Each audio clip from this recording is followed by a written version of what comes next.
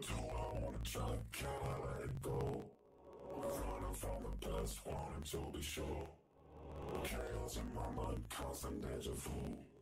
But every time, it comes back to you.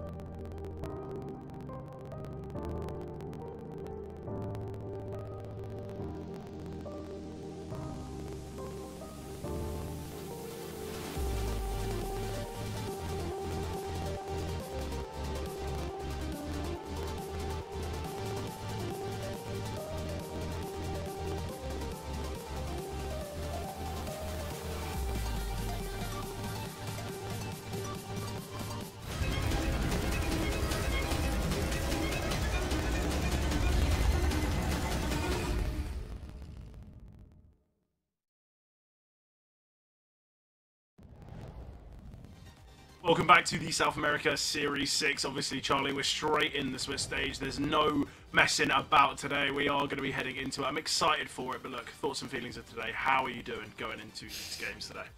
I'm super excited as well. It feels like it's been so long since we've been able to be on the mic, or at least I have. Yeah, first day back with you, and it feels like it's pretty perfect being that way. But I'm really hyped for this. It feels like I've been away from CS for far too long. I'm hyped that Train's back in the map pool, albeit a slightly different version of it. But I'm just looking forward to casting CS. Yeah. Look, in the games I got to watch yesterday, sadly, Train was insta-banned both games in a row. I feel like it's going to be a similar thing here, if I'm being honest. Yeah, I'll be honest. Like, I was praying for it, and it just got removed straight away both times, and it's soul crushing, I have to say. But look, if we can get a Train game going today, I'd love it. Yeah, the thing is as well, I feel like with some of these teams in the obviously with the Swiss stage.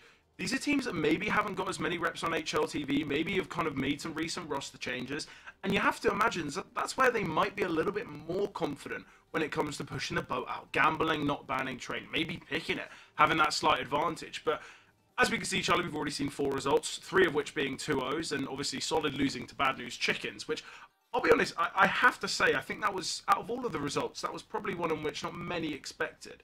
Just on the basis that the Solid side have been a strong side within the region for quite some time, and I think we've already seen an early upset. But the question is, are we going to see more today? Yeah, I mean, Solid feel like the team. Well, with this South America region, it feels like you can have a lot of teams in very similar spots to one another. Yep. I feel like that's going to be maybe a bit of the sentiment that we're going to be sort of relaying throughout some of the games today. But I do think Solid are one team. You look at this group stage, you look at previous group stages, that you kind of feel like you know what you're going to get with them. But yeah, pretty upsetting result, I would say, for the Team Solid side. But yeah, massive performance there from Bad News Chickens. It feels like a really good way to start things off. But obviously, like we said, starting things off, there's a good chance you're maybe having a little bit of rust to your game still. Yeah.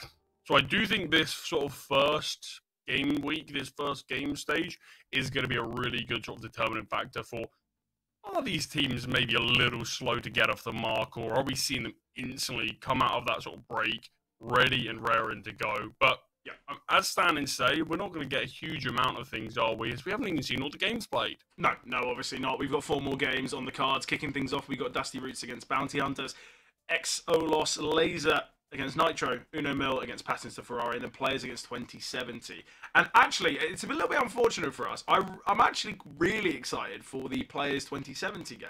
That's one that I wish that we were there to see, because I feel like both of those teams, we've seen recent roster moves along 2070. We still actually don't know their confirmed roster going into that game.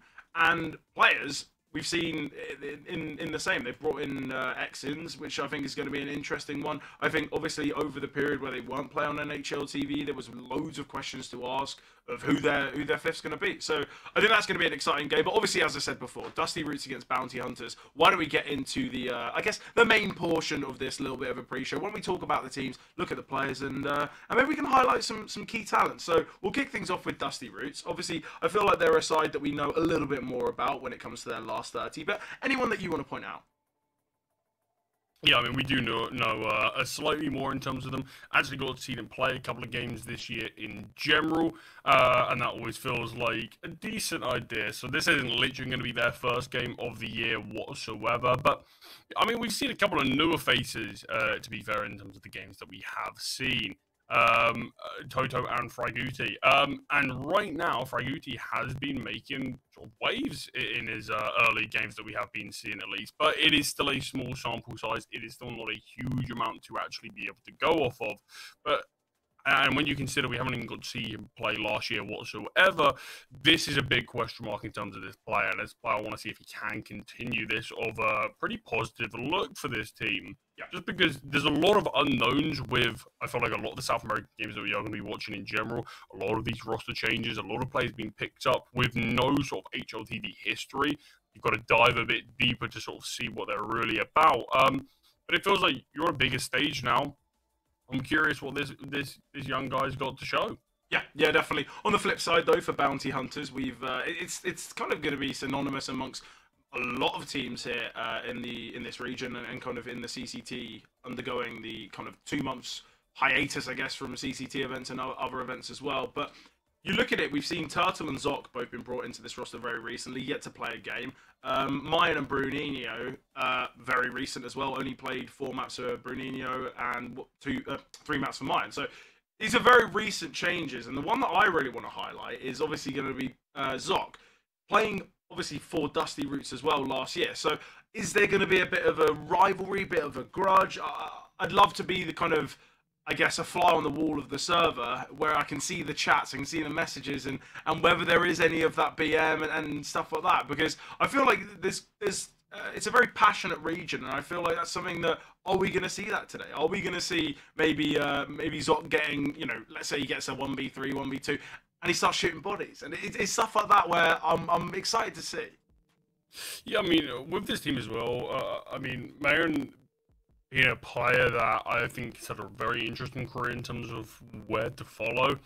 Someone that, I mean, when I saw the games we were casting today, I sort of was surprised to see Marin on this roster. We haven't got to see too much of him actually play here whatsoever. I don't think I've got to this game at all. There would be 3 maps played with him here. But, I mean, this was a player that was a very, very, very promising talent.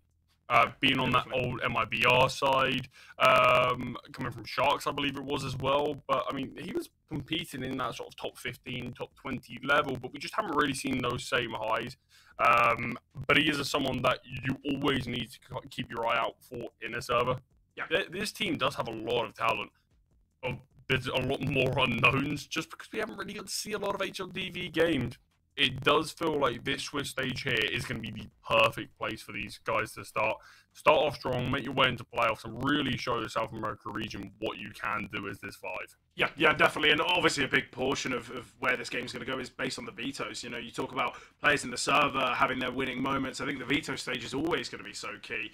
And look, I think the real beauty is when we see these roster changes, when we see these younger talents coming here through the CCT.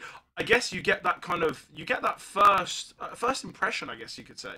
And I think sometimes it's really good for a player when they can play in these events and can showcase what they have to offer. And I think a lot of the time we will see that kind of upward trajectory. But looking at the veto so far, we've got the Anubis and Inferno ban. Train is still on the cards, Charlie. So fingers crossed. But the Dust and Mirage, I think Dusty Roots, these are maps they played the most. They're looking pretty decent on it.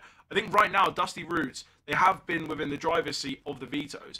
The only takeaway that I want to say is Bounty Hunters are picking a map that Dusty Roots have won every game on in the last 3 months. So it's clear that Bounty Hunters aren't steering clear. They're not playing with caution. They are playing their own game plan, which I really like to see.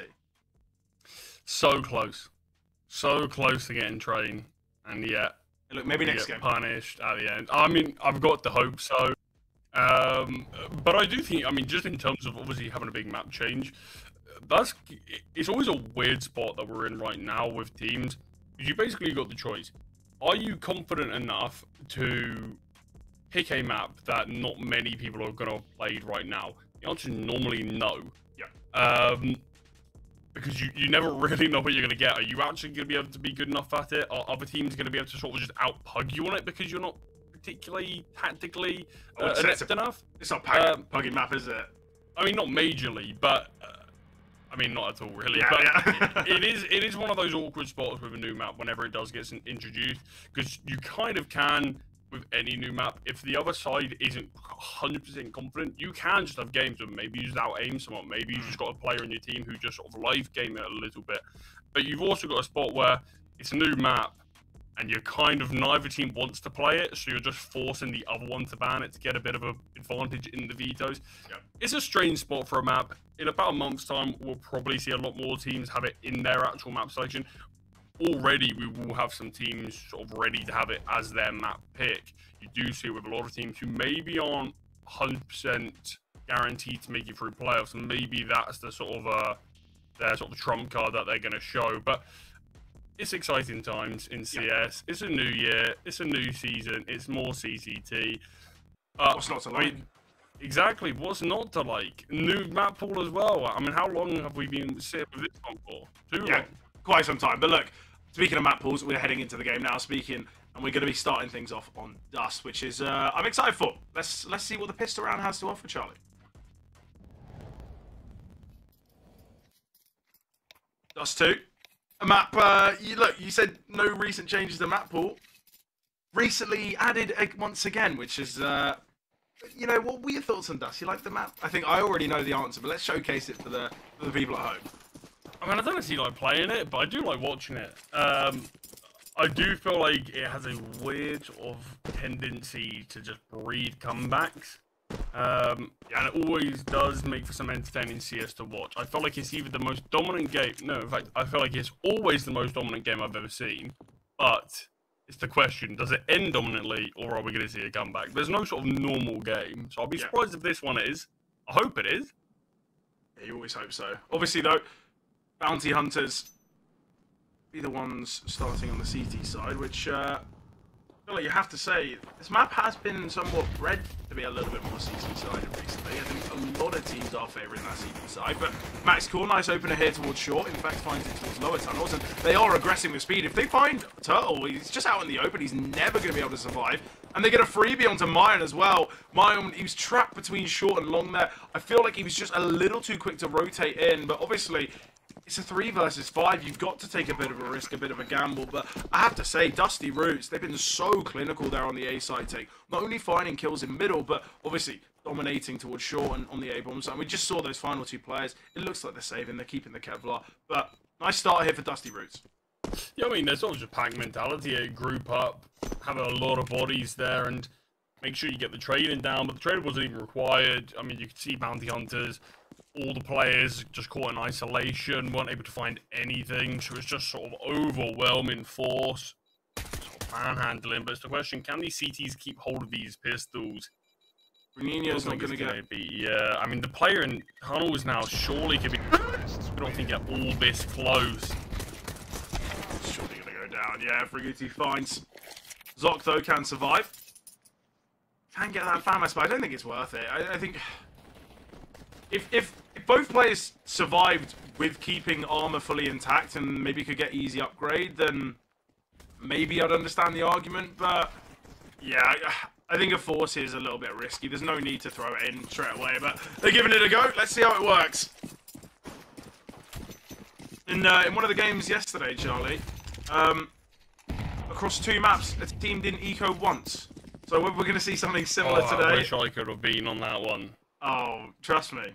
The forces were not working the way that you Yeah, but it doesn't matter if they work, it's just the chaos. The chaotic nature that sometimes can just come with CS series is, I think, the greatest thing that there is in this world. But, yeah, we are seeing the force.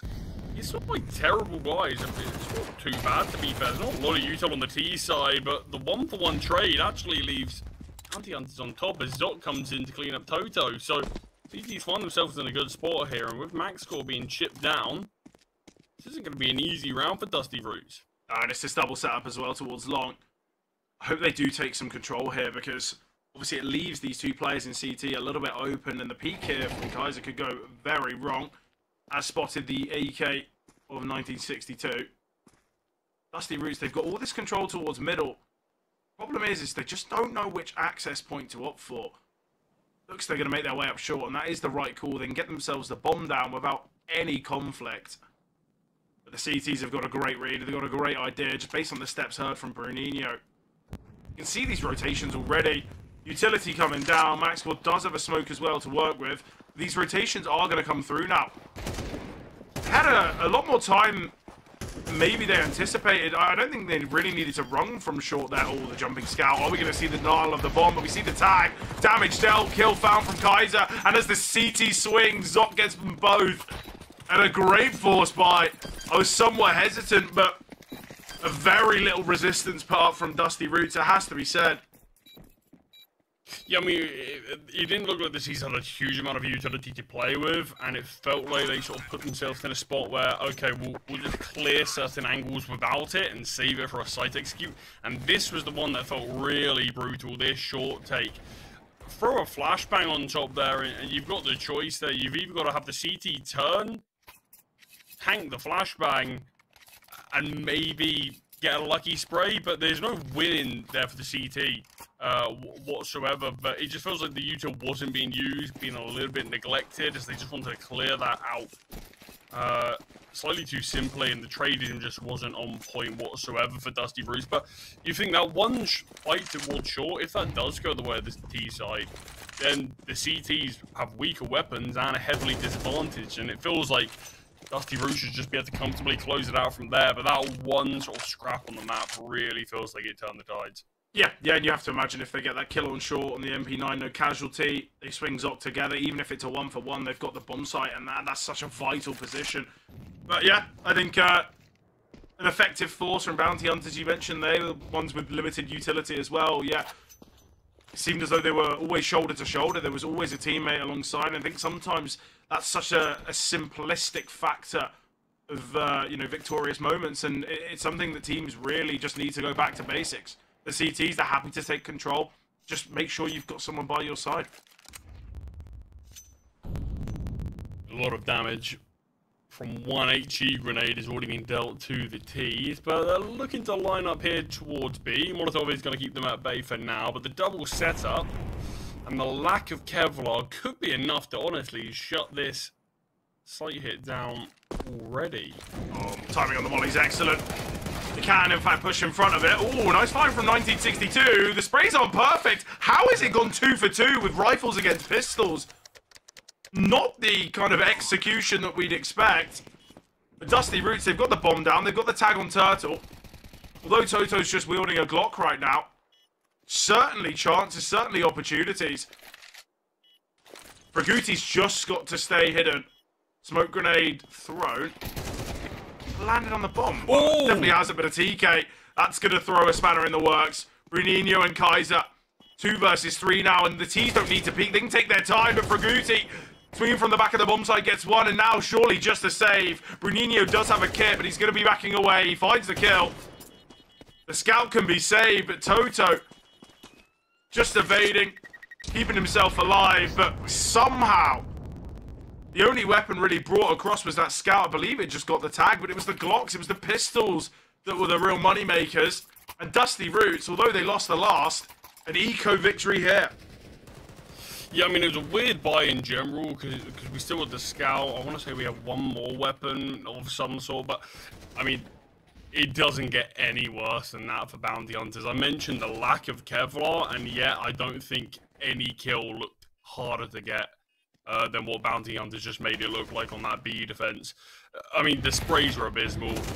I think that's putting it lightly as well. They've got to be doing better there. The 1-for-1 trade just isn't good enough. Sure, you get a bit unlucky with the TK, but it was just going 1-for-1 with the utility looking brilliant that you had to fight with.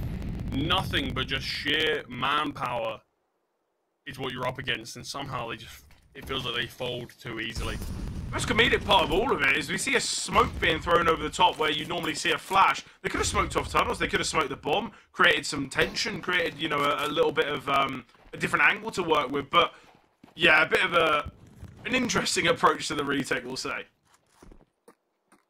Raguti's heard these jumps towards short. The operating player in this round is going to be Toto. Still towards middle. If Dusty Roots can apply enough pressure here onto the bomb site, that's where Bounty Hunters, they might neglect this late flank, and we're already seeing it. Smoke's been dropped, but short is going to be a point of contention. Max Scott, he spots one. He's ready for the second, though. Scout shot's being fired off by both players there, but neither connecting and just opting to retreat. T's just creeping closer. Minimal time. The B-side player's got no information here, so he's going to just have to stick. Toto will get one.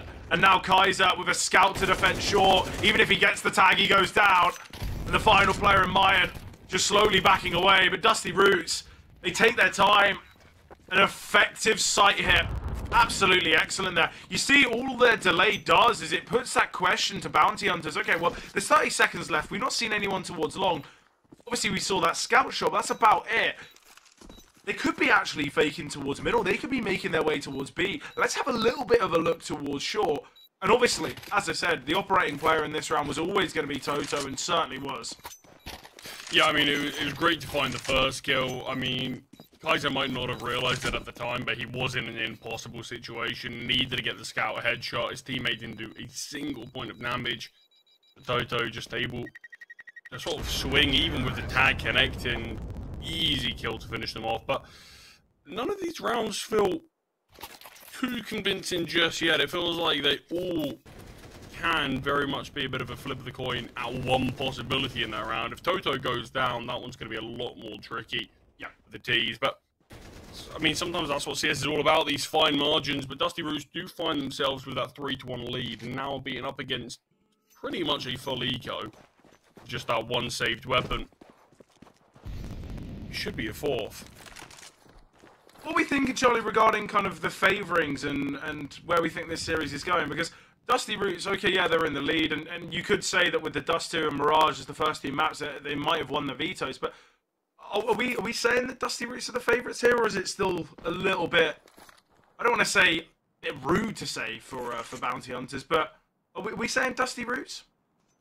I mean, I don't even think it's particularly unfair to say Dusty Roots are probably the ones who have to be given the slight favour, and I do really like the Bounty Hunters team, some of the players that they have. It's just we don't have a lot of information on that said 5 right now to sort of make it feel too justified to say that, oh, it's going to be an even game or it's going to be a bit more. But I do think it should be a competitive game. I would say, just in terms of what we've seen from Dusty Roots, I think you probably do need to give them the slight edge. Look, I think we're going to talk about that Glock round for quite some time and the impact it would have. You have to imagine Bounty Hunters win that. We're looking at a 2-1 scoreline their way. It's going to be a bit of a shaky buy in the next, and that's where they could have gone a bit of a streak. And as we say, the CT side's one in which a lot of teams favour here on Dust. You just have to look at Dusty Roots, the team who've played, 4 games on Dust 2 in the last couple of months. They've got a 63% win rate on their CT side, a 32% win rate on their T side. So already for Dusty Roots, every round they get on this T side, if they can get themselves to 5, maybe even 6 rounds, they're going to take that as a huge accomplishment, just on the basis of they know how strong their CT side is. Yeah, I mean, it feels like quite a common thing that you can sometimes see with teams who play Dust 2 just heavily struggling on the T side, but so far, I mean, 4 rounds, only losing 1, and that was one that we could probably all argue was a bit of a fumble. Yeah, definitely. Losing to that force buy, but we've had a couple of those moments. Bounty Hunters also going to be looking at the same thing, thinking, oh, if only a couple of these rounds changed hands, rounds that we should have won, like that eco. Maybe as you said, said, could have been the ones in that position. Jolly, you said fine margins, and I think that's something we're always going to be talking about with CS, aren't we? One small error, it's just the snowball that creates the avalanche, isn't it? And I think already we're seeing a level of confidence from the Dusty Roots players. I actually really like what their kind of goal was there in that last round. Okay, yes, they're against an eco with a save rifle, but it's still that same achievement. Okay, well, we're going to send all 5 players together towards top tunnels. If they decide to crunch, not only have we got 3 towards top tunnels that can kind of accelerate onto the B bomb site or can be holding for the top tunnels push, but also we saw that double from 1962. Okay, yeah, they're against pistols and it's not the kind of the craziest of kills, but still, it's a nice spray transfer. It gives them that man advantage. It kind of denies a third on the retake. And yeah, I think in that round it's a nice call from Dusty Roots, just ensuring that they aren't kind of fumbling against an eco. They know that they've just won one, so it just goes to show you can lose them too. Yeah, just a little bit of take balls that we are going through right now. Just a bit of a DC. I mean, yeah, it's a positive start for Dusty Roots on this map. And it does feel like to me that it is one that is important for them to kick things off well on Dust. Obviously, it is their map selection. Mirage, I mean, who knows where that one is going to be favouring. Luckily, Dusty Roots is one of the maps that they have looked pretty good on themselves. But Bounty Hunters is once again that similar thing. It's difficult to really predict when there's nothing to sort of stack it up against. So I do think it's important that Dusty Roots at least secure their map selection. They can do it in a dominant fashion as well. You think the confidence that they can gain from that going onto a map that they're also pretty comfortable at. Maybe that could spell for that 2-0, but it feels way too soon to sort of call something like that. Yeah, look, a lot of the time here, though, in these opening games of the Swiss stage, we talk about how a 2-0 can be seen. I don't want to say majorly frequently, but, we've seen 3 out of 4. And I think a lot of the time we do see it because, obviously, it's that kind of shuffling of teams where you're getting the teams that are 1-0, then obviously facing teams that then that same record. So I feel like the round 1 in the Swiss stage is where you will see the more dominant of fixtures, you will see the more dominant of results. But yeah, look, I feel like something that we have to highlight is you look at all the teams that have progressed in that 1-0 fashion. You look at the Adel Yamigos. They only lost 13 rounds out of the 39 that they played. Same for teams like Tropa de Taco. I feel like they had a really good result as well. I feel like they only lost 5 rounds in those games. So I think it just goes to show that, okay, yeah, there is going to be a slight imbalance in these first round games. I mean, I do think in general, I mean, we've spoken about it a lot, that you go down 0-1, it's not a huge end of the world thing. It kind of is just a bit of a kick in the backside to say, all right, let's sort it out and not happen there. It's not going to be the be-all and end-all, but it's when you start losing games after that it becomes a little bit dicey. It feels like this opening stage is always just a bit of a boost. If you can get the win, you're on the right tracks. Only 2 wins required now. You're very good. But if you do get that loss and you get any more after, that 2-0 spot, I mean, how it's so rare we see anyone. What a find! But it is so rare we see anyone go 0-2 and make it to playoffs. Yeah, I feel like Rarely it's that kind of unicorn event, isn't it? It's you never see it, and even when you are, you're in distant relief. But yeah, mine. There's a Molotov underneath, but that's half his health gone just for sitting around there. Not the greatest of starts for rounds. I feel like it's a little bit of a tough one where you're just jumping across and instantly deleted.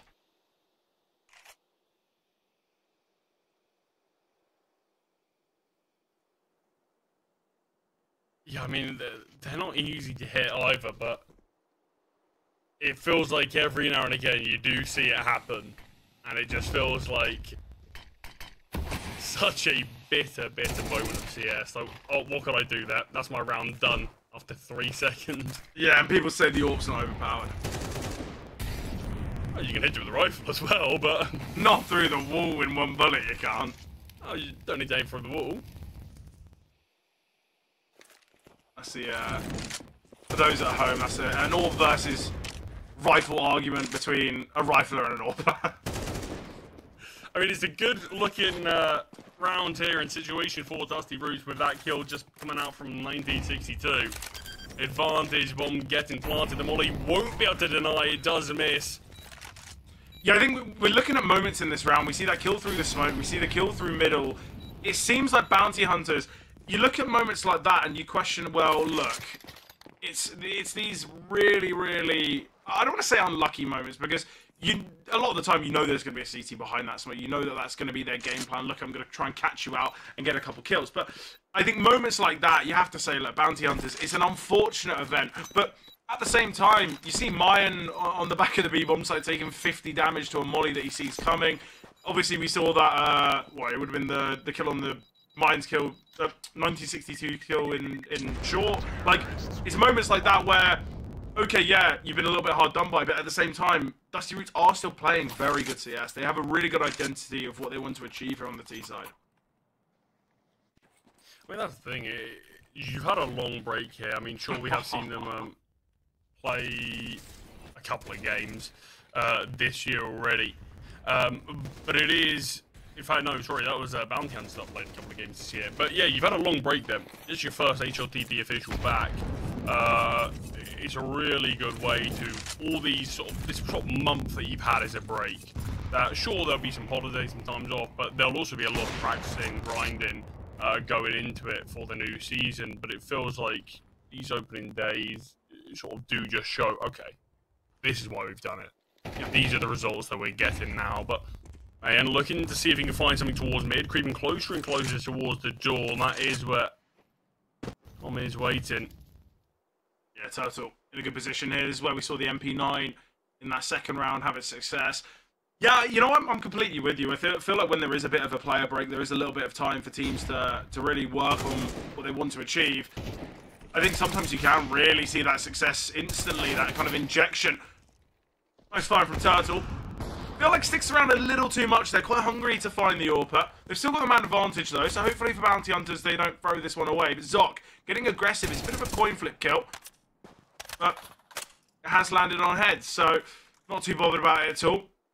Two-man advantage, half HP or just under, sorry, for max core, and not the best of utility. Why is that?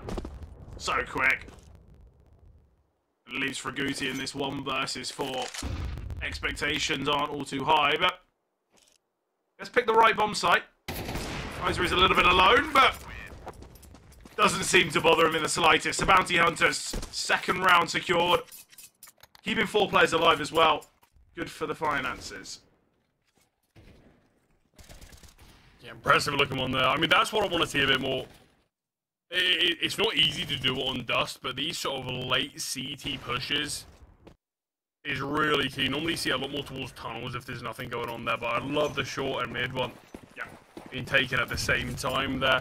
And Kaiser as well, perfectly knowing how to play into Maxwell's hands after that flashbang does come out. But second round on the board for Bounty Hunters. Now it's time for them to start stringing a few more together. Interesting one there is we saw the flash come through the mid doors. And not only was it a flash that could have been seen for quite some time, but it can just be turned away from it. Then we see the elevation up on Xbox as if you're guaranteeing blinding the players who can peek there for quite some time. It's not as though he quickly jumped up and wanted to get out or dropped a smoke. It just seems a bit unnecessary.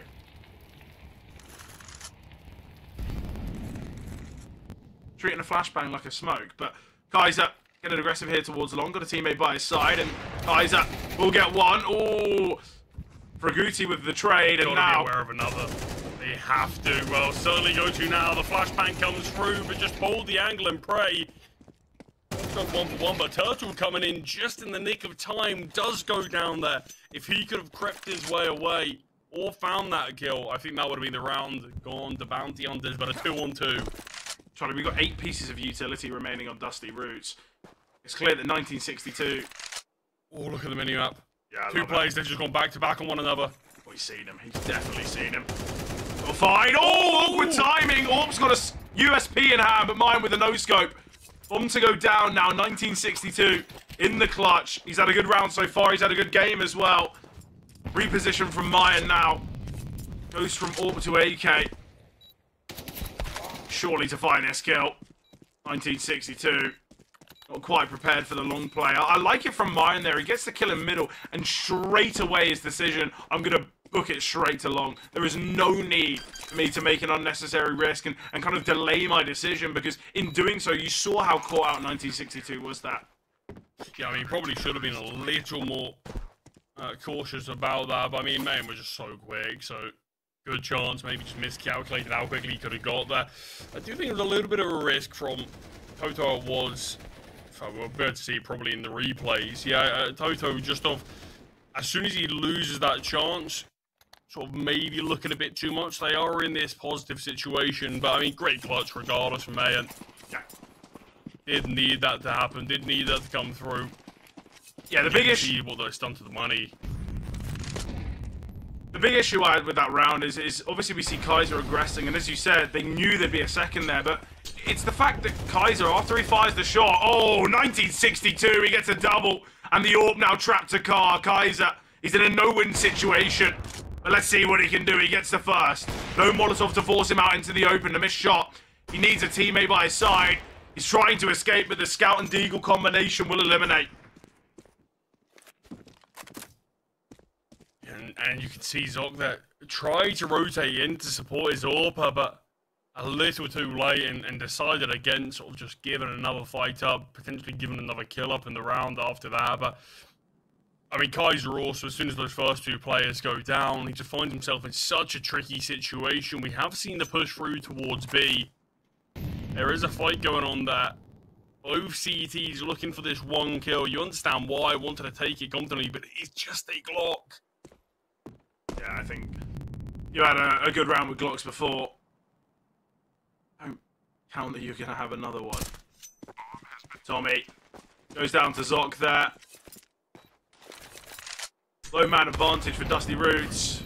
He's got away with that HE grenade, and Dusty Roots have gone from a very favourable scenario to giving up kills and giving up chances. He's aware of 1962, but still another frag found. Ooh, very awkward here now. 1962 tries to get himself out of there, spots out the scout, and Zog with a very possible round victory here. He has to charge forward, though he needs to retrieve a defuse kit, and that's the 10-second time. There's no chance.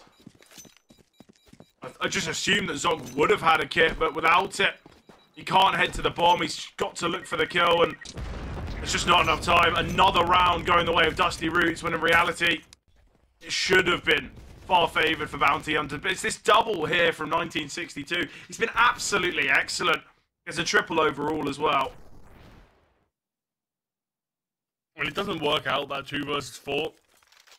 But they do make things very interesting. They make it competitive with the lack of information they actually have on the A-bomb site. They did make the round competitive at times, but it's just such an awkward position where someone's that deep towards long and they're just not giving you anything.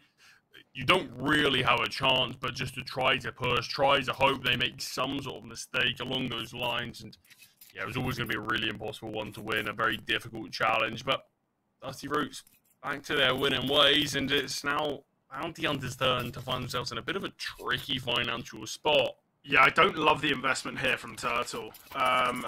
Look, it does give another rifle, it does give another chance, and maybe he's happy to use an MP9 in the next, but I think it has to be said, it's a bit of an unnecessary risk. I mean, do you think that's the play? That they're sort of looking at it and thinking, we can go for this buy, and 4 of us will have sort of premium guns in the next round, or at least decent enough weapons, and I'll take the hit.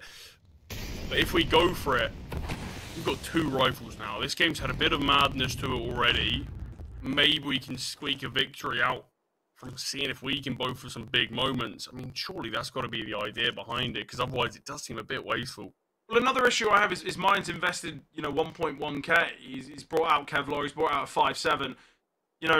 Something that we haven't seen all too frequently from Bounty Hunters is the AWP in play, and we know how vital the AWP is. Kaiser's had a couple rounds with it, but you take the round where he's trapped in car, that's not really what he wanted to achieve. Obviously, he's pushed towards long, he goes 1 for 1, but it could be another round where they get a guaranteed AWP. They've only got the 2.4 loss bonus. You're looking at 3 players sitting on 2k. Okay, yes, that's a premium rifle, but it's not perfect utility. We might not have, the defuse kits in play. We might not have everything that they really want. So I think we need to see a really big round here.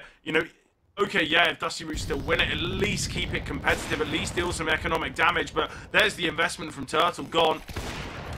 And there's the other rifle falling. They achieve absolutely nothing there with not only the save rifle, but the one that was invested. And I think if you haven't got a specific game plan, a specific idea of what you want to achieve with these save weapons and invested ones, then I think you might as well just use the USP. I mean, not a lot being done in this round. I mean, not a lot of damage even. And it is just that 157 now on Kaiser, and maybe he can retrieve a rifle to save across, but I don't think Dusty Roots are going to have any intention of letting that happen. But it's going to be the 7th, and we're now going to get to see what maybe that investment has done to the economy of the CDs, because I think it is only 2.4. Yeah, it is. It's not going to be easy. We're going to have, 3 players that can't get the most of utility. We're going to see maybe an MP9 or a FAMAS. But with the lack of kill reward as well, you've got to imagine they're going to have to take a decent amount of hits somewhere.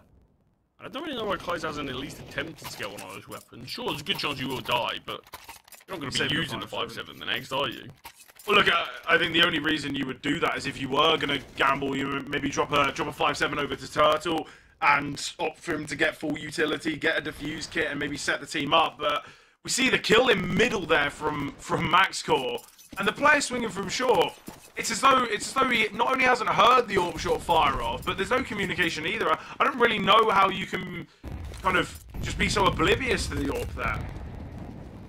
Yeah, maybe these are some of the teething issues that we spoke about there, with Bounty Hunters just potentially being a little bit of the unknown factor. Just a couple of new players coming in. Even some of the older players still haven't really played many official maps, and a lot of changes. You've just had a big break as well. Maybe these are just some of these issues sort of sprouting up that we might see a little bit more of until some time passes. But yeah, I agree with you there. It didn't look like there was a huge idea.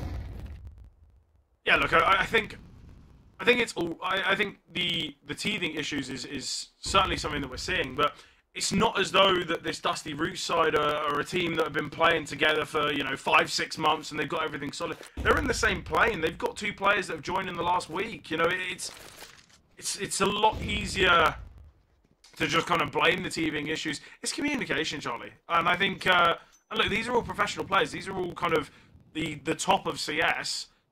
And I think the communication's got to be something that can be worked out quite effectively. I think obviously on the bounty hunter side, it is a side with in differing nationalities. Obviously with 2 Brazilian players, 2 Argentinians, and Zoc from Uruguay. So maybe it's a language barrier. I'm not too sure what language they'd be speaking, what they'd be communicating. But so I guess maybe that could be a factor. Decent chance in this one, though. Zoc at the back of the bomb side will find one, does get traded out, but deals damage to the final player as well, Util. Raguti, but it might not matter the speed that we're seeing here, and Raguti completely caught out from it. Yeah, that's the type of clutch, somewhat reminiscent of Mayan. It's that same kind of idea of, look, I've got my game plan, I'm sticking to it. I don't care whether it's, maybe not the kind of the best play on paper. I'm pushing through a Molotov. In doing so, I'm giving away some information. I know that if I hit with speed and play with confidence, I'm getting that kill. I'm getting it done. And I really like that kind of type of play. I think it really makes me feel confident about not only a player's decision-making, but their ability as well. There's no hesitation whatsoever.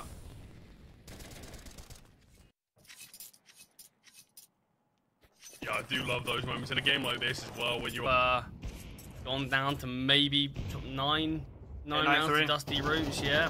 Very true, very true. And I think that's where we look at the CT side favouring. We look at kind of already Dusty Roots maybe going to be walking towards Mirage, but if we see this final round go the way of Bounty Hunters, it's a pistol round away from being level. Important kill there towards short, Turtle falling. He's done a lot of damage to Tommy, but with the AWP switched across, can you look to have a bit more effectiveness? I like how a lot of the time Dusty Roots, the lurk from them has usually come from middle. It's been a late lurk in mid. It seems as though we might see that from Fraguti as he looks to go towards long, but I actually quite like the late lurk in mid. It's clear that with every team that plays Dust, they're always leaving a player towards long doors, just waiting for that late flank. And I feel like a lot of the time it's just a free kill for the CTs, but saying that, they have backed away. Minimal time remaining. A real lack of utility here for Bounty Hunters. With 30 seconds on the clock, the AWP has fired, giving away his position now. Molotov to land onto the AWP's position, but Tommy posted up on the angle. Max score will find Bruninho on the back of the bomb site, and now a 4 versus 2. You said, obviously, a victory for Dusty Roots in the last round could spell a 9-3, but even an 8-4 half is where things are looking somewhat dangerous. And Mayan, surely not a chance in this one. CT smoke finally fading, and it's the taps from 1962 to get the final killing blow of the half. At 14-7 here for 1962. He's having a really good game, and look, we spoke about it in the kind of the pre-show about how maps like Train, where teams aren't going to be as well versed, you can just have someone taking the game by storm. Yeah, Dust 2, we know it can be super buggy, it can be super kind of aim dependent, and 1962, we have to praise him. Yeah, I mean, absolutely. I don't even think it's just the amount of kills that he's got. I think it's more just the impact of some of the kills that he's had. Really turned this game on its head on certain occasions and kept Dusty Roots the ones with the slight advantage sort of throughout. But this round here, you mentioned already the CT side that we can expect from this Dusty Roots side. If they do perform to a similar level today, it does feel like Dust 2 only has one sort of end goal, but this round's going to be a big part of that. Yeah, definitely. Opting for a bit of a chase here towards long, but the flash so far away from max score, barely blinding, and a bit of a freebie there onto Zoc, as Zoc a little bit more focused on finding Fraguti. And now it's a question of what Bounty Hunters decide to do. They know that there's at least 2 towards the A bomb site. Tempting fate here towards Long is Turtle. Yeah, it just doesn't feel like it's worth it whatsoever. It feels like unless it's Iron going there with that P250, you are just sort of offering yourself up to the longer range weapon. But interesting decision here from the players towards short. Just looking to swing on out. They do give up a kill. Fraguti's able to get away to not give up anything more, but 1962 can't connect the bullets. Max score on the back of the bomb site is being required to now, but it feels like the CT's finally doing what the mid-take should have been all that time ago, crunching as a unit, and Kaiser on 30 in HP. One kill might be a nice bonus they can get here. Other than that, there's surely no chance. Playing the head glitch. Eventually, one of the 4 players will connect. Toto takes him down, and Dusty roots Fred. Is that gonna be the game? Is this gonna sort of lead on? I'll be honest, after, this might sound a bit outlandish, after I saw that eco victory in round number 3, I was already thinking about Mirage and Dusty Roots being one map up. I think rounds like that, when you see a real disaster, and for no real explanation, you know, just based on aim, based on sprays, I've always felt that Dusty Roots were going to be in the driver's seat, and it's moments like that where they lose a kill in middle, but they kind of rekindle, and they go, okay, well, the mid-take wasn't effective. Let's, you know, wait another 15 seconds, give it another go. And as you said, you know, maybe that's what they anticipated and what they expected to happen the first time round. But look, they've given it another go in mid. It's looked absolutely amazing. And Bounty Hunters, they're going to be trailing by 6, unless if they can pull off a kind of crazy eco victory. But looking at the setup right now, we've got a deep position in lower tunnels for Maxcore. We've got just the jiggle of 1962 who's going to drop the smoke. There's no real avenue here for Bounty Hunters. And it's clear the game plan is just let's waste the utility. Yet Dusty Roots now, they're in their setup. I don't really know what Bounty Hunters are going to achieve here. Yeah, being nice and conservative about this. There is no need to waste anything. Just sort of wait out your opponents. Got every angle covered. Got no issues. There is a bit of contact made towards Long, and you can now see on the menu app a couple of players rotated around, but finally realised there's not a lot to get worried about. But 1962 here, a lot of information. Spots out one. Takes a lot of damage, but that's the time that his teammate in lower tunnels comes up. And together, easy cleanup there. I mean, there's not a lot you can do on a full eco. You do have sort of the choice. Do we full rush somewhere or sort of try to wait out that util? We do see Bounty Hunters go for the latter option. But yeah, sadly just the CT setup too strong. No need to waste anything really. So a nice bit of a cash injection there on every single player. It's not a single casualty. Not a lot of util burnt. Sure, you don't have the perfect weaponry, but you've got a nice amount of money to go alongside it. Yeah, definitely. And I think now it's just all about whether they can play these MP9s, you know, in the right proximity. 1962 playing close towards top tunnels. I think it's the right approach. Bounty Hunters, they made a lot of noise towards top tunnels. And Toto now. Ooh. Both defenders on the B-bomb site have just fired, so they know there's at least 2 here. And that's why we are seeing this rotation straight away from Zoc.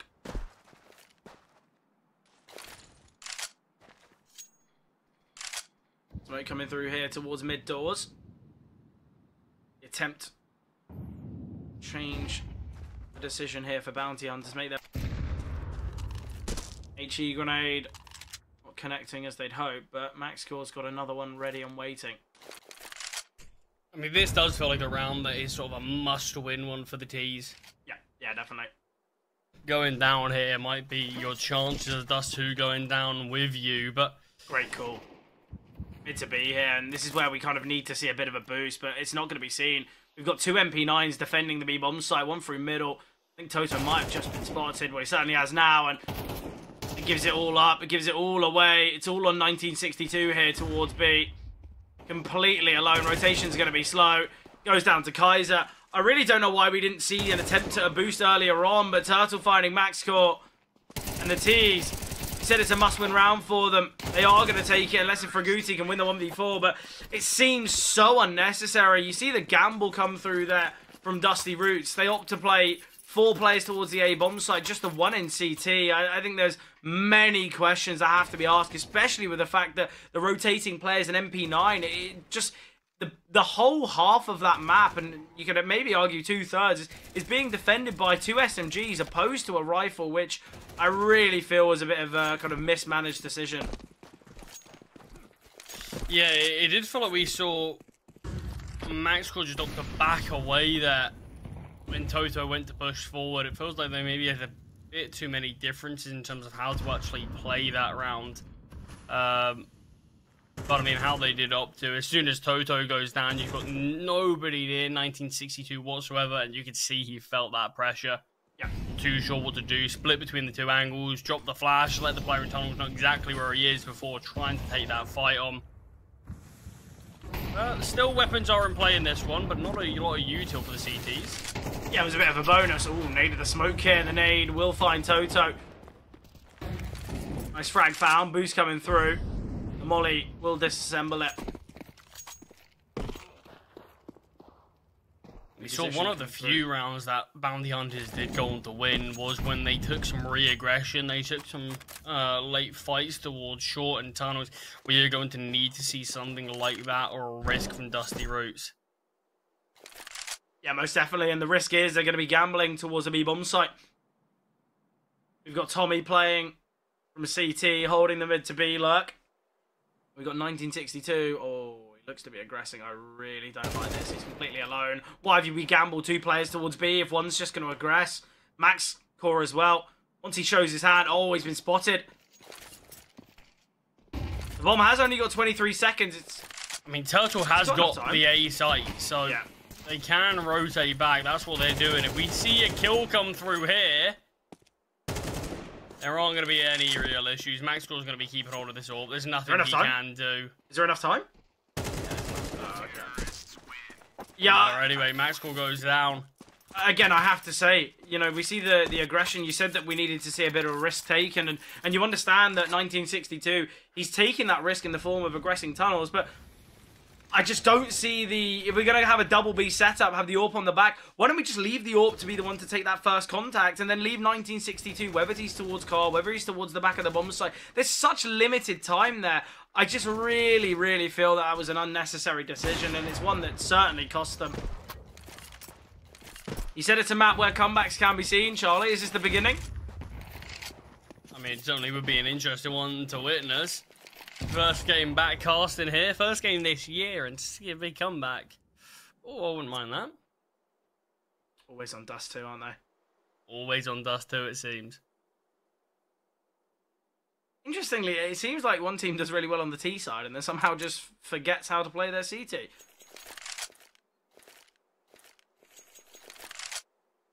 Mayan. Be the second through. Could clean up on the kills here. I don't love this smoke. It allows the USPs to get in behind, but they dealt with it quite well.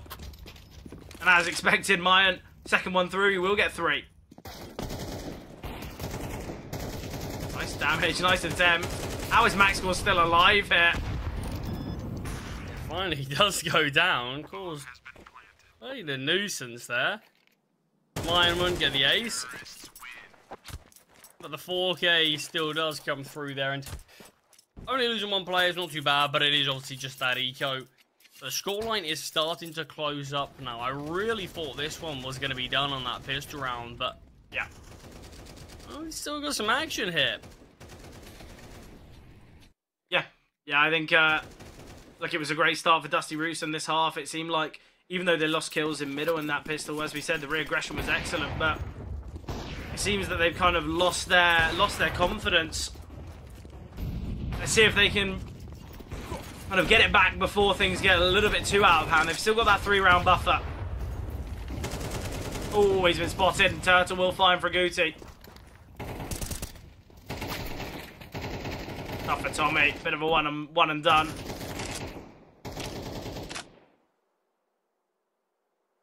And this is more like it that I wanted to see 2 players pushing towards mid together here. Got a short take at the same time, but nothing's been seen. It is going to be that hit towards long, but Dusty Roots, they're looking elsewhere. They're heading towards tunnels. Just to confirm it. Yeah, if they get this information, luckily Bounty Hunters have slowed things down. If they actually started to push, things could have been a bit difficult, but 1962 can be in the backlines now. Toto's got the information this clear. I don't want them to be so split, though. They're extremely split, so they can have all the information in the world, but you've still got one player defending the A-bomb site. I'd actually really like to see Toto push through tunnels and kind of call it's clear. They will have heard that smoke towards B now, and this is where Bounty Hunters, although the time is slowly ticking, that is their go call. All posted up on the back. We are going to see this rotation, but no more utility. Delay, but all 3 CTs nearby. Still not going to be easy, and Kaiser gets a freebie. 1962. A reposition. He's just worried about short, but yeah, Bounty Hunters, they take their time and make it look easy. Yeah, thought we were going to have a bit more of an interesting finish to that one. Not a lot of time on the clock. All 3 players rotated in. I would have liked Toto to maybe get a little bit closer to the bomb site rather than just sitting deep CT with a smoke down. But opted for, and it just felt like it was just a bit too easy, yeah, like you mentioned. But 2 rounds apart with these 2 teams now, and money, again, going to be an issue in this one for Dusty Roots. We really could have a massive turnaround in this one. Yeah, money no issue for Bounty Hunters either. We've got, 4 players above 8.5k. That's investments for at least the next 2 rounds, even if they lose, but does not look like there's any chance of them losing this one. They deal with the half-pipe very comfortably, and now Dusty Roots, they're going to be in a bit of a high-pressure scenario now. The highs of the first half from 1962 have fallen a little flat. It was 14-7, now 17-12. Mayan, he's caught up in the kills.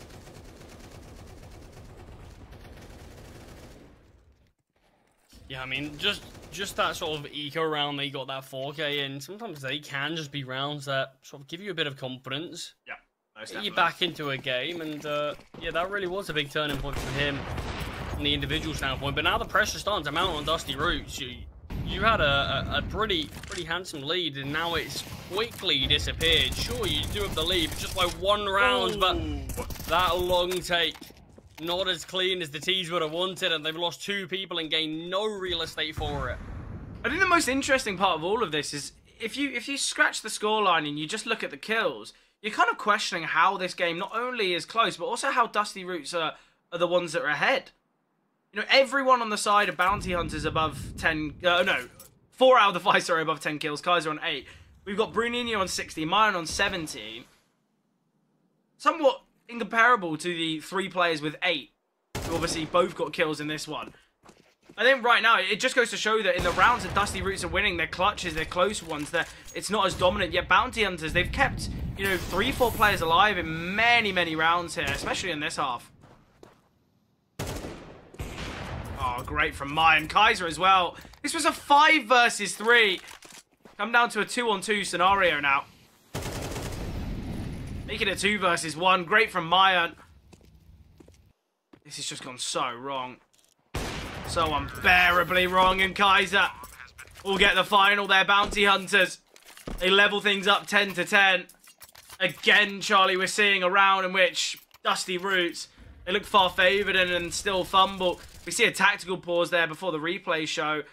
I think we needed to see this a little bit earlier from Dusty Roots. Maybe after losing, 2-3 rounds in a row, that's when you've got to kind of try and silence the streak. I mean, that can't be a round you lose. Finally, you get one that starts off super well for you, and it still just slips away. I mean, that's going to feel even more hard to take when you consider they haven't really had another opportunity that's looked that convincing for a round this half since they started losing. And now I think a lot of people's heads and a lot of people's sort of opinions are going to be changing in terms of where this map's going to be fair. And I think we've still got a contest on our hands, but unless Dusty Roots still finally show us that they're still in there somewhere, I think this is going to be a Bounty Hunters game. And look, we were saying that this could be a 2-0, and the fact that Bounty Hunters, if they take Dust, they head to their map selection with so much confidence. We could still be seeing that 2-0, but for a completely different outcome. Going the way of Bounty Hunters. Look, maybe it's a little too soon to say, but Bounty Hunters have looked incredible on their T side. And for a team that we haven't seen here on Dust in the last couple months, it looks as though it's a map in which they are feeling pretty confident on. That's all looking to spearhead something here towards shore. A lot of players spotted. Holds the spray, but does eventually get taken down. But a lot of damage has been dealt to these T's here. They crept past the molly. There was a slight gap, and Braguti's pushed on through. Missed shots with the Deager, unfortunate. Gonna try to retrieve that AK.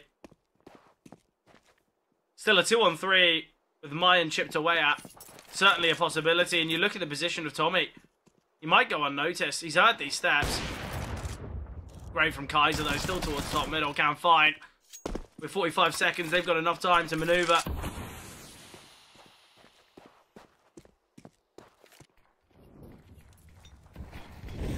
Kaiser now has to be said. He's taking a bit of a risk. Oh, the gap there through the smoke and the steps heard. Great from Kaiser.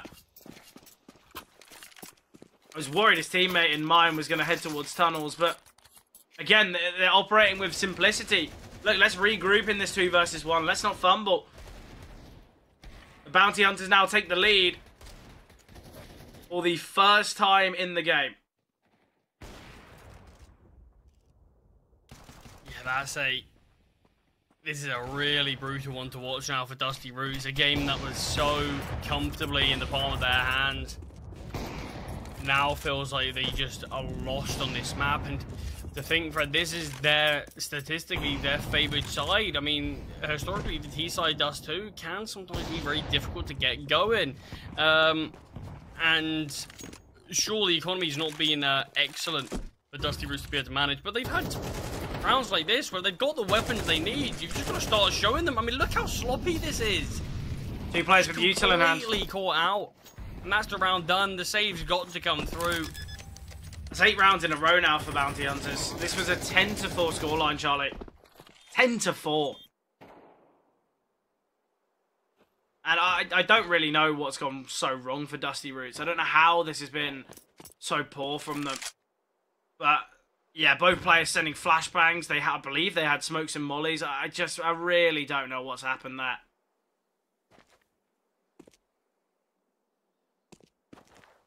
Yeah, it's really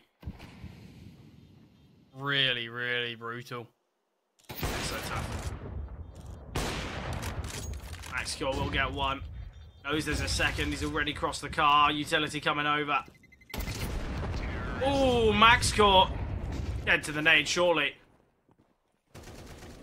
Maybe we'll never know. I mean, I just don't know what positives we can even say now for Dusty Root. Sure, you had a good T side. What else? You won the pistol round. You've won both pistol rounds. Yeah, it's really tough to watch. Especially with the fact that their T side looks so good as well.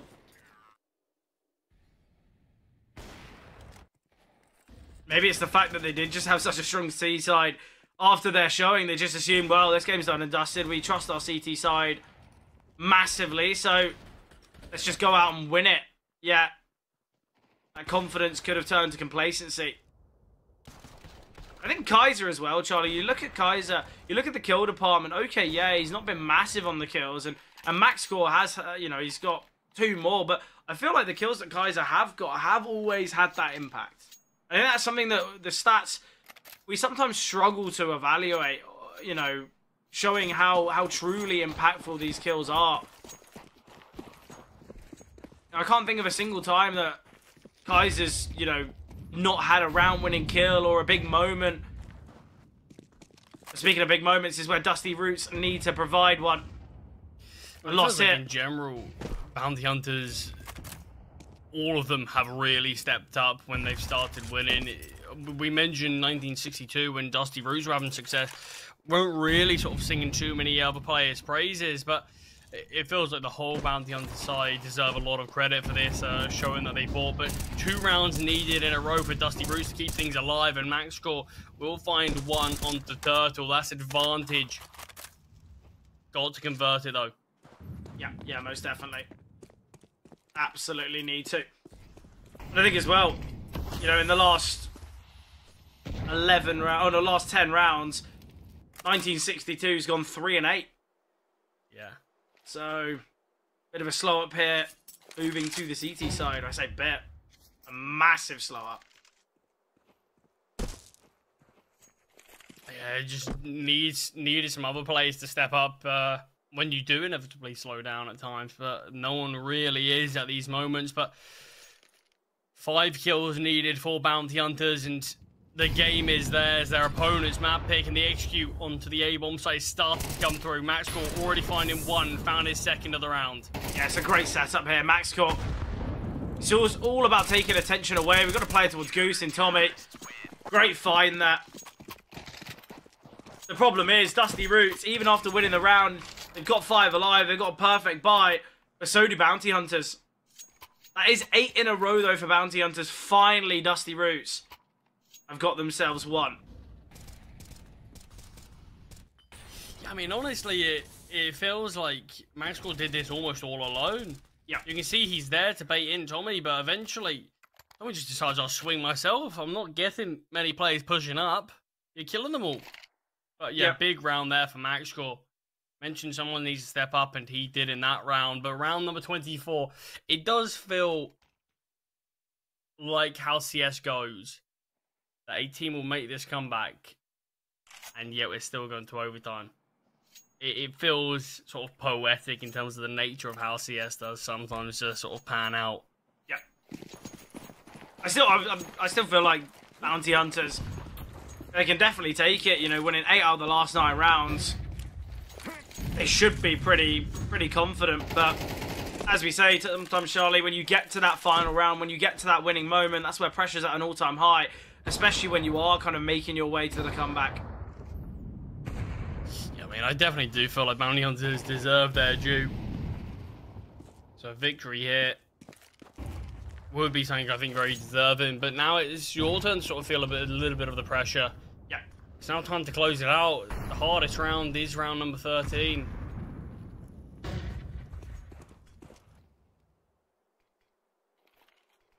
I like the idea here, though. Just yet. Yeah, Bounty Hunters are doing really well. They're dropping the smokes in middle. You can see Maxcore fixating here towards mid. He's having a slight glance in short. HE grenade. Won't be as effective, but already we're seeing 3 players towards A. It's this 3-2 split. Dusty Roots, they've opted for a bit of a, just a site setup, just because Bounty Hunters take mid so effectively. And there's still enough time if Bounty Hunters want to change their mind. They're going to drop him down towards CT. Yeah. Excellent Flashbang's stuff. good. Gonna be this deep, Not like, spotted whatsoever. Toto's in a great position. He kind of has to get 2 here. He gets the first and deals a lot of damage to Bruninho, but not enough. And now 1962 swings. He's able to get 2 of his own. Oh, Turtle. I think he takes himself down in his Molotov, but there's 18 seconds. 18 seconds remaining for the 1 versus 3. He's got to retrieve the bomb and also get it planted, but he gets the first, but Maxcore will get the trade. Dusty Roots find it, and we head our way to overtime. I don't think I've seen a strat that is played, that is a perfect call, that is played out that poorly. That's so unfortunate. I mean, just look at the oversights there. I don't really know why we see that first player, that 1962 kills, even looking towards CT. The whole point of it is to get Turtle baited in there. He's in there, job done. Don't worry about it now. Now's your time to take the side, but just seeming so oblivious that there's going to be another player there that just explodes his back, turned, and 1962 finds the first, low HP on the second, so easy cleanup, and just the amount of time he delays. Turtle's now got no support, but even if Turtle goes down, you take down 1962, you've got a bomb site to play with. Yeah, I barely even have that.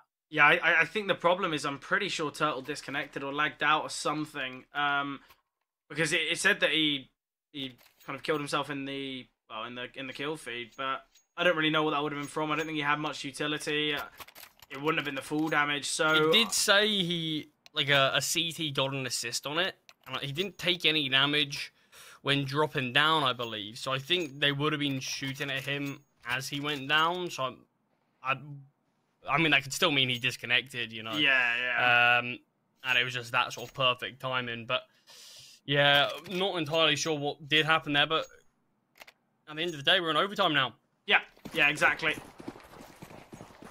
Bounty Hunters, though, I like how they play that round. If they continue here with these types of strategies, it can go so well. A bit more of an aggressive approach from Dusty Roots on their CT side as they're looking to fight towards middle. Max Court. He spotted the smoke. Molotov as well. They've got a lot of information here. Toto trapped in the Molotov. Always the fool there. Just the flames at his feet. Nothing he can do in that scenario.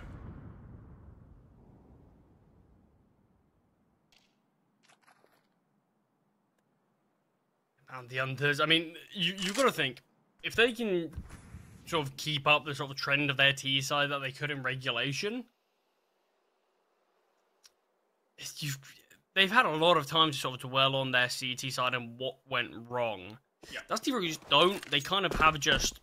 They're sort of still playing it, you know? They're still sort of in this same mindset of being this CT side that maybe things are going to finally click for them like they did towards the end just to bring them here even, but it's got to be something big, and sadly it looks like for Bounty Hunters, it looks like they're the ones who are going to be winning at least the first round of overtime. HE Grenade almost good enough timed to fully take down the player in tunnels, just slightly off there, but a 2 versus 4, Maxcore and Tommy. They tried to clutch this one out. Yeah, Maxcore's got quite a lot of utility. I'd actually really like to see him drop like a molly towards short, drop into CT. Well, we might have it here.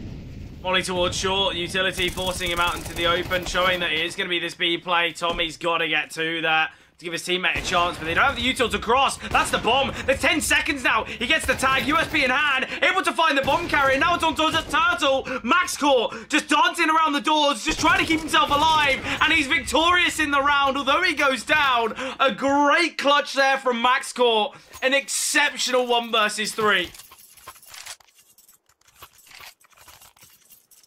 No words to what this game is bringing today. Tactical pause comes out from Dusty Roots. It was for that moment. I'm not surprised. I'm not surprised why. Discuss things now. Just sort of have a bit of time to breathe, because what a moment. Yeah, I just want to sit and witness this one again. I mean, so cheeky to get the first. Yeah, no, it's just a question of, look, if they had 1 smoke grenade, if they had a flashbang to cross, we're looking at an impossible round. A very, very difficult clutch. But Dusty Roots now, they start how they mean to end with victory here in overtime. 1 round now. If they can get a second, if they get 2 out of 3 here on the CT side, they will head to that second half of OT with smiling faces. Aggression towards lower tunnels. Player's been spotted. Toto now. He's got an HE grenade. Just a little shallow. Quick reposition from Toto. I like this. Maybe we're going to be seeing this double aggression towards long. Maxcore, though, he's had a big moment already in overtime. Now with a fair bit of presence coming his way as 3 players, the Bounty Hunters, make their way to middle.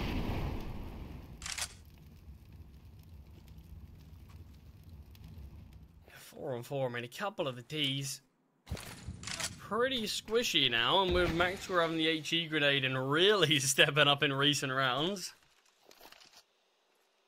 Still an HE grenade. Yeah. Oh, comes out there. I mean, second or 2 earlier. Landed, yeah. If it was just that tad bit earlier, but slightly off. Still, 4-on-4. The steps are going to be heard here from 1962. He's got all this information. Utility raining down onto the A bomb site. It's 5 pieces of util now that they've thrown. Mayan still with plenty. Oh, Turtle aware of this flank. 1962 going loud, quite unnecessarily. We've got 2 towards long, but no one prepared for Mayan. Fraguti's got to get more, but just the one. Another 1 versus 3 now needed from Maxcore. HE grenade chips away even further at Bruninho, but not enough. And Dusty Roots. It's unfortunate, but it's great from Bounty Hunters at the same time. The late lurk from Mayan there is exceptional. The biggest kill of all, though. I believe Turtle there holding for the flank from 1962. But it begs the question, why is he going loud? Why is he stomping through? Why isn't he opting for Mayan's approach? Go for a late flank and catch off 2 players. Yeah, I mean, the thing is, it's not even the late flank. I mean, 1962 is very, very quick up short. So you sort of want to be able to catch them off with it. But, yeah, a lot of noise made. But, I mean, the thing is, yeah, you sort of hit the nail on the head there with Mayan's late lurk there being so impactful. Didn't even have a good spray as well. Really bad. Could have easily found them both, but only found one. But it's just even him not being the one to directly take down the second player. He just takes all the attention away from Fraguti. Got to have his back turned to the players on the site, and as soon as he takes down Mayan, that's him going as well. Yeah, I think this is now where Dusty Roots might struggle. Tommy lining up the molly. Ooh, aggression here from Tommy. Toto only being able to get the 1. And this mid-aggression hasn't worked out well, not in the slightest. And now when you take into account MaxCore's incredible clutch, without it, we'd be questioning as to what Dusty Roots are going to achieve on their T side, because this looks like another round that Bounty Hunters should win. They've got so much control in middle. Everyone for Dusty Roots is split. And they have got that utility advantage as well.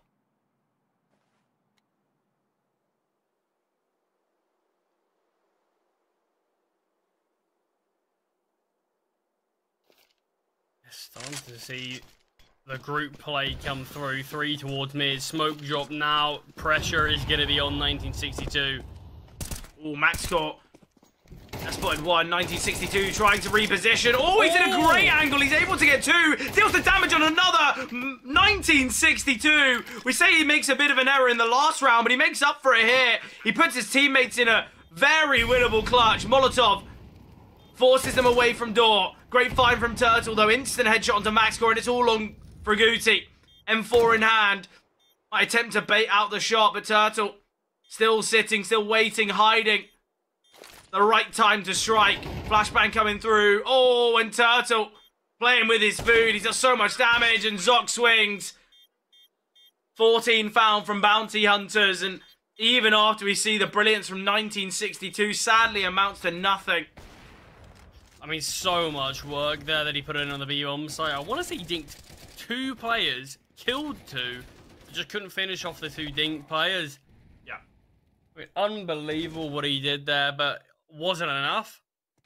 And I can't believe it, really. It just shows how difficult that B-bomb site can be to retake, and when those 2 CTs had no util whatsoever, and one of them having a AWP, it's not an easy spot to find yourself in. Bounty Hunters, first half of overtime, they are the ones with the lead, but we've obviously seen them have a couple of issues in terms of actually closing out games, but you still need 2 more rounds to be able to make that a possibility. We've known how poor their CT side was. Toto elevated up here. Mayan with the secondary orb. Mayan will find, and now it's escape plan for Mayan. Can he get himself out of there? Well, certainly can. Drops the smoke, drops the flash, but very happy to use those 2 pieces of util to escape. But Mayan stepped up. 24 and 14, surpassed the skills of 1962. And we said at the start, Mayan's a player that, you know, we've seen in the CS scene for quite some time. Had that time in that MIBR roster, was at 9Z for a little bit as well, and maybe Mayan's working his way back to the top.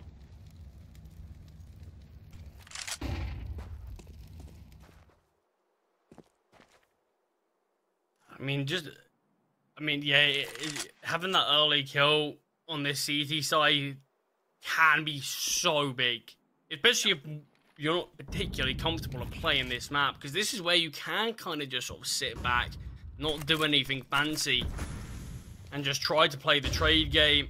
Yeah. And the defense how you'd normally expect to. Ooh, steps are heard here from Zoc, and Mayan's still open.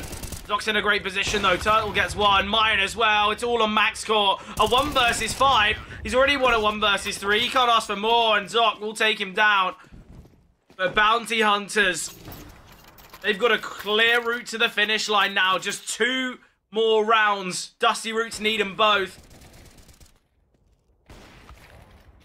But Mayan, it's a great round from him. They're not only getting the opener, but finding another there on that execute from Dusty Roots. You look at it, Charlie. We've got Fraguti with 11, Toto with 11, Tommy with 1 more. Incomparable to the kills on the Bounty Hunters side. And talk about a team going to be heading to map 2 with confidence. Bounty Hunters, everyone's feeling on hot form right now. 1 round. That's all they need. They couldn't close it down regulation. Can they do it here, though? Yeah, that's the question. And I'll be honest, Charlie, I think yes is the answer. Bounty Hunters have looked really, really key. Need of the smoke here. An attempt to fire and find with the AWP. Quite a heavy gamble towards B. Got 2 players in close proximity. Turtle's going to be the one to watch in this round, but match score. He gets tagged, but he takes his time and finds Kaiser. The mid to B smoke going to be seen.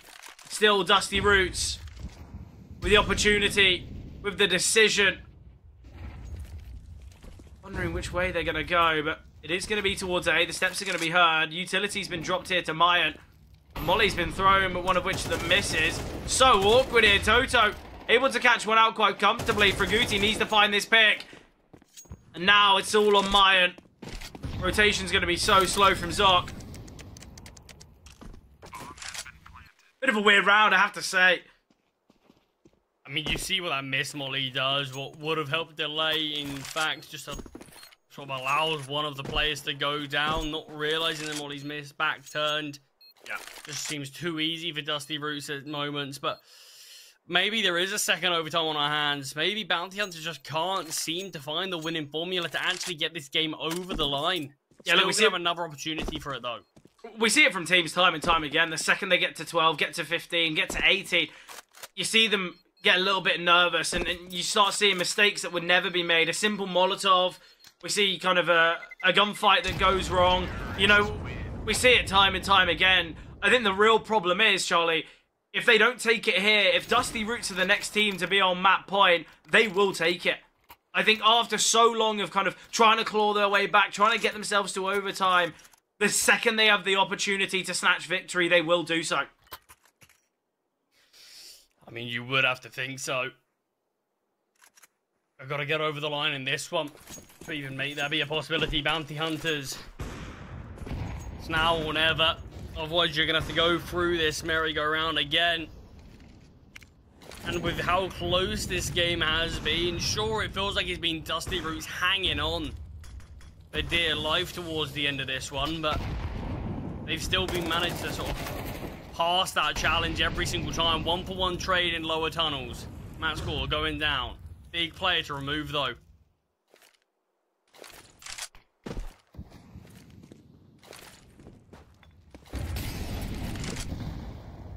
And just util traded back and forth towards short here, but long looks like that's going to be the danger spot, the heat map of this round, but not really. Easy entry there. Fraguti takes a bit of chip damage, but no need for any backup. Yeah, the problem is, he's here now. Look at Mayan. Look at Mayan's position. Molly will spread. The flash is excellent, and Mayan, he's able to get 2.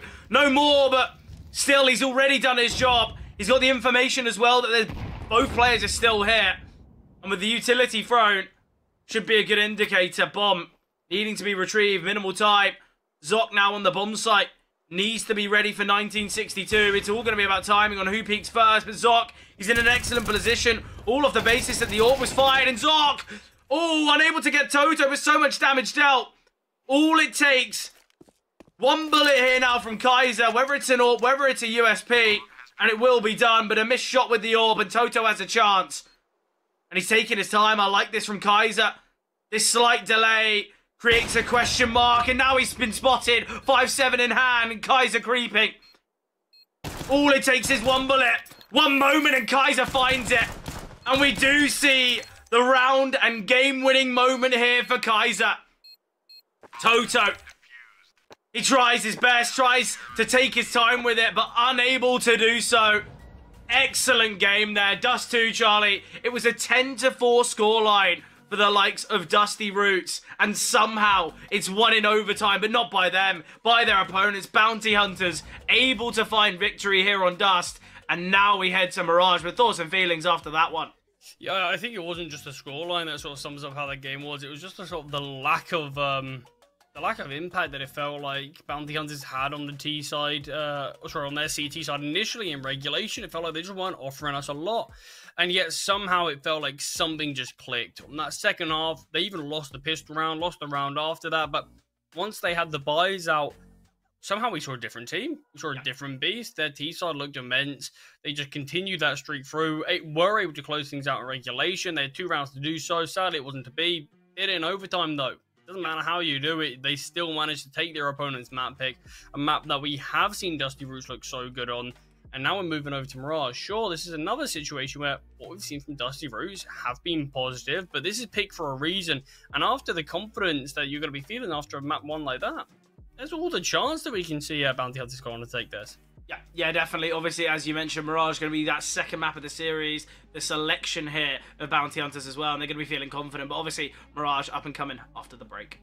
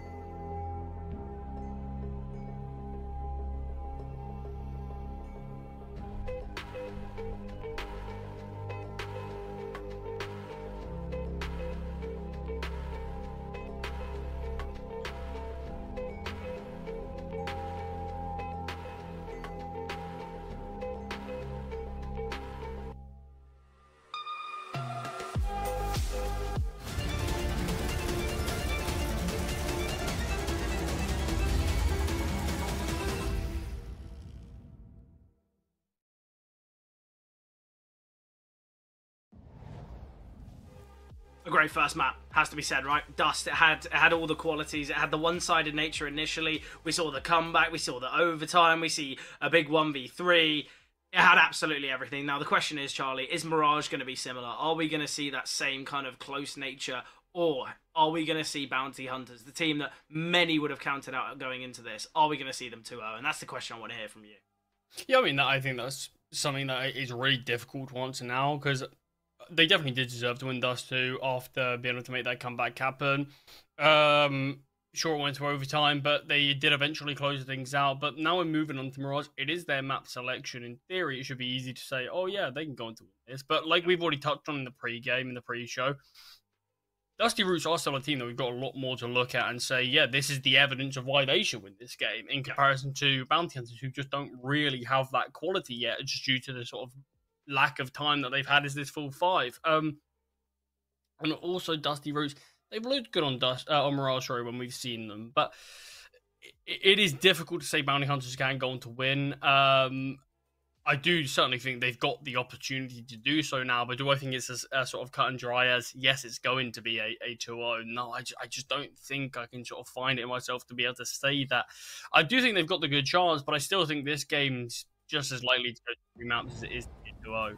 Yeah, definitely. I think there are many unknowns, and that's something we're going to find out now. Mirage, up and coming. Pistol round underway. Let's see what Mirage has to offer, Charlie. Look, I think something that we have to say is Mayan. What a player, right? 27 and 16, had the highest rating, and quite rightly. Look, we saw a lot from Maxcore, we saw a lot from 1962, putting up enough resistance, but I don't think it's about the kind of the strength of the top. It's more about the weakest link of each team, and I think it has to be said, Dusty Roots, there's a couple players that were very slow to get into that one. Yeah, I mean, I don't even think mine was that great for the majority of the game, but he really turned things around and stepped up massively when the rounds started coming through for Bounty Hunters. He was a big reason for why a lot of them did. That's cool for Bounty Hunters. I mean, that's fine in the open. Still is going to be cleared, but not fully, and does take down Lion. The reload does not come through, as Renino's got different ideas, but it doesn't really seem to matter. They're in an awkward spot, but with Kaiser getting a freebie there onto the player towards short, say maybe we've got a bit more action, but it will conclude the way of Dusty Roots, and the pistols do connect just slightly better for them. Interestingly, both teams quite heavily favour the T side here, statistically. Okay, yeah, stats are going to be quite skewed, minimal maps played, but they both quite heavily favour the T side. Interestingly, with Dusty Roots having the selection to start on the T side, they've opted against it. They've opted to start on that CT side. So I think that's something, you know, we talk about side selection, we talk about on maps like Mirage, like, you know, I guess you could say Anubis with it being T side, and about how the effects that has. Dusty Roots, it's going to be that same regard of, if they have a strong CT side here, they should be able to take things home on their T side. Obviously, the result of Dust 2, it shows that the stats aren't everything, but you'd hope for the Dusty Roots players and the fans as well that we'd see a stronger performance and the ability to close out such a hefty lead, because, may I remind you, Charlie, it was that 10-4 scoreline. It was 8 rounds in a row for Bounty Hunters. Yeah, I mean, it really was a major turnaround, and something that came out of nowhere as well. Because there wasn't a lot of indication that they were going to be able to make that sort of response happen, but it shows a lot of just sort of very positive characteristics for this sort of new young team. Yeah, definitely.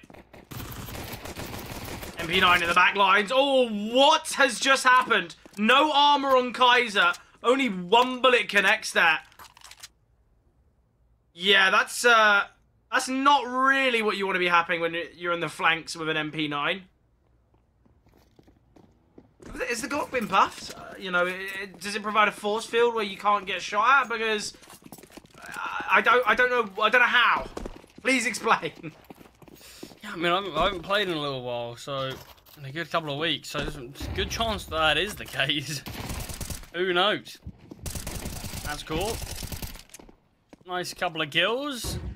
Looking to see if he can take down Mayan here, but there's not a lot he can do. Trapped in sandwich with the Glock, and 62 will find the final kill with that flying MP9. And Dusty Roots, what should have been a pretty comfortable round, yeah, it got a little bit interesting at times, but still keeping 5-3 surviving, sorry. But more importantly, getting that second round on the board. Yeah, oh, this kill again. It's so painful to see. Just because we've all been there. It's happened. But yeah, I think it's just so unfortunate. What do you do in that moment? Is that a desk slammer?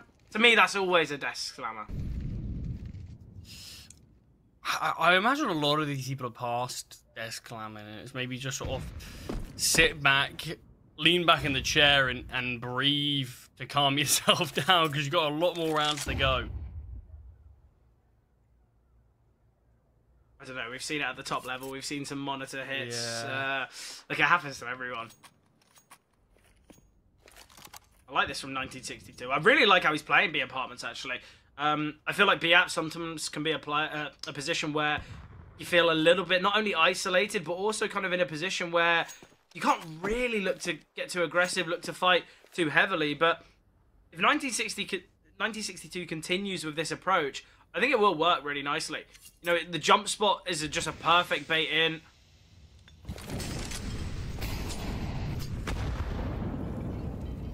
Nice HE grenade there onto Zoc. Allowing weapons to achieve that one-hit headshot now. Smoke is kind of... I don't know whether it's baited him in, but the T seem very aware of 1962's position. Now the aggression up from short. He's completely trapped. Toto in a no-win scenario, and Turtle will be the one to take him down. MaxCore chipped away at quite heavily, and Zoc now attempting to catch players out on the save. Will go down, but still. Round goes the way of Bounty Hunters. The second the weaponry's in play, it looks really good. Yeah, final 3 CTs. Just looking to save. It's the right call from them as well. No need to try to even test the waters of a round like this. Keep these weapons, tries to go again in the next, but like you mentioned, weaponry being out, and that's where we see the Bounty Hunters from last game. And it is curious to see their sort of T side here, because it feels like T side on this map is somewhere where you can really see the limitations of certain sides, especially on Mirage. But obviously this is Bounty Hunters map selection, so I'm going to be watching it with a bit of an eagle eye. Let's see what I really think of it. But obviously, only one round with weapons, and so far, so good.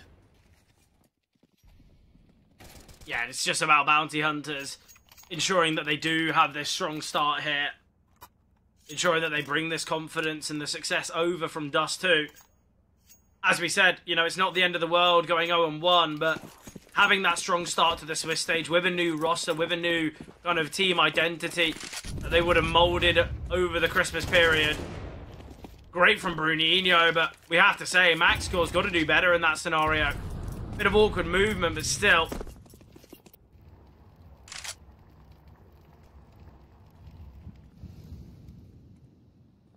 The opening kill for the T's after that big fight towards mid.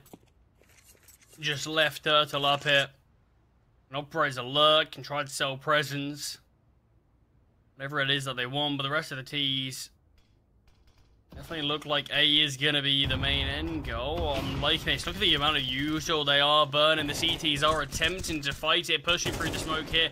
Turtle surely will go down, does so, but look at the space it opens up towards A.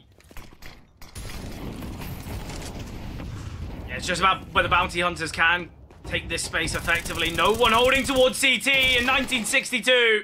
Gets the freest double. And it gives the CTs that man advantage now. Nade dealing so much damage, though. There's a molly on Kaiser as well. Reposition from Tommy. Molotov gonna keep him back for now. Bounty Hunters. They were in a really good position to take this one, but the overlooking of CT has cost them. Whether it'll cost them the round, though, is the question. Not the best of sprays from Kaiser, but the Molotov from Tommy. And Raguti can find Dusty Roots. They do get that third. The save weapons working well. Unfortunate for Bounty Hunters, but we talk about slight mistakes, slight decisions changing the course of the game, and overlooking that position there in CT is a major mistake. Yeah, and it feels a real devastating turn for that round. Properly get out. They have players towards default for a while. Players sometimes even slightly further, but it's the fact that they just were a bit hesitant of how clear the site really was, that they could have taken CT for free. They could have maybe even looked to push towards jungle, but yeah, seemingly just overlooking one position, too many players, lack of communication maybe, and really cost them. Yeah, very tough. Very, very difficult. And now look at the weaponry. We've got a Tech 9 in play, a Galil as well. No warp on the T side. Tommy needs to be cautious, though. Zoc's in a great position and perfect pre-aim. Tommy, always a difficulty to win that altercation. And MaxCore now hungry to get a kill back their way. And the AWP will find it. Turtle again falling towards top middle. Kaiser now attempting to get the kill in to Nectar. And we'll find Toto. Some advantage once again for Bounty Hunters. Ooh, MaxCore got that information, taking a little bit of damage. I love the reposition. It's kind of trapped Zoc here now. Miss nade. Kaiser maneuvering his way to Palace to join his teammate. We've got one under balcony. And Fraguti is under control here. He's got to do so much work. He's heard the steps and he will get one. Needs to secure the second. It is successful here. The reposition from Fraguti. He's got to get himself out of the open. But he will be found by Bruninho now. Another 2 versus 2 here. Dusty Roots. They've got the chance. An open plant. A major risk. 1962 can deny. Bomb has still gone down though. So Bruninho's got the time on his side. And this is where MaxCore and 1962 just need to play this one together. They've got a smoke. They've got a flash. They've got the man advantage. They've got the numbers. The only issue is this smoke, but now it's faded. Bruninho, under balcony, will get the first. Now needs to secure the second, but 1962, again, another big round from him on the retake. 4-1 score now. Yeah, massive moment from him once again, and an important round for Bounty Hunters to try to take on their T side, but it's Dusty Roots. It feels similar to Dust in terms of they've had a great start to this game, but this time they've got to look to continue it. Fraguti under Balk, really nice double kill. Awkward position for him to find himself in.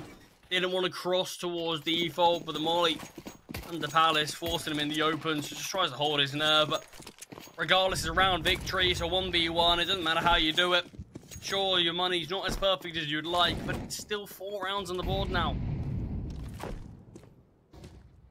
Yeah, and right now, Bounty Hunters opting for the investment once again. They've got the Mac 10s and a couple AKs, and I like the decision here to split through connector.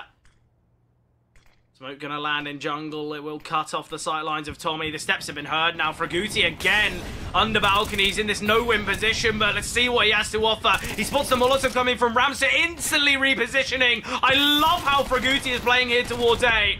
Turtle, though, accelerating upstairs. We'll find Fraguti. Information as well on the AWP. He's gonna drop a Molotov. The FAMAS here from stairs has got to try and work his magic. Turtle, though, hasn't seen the MaxCore's backed away in a tough 2 versus 4. Bomb plant, a near impossibility for Turtle.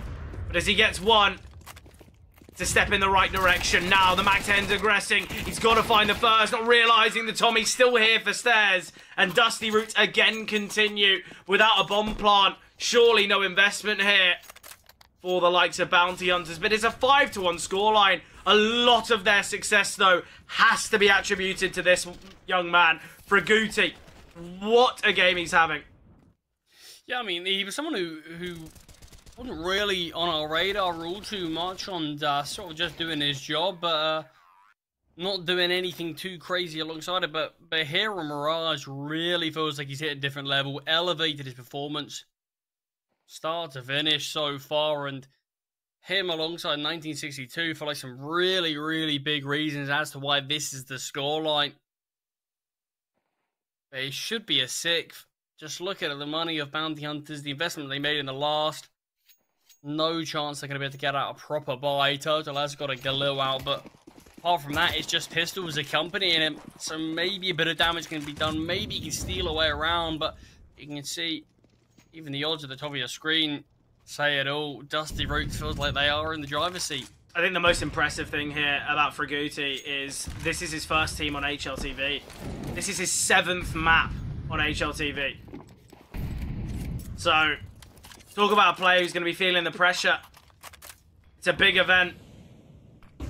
And it's a big map. A necessary victory for Dusty Roots. Otherwise, they go to that 0-1 spot. But Fraguti, he's doing so much work here for the squad.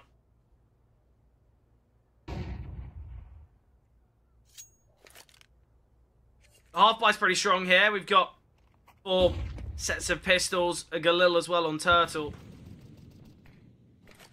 Well, Tommy, though. there's that Galil. Yeah. Unfortunate fooling there. Tommy repositioning. Ooh, spots out one. Shots in top middle, not really connecting. Zoc, though. Nice elevation to find one. Gets the second on the dig. Okay, Zoc. Give yourself a chance. Brings it to the 3-on-3. Gonna push through the smoke as well. I like this gamble. Can work out so well. Spotted towards stairs. The orb always to be bested. Or to best, sorry, in that scenario. Rifles retrieved, but still not going to be an easy one. Reposition now from Kaiser. Having a little look. If 1962 goes down, this is a bomb site that's open. This is a real possibility for Bounty Hunters. Minimal time, though, but Mayan will find the orb of Max Court. He's holding the bomb site, not the cross, so we will be able to see this bomb drop out. With minimal time remaining. Oh, Max Court looks for the fight before the bomb goes down. Hoping to win that one against Mayan, and Mayan could be the one to close this round out. Fraguti will find him, though. Half HP against an unarmored Kaiser. HE grenade.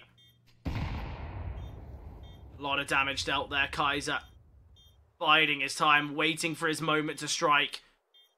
Not out of window or door. He knows he's going to be on the bomb site somewhere, and Fraguti falling. Kaiser wins it.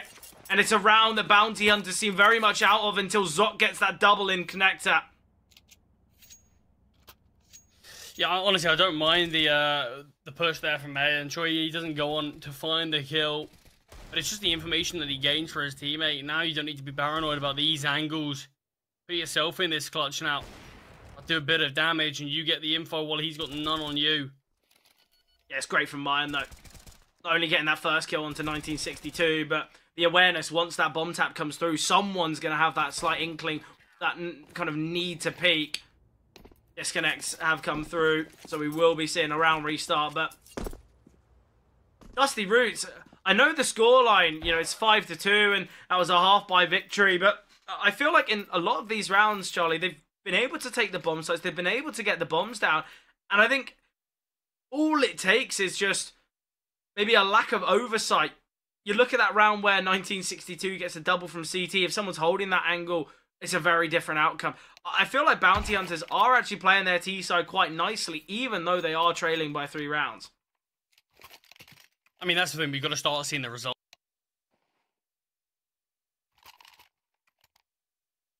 now. As we can see, it looks like it's going to be this full investment from Dusty Roots. And in terms of what you're actually getting bang for your buck, it's not a great buy.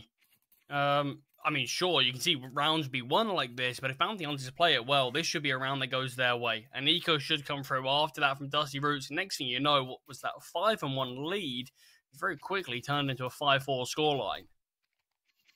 If all goes to plan, at least. Yeah, no.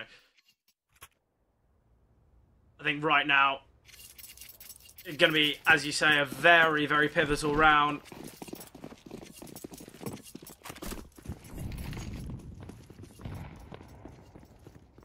I like the disciplines seen here by the T's. Worried about these pushes, worried about the aggression. I'll have a good idea that the finances for Dusty Roots aren't perfect. Toto already and ladder. Maybe not the best weapon for it, but let's see if the 5-7 can produce.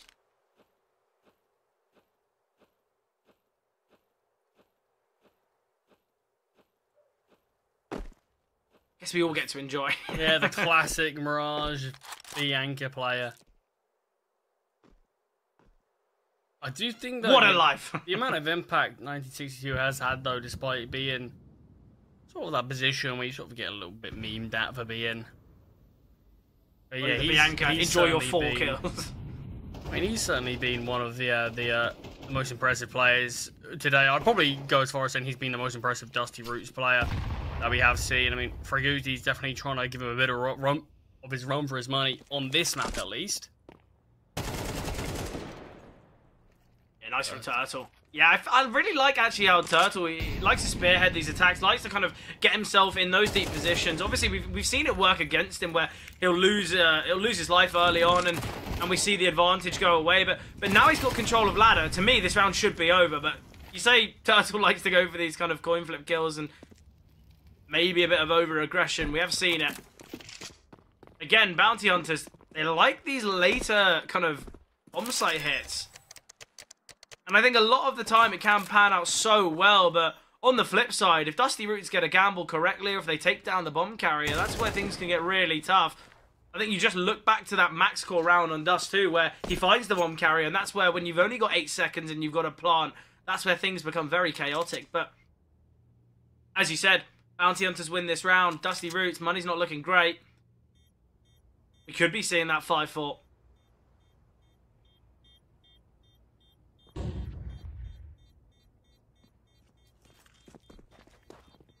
I mean, this is where we should see it. Sure, Tommy is going to be likely given all of this MP9. There's honestly not a lot of need for bounty hunters to even look for this weapon. Sure, it'd be nice to take out his hands, but you've got 4 premium rifles. No need to give one up to him. But, I mean, Tommy's main goal in this round is going to be, let's see if I can sort of cheat a kill or 2. Yeah. Make a bit more money. Maybe see if I can get enough money for a bit more util. I mean, depending on how well I do, maybe for an AWP. Everyone else should maybe just see if they can sort of bait him in somehow. I like that we've seen the flashbang being bought from 1962. Love to see what you could do with that.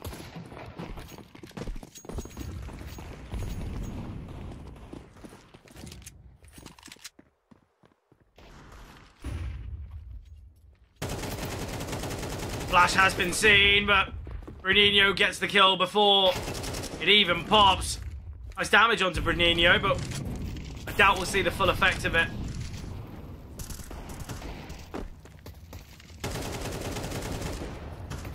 Zoc. Simply dealing that. A bit of body shooting there? Maybe a bit of BM. Maybe. I mean, it's getting quite tense in this game, I think. I think after map number 1, I wouldn't be surprised if there's maybe a bit of bad blood between the two teams. Close affair, but Bounty Hunter's just about scraped out on top. After, obviously, that major comeback, and maybe the emotions are still flying high.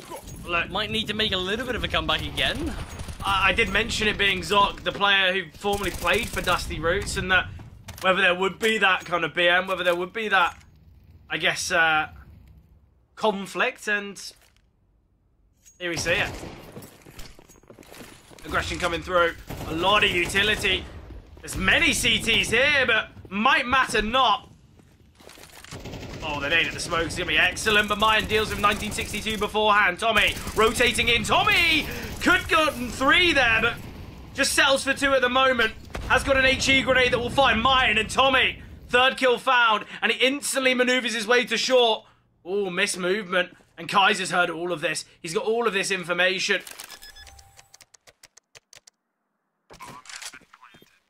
Yeah, missed movement from Tommy's tough. Kaiser's so certain. Excellent read. Down to 12 HP. Tommy trying to do absolutely everything there. But when you look at the B-bomb site defense, the fact they find nothing, that's what becomes so tough there. The Bounty Hunters not only leveling things up 5 apiece with an expected eco from Dusty Roots, we should be seeing the lead taken now from the T's. Yeah, again, it just feels like Dusty Roots, a good start to a game, but things just start to fall apart slightly. I mean, they make it super close there, but the 1 versus 1, guys, it just about comes out on top. Low HP himself, so that could have almost been a massive round for Dusty Roots to steal away, but not to be. A 5-5 scoreline. Looks like it's going to be setting Dusty Roots up to find themselves in a losing situation, which I really didn't believe would be the case when they were 5-1 up. I mean, you did touch on, you feel like Bounty Hunters had a good T-side despite the scoreline being against them. And it feels like we are starting to see the sort of upside of that T-side now. But yeah, Dusty Roots sort of vanished a little bit from this game.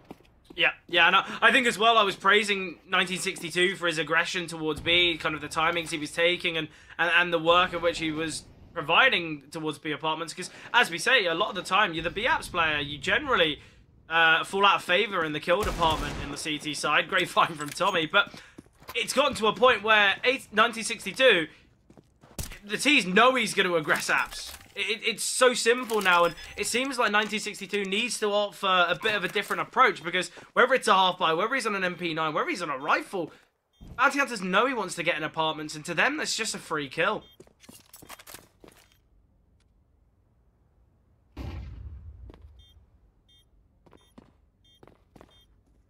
And we know where this round is going to be heading.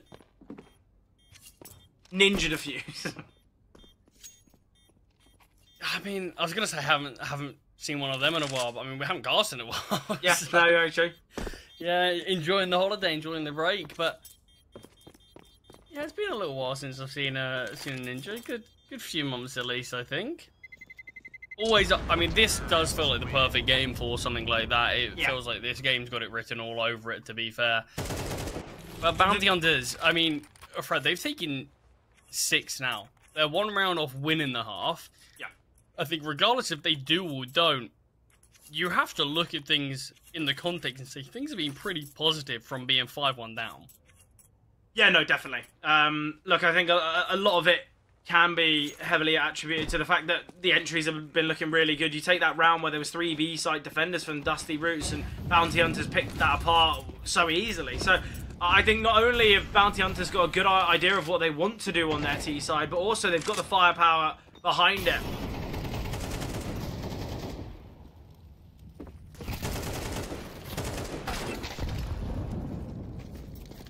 A lot of trading coming out here towards the A-bomb site.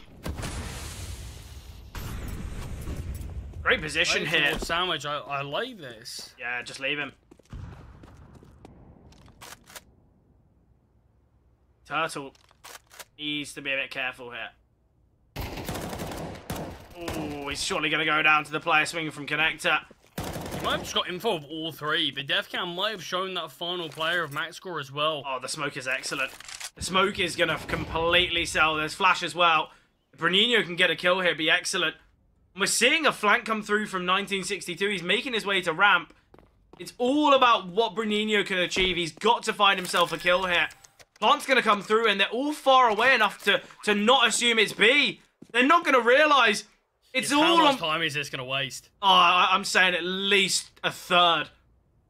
They're still far away. It's not going to set in until they get into CT. I mean, the bomb's a 3rd tick now. Bruninho, he's in a good spot. There you go. Finally clocked it.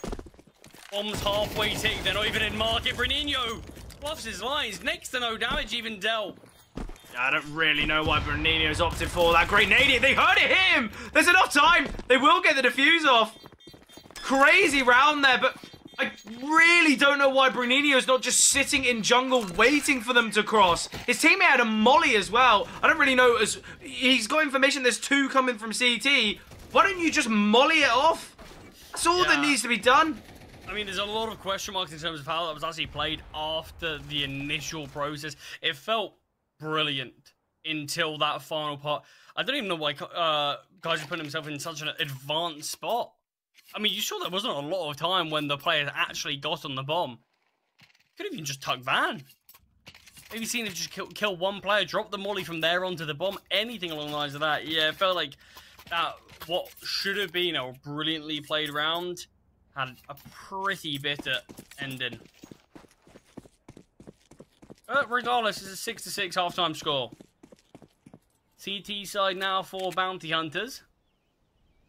Have seen them play this map once before, Fred, but I mean, when we have seen it, that was a little while ago now, not exactly the same roster, and it was also a defeat. But I mean, it was a couple of months ago, and obviously we've had a long break that people can fully change a lot of sort of the ways they're playing things. So even that's not a lot to go off of. Yeah, no. Look, it's just another round. We've seen so much of it. Look, we said, oh, maybe there might be a ninja defuse. It's just rounds where we see complications. They've got a great idea of what they want to achieve. The ideas come to fruition. They've got the B bomb site. They've delayed so much time. It's a tough watch. I don't really know how better to explain it, because for me, that should be a guaranteed round there for Bounty Hunters.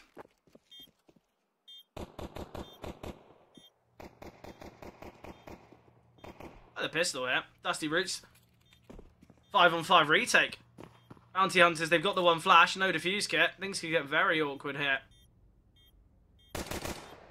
Lions just spent over 5 seconds lining up a flash.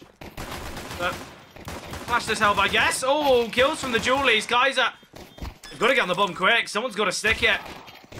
There's no chance. Renino with the Julies. That's the 10-second. Nice pistol from Dusty Roots. Yeah, important one to get them sort of back into this game. Sort of back in the driver's seat slightly. I am just going to quickly confirm something, but I'm pretty sure it is true. It is Dusty Roots have won every single pistol round this series. Look, pistol rounds are always an effective way to get those extra rounds, get yourself on the board, but you can get those extra 4 on a map. If you're not winning it, if anything, it shows the bigger errors and the bigger issues of your game. So,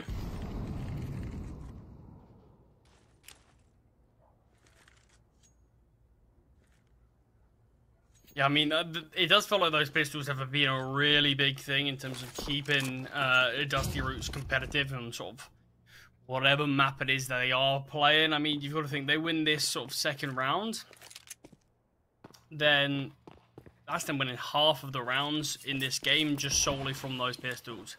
yeah.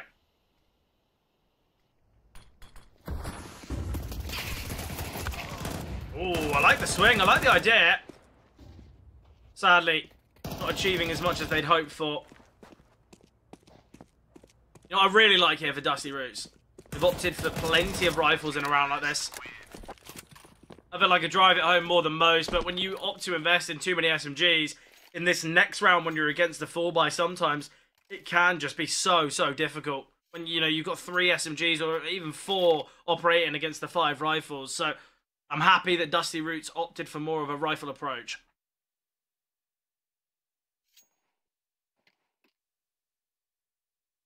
Oh, weapons are back out for Bounty Hunters. They won their first round on this map straight after losing that pistol. You can see, yep, odds even up once again. I mean, I think a lot of people, including myself, actually thought Dusty Roots stabilized a lot after that 5-1 lead. But it's been Bounty Hunters time and time again in this series, proving that they're not easy to take down.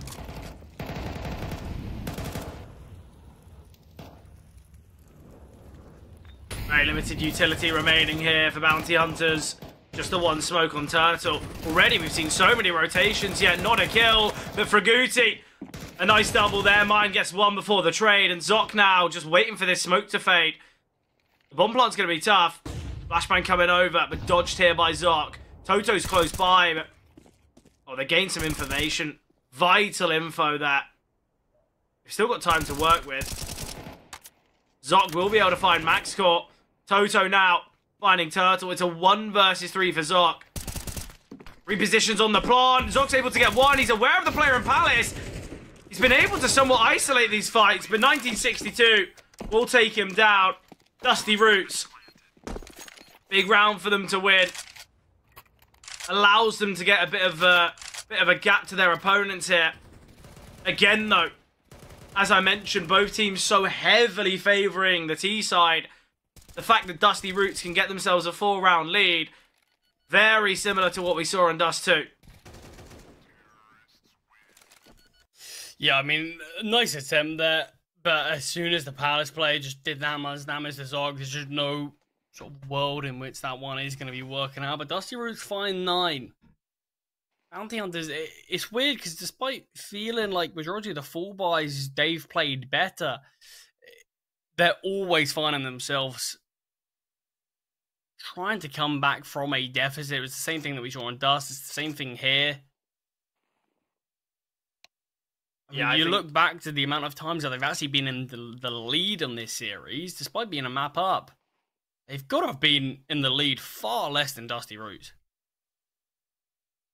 Yeah, no, I think the only time they really were looking a little bit more of the dominant factor was in that overtime where I want to say they had 4 opportunities to close out the game, or maybe 5 in total, including regulation. But yeah, I'm with you. I feel like Dusty Roots, never really the team to play chase, but it's interesting. We're seeing plenty of moments where players are able to get double kills on the side of Dusty Roots when really trades should be seen. Obviously, we saw it from Fraguti's CT side plenty of times. We see it from Fraguti's T side there, emerging out onto the A bomb site. And for 1962, you know, the amount of double kills he got towards long, double kills he got on retakes. I feel like Bounty Hunters, I feel like the trading has sometimes cost them. Yeah, I mean, they certainly haven't been playing perfectly in a game like this, but neither of Dusty Roots, if we're being honest. I mean, this is a game where there are mistakes from both sides.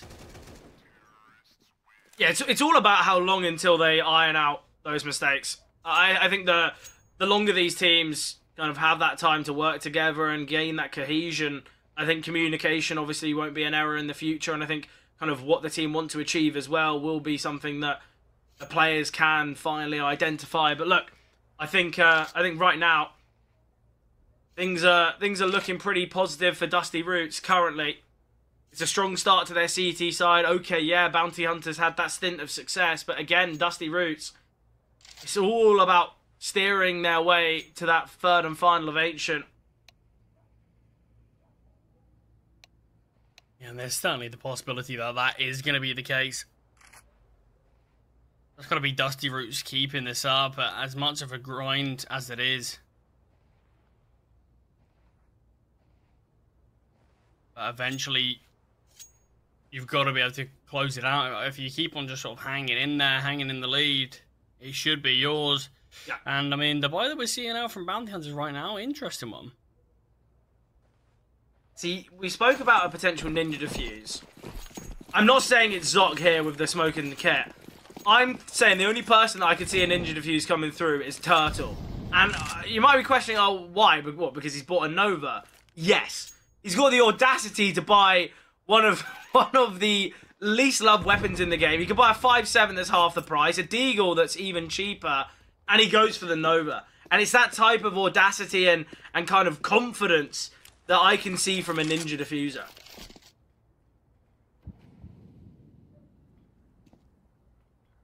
I mean, maybe. We'll have to wait and see. I mean, it's a curious round. It's a big gamble, obviously, towards B. But they do have some presents that can be made. You've just got to... I mean, it's a lot of weight on Bruninho.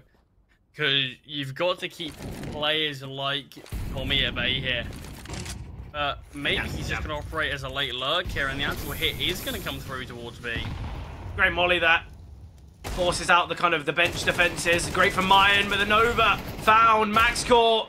Great aggression up short. Mayan now bit trapped, and they have spotted as well. Zork, he gets one before falling. A lot of damage dealt here from the Bounty Hunters. And you said there's that late lurk from Tommy. He has been spotted now. And Bruninho, I love it.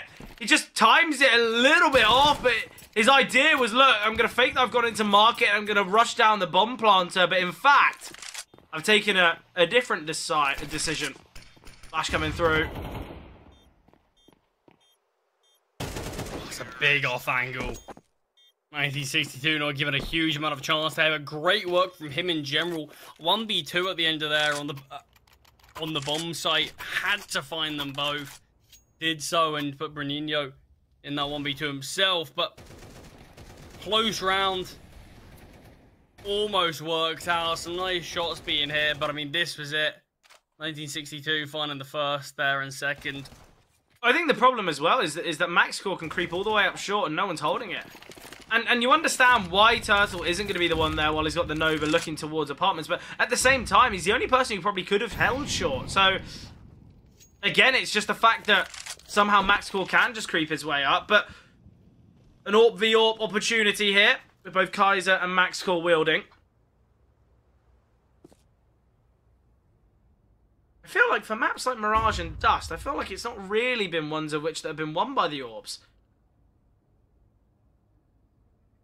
Maybe one of them can change my mind.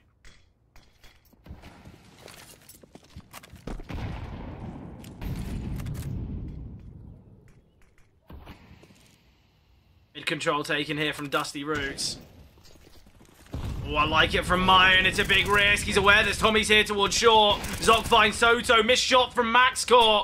And it's great mid-aggression. It's absolutely exceptional. We do see Fraguti get one. 1962 to find Zoc, but Turtle quick to trade. And all on Fraguti now. 1 versus 3. He's got a smoke and a molly to work with. And I actually really like the idea of heading back to mid. The problem is, will he have heard those steps, in fact? Renino's gone very loud. Fraguti can make his way up towards A.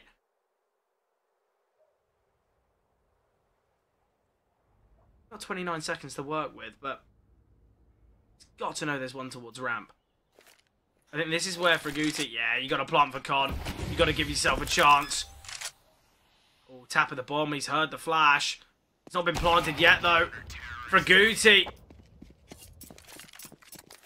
It's unfortunate. He obviously wants to get a kill before planting, but at the same time, he's dropped the smoke. It's not as though he's hunting silently. He's given away the game plan. He's allowing these rotates to come through. Once that smoke goes down, he's just got to get the timer on his side. Yeah, I mean, starting off there with the mid-aggression was absolutely brilliant. Man, you could argue maybe going for a little bit too much, but I mean, at the end of the day, that's really what started off this round. It feels like that's what Bounty Hunters have been working on with this map. It just feels so well oiled up until this point. Even this, I don't hate it from my own whatsoever. I mean, wanted to take the fight. I can't blame him after getting a nice double. Yeah, like sometimes you just get a nice set of kills, and you're thinking, well, let's get the third. Let's be the victor of the round. Let's do it all. I don't think there's always something deep down that, you know, you always just think, well, I'm the best, so I'll just swing it and get it. But look, they still won the round. They still had plenty of survivors. Finances are going to be okay. Just all contingent on not having many casualties in this next one. And hopefully Dusty Roots, I was going to say hopefully they can go with a bit of speed, but they have slowed things down now.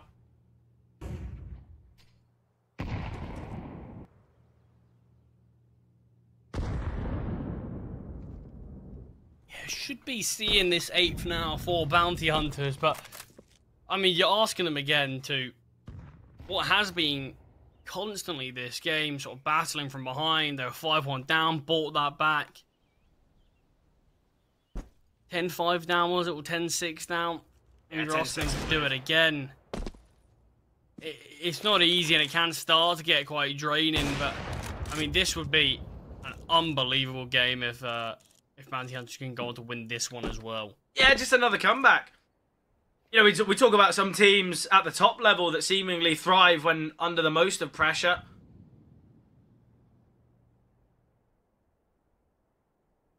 Zoc needs to find this pick onto Max Core. Effective there. Nice find from Kaiser.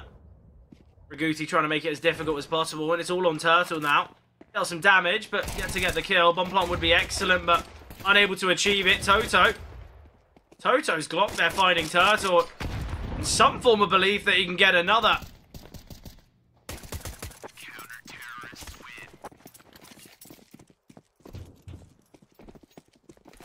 I mean, it's a victory. It's not the cleanest victory we've ever seen.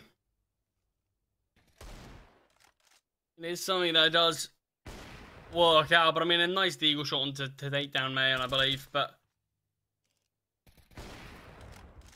does still eventually go the way of the Bounty Hunters. Converting that one. I mean, this is our first real look at what this team can do on Mirage. Gonna be curious to see if this is gonna be sort of their home turf that they're looking to play on from now on. This is gonna be their sort of solid map selection. I definitely still think there's a lot to learn and a lot to work on, similar with Dust as well, from when they do play it next. But I mean, that's the thing with a team like this, where it is almost a full new 5, really, or at least playing together. I do think it's going to definitely take a lot of building blocks to actually get to a point where we can properly judge them. Well, I think a lot of these younger teams are actually going to quite heavily struggle with map pool, because when you look at the new map, you've got, well, I say new map, the introduction of Train. This is a map that's been out of the pool for quite some time now, right? And it's got to be said that, I say it with a map like Dust that had, you know, a couple years out of play, but Train's been gone for a fair long while now, and you look at some of these players. You know, you take I believe Fraguti. Yeah, you take Fraguti. This is his first HLTV team. This is his 7th map played. I don't imagine he's going to have many officials under his belt on Train, and it makes you question: look, are these players just going to steer clear of it completely?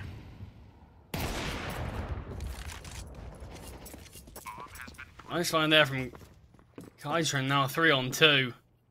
Bit of movement to get himself to short with his teammate slightly quicker, but it's the player in market that's under pressure. Bruninho, 2 players holding his position, but Fraguti caught out in the open now towards Empty Pillar.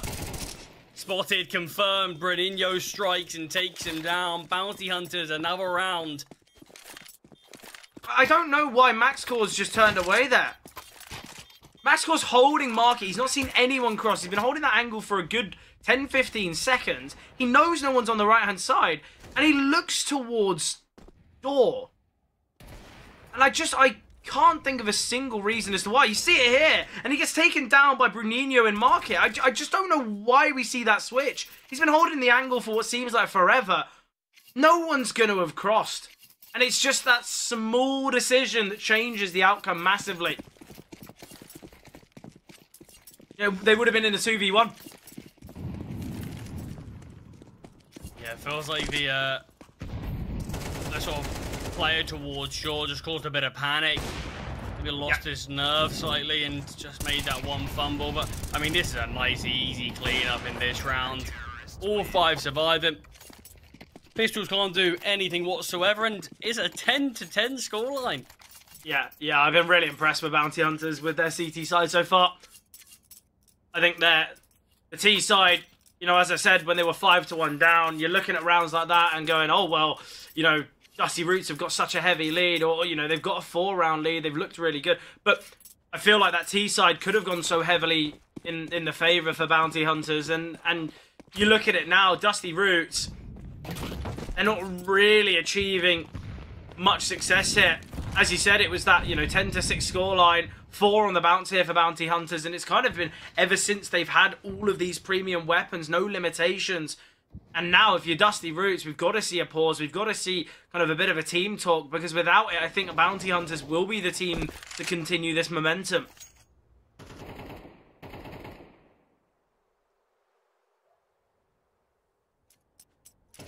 I've got to see if they can. I mean, they were a little...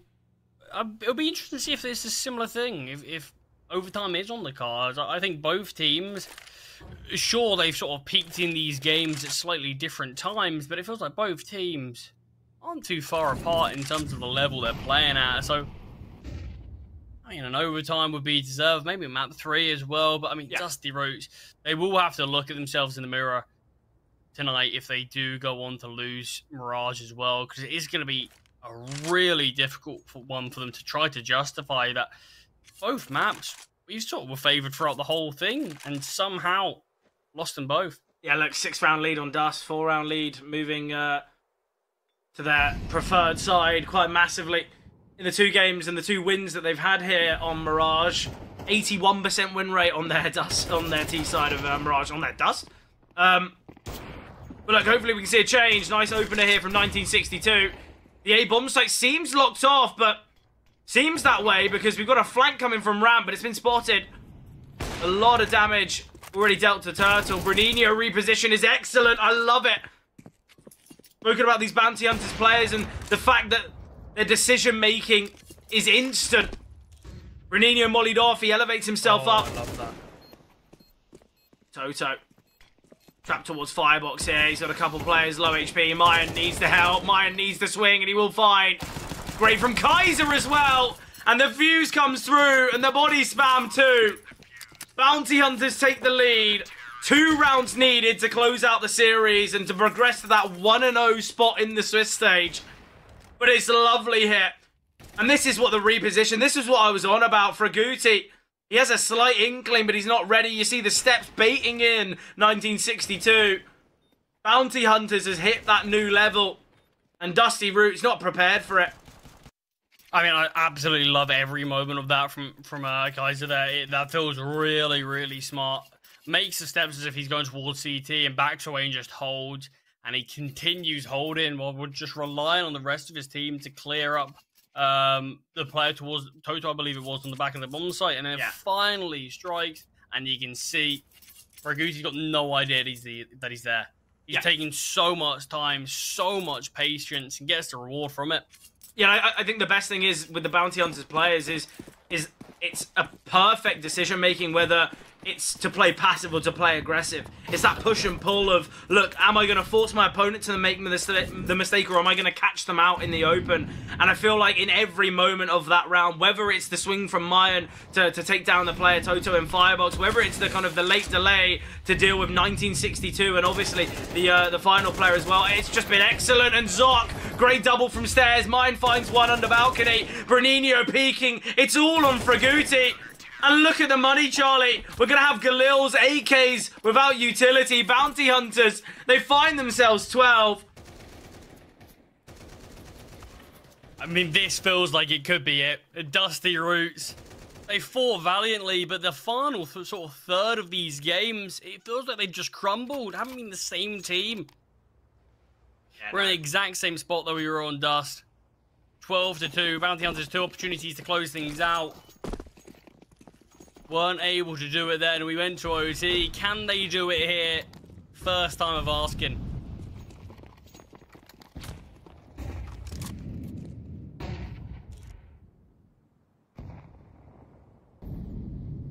Up again, posted up here from Kaiser.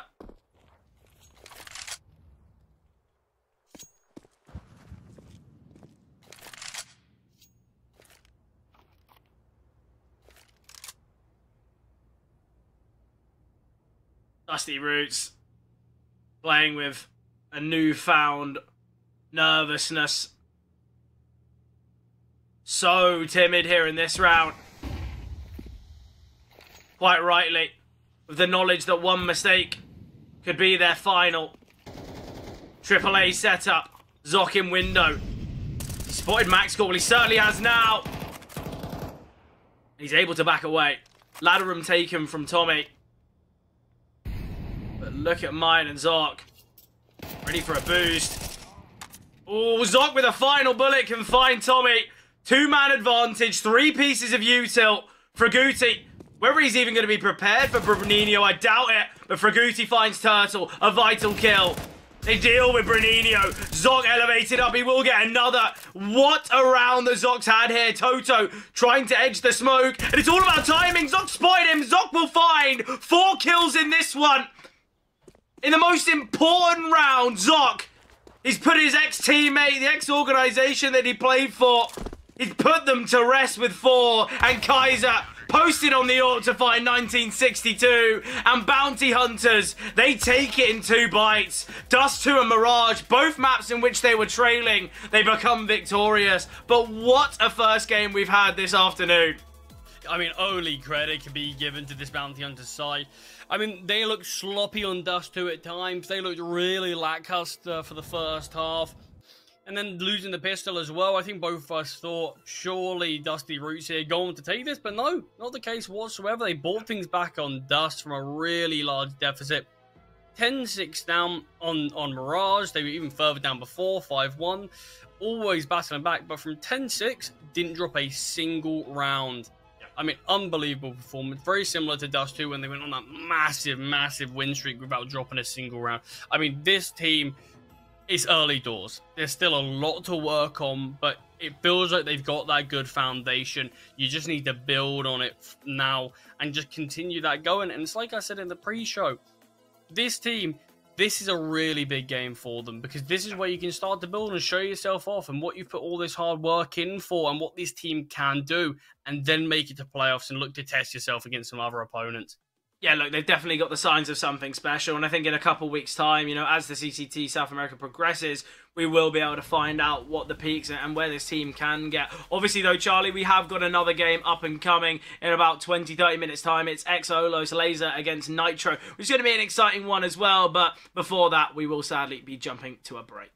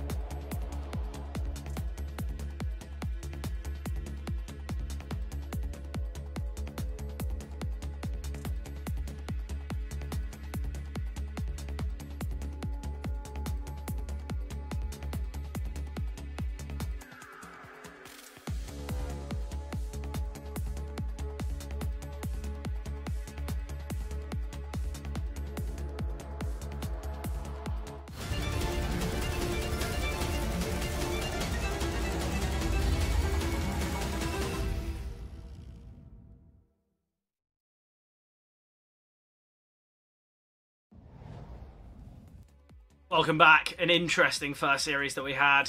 Very back and forth, very dominant comebacks. We had everything there. Big clutches, big moments. But look, we've got another set of games up and coming for the rest of this evening. I'm excited for this next one. I think a lot of these round one Swiss games can have that kind of idea of maybe being a bit more one-sided.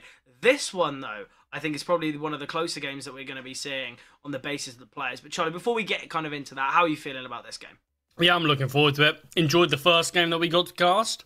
Yeah. Like I said, been a while, you know, I've had a bit of a break. This is my first day. You had yours yesterday, so you're already in the swing of it. I'm still sort of just dipping my toe in. And I'm enjoying the temperature so far. So I'm looking forward to fully diving into this one. Well, look, the temperature's going to be heating up for the later games, we have to say. Look, the next one being Exolos Laser against Nitro. And there's some interesting names on this Nitro side that obviously we'll get to talk about later. But actually, you know what? Later. Why don't we do it now? Let's get into it. Why don't we look at the rosters? We can bring that up because we might as well just enjoy it in the moment. And this Nitro roster, why don't you take me through? There's a familiar face that I think a lot of people will know. And look, what are you thinking about this Nitro roster? Yeah, I mean, in general, this Nitro side, we've seen a decent amount from them, Fred, and that's something we can't actually say about a lot of teams. There's a lot of roster changes that have been happening over this break. This isn't one of them, but they did make it just before. Yeah. So we haven't seen the biggest sample size, but we've seen a pretty damn good one. Obviously, the player that I'm imagining you're talking about is the brother of Henny. Yeah, we've obviously got Lucas on this side. Yeah, I mean, interesting to see Lucas actually joining this team. Obviously, being on a number of different sort of Brazilian orgs after leaving that sort of 0-0 Nations side since then. And it feels like we haven't really found that permanent home that it looks like he is looking for. So he is going to be sort of testing the waters here, a bit like I am with this game. But in general, Lucas has always been a very interesting player to watch. He's always been someone who felt a little bit overshadowed by Henny on a lot of the rosters that they were on. At some point, you could even argue holding Henny back, as they were always playing with one another. Now, though, it feels like he's been on his own for a little while. And the good thing is, it feels like we're starting to see a bit more of the old Lucas. He's been performing very well in the games that we have been seeing, and this is what we want more of on this team. But he's by no means the only player that we are going to be focusing on this game. Yeah, no, definitely not. And even with this Nitro roster alone, I feel like the move for LCM, we saw LCM obviously in the CCT in the past. When you look at the teams, you know, playing in that Patins de Ferrari, obviously playing under Sensei solid, and hopefully for LCM as well, this can be kind of a new home. Because I think these two individuals, the newest roster changes, have been really, really key. We can see that just on the basis, kind of the upward trajectory and win rate alone. But yeah, look, I'm excited for this team. I think they've got some good pieces. They've now brought in a lot of experience. And I think for some of the younger players, when you look at, Hap, 22 years old, it just allows, same with Beagle, it allows them to kind of have a little bit more experience around them where maybe they're not having to be a little bit too kind of hyper focused on maybe rallying the troops or kind of getting that mindset because they have such experience alongside them. But look, obviously we've seen the Nitro roster. I'm excited to see actually the Exolos Laser roster on the basis that there's still a couple of unknowns. You know, we were ready for, I believe, Morth, Talazin and Donaco, but we have also got Detroit and Jay-Z. So these were players that we hadn't really had confirmation on, and to be honest, I think it's going to be good additions. Whether they can mold really well together, whether they can kind of have that success is the question. Obviously, we know of Jay-Z playing at Sensei for, I want to say, a month or two. Not too much information about Detroit either. But look, I think it's going to be an exciting game. Obviously, opening day in the Swiss stage. We say it time and time again, right, Charlie? It's not the end of the world if you get that loss. It is kind of maybe a lot of these teams kind of first times playing together when it comes to HLTV, and I think sometimes you've got to just kind of let the Swiss round one play out. But I think something that is going to be a big factor is going to be these vetoes. We say that there's not really too much to go off with Exolos Laser, so this is where Nitro can dictate the vetoes. So where do you think this is going? Sadly not to train, but where else? Yeah, I mean, you say it kind of allows Nitro to sort of dictate where things do go. It also does give them no sort of real idea as where their opponents want to go. These are sort of newer additions that have been picked up. Some of them maybe not even confirmed to be permanent yet. So there's a lot of interesting sort of turning points where things can go for this Xolo's side. And it also just makes things really difficult for Nitro to try to play against, try to see, what can we do to punish. You can't really do that if you're Nitro. You kind of do need to just say, what's our best maps? What are we going to select? And how are we going to just try to find our own strengths? That's going to kind of be the goal. They have opted to go for Inferno. It is one of those maps that they could have. It's similar to a Mirage that they could have selected, but obviously that's been selected for them in terms of these two are their most played maps. They play a lot of them, not the most incredible win rates. They got 50% on Mirage, 40% on Inferno. And when you do look at the games, they're not exactly playing against the most unbelievable of opponents, but they are keeping a lot of the games reasonably competitive at least. So I feel like Nitro is kind of cut and dry in terms of where this one's heading to. Xolo's, it's an interesting one because they're still going to be treading some new water, some unknown factors in terms of what they're going to be doing in terms of their maps. Maybe they haven't even fully decided what's going to be their go-to maps in these things, but they're going to get a bit of an understanding now by actually trying them out in some officials. Yeah, definitely. And I think as well, for Nitro, you touched upon the Mirage and Inferno both being, maps that they draw towards. Ancient as well. I believe that's their third most played. So I feel like right now Nitro are going to be feeling very comfortable. I think Xolus Lasers, they've got a lot to prove, but I feel like they're not going to be feeling that pressure. I feel like Nitro, they've got a little bit more time as a unit. They've clearly played a little bit more at a higher level regarding more officials, and I think as well they have got that star power. They have got that kind of, they've got some big names in this roster now. So I think as well Nitro probably are going to be the favourites, but in the same regard, by being the favourites, you have got that pressure to perform. You have got that kind of necessity to show what you have to offer, because I think the real problem now is Nitro, let's say, they go into this game, tough loss on map 1. They're not going to be feeling confident map 2. We could see an upset here that can really, really kind of destroy a team's confidence, especially when so soon into these roster changes. But look, I'm excited for this one. I think a lot of the time when you see Inferno within this region, I feel like it's a map that we talk about is very much loved within the Brazilian scene. So I'm excited to see how it does fare. Can I get a prediction off you before we start map 1? I always love to put you in the hot seat. So you said you're dipping the toe in the water. I'm throwing you in the hot seat. I do think I do have to go with Nitro. It does feel like the obvious choice of the two. I mean, I like a lot of their plays in terms of I watch them play. I've seen a lot more of this Nitro side than I have the Xolo's roster, but I'm looking forward to and hoping to be sort of pleasantly surprised by what I see. I do think there's going to be a lot of teething issues with them coming up against Nitro, one of the teams who do have a bit more of a solid core here in the South Americas.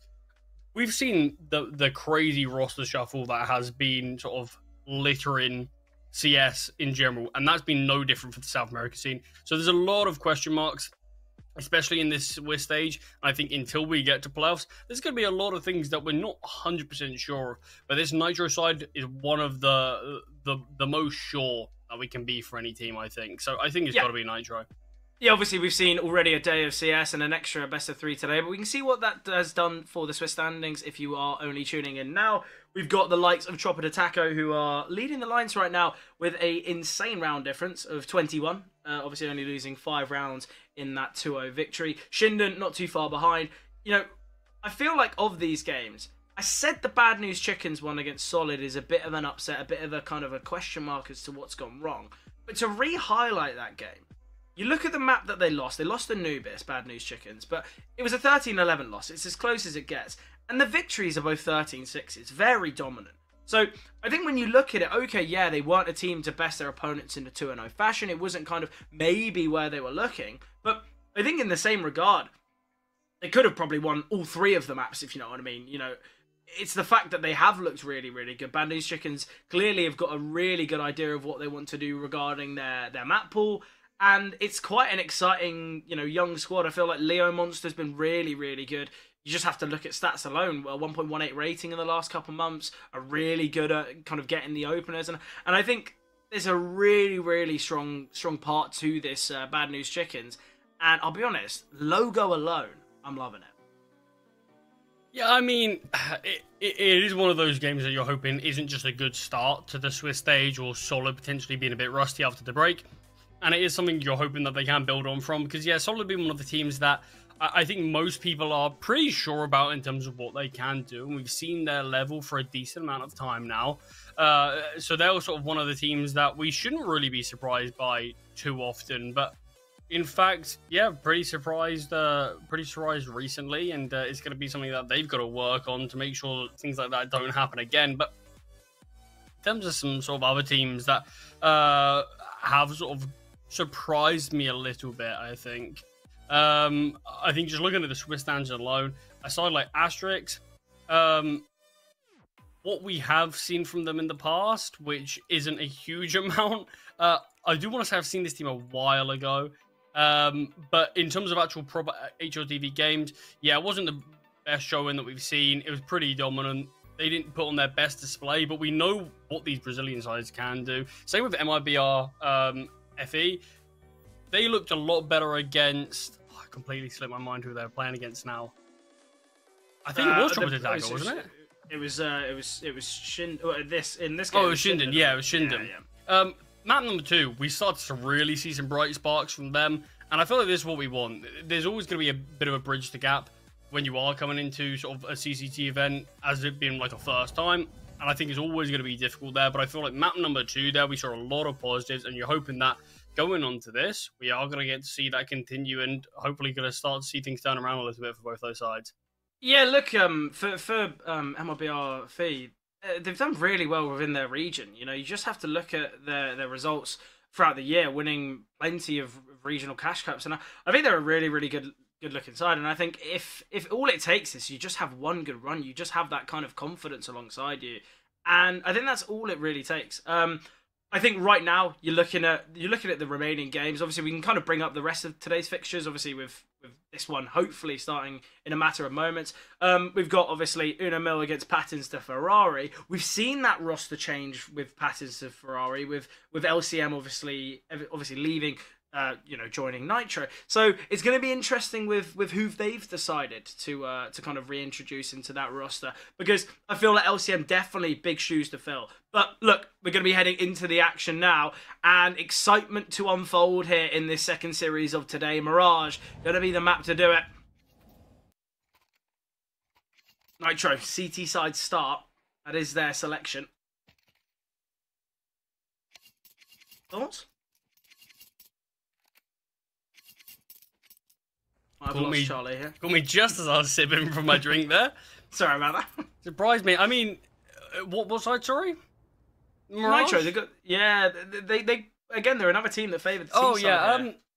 I mean, that feels like a rarity on Mirage nowadays. It feels like you're not really seeing too many sides actually like that T side all too much. But I don't mind that Nitro do. You know, at the end of the day, even if it was their CT side that they're favoured on, I don't mind that Xolos are sort of allowing them to have that, you know, just sort of, at the end of the day, you kind of just got to forget about your other team and just sort of pick what you feel most comfortable starting on. And and clearly Nitro happy to go on this CT, happy to go in and look at things like that. I think we are actually not going to be going straight into it, Fred. I think we're going back to us.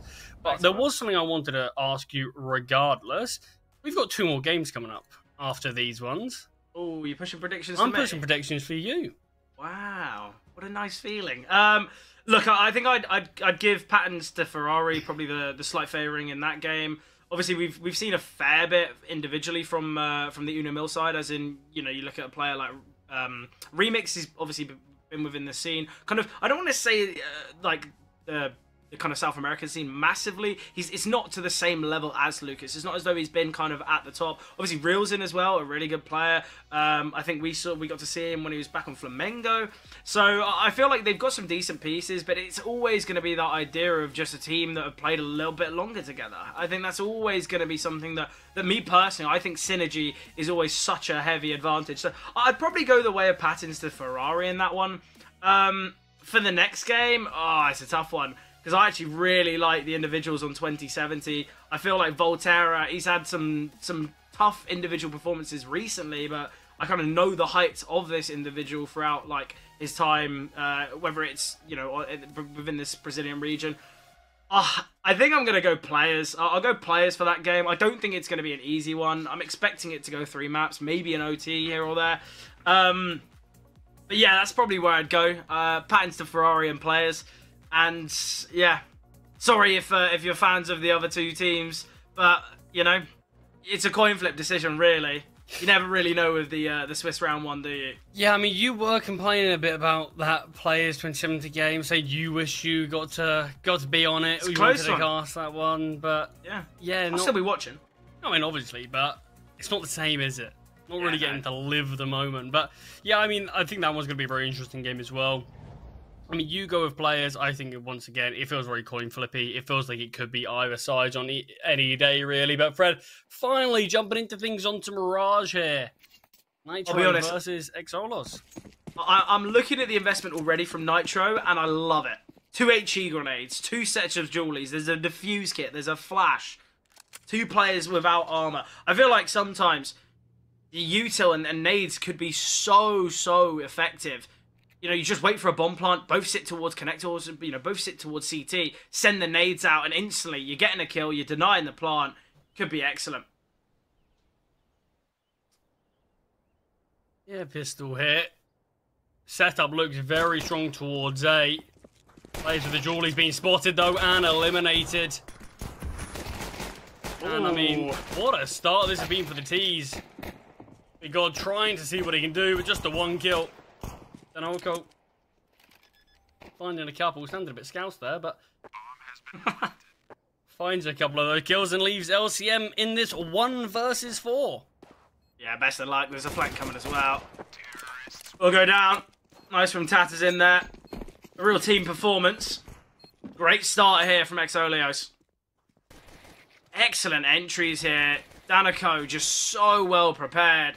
Just deals with that con setup excellently. And I think if we can see levels of entries like this, I think we will be changing our tune. And something that we do need to talk about. You look at the minimal stats that we do have to go off here for Exolos, is they dominate on the T side of Mirage, and it has to be said their entries have looked really good. And if that's the reason why, then completely understandable. The way they deal with that con setup is excellent.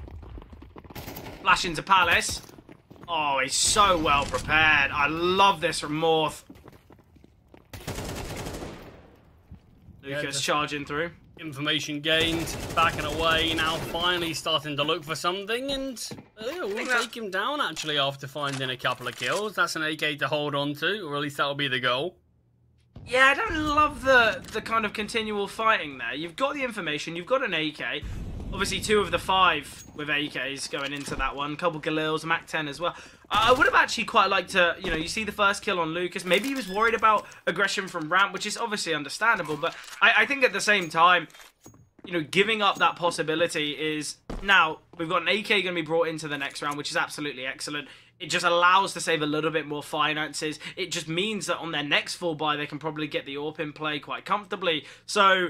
I think the saved AK here is a big positive. I think if you're opting to play that kind of passive approach, then maybe a little bit more discipline needed to be seen there from Morph. But look, he's got 2 kills. Stats-wise, he's in the green.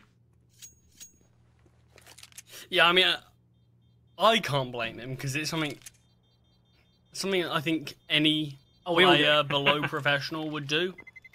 And even then, professional, you can sit... You're saying he's not professional? I mean, I think professionals have more sort of discipline, but it's not something that is guaranteed.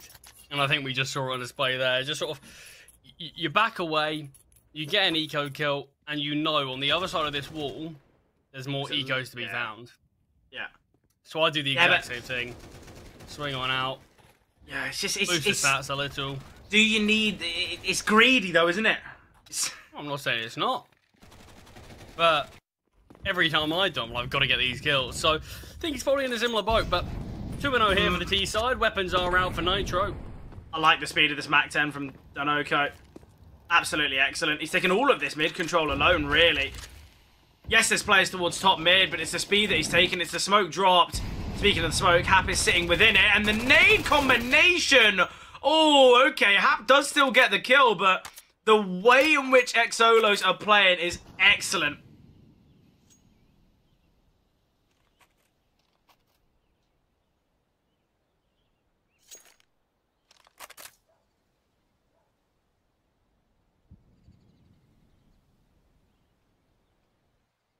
Hap repositioning to Firebox now.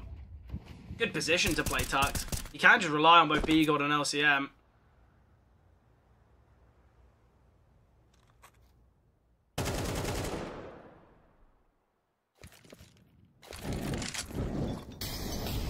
Pushing out here towards Aiden. Well, he is going to force out LCM, but he will keep his life just about. Oh, but Hap won't. Taking down there towards the Firebox. And more finding B-God, and this has been quite a turnaround here. LCM. We'll get one back, so 3-on-3 here.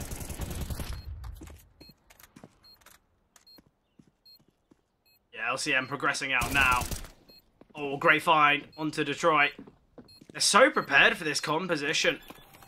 We have still got Lelio. He's just ready and waiting. He's still towards ladder. Great stuff here, but Tat is in.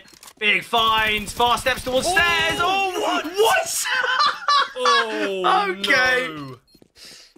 Nice 1v3. Already we're seeing it. HP, Fred.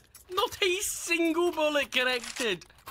He's got great movement there. I wish we were in the playoffs so I could see cameras. Oh, it would be I excellent. need to see LCM's face after that. I mean, You that say- is rough. You say at this level, desk slams don't occur. I can't even believe that has just happened. Xolos, I mean, I'm sort of stunned for words right now. What on earth has just happened there? But I mean, Xolos, they've got to have a bit of adrenaline after something like this. And Nitro, maybe, at least LCM, could be losing his head a little bit, because I certainly would be. Yeah, that's a tough one as well. And I think that was Nitro's moment to get kind of back in the game. We see that big kill come through from Hap early doors. They've got a strong setup, obviously, on the A-bomb site. And they even have a really good read. They know that there's going to be a player towards connector, but still, it doesn't work in their favour. Lucas, peeking from short. The hopes to find a quick D kill and to escape. But sadly, easier said than done.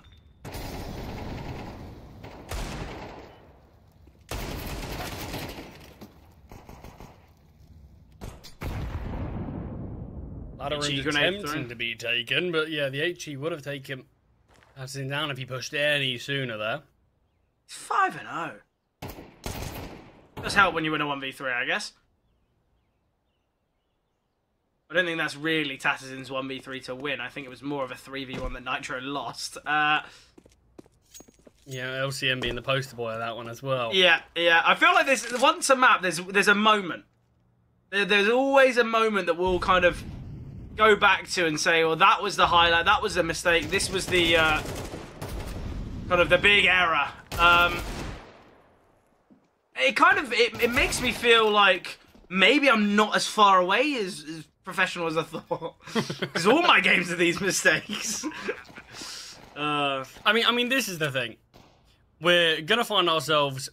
I mean, already we're in a 3-0 spot for Xolos. We're not far off finding ourselves in that 4-0 spot. And, I mean, you never know what would have happened if they won that round. For all we know, it could have been a 3-1. Yeah. But it gives them a chance. It makes the money of Xolos difficult. It gives Nitro money to play with. But now they're finding themselves 4-0 with not a lot to talk about. No successes whatsoever in this map so far. Well, I think as well, the kill department's been pretty poor. You're looking at the individual kills, but even in rounds like this, okay, yeah, they've got a couple, but you just look at that pistol round. The pistol round was so dominant, and I think we're going to see similar signs. Nice find from Lucas here.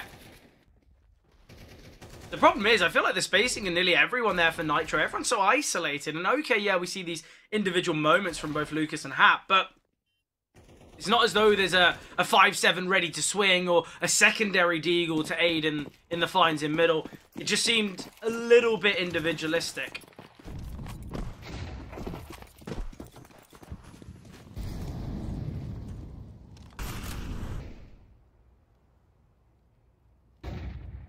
Yeah, can this streak continue? Weapons back in play. LCM on the AWP. I'd also want to stay away from a rifle if I was him right now. It happens, look. Oh, trust me, I know. I've had them happen to me sort of every game. That's why I AWP as well. It's called a good spray. Yeah, I wouldn't know about that. Great HE grenade there. Oh, another one to top things off. That was their own teammates, I think. Yeah. Well, look, you know, you've sometimes got to help with the damage. Oh, Oh, 1 HP. I reckon Danico gets 3 kills in this round while being on 1 HP.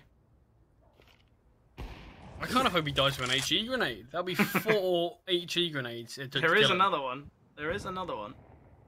I'd be worried about the one on Morph. Yeah, true. Oh, DK. Oh, no.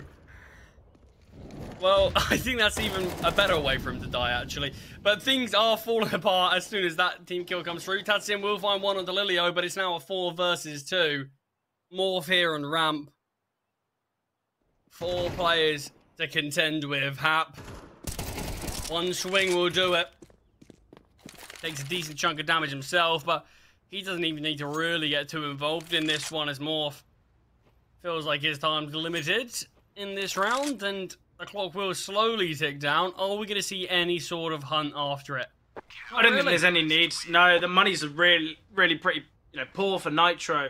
And keeping 4 players alive is going to be vital for their success. You know, they've got to mount a bit of a comeback. They want to reclaim a bit of lost ground here on their CT side. And in doing so, finances are always going to be such a key part. You know, getting LCM out on the AWP as frequently as possible, needing to keep their finances high. We know how heavily the AWP can dictate the CT side of Mirage.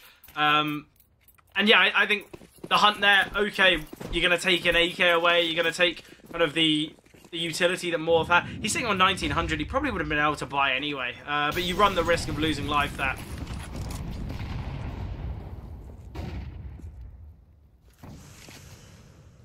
I mean, finally round 1 from Nitro. Finally something on the board. Down a go. Oh, doesn't spot the player above the smoke, but the spray's better. Happy gets the intel, but just can't seem to connect the bullet. It's Stanico, though. We'll take down the first kill and get the first blood for Xolos. Yeah, we can see another one here. Oh! Danico! So well drilled there. Lucas here towards short. Only to get one. Tatters in. Great trade. Bigod tucked away here. Bigod gets a bit of a freebie. Great here as well from Lelio to find Tatters in. It's now a 2 versus 3.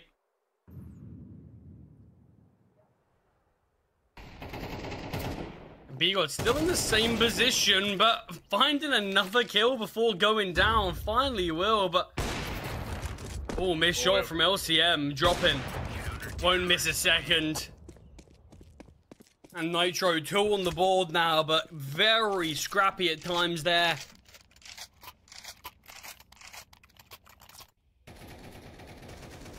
Yeah, not particularly a convincing one. I mean, Lucas is a nice find there for the first, but very difficult for him to get anything more than that. It's Bigod that impressed me. Chipped away through the wall, very low HP, but just played this angle to his advantage. He knows he's low. He knows he can't take a head-on fight, so he doesn't.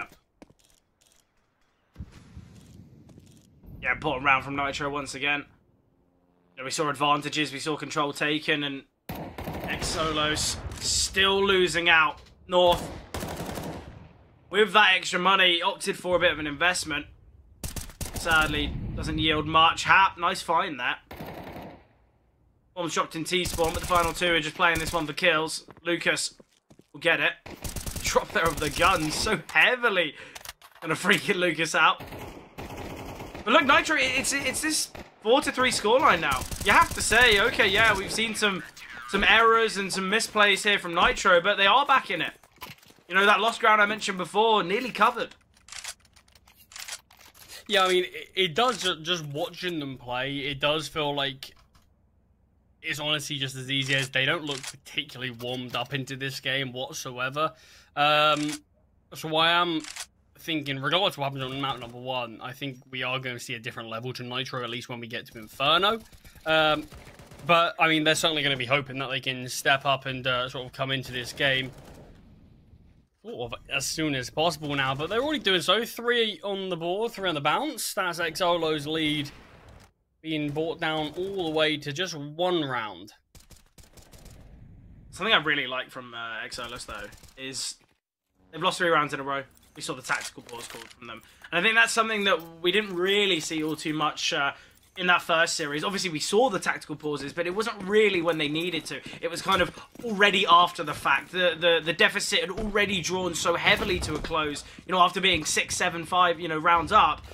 Then they opt for the pause. Exolos, although early in the game, they want to eradicate these issues. They want to ensure that they get back to winning ways. And I think it's the right approach. You know, you're given these 3 tac timeouts for a reason. I think in games that you don't opt to use them and you lose, it's always a question mark. I don't mind this play. Oh, I thought we were going to see the push through the smoke. It is just the waiting of it. I could have really tried to catch off one of the B players, but there are 2 defending it this time. You can see Lucas is holding short pretty passively towards Ben, so a bit apprehensive of maybe a hit towards this B site. And rightfully so. That is where our X-Holos are lining that up, testing the waters a bit here with that Molotov. But players creeping closer and closer. Hap maybe going to start considering the rotation is already on his way. Nice from Danico. Great on these openers once again. Barton, excellent find there. First kill of the game, but it's come in the form of a nice little one-tap there. No arguments. LCM and B-God just going to have to save here. So, look, we said they've opted for a tactical pause, try and fix the errors straight away. We're seeing that instant change. Excellent from Exolos there on the entries.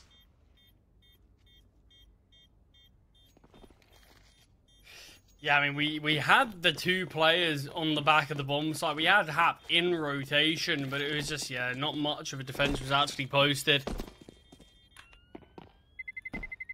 Players able to get out far too easily. It felt like the CTs weren't ready for the actual hit, despite knowing the U2 was coming over. It's almost as if they were mid-rotating into the angles that they wanted to play, but yeah, it didn't majorly work out for them. Again, though, because Nitro have won those 3 rounds in a row and they kept a fair few players alive in all of them, finances are good enough for them to get an investment, and they've got some money still in the reserve. So, still, though, I've been very, very impressed with the likes of Danico with Tattersyn. Lovely find from LCM. In the last round, he was a little bit, well, out of use, and he wants the absolute opposite. He's going for these early peaks. He's searching for these kills, and I really like to see it from LCM. Obviously, we've had a bit of a mess-up moment from him already, but seemingly, he's brushed it all off.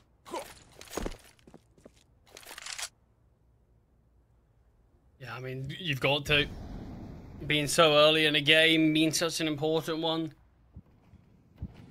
Yeah.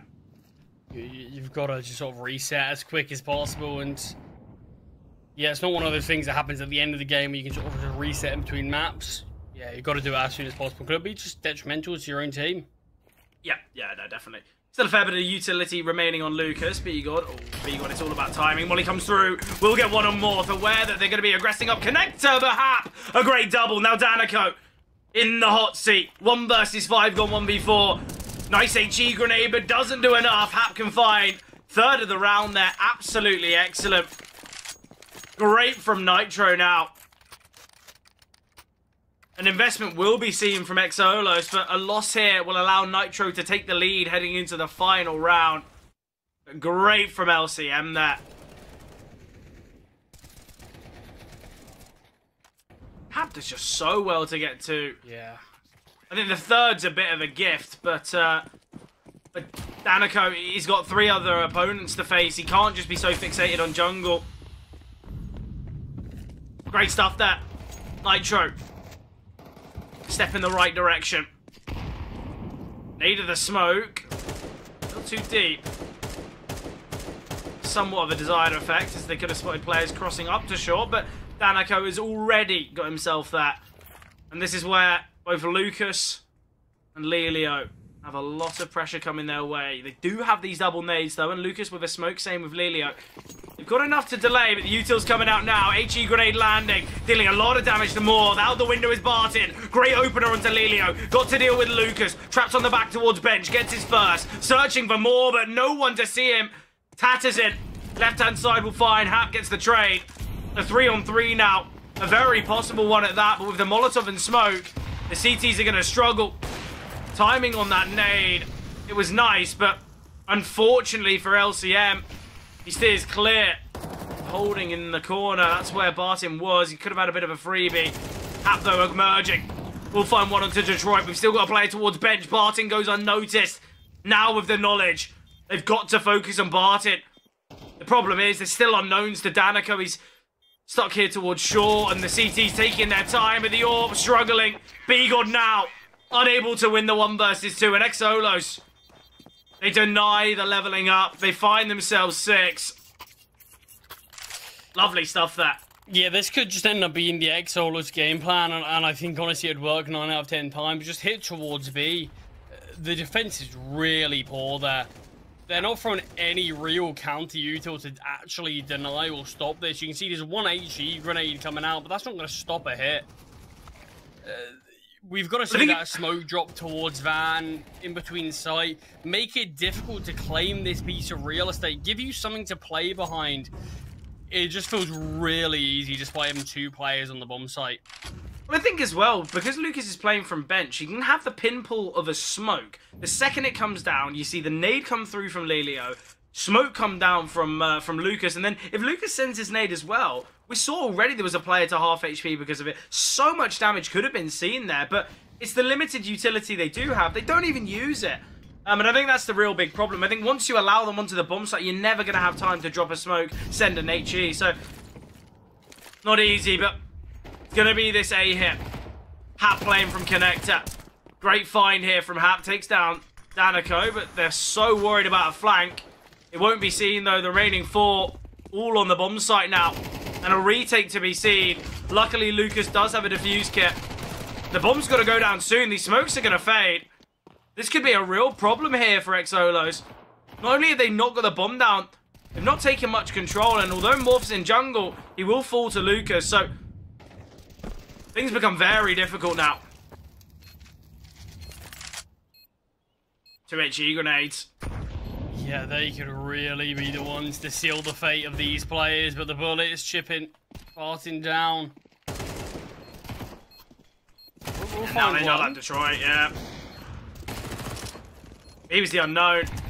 Final player flanking in jungle. The problem is, it's planted for triple. It's planted reverse. How's he going to get the defuse off? He finds the first. He needs to get the defuse through the box. He just assumes it's planted on the other side. And if it was, it's a great call from Tattersson. It's a great kind of clutch attempt. But because the bomb's elsewhere, I believe solidly that even in that 1v4, if the bomb's planted the other side, there's a real chance Tattersson wins that one. The flank is the last thing that Nitro are expecting.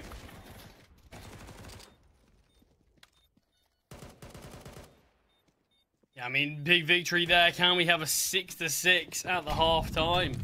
I think a 6-6 would be somewhat fair. I think both these teams have had good signs, have had kind of good moments. And I think for Nitro as well, we look at that 1v3 that Tattersson's already won. You know, we probably should be seeing a 6-5 scoreline, but currently the favouring of Nitro. And unsurprisingly, they're going back to what works. Let's hit B. Yep. Unaccounted for Lelio, though, just to get one. And Bartin with a double. It's 1 kill that they get So on the easy. defense. It's really poor. Yeah, it's so simple. And now it's just going to be such a tough retake. Hap, he's got to find this kill. But because he doesn't, now Detroit, not only has he got a perfect position for the post plant, but secondly, a 4 versus 2. Now LCM, static towards short. He knows he can't really make the next move, but there it is. He gets one. Aware of the player towards pallet, towards apartments. The flash is good. The missed AWP shot. And now all on B God will fall to Detroit. And Xolos deny the ability for it to be a level at the half. 7-5. And now a pistol round propels them very much on course to take Mirage. Yeah, I mean, I said I think Xolos can hit towards B 9 out of 10 times, and I think they'd win. Make it 10 out of 10. I think they could win 10 out of 10 times if they hit towards B. I mean, that's from the worst B defending I think I've ever seen. You could honestly defend it just with a decoy grenade and you do as much work. Yeah, it's really poor. And Nitro, like, you can make this work to make what is a pretty decent comeback from obviously being that 4-0 down and keeping things interested. But I mean, just know your B defenders were not a part of that whatsoever. Yeah, I think as well, it has to be said, it's not as though it's two inexperienced youngsters that are defending the B bomb site. It's not as though these are players that are kind of new to a map, maybe. This is Mirage. This is probably one of the most popular maps in the whole game. And when you've got a player who's been at the top for so long, who's got kind of years and years of experience, you know, over a decade of experience on HLTV being Lucas, we need to see a lot more. A lot more. That's what I mean. It sort of feels like these guys have just come together. And that would be a lot more excusable. But then they haven't really. I mean, Lucas has been on this team for over a month now.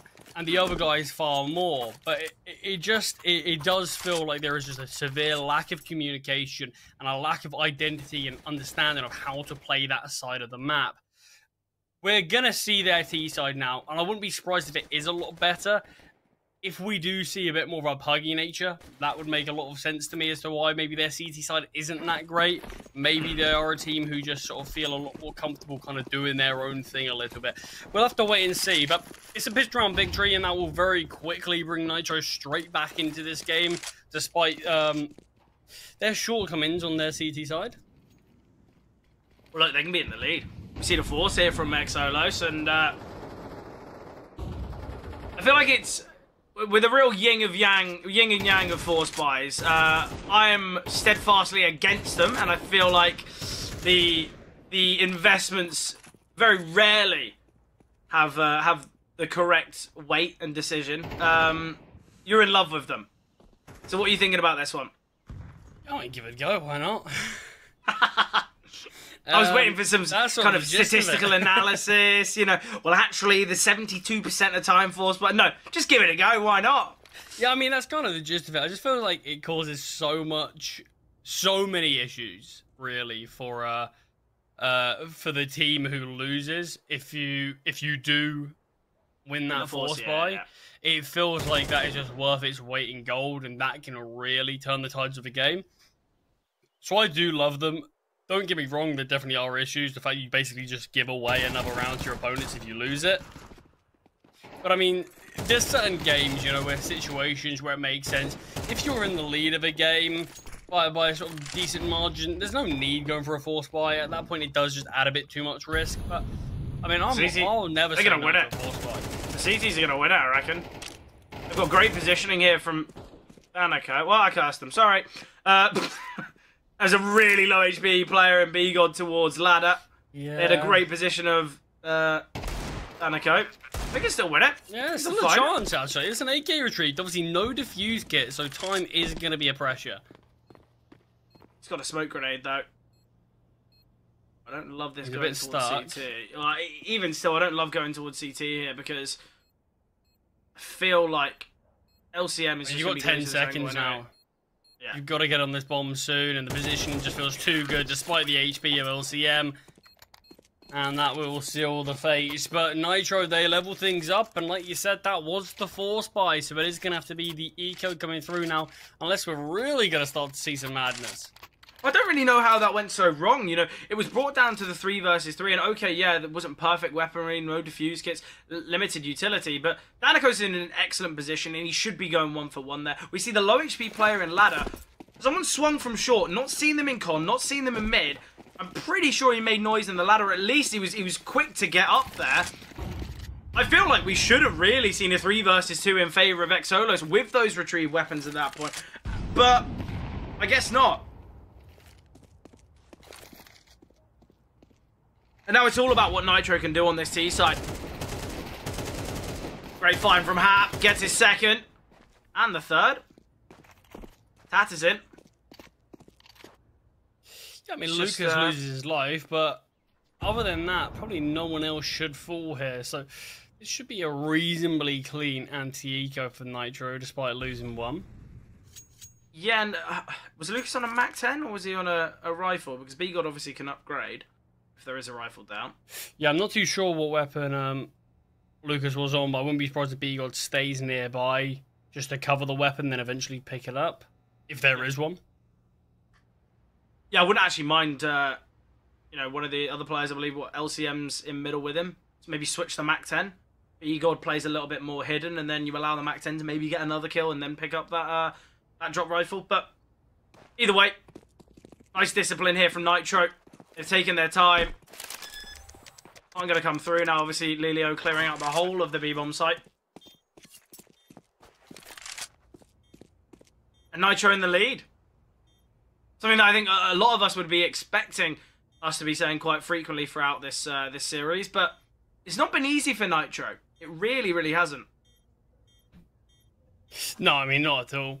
But you do consider they were 4-0 down. They're now finding themselves 8-3 up. Sorry, 8-7 up. So they have won 8 out of the last, 11 rounds. So yeah, they really have sort of come into this game.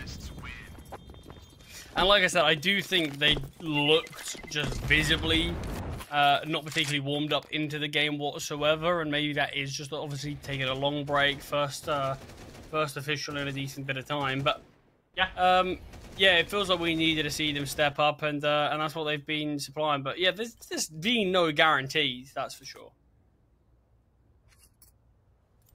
Detroit now on the AWP. I want to say it's the first AWP that we've seen from Exolos. Don't quote me on that, but doesn't feel as though they were wielding one that often. And to be honest, the way they played their T side with the kind of the explosive nature, you understand, but maybe that's the identifiable reason as to why Detroit's not having the best of games. And now on the big green on the CT side, he can really flourish, but FD fight in middle. Seeing a smoke towards window and one towards top con, and now a decision to be made. Yeah, Danico still sitting in connector. The double nades are excellent. Lucas finding Detroit. And now, two-man advantage, a lot of control taken. And Exolos now, are they going to take a gamble? Are they going to look to refight middle? What's the game plan here? What's the contingency plan? You know, obviously, all your strategies, all your setups are ideally for the 5v5, but what happens when things go a little bit wrong? Well, Tatters in. We'll find B-God here. Lelio prepared for this mid-aggression from Morph, and we'll find it. And that's a bit of an indicator. Obviously, we saw Tatters in aggressing through Murder Hole, and maybe that was why Lelio was so sure there'd be one coming from Con, just on the basis that, okay, well, he's peeked from window. There's probably a chance they were trying to double swing, and connector would be the easiest avenue through. So, I like it from Lelio, just a preparation on that re-aggression, but Nitro, it's another round going their way. Tattersden and Barton aren't going to be even giving this one a look. And now they're 4 rounds away from taking victory here on Exolos' map pick. Yeah, Lelio's got a decent idea as well of where these two players are. He's opting to go for Barton instead. There's a good chance this player will go down, but in fact is just holding off for now. So Barton might survive unless he risks it himself. We'll never know. Yeah, I imagine he likely survived there, but yeah, another round on the board for Nitro. Exolos, it really feels like they've lost a lot of the gas in the tank that was there early on. Well, look, we steam a bit. We also talk about the explosive nature and the aggression and the entries that were just so key. You can really see a side quite heavily favour the T side just based on whether you've got a player that is just so effective at getting entries. Yeah, on a map like Mirage, I feel like, yes, you can have some kind of great team play to take control towards middle, but a lot of the time, you know, you really will see a player do so much work on the T side. Yeah, it's the CT side where they seem to really fall off.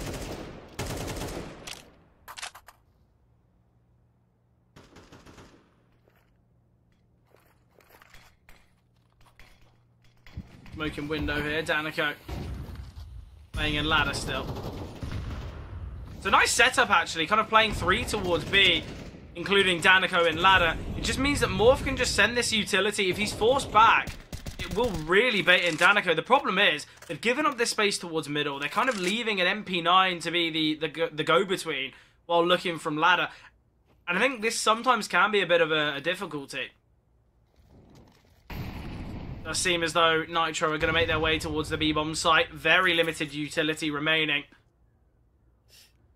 Yeah, it works so well for Exolos on their T side. Let's see how it goes for Nitro. But there's a lot of players who are going to be very quick to rotate here towards B, and already do have that player in lower tunnels. Hap has to be wary.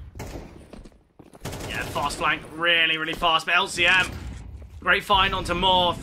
And in doing so, it takes things... Oh, it creates a real difficulty.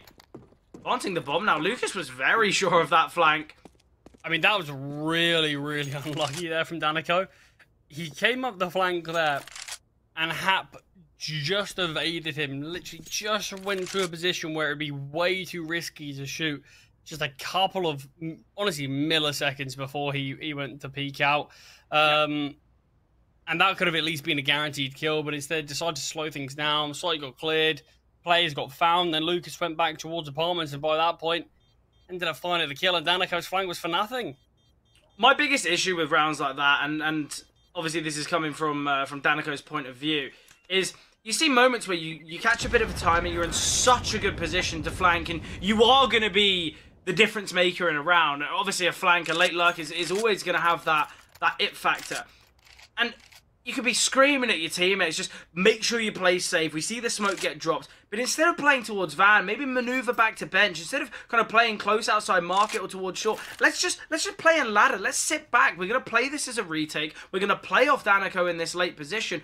And then players just fall like flies, and it just seems so tough. You just know that Danico, he had the round in the palm of his hand, but he just didn't have the possibility to snatch it away because all his teammates on the B-bomb side just fall so easily.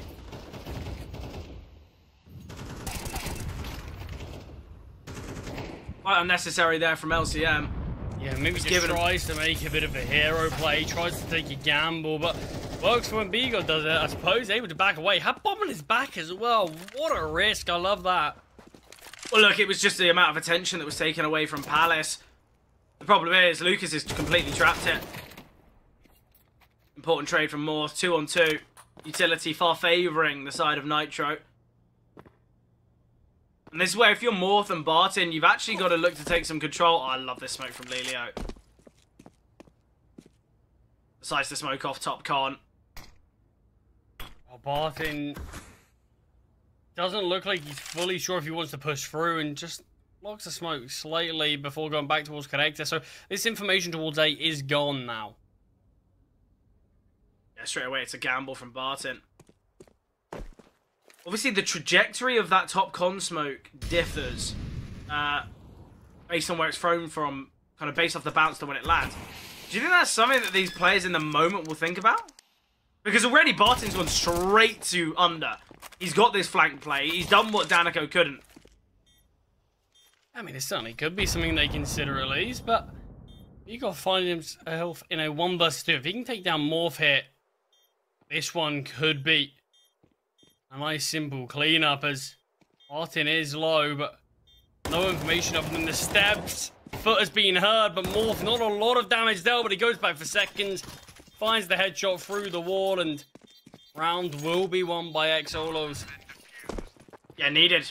Look, that would have been 11th, that would have been finances in really, really difficult position there for Xolos. We could have been seeing kind of a 12-7 scoreline, but yeah, excellent there from Xolos. I really liked how Bigob was playing that. He just knew, based on time alone, you know, a player towards market would have already been there. My focus is towards short and apartments, and it's unfortunate. He was so patient. He didn't want to peek. He didn't want to fight. He was kind of just jiggling between the two angles of short. But Morph, talk about discipline. Just waiting for the slip-up, waiting for the mistake, and works out very nicely.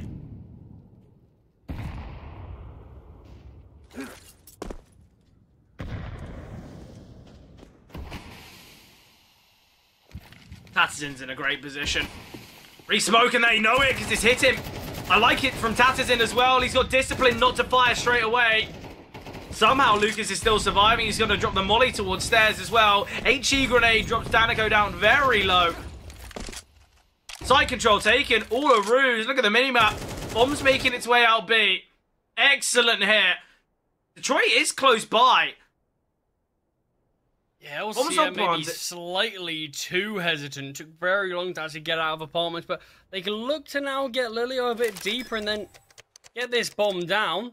You're gonna know about it. And now maybe you can get LCM posted up towards a window. They still think it's A. Oh, that Molotov shows that it's the B bomb site. You saw that everyone on Exolos was ready for this A play. Lucas is now flanking the flanker. They both heard one another.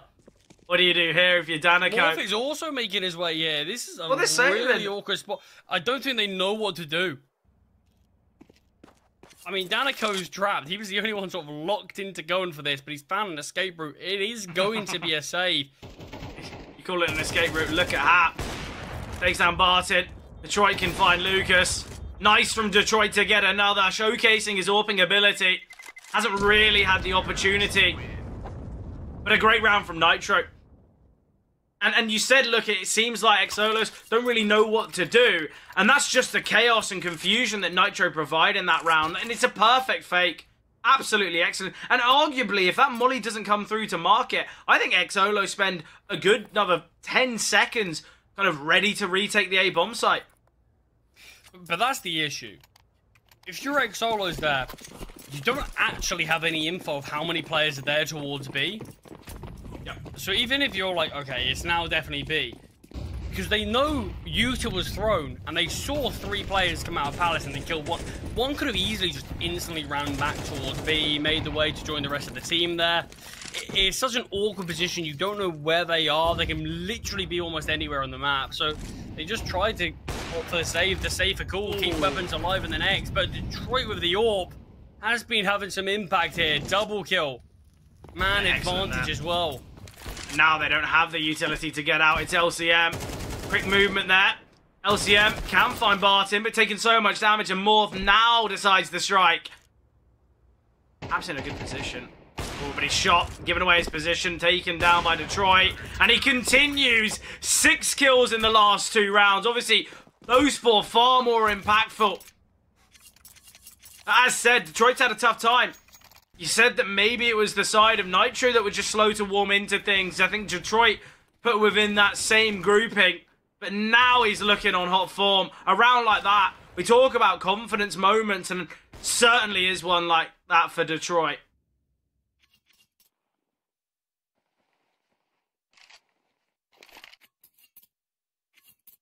Yeah, I mean, it did feel like, just watching it from Nitro's perspective and how they were sort of playing against it, it felt, as soon as you found the first 2 kills, no one really wanted to cross for apartments. And you see one player, LCM, do so, find a kill, but the other 2 players are just so far back in apps that there's no chance of the trade coming through there. He finds one, that could have been an easy trade, and you can look to see if you can sort of isolate him and get the bomb down, but as soon as he's posted up there, no one seems like they wanted to cross whatsoever, and even after you see him get the 1 kill on the player towards Get Right, Lilio's so slow to go for the trade there, so just an easy 4 for Detroit, but yeah, big impact. You need that on the AWP, and you need that especially if you're Exolos trying to make your way back into this game.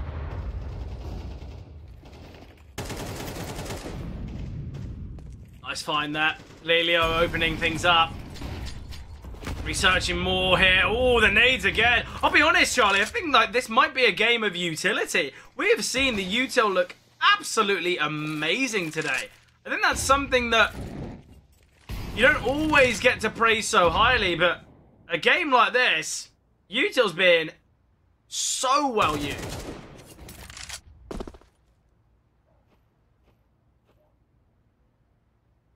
Yeah, Nitro in a great spot here. Hap, gunfight in Palace against Morph, but Morph opts against taking it. I'll be honest, I think if there's any chance to win this round, I think you kind of have to. Look to see if you can win that 50-50 fight. Make this one competitive again, but just the smoke going to be thrown. It's going to be a gamble towards 8 for the CTs.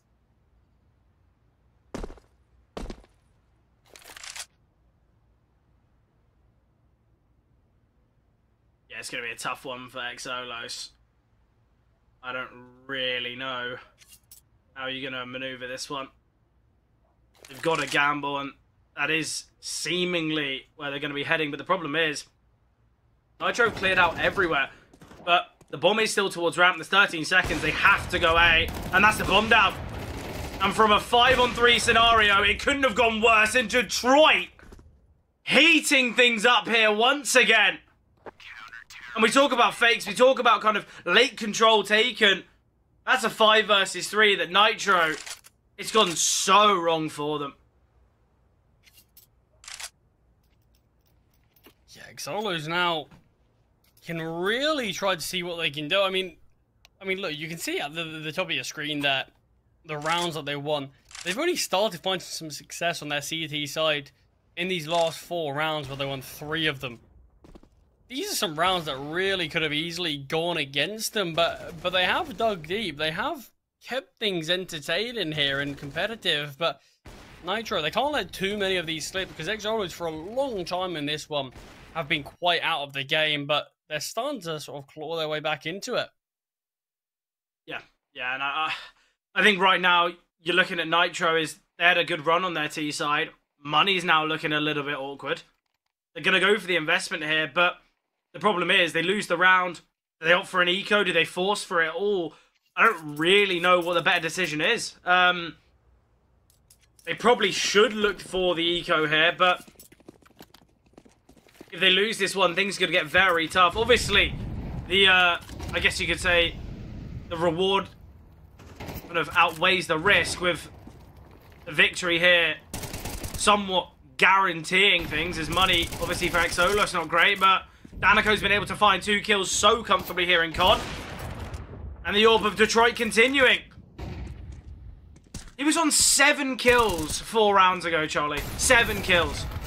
Now up to 17. 18, never mind. HE grenade. What a change of pace. Yeah. What a change in performance. It's absolutely excellent. I mean, it is like night and day, isn't it? Yeah. I mean, he's had some really great moments. Danico as well. I mean, it feels honestly rough just to even single out those guys, because it does feel like a lot of them, just when we start to see this turnaround, it's been a real team effort to try to bring themselves back into this one, because this one was near enough all said and done, but now we're going to have to see Nitro at a point where they're likely giving up map point. I like the idea that from this, though, from Nitro, they know the Orc's been playing here towards A. Let's try and swarm. Let's see what our pistols can do. But Tatter's in, under balcony. We'll be able to get a second, and Danico rotating very quickly in. We will see Exolos be the first to find 12.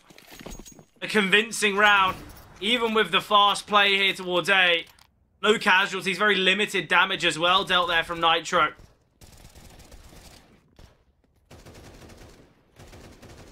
And now Exolos. 1 round is all they need. Oh, double AWP. A costly decision. Could be the difference maker here, but guess we'll find out. Morph. Replaying here towards B with the AWP.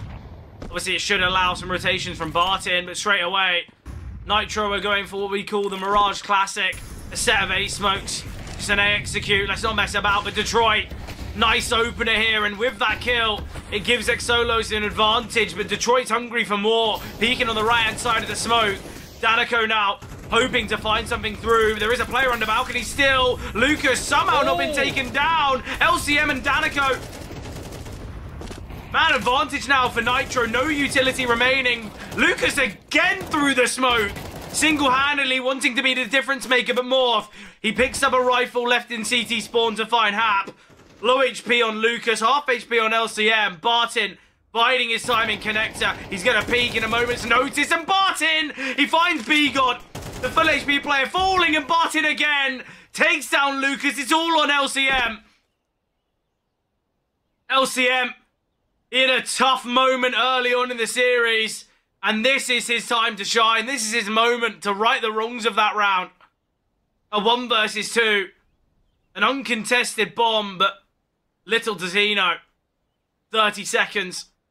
And right now, Xolos sitting on the back foot, waiting for aggression, waiting for LCM to make the next move, and a tap of the bomb will be next, but still, Xolos not offering anything. I love this. LCM questioning. Look, I've tapped the bomb 3 times now. Where's the swing? Where's the aggressive tendencies?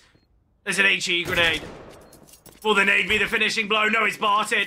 A great round from Barton. Quite quiet so far on Mirage, but what a round to finish it all. Xolos, the victors here. Wow. How on earth has that one finished in Xolos' favor? Even that crazy. round is one that I cannot believe. How favored it was, the things that have been slipped there from Nitro. A team that had a pretty poor start to the game, sure. Take away that start, they were in the driver's seat all the way throughout. Yeah. That is Yeah, madness. 5 out of the last 6 round trains. In fact, 6 out of the last 7, I believe it was. Yeah. Xolos went on to win. I mean, out of nowhere as well. That really was just certain players stepping up there. Danico, Detroit, those two really sort of spearheaded, attacking at times as well. Just made that resurgence even possible. I mean, I'm still shocked that this is not Nitro's map victory here, moving on to their map pick as well. Somehow they're 1 map down. Yeah, crazy. I think as well, look, Detroit, I think he was, 7-13, 7-12. He was having a pretty tough game.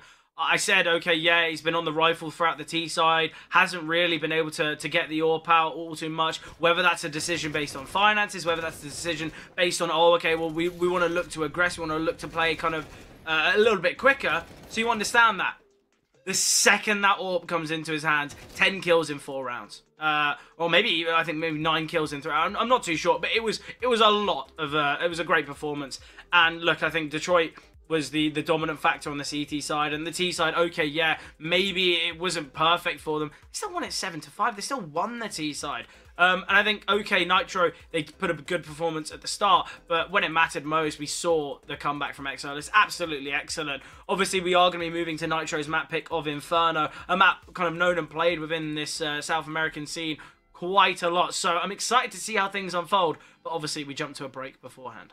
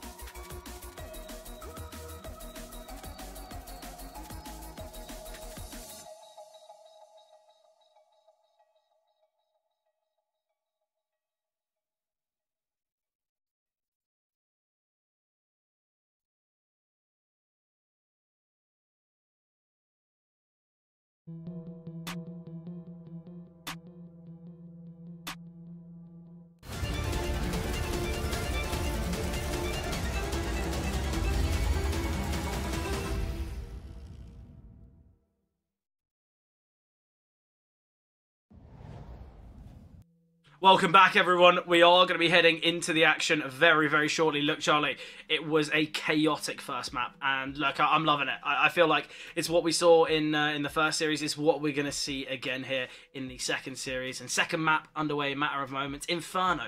Look, it's the pick of Nitro, but we probably could have seen them take Mirage, probably should have seen them take Mirage as well.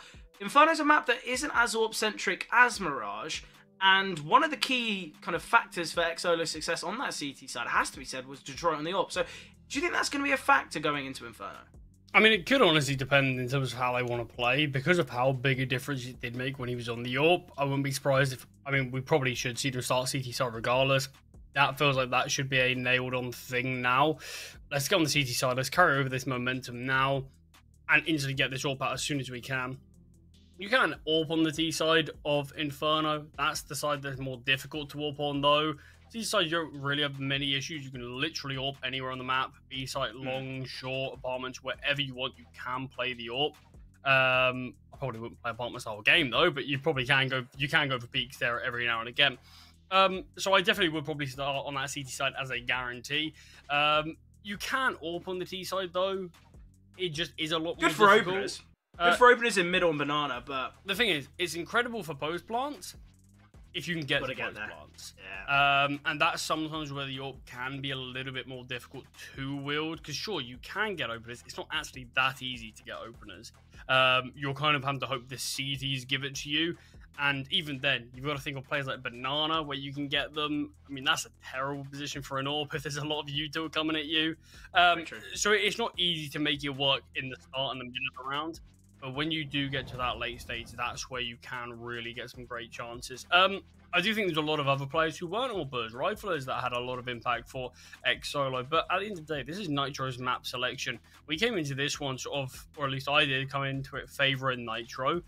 We haven't seen a huge amount from Xolo. Even what we have seen, there isn't a lot of it. I mean, look, we can talk about they've played one game of Inferno in the last 3 months. That was against Party Astronauts. That was almost dead on 3 months ago now. So even that feels difficult to really say, oh, look at what they can do. It was so long ago now. And even then, if you want to say so long ago, not even with the same team. Yeah, different rosters. So yeah, it's difficult to really say how good they are. And we still feel like we're learning as we go with this side. Yeah, something that we need to talk about, though, is you look at the opening kills, Nitro were the dominant factor.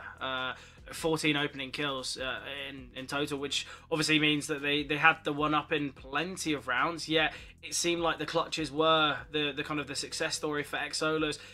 You obviously think of that clutch on the B bomb site, you see obviously the 1 versus 3 from Patterson. I think there was many moments there where you look at it and you say, well, Nitro, there was a couple rounds that have gone a little bit wrong. I even look at that round where I believe they're in the 3v3 CT side. They've opted to force in that second round where they bring it down to the 3v3. There's a player low HP and ladder, which they kind of know about. They had a chance in that round. That was one in which the force, I kind of questioned it, but they probably could have won that one as well. And I think there was a lot of moments where you look at it and there was plenty of rounds that could have gone the other way. It could have gone to either team. And I think when you look at it like that, I feel like on a map like Inferno, you don't really have the liberties of you lose an opening pick towards Banana, you lose a couple opening picks towards Banana, you've got the best of chance of retakes, because we know the rotations on that CT side are the most costly of any map. And that's something that the in-game leaders are going to have to battle with. That's something that obviously, when it comes to the entries towards Banana, it is going to be so vital. I think Banana is going to be kind of the most spoken about part of the map throughout the whole of this game, because we know how speedy these players can get right up in the face and get those double entries. And I feel like the player we are going to be talking about is going to be Danico, because on that T side, time and time again, progressing out, whether it was out of apps with a Tech 9, whether it was pushing up con, he was just able to get 2 for the price of 1 in so many endeavors. And I think if stuff like that happens on a map like Inferno, things are going to go very, very wrong. I think you don't have the liberties for stuff like that. Yeah, I mean, in general, looking back onto map number 1, Mirage, I do think, in terms of who actually better team, I probably would say it was Nitro, but Xolo, sometimes that's how the game goes, regardless if you play better or not, is the rounds that you do it in. But we're going to get to see if they can do it again on Inferno, as we are going to be heading into map number 2 now. Nitro's map selection. Can they make it to a third map, or are we going to see Xolo cause a little bit of an upset? Yeah, look, I think it's always great to see a team ruffle some feathers, and I think make a name for themselves early on in the Swiss stage. And look, if Xolos do it today, I think not only have they taken down a team that have got a little bit more synergy, a little bit more firepower, just based off names alone, but we spoke about the B-bomb site defense from Nitro on Mirage, and how it felt quite easy for Xolos to deal with that. If we see something similar here, I think a lot of questions could be asked, and a lot of the time we see pairings come through. Obviously, it was Lucas and Lelio that were defending the B-bomb site there on Mirage. If we see a pairing and it go a bit poor again, things can be very costly. Barton, though, Molly comes through. A lot of action, a lot of trades, and now it's happened at 1 versus 2. Needs to find this pick. Able to do so. Has heard the steps. The Jewelies of Danico, but Hap does it. We've seen clutches throughout, and another here. It is going the way for Nitro, though. A 1 versus 2, 4 kills in total. Hap, great round there. Yeah, massive. What a big turnaround from him. And a big round for Nitro. Barton, nice job to find one in the flames, but Hap, I mean, it was spotting that final player there, knowing exactly where he is. Just a quick peek out, taking down Danico, and we're seeing the force by Xolos. I don't want to give up the lead that easily. I feel like Inferno's a map that force buys can actually work really well for, just kind of because of the congested nature of the bomb sites. I think, you know, if you get enough utility, there's 4 smokes here for Xolos. A play that I always love to see is where you drop 3 of them towards B, you leave B defended by 1, and they're just recycling the smokes. They're just dropping them down and giving a chance, but not opting for that currently. Xolos still with this 2B defense. Already, though, Danico quite heavily chipped away at, and in doing so, that's where we've got to see maybe a rotation. Whether it's the scout coming over from long, I think that would be so key for any chance of Xolos winning this one, but right now, they are just sticking to their positions.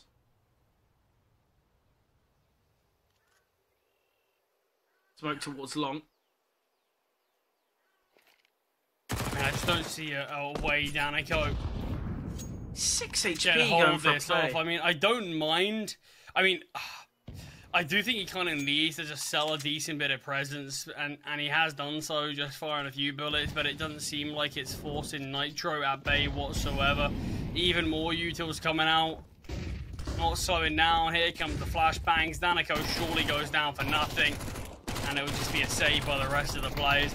See, I feel like if he just stays silent there, they're always going to hit that B-bomb side, but I like the idea that he's trying to at least give away a bit of an idea that people are here willing to make these sort of risks. Maybe it means there's a couple. I was like, you've got to do something like that, but it's not to beat, doesn't fall them back whatsoever, and Nitro will find their second.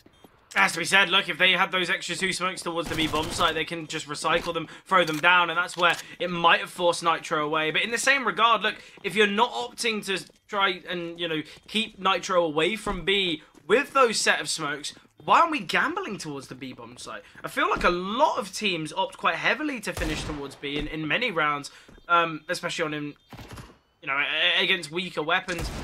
I don't know, I think they missed the trick there, Xolos. I think it has to be said. He's saving these weapons into this one. Yeah, great They've call. still got another chance. Another bite at the apple. Yeah, still a fair few SMGs for Nitro as well. I think Detroit now, with the scout, he's got to look for an opening pick. He's got to look for something. Even if it's just a tag, it's damage dealt. It's where these 2 HE grenades can work. But speaking of these HE grenades, they're going to be sent here towards Banana. The peek comes through from Detroit, but LCM finds Molotov and bullets combining. And again, the solo player here, this time towards the A-bomb site. Lucas swinging wide and not hitting, but he's got a teammate by his side.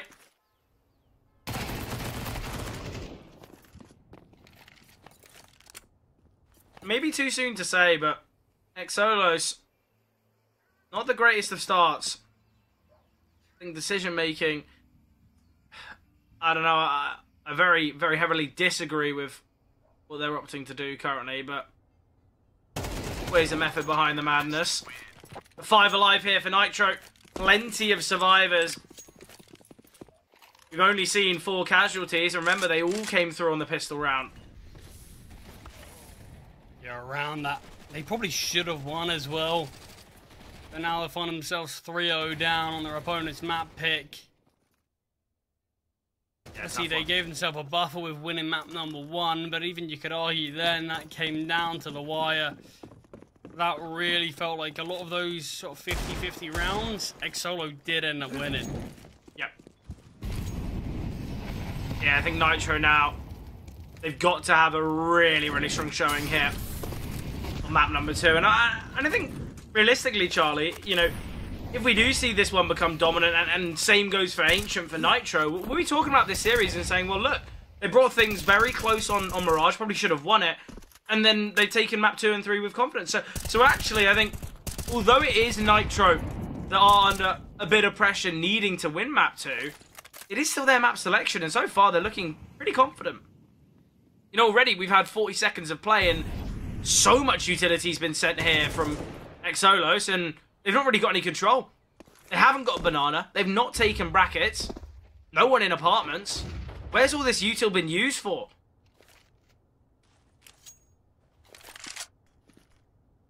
Reaggression coming through now. And this is the go call for Nitro, surely. So much information gathered here from Hap.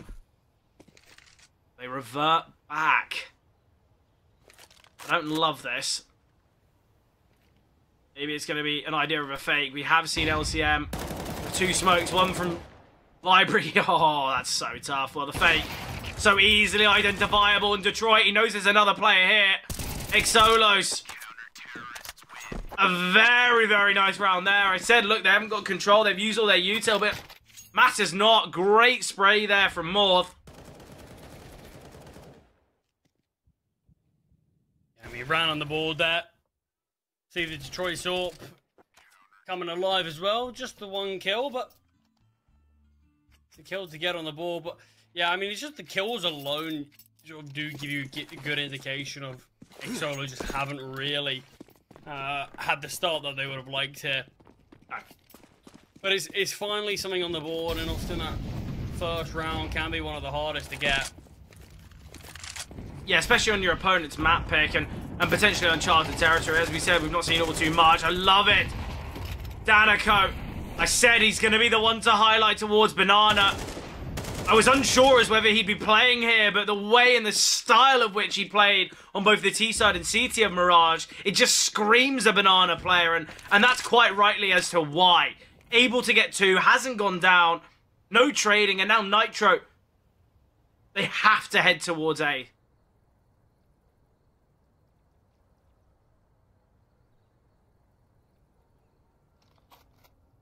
Crossing paths here with the AWP isn't one any will be able to tell the tale from, but see if Lilio is a survivor here. Breaks up the AWP shot. Taps from Danico. Takes a fair bit of damage, but does find the kill. Will reposition as well to bolster the B-bomb site. A 2-on-5 here. I don't even know what the best decision is. They're going to be saving. LCM can drop over a Galil. Hap and B-God can probably invest. So we're going to be seeing expectedly 5 rifles in the next, albeit it's going to be 3 Galils and maybe utility a limiting factor, but it's still an investment from Nitro. But excellent from Xolos. You know, we said for Nitro, okay, yeah, they've had no casualties in the 2 rounds after when against weaker weapons, when against the forces, but now it's rifles in play, now it's the AWP in hand. No casualties for Xolos. I didn't expect these rounds to be so dominant, to be so one-sided, but I guess that's sometimes how Inferno goes. You just got players who can really dictate things, and Danico, what a round that.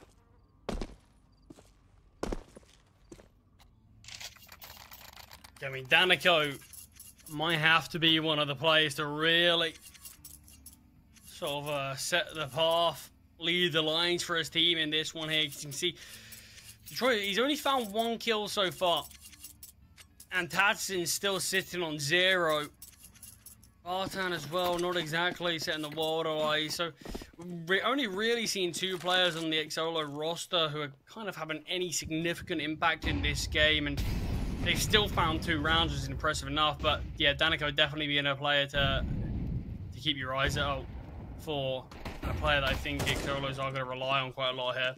Great HE grenades as well towards Banana already. Chipping away LCM and B-God down to half. We have got the Tech 9 in play on both Lucas and B-God. LCM definitely could have invested in an AK, or in a Galil for his teammates. Oh, but the Tech 9s do work well. Tatters in. He looks for more there, and in doing so, it opens this B-bomb site up. And this is the problem, the slower rotations. Tatterson has to be more disciplined, but so much damage has been dealt, and we still see an HE grenade in play for Morph. A little shallow there. Not realising how low some of these opponents truly were. Final bit of utility used, and sadly going to be a save here for Xolos. 4 players went towards Banana from Nitro. We saw 2 HE grenades thrown by the CTs. To me, that's got to be a clear indication that damage is going to have been dealt, but look, it's unconfirmed. And Xolos don't want to take that gamble. They don't want to take that risk, but 4th found from Nitro, and not the best of investments. Had a couple Tech 9s in play, but they leave with 4 AKs. LCM, I believe he can drop this over to B-God and invest in an AWP. He can do just that. It's his decision, though, because, as said, Inferno can sometimes be difficult when wielding the AWP on the T side. But yeah, Tatterson, I don't think he really wants to look to fight there. It seems like he's the one backing away. His teammate gets caught off guard. He gets the trade. But if he stays alive there, we're looking at a very different round. Nitro are going to be far more hesitant to take that B-bomb site.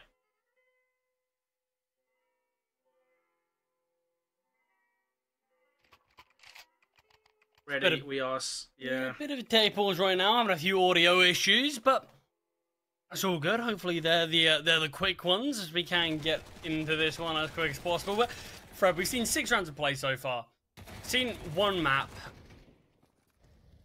Who are you favouring in this one? Do you think it is going to be that Nitro response that I think a lot of people at home are looking for, or do you think it is going to be that 2-0 for Xolos? Yeah, look, I think it's difficult to really look at, especially when you take into account that we haven't really seen all too much of Inferno from Xolos or Ancient from them. The current trajectory is looking like Nitro, but to be honest, Charlie, I think Xolos do it in 2. I know it's a bit outrageous to say, and maybe a bit disrespectful to Nitro with this being their map pick and because of how close it got, but I think Xolos, I think they can do it. And the only reason I'm saying that is because Danico, I know the T side is where he's probably going to heat up a little bit more. And I think that can be so scary towards Banana, or even towards A, if that's where he decides to aggress. But I think Xolos are actually going to take it in 2. I mean, yeah, they made a big response at the end. They had a big sort of a big upheaval that really turned things around.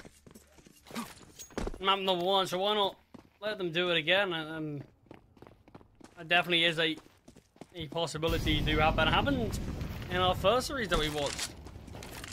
He made a similar sort of little comeback back to back. We'll get to see what happens here, though. Weapons obviously in the hands of both sides. No more audio issues, or at least you're hoping so, as we are back in the game.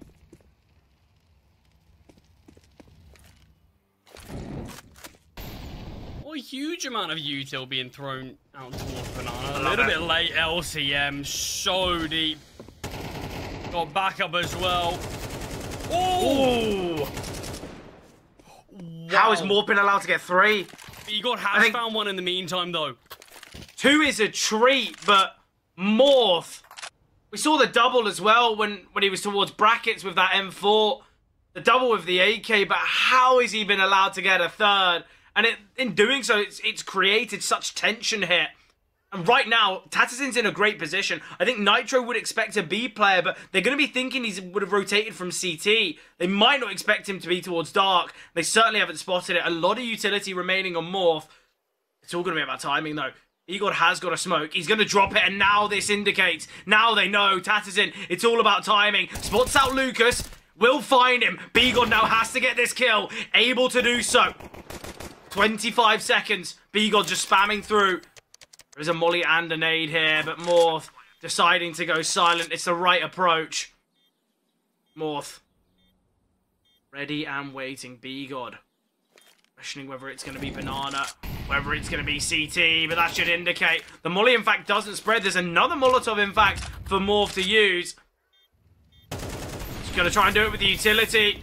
He needs to be quite cautious here. Oh, there is an HE grenade as well. 12 HP, Morph. Got to fire the last bullet, but Bigod successful. Both of them getting 3 kills, but Bigod, a great 1 versus 2 there.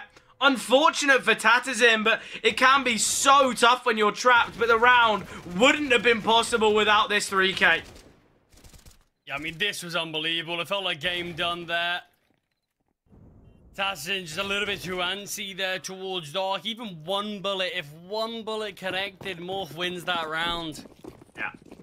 So unfortunate. The Nitro continue.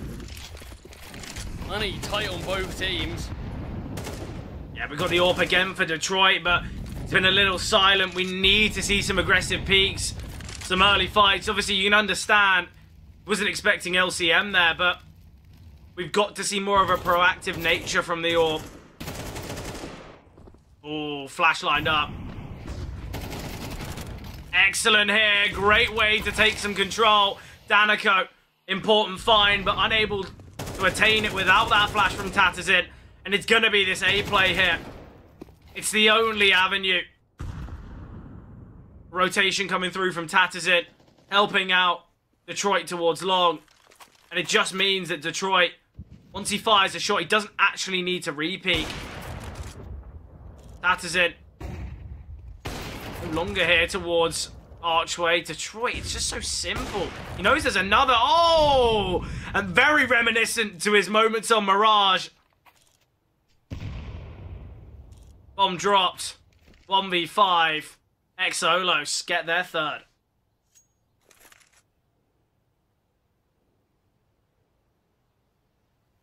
Yeah, unless Hap can perform some miracles here, which with just 25 seconds on the clock, miles away, I don't think it's going to be happening.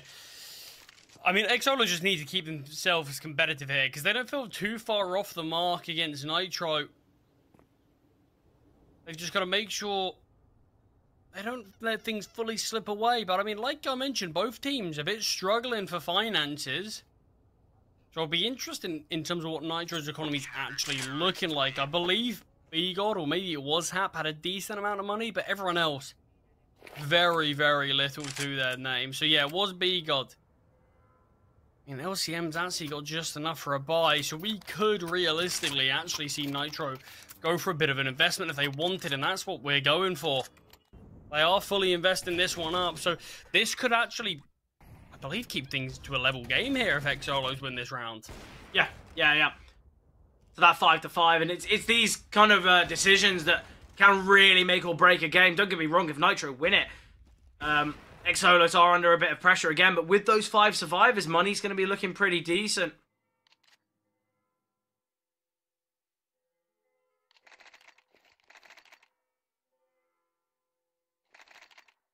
The buy's not too bad, though. You know, it's 3 rifles, a MAC-10, a Tech-9. Utility's pretty good. I think on a map like Inferno, talk about Banana being that kind of close quarters fight, a MAC-10 sometimes can be more viable than an AK when trying to sprint your way up at speed.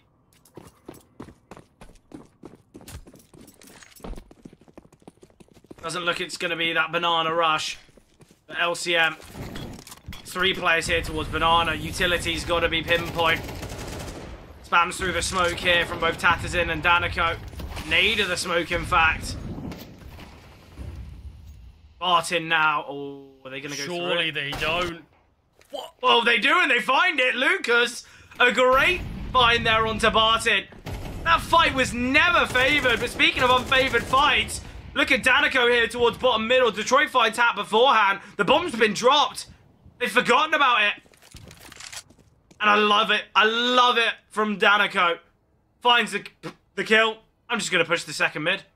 I have no need to stay in middle, but... two here, though. And still able to find one and back away. Lucas now going to take the challenge on. B is open, taking the head-on fight. And will win it, but takes a lot of damage in the process. Chaos here in round number 9. Still possible for both teams. CT's decently split. No clear endgame.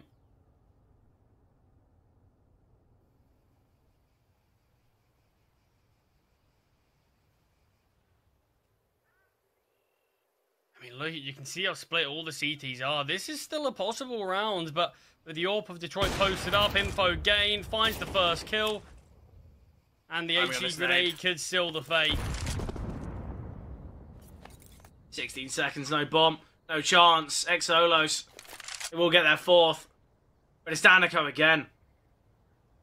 In the rounds that Xolos have been victorious here, Daniko has been the one. Counter-terrorists win. Impressive stuff. You know, we see the risk taken from the T's, grey screening through the smoke. And Daniko just says, look, whatever you can do, I can do better.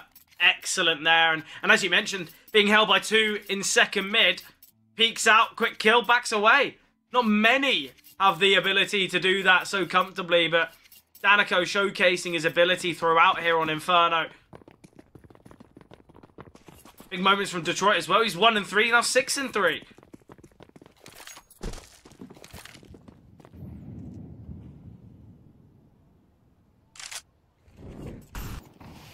This should be, in theory, the comfortable one for Nitro. Sorry, for Hexo, or certainly not Nitro. I like it from Tatterson. Wanting to fight on the front foot, but he's going to get caught off guard. Will go down. Quick rotations come through here from Detroit, but he peeks. He doesn't need to fight, but he's hunting for the kill. In doing so, gives up his life. Still both players unarmored and HE grenades and mollies to play with, but that's an unnecessary fight. You understand the confidence, but at the same time, he can just post up. He's got 2 players in the back lines. And that's where communication has to be put in question. But both players towards ruins, 2 smokes, a Molotov, an HE grenade on both. They're opting for a guns-out approach, one of which we might be scrutinising later. Utility coming through. About 15 seconds until the round is up. They've got to hurry things along, and Hap's in a great position now. Smoke on the bomb, Barton with a fine, and it's going to be the stick, but he's low. What does he do? Nade in the smoke, but he won't find the kill anyway, and Hap, it's 4 kills for him. It's another 1 versus 2. Take us back to the pistol round. Hap's done it again.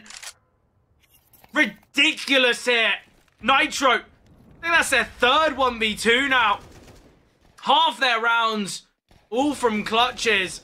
But it's disappointing. Tatterson probably should have backed away. Searches for that kill, unable to do so, caught off guard. Same can be said for the AWP Detroit. Hungry for the pick. Loses his life, and now the round becomes tough. But again, Charlie, they're so slow on that retake. They've got so much utility. Smoke towards Ruin, smoke towards CT, molly towards Dark. Bomb site's clear, win the round. But they opt for a very different approach, and in doing so, it costs them. I mean, I mentioned that I think Nitro and Map No. 1 were probably actually the better team. I just think a lot of the swing rounds, a lot of 50-50 rounds went the way of Xolos. On this one, I don't think a single 50-50 round has gone the way of Xolos. Every single one of them being won by Nitro. This is insane, the amount of clutches, rounds like that have been found and won by Nitro. It is actually madness. What am I watching, and how is it not worked? Bigo takes him down. And Daniko, the push through the smoke was executed at the perfect time. Just looks foolish in the end. Yeah, unfortunate that. You know, look, overall Daniko goes 1 for 1 towards Banana, but probably could have got 2, maybe even 3 there. Really unfortunate. And look, you say that the 50-50 rounds have gone the way of Nitro. I'd say they're 30-70s. Nitro have been unfavored. It's been 1v2s. It's been tough clutches. That was a 2 versus 4 at one point in the last round with the Glocks. But still, they make the magic happen.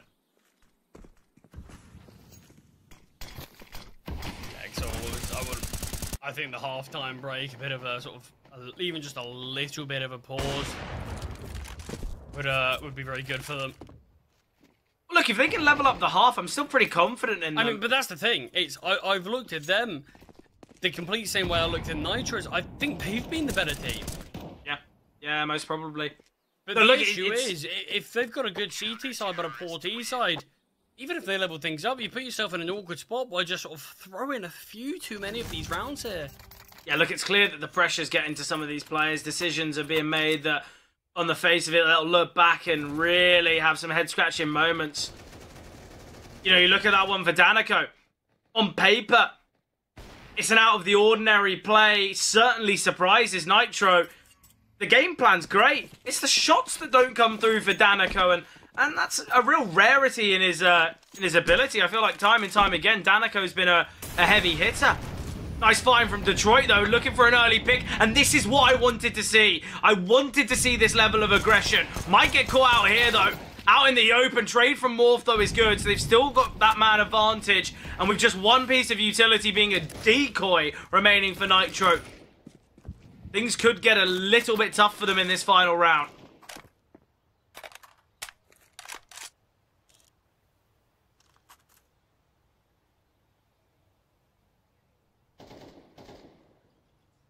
It's 3 kills to find.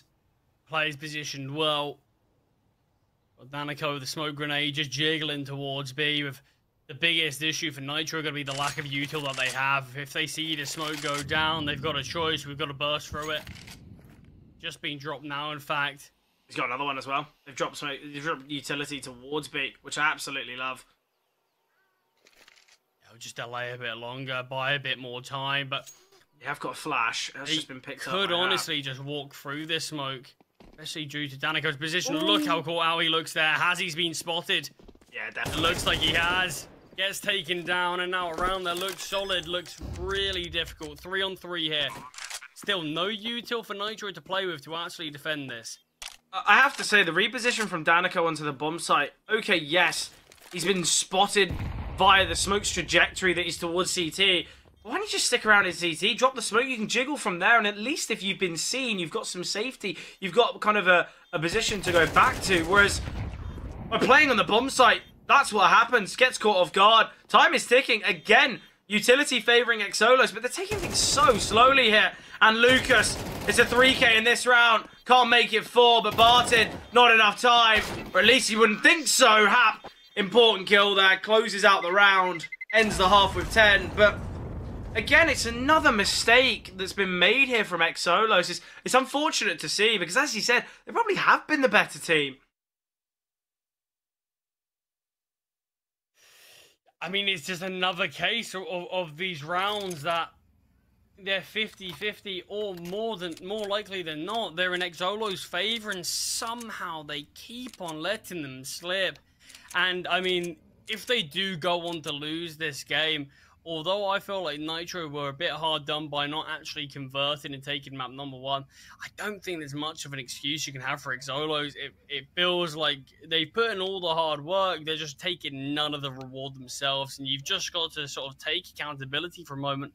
And I wouldn't have minded just a couple of timeouts more just to be used, and everyone discuss, okay, let's calm down, we're sort of letting too many of these rounds go. Let's just make sure we communicate better. Let's just take a breather. Let's not rush anything. Let's do this. Whatever it is, they need to fix. Because, yeah, there's a lot of rounds in that first half that felt guaranteed for Exolos and somehow didn't win, honestly, any of them. Yeah, I think mistakes have been persistent throughout both maps 1 and map 2, and I think if it does get to a third, Nitro are just going to be hoping that they're not the ones to fumble, they're not the ones to kind of make like unnecessary errors, because in reality, Charlie, if it does get to that third and final and it's not found by Nitro, it'll be tough to see, because they'd have an opportunity. They'd have that chance. Again, though, we see this opener from Detroit. I like the fact that he looks to go forward. The trade does come through as well, but look, I think post-plant, retakes, sorry, have been a real issue here for the likes of Exolos. I think it has to be said.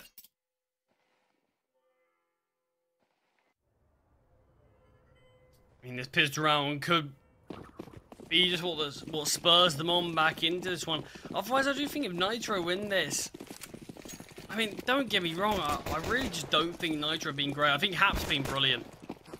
So much impact. He's been one of the players in a lot of those rounds that has really stepped up big. Nitro though. In here, finds one kill, backs away.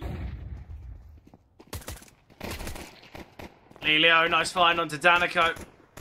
Big kill there. Morph. Important find in library. They've spotted one towards apartments as well. Now that the prong to defense has been taken away. Great shot from Lucas. He's feeling snappy right now. We'll go down to Morph though. Great HE grenade. Chips Morph away so heavily. Bigod.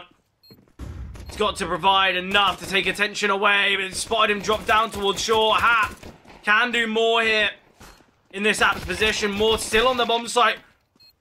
Will go down, but Tatis in trades. And now, time is against Bigod. Tatis in. Playing with his food and will find it. Finally a big clutch for Exolos. Patterson, the man to step up. 1v2 there at the end. 3 kills for him in total that round. But Nitro was a good looking round in general, but it was just the sort of late kills coming through. Finally, it feels like the cogs started turning and the pieces started to sort of converge onto the bomb site at the same time. Important play there. But Nitro, they're not going to get the reward of the pistol round. Exolos are, and it is going to be the eco. So we're going to have a leveled up game still. I mean, despite the amount of fumbles it feels like Exolos Laser have had, there's still the chance for them. But there's also the chance for Nitro just to sort of get into the right gear, you know, because it does feel like we're not seeing them play kind of at the form that I think they honestly were on map number 1. They're going to be going into the stack here. We've seen 4 HE grenades thrown here from Nitro. Only 1 connecting onto Danico. Great find from Danico. He gets 1. Never going to be ready for this boost. Oh, hello! Jumps around the corner, spots them both. Well, say he's not ready for it. Does find them both. Hungry for these ecos is Danico. Wants to make the money with a Mac 10. Oh, and he will find another. Lucas. I said he was snapping on that pistol, getting some instant headshots. Not even getting any instant body shots. Danico was still 4 HP there. I think a strong gust of wind could have taken him down, but the bullets from Lucas, not enough. Not connected.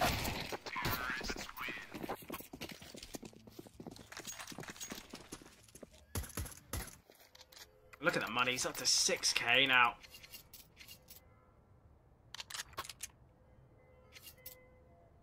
Will he ask for an AWP? Could be a good moment for a big green. Could really, really surprise Nitro.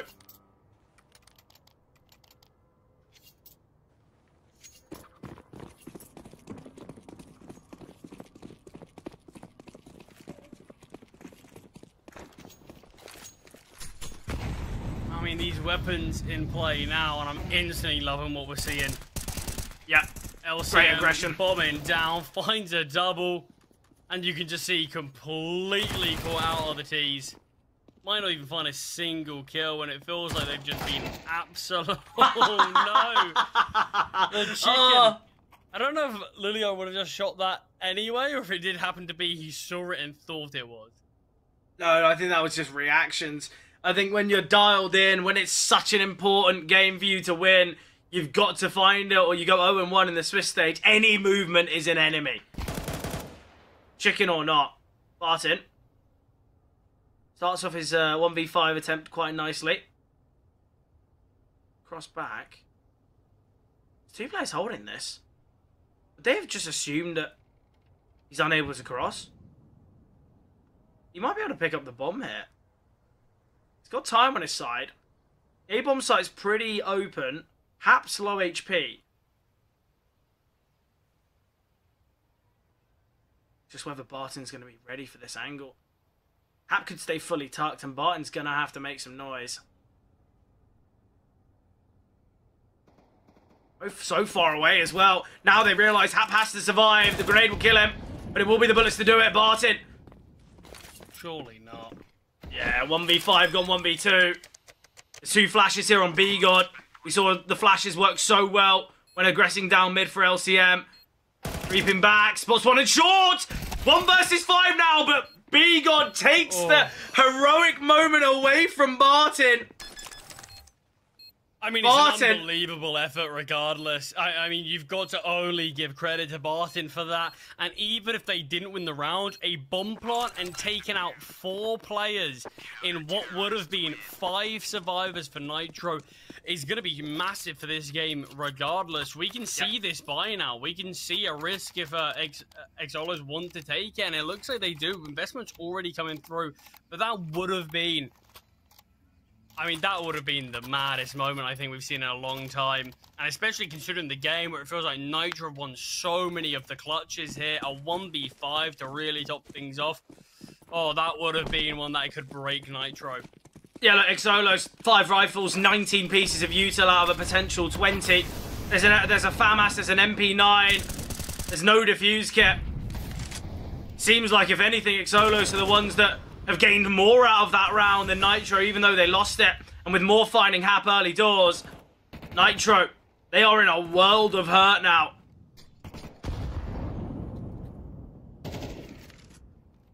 Lelio, bit of damage dealt there, has been spotted.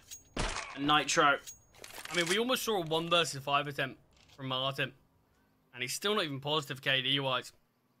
So, although he's had a rough game and he didn't win that clutch, just those 4 kills there could really turn around his game in general. He could really just start to sort of feel it a little bit more. And Tatsin does find one. Oh, takes down another. How is he alive here? Switches to the pistol. Takes down another with the molly.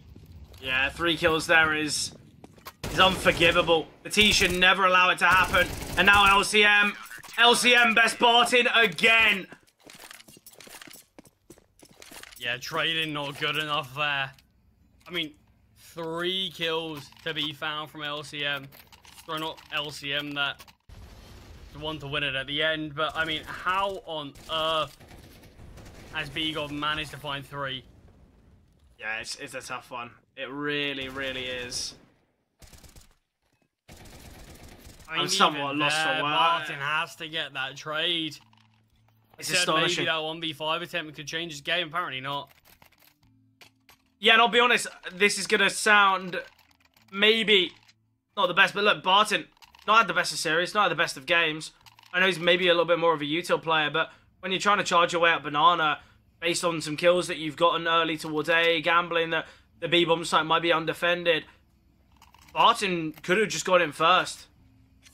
You know, he's late to the party there, and that's why we see, you know, B-God able to find 3 there. The spacing's so poor. You know, the trade probably should have come through straight away, but it doesn't. But even still. I mean, we need to say Barton was very late to sort of be announced that he was going to be playing this series. So for all we know, it could be a bit of a stand-in situation where there isn't a lot of chemistry. Maybe there hasn't been any practice with these guys whatsoever. I'm not 100% sure, but whatever it is, you've got to make sure you can at least get the basics done correctly. Nice double here, though, for Barton. Barton towards the A-bomb site is very different to Barton on B. That's all it seems. Push through the smoke here. Barton gets another. B-God. 1 versus 1 here. Barton sighted towards mini pit. And with the smoke down, B-God has many, many questions to ask. But Barton, he's unsure of B-God's position. Smoke's faded now. I don't mind this position. B-God decides to peek here from up top. He might not fully check it. If Barton just stays fully tucked, this could be very possible. Smoke on the bomb now. Ooh, a lot of damage now. Still not on it. It's going to be the full stick. Barton through the smoke. He's unable to find him. And the defuse comes through. We asked for a ninja in the last series, but maybe less of a ninja and more of a smoke and defuse. But even still, another clutch, another round of 50-50 that's going the way of Nitro. Yeah, this is madness here. It just feels like everything Exolos do is just wrong. the clutches just have not been going their way whatsoever today.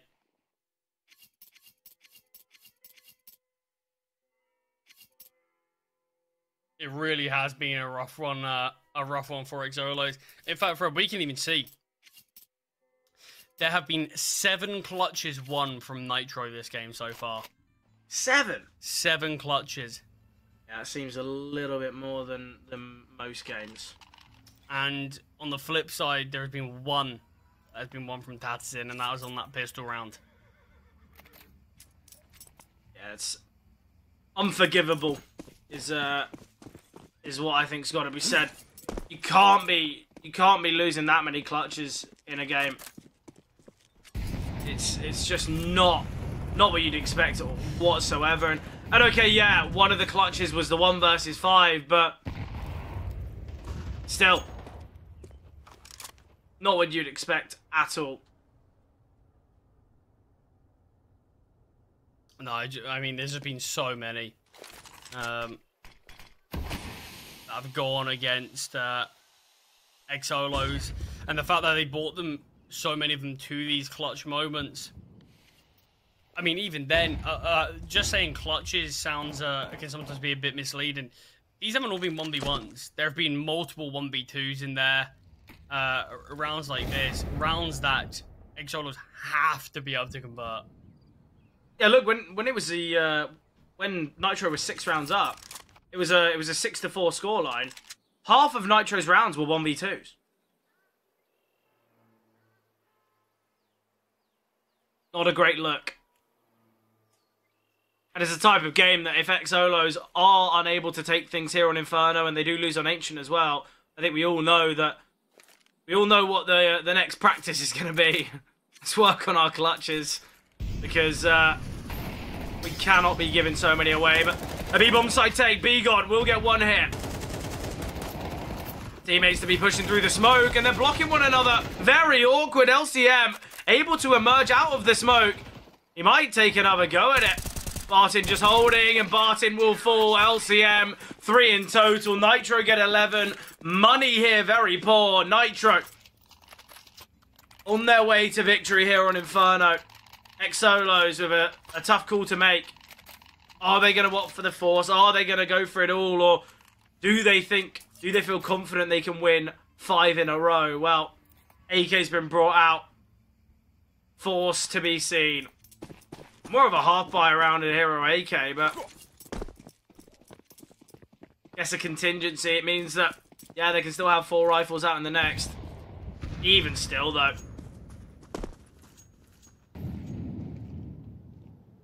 Yeah, I mean, as much as I think Xolos have actually been the better team here, there is no doubt in my mind that Nitro deserve to win this game. Because you can be as good a team as you want at the start, the mid portions of the round, but if you can't actually close out the rounds that you should be, then it doesn't really matter at the end of the day, and Nitro should be the ones to claim victory, and that looks like that is where it's going to go, unless we can see a bit of a resurgence here, and Xolos that we haven't really seen enough of on this game. It does feel like Ancient is going to be coming up. Only there's 3 players in CT. I don't know why we aren't just seeing Barton and Morph just back away and they crunch on B. Eventually they will do so. Another smoke thrown from Morph to keep the attention here towards A. It's got to be the Banana players to fight first, really. They've got to show the presence and kind of keep attention away, because once they realise there's players towards CT, that's going to be the main focus. And here it comes. Lucas, he spotted them out. Rifle at range, always to be favoured. And this is the problem. This is the errors that we're always going to see. Now 3 versus 2 on the bomb site. Lucas can find another. No context here from him at Nubox, and Haps on a fast flank. Again, it's another round where it's a 5-on-2 on the B bomb site, but somehow not a single kill found. I mean, that's the thing. In general, you look at the start of the round before they get into the actual hit towards B, and you think, wow, this is going to be a bloodbath towards B. Nitro don't stand a chance. But then you look at when the players in CT opt to go, And the banana players haven't even got past logs. My They biggest... haven't cleared out banana yet. My biggest issue is they don't have much utility at all. The final smoke they use for Moto, if they save that smoke towards Banana, they smoke CT, and then all three of them can creep into ruins without a single clue. You know, okay, yeah, Nitro, they're going to be wary about the idea of it, but they can just get closer, and then the pistols can seem to thrive, but yeah, it's unfortunate. As I said, if the Banana players are the ones to strike first, to take attention away, that's when players can cross the CT. That's when they might be able to get into ruins. But Lucas is just so easy for him. But this is it. Do or die moment here for Exolos. Can they salvage things on Inferno? Can they take it to overtime? Well, a nice opener from Danico. Kicks things off very nicely. Detroit gets one. Lelio aggressing into Boiler. There's a player on top of balcony. Lelio gets another. Batatas in doubles. And now it's all on Lucas. Alone here towards B. Will just be the same. Might not be allowed to do so as Danico is still sitting and waiting in Banana. Will just back away, in fact. But Nitro, again, they've still got 4 rounds to play with. I don't think they're too bothered. It's a well-orchestrated A hit.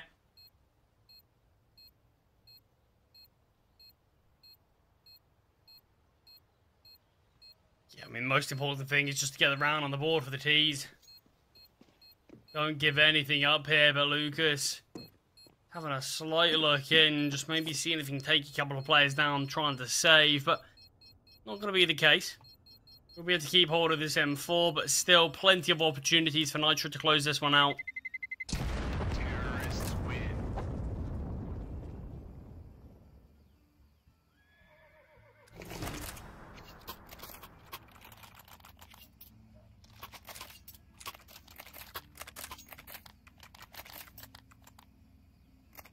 Still 4 opportunities. Nitro just need one of them to get them over the line.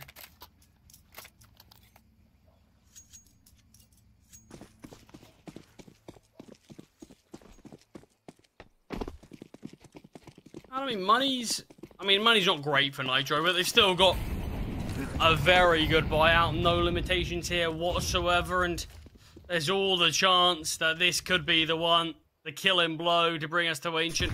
And Nitro, if they do go on to close this one out here, they're probably going to be thinking, oh, we could have done this in 2. Yeah, definitely. 100%. I think right now, though, both teams are probably going to be thinking, look, we could have done it in 2. I think Nitro, they were kind of the side that we really questioned. Look, you're not winning these clutches, you're not winning these must-win rounds. But look, Exolos, they're in that same boat now.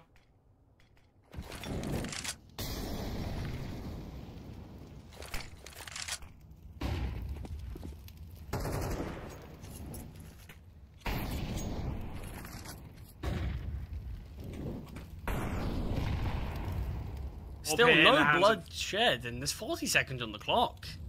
Time is ticking now, and it's a positive for Exolos. Yeah, but really look at is. all of this info now that Nitro have. LCM advance towards mid. They can rotate Hap across towards B. 3 defenders here. This could be the grave site of Exolos' chances of Inferno, and it looks like it's gonna be.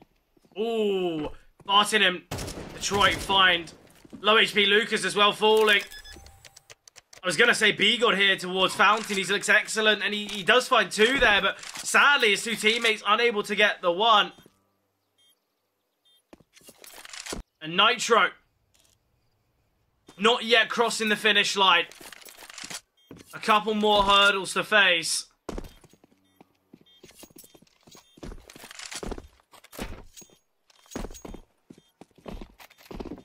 I mean, it's still 3 rounds.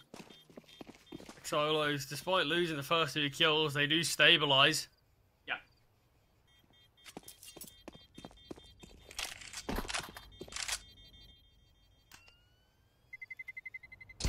Terrorists win.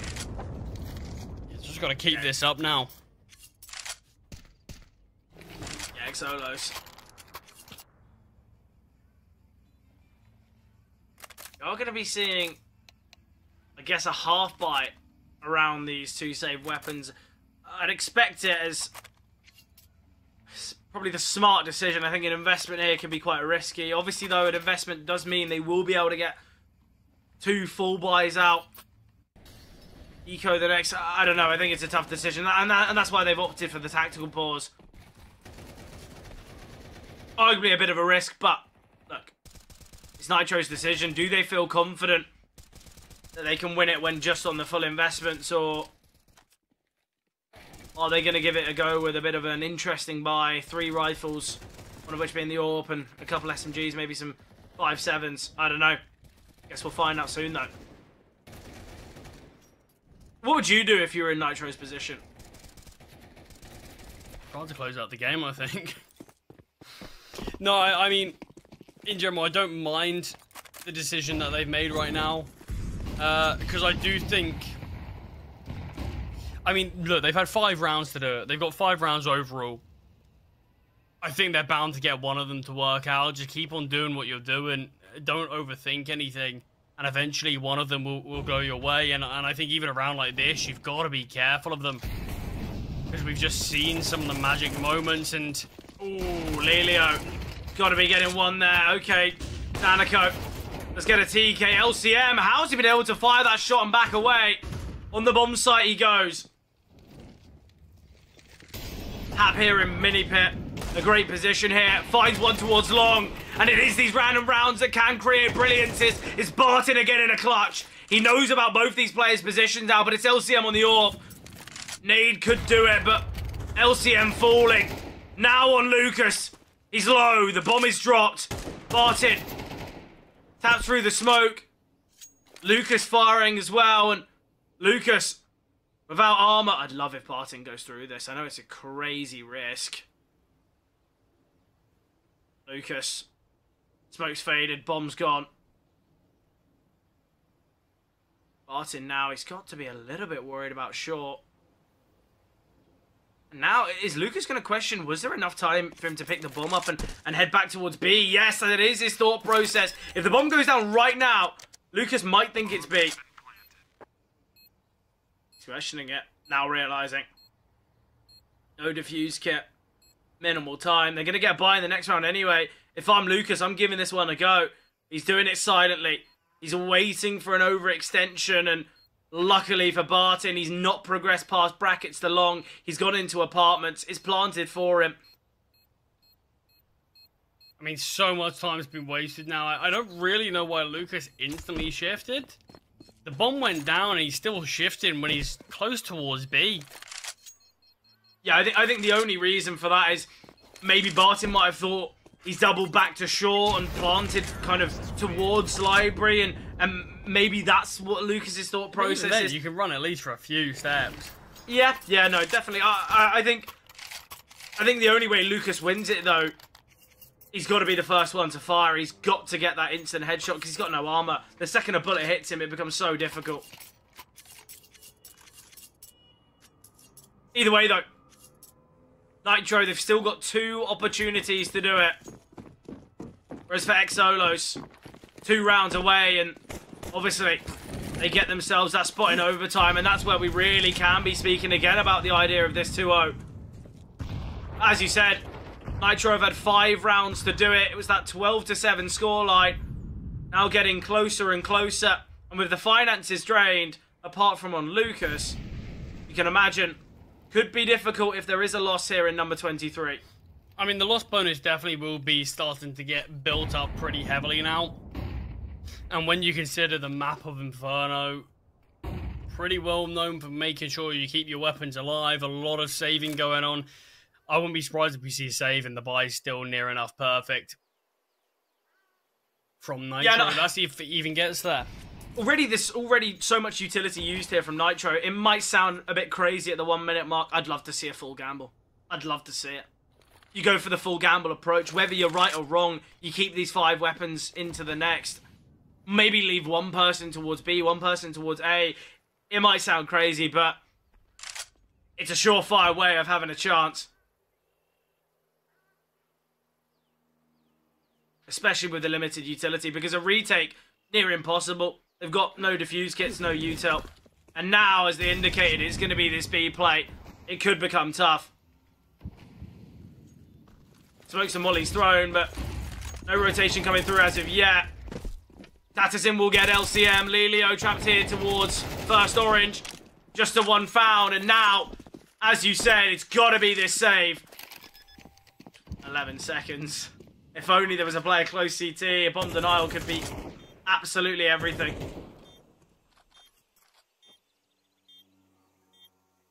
Not gonna be. Gonna come down to round number 24. Right down to the wire. Lucas can drop an AWP across to LCM. I think the money does allow for it. And I wonder if that's going to be the call, if that's going to be the decision.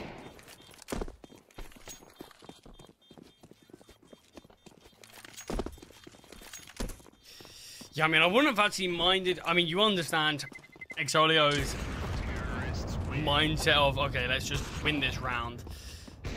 But you can see they're starting to go for a hunt now. I would have liked if they attempted one a bit sooner, because, yeah, Lucas can now drop an AWP, but if he died, he couldn't. Yeah, and look, we're seeing it. And B-God can drop a rifle across. He's opted for an MP9. Okay. Slight difficulties regarding weaponry. Utility not perfect either. LCM's dropped a vast majority over to Lucas. And Exolios now. Tactical pause called. Really taking their time here. Look, I think Nitro, again though, they used so much utility in that last round early on for no real control. Imagine the scenes of a 4-5 man gamble towards the B-bomb site. Exolos walking into it, it would be devastating.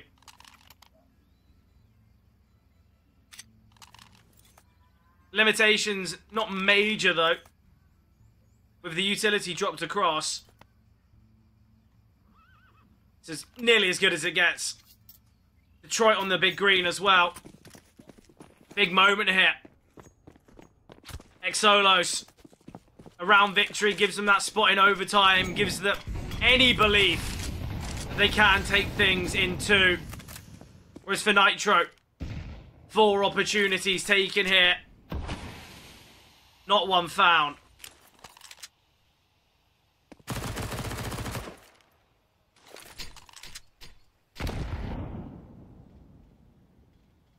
Yeah, are they gonna do it at the final hurdle?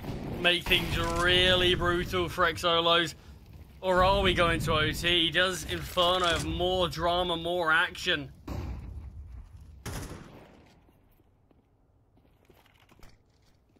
It's a gamble call, or it's an over-rotation to be. Just 2 defenders here, one of which being an MP9, one of which being Hap. Hap's had big moments on the T side, big clutches. And here comes the biggest moment here for Nitro. Confirming their way to Ancient. 5 kills is all it takes. 3 pieces of util remaining here. 40 seconds on the clock. And finally, Exolos to make their way out. Hap, back at the bomb site. Timing could be excellent. Hap gets one. Trade is great from Tatterzin. Oh, Tatterzin firing through! And there it is, a 4-on-2. Final players progressing down Banana. And surely we don't see a fumble here from Exolos. It surely has to be. It feels like it even more so now. But I couldn't think of a more poetic way for this one to end than B-God to win a 1 versus 4 with limited time. But I don't think that's going to be the case. Overtime's on the cards, and such an important resurgence from Exolos. Yeah, 5 in a row to bring us here. The 2-0 dreams for them still alive. Yeah, look, throughout that whole first half, we said so many rounds going the way of Nitro when they were those 50-50s. They were those kind of, I guess, either-or types of moments.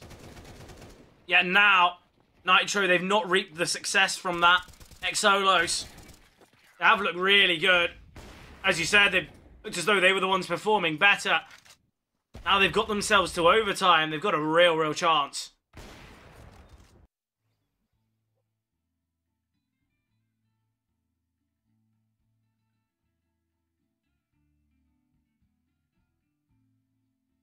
I mean, you now see all of regulation. Map number 1.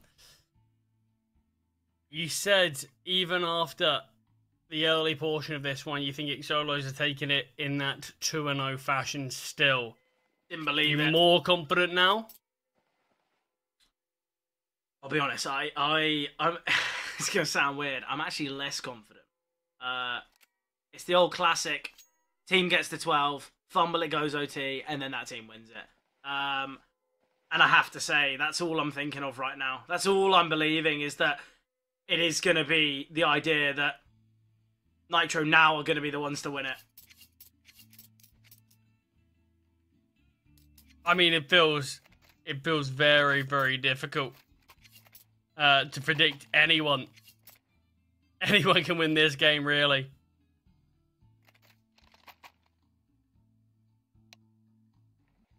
This is such a tough game to predict.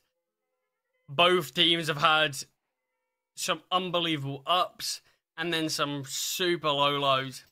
Yeah. Has to be said.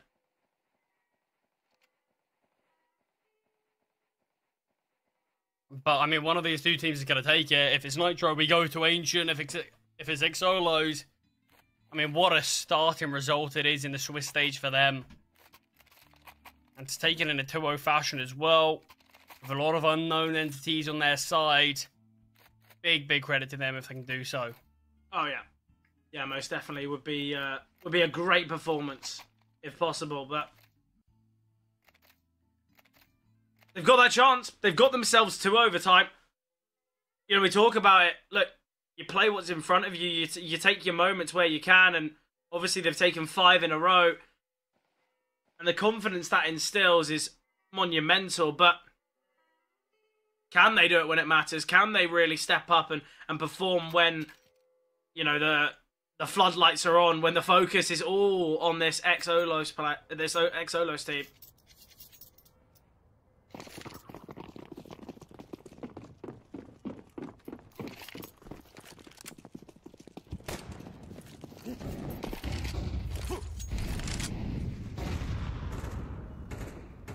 Back into the action now, though.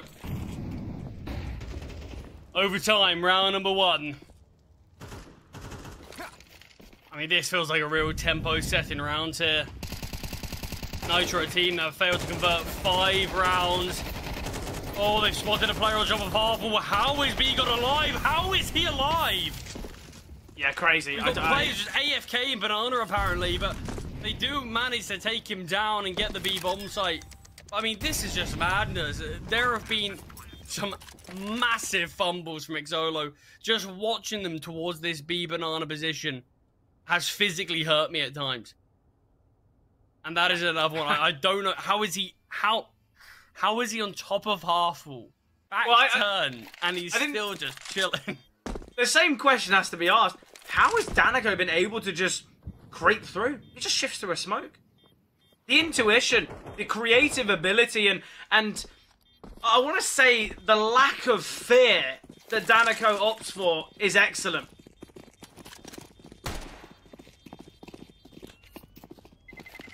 Terrorists win. Well, look, they haven't lost that first round as what we normally see. Maybe Nitro still feeling the pressure, realizing, okay, well, we could have taken map 1. Didn't. Should have taken map 2 in regulation. Haven't. And now, trailing here. This is a great game from Xolos Laser. It's been an exceptional performance. You know, you look at Tattersyn.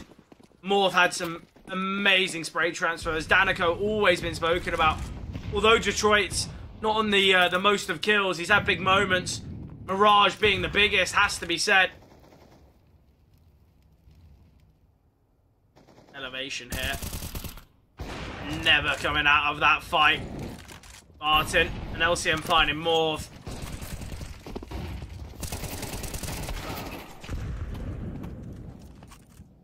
Do finally see a kill from the teeth, but it is this 2 versus 4. LCM posted up. Not going to miss that one onto Tattersyn.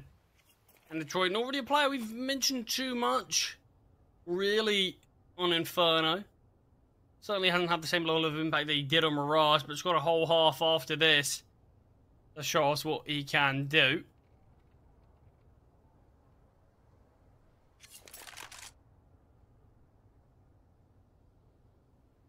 Detroit. Open hand. I don't really know how you go about winning this. I guess finding Lelio. Well, gets the leg, but unable to find it, sadly.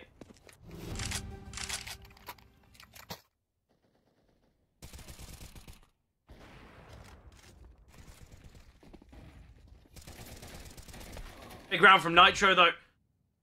Yeah, that's the first round that they found in quite some time.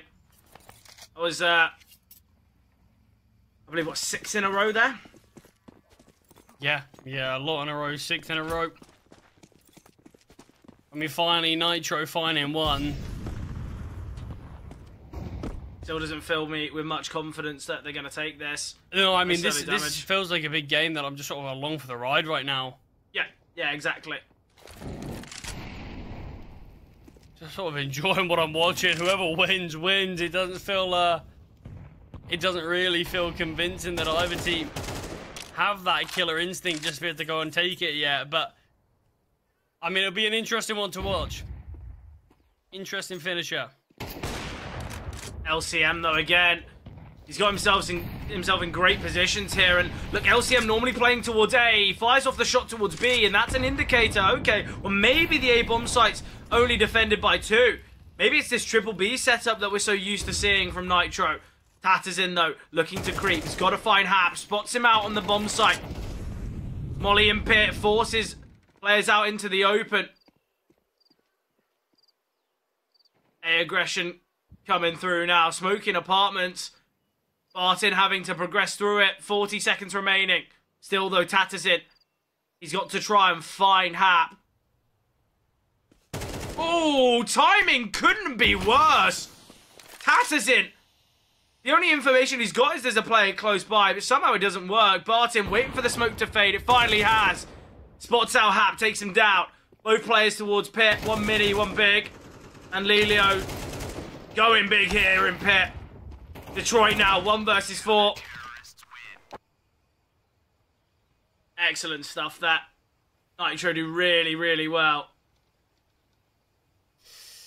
I mean, this game, the regulation that we did see, apart from those opening rounds, this was the one that I felt like Nitro had some of the biggest mistakes. So you're hoping for their sake they're going to be rectifying them, but Nitro again finding themselves not far off being able to close out this game. They had 5 opportunities in regulation, not quite at the map point yet, but just 2 rounds needed, and the game is theirs. Yeah, definitely. Look, I think Nitro, they had many opportunities for success first time round. If they're given any more, they have to take them. They've got to be clinical here for their finish of Inferno. Nice nade there onto Lucas, just chipping him away. Ooh, return. HE doesn't hit anywhere near as much as the third throw. Lucas down to 38.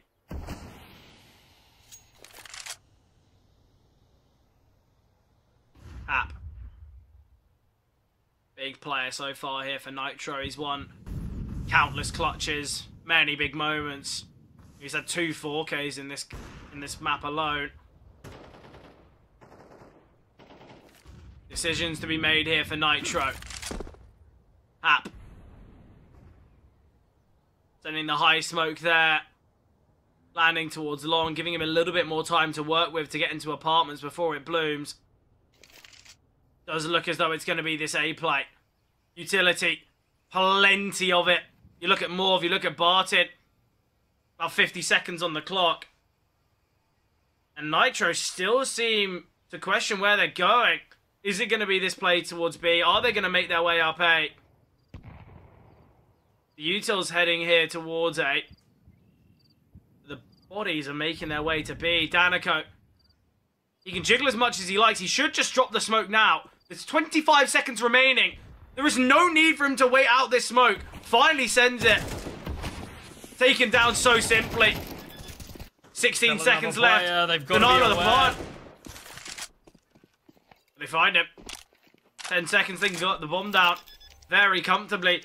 Again, though, Charlie, I have to say, we've seen it so many times here. There's 20 seconds remaining. If you want to use the smoke to deny them pushing B, they've got no information on A. There's no one actually pushing it. Just drop the smoke towards top banana, and it becomes an impossible round for Nitro to win. But again, it's decision-making that's gone so wrong here for Xolos. There's still a player hunting for them on A. Little do they know it's a 2 versus 3. They get one. Oh, missed shot from Detroit.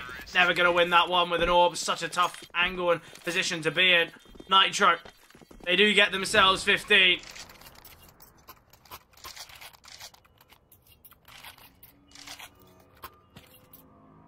It's been really, really tough here. There's many moments that we can pick apart here as to why Xolos have struggled. And I think with, what, 25 seconds on the clock, no one's out towards top banana. To me, just get the smoke down. It forces the T's into a very difficult situation.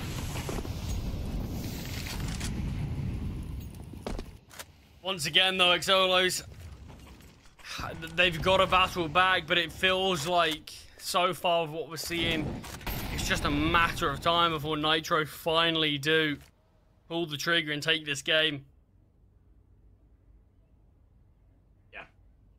Yeah, I'm liking the setup, though. Molly towards top banana. He could actually bait these banana players in, but Danico, he's hunting. He has just stepped. He will get one. Searching for a second. Flash is excellent. Aware of Lucas, though. Danico. Excellent stuff here. Needed a smoke. Orb shot connecting. LCM been chipped away at. Another nade coming through, and Danico can evade.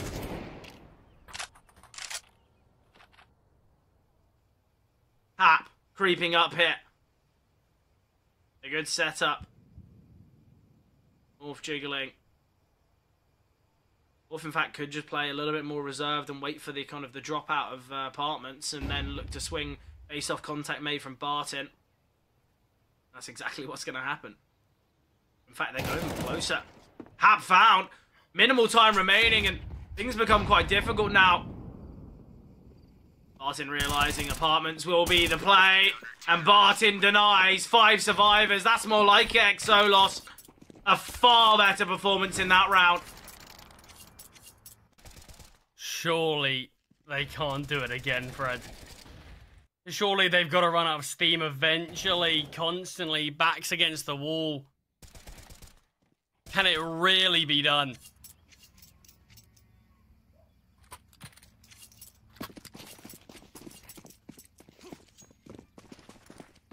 Yeah, look, Xolos, if they take it to another overtime, Nitro have got to be saying, look, why can't we close this out? That's 7 opportunities we've had to take the crown, to take Inferno, and move to Ancient. Well, nice molly. Hat backing away.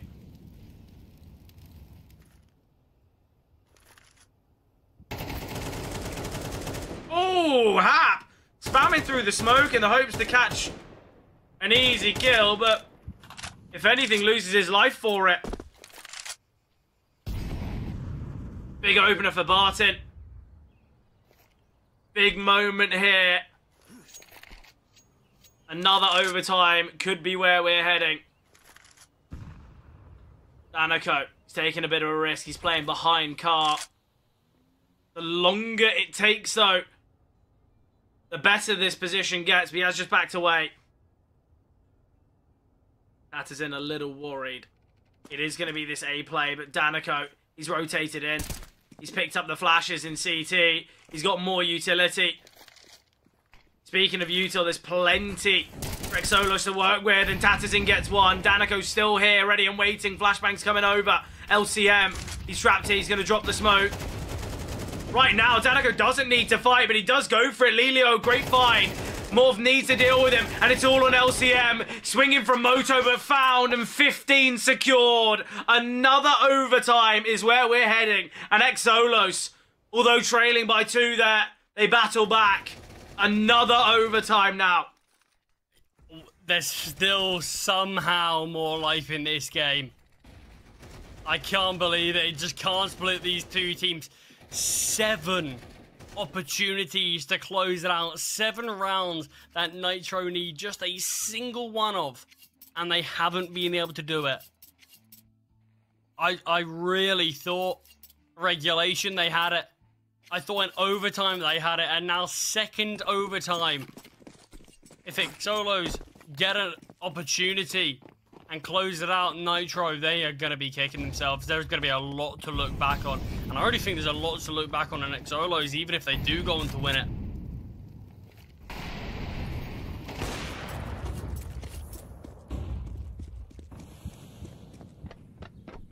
Good start here for the CTs, Xolos. Kicking things off with Detroit Saw. LCM looking to push up, but you can see the CTs are starting to get paranoid about these antics. Yeah, LCM looking to creep here towards long. Not only is there an AWP ready and waiting, there's a secondary in Tattersyn. Molly dropped.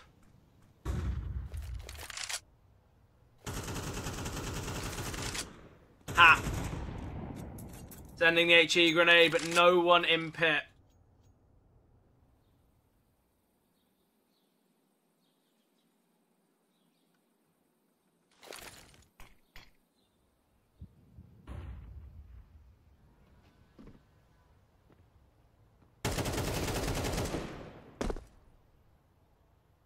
Does grab one back, so it's a 4-on-4 here.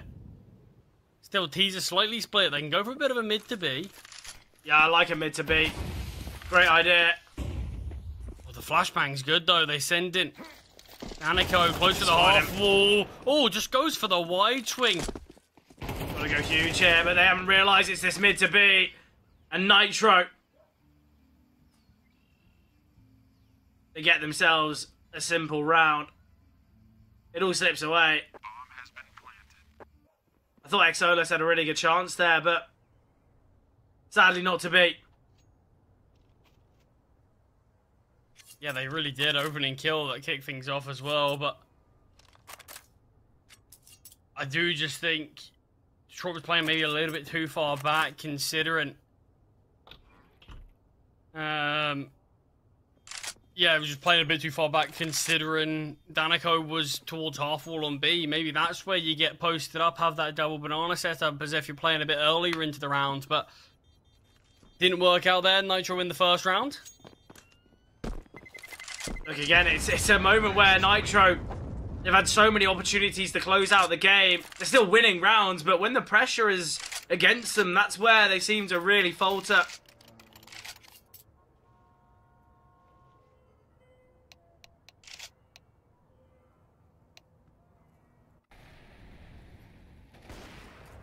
I mean, it was such a good kill to start things off as well, but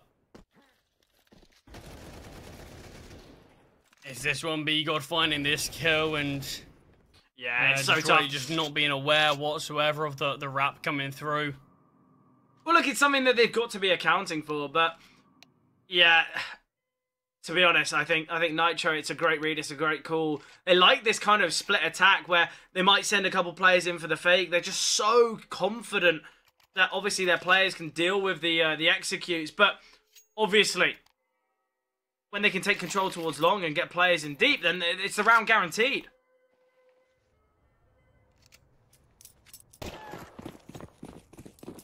Well, back into the action here. Round number 32.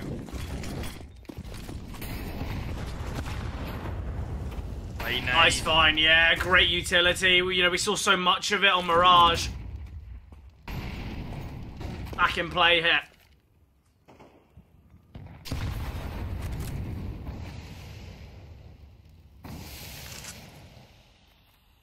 Lucas, he's had a bit of a tough game, it has to be said. 13 and 20. Bottom of the whole leaderboard. And to be honest, Lucas, somewhat quiet on Mirage as well. Nice find, though, from Detroit. Speaking of players who've been quiet, has somewhat struggled with the big green. 5 on 3 here. the amount of resistance that Exolos are putting up here towards Banana, Nitro might have a second thought about progressing here. I mean, it's an aggressive banana hold here from Exolos. They do need to be careful, because if we do see sort of a good flashbang, good something, this can be unraveled. Flashbang comes over, Lilio turns in time. This is the risk I'm talking about here. Why are we seeing so much fighting when they're so advantaged? Yeah, so unnecessary, and they know Detroit's here as well. They've got that knowledge. Oh, in the Molotov. Molly is big though, and I don't mind this angle here. Players line up. 1 bullet, 2 kills. Cheeky. Not quite as what I saw in Europe Series yesterday. 3-man collapse in a 2 versus 5, but it's up there.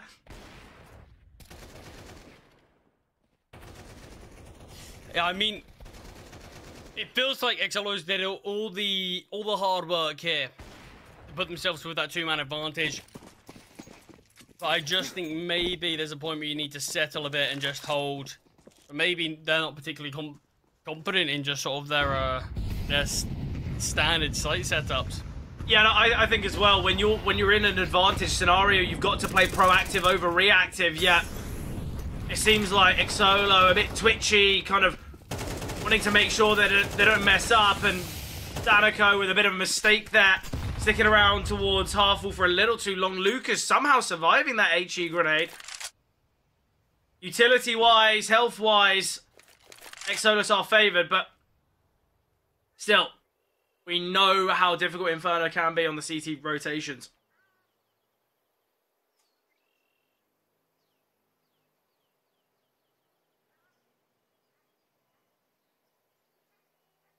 I mean, final round here of the first half of second overtime.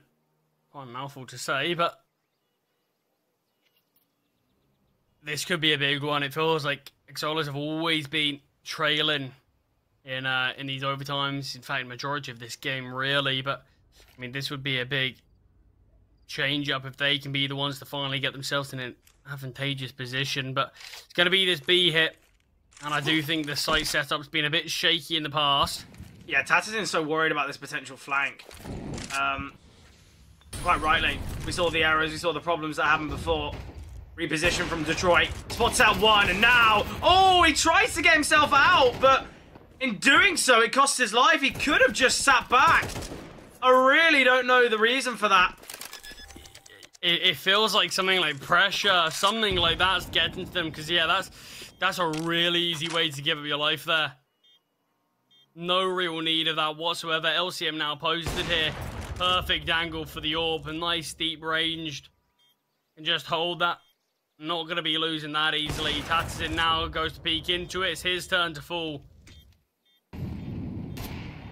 Volley coming out. Shot's been baited. Still a possibility here for Barton. Lucas is low. HE grenade can find him. It's all going to be on Hap. He's got a flash grenade.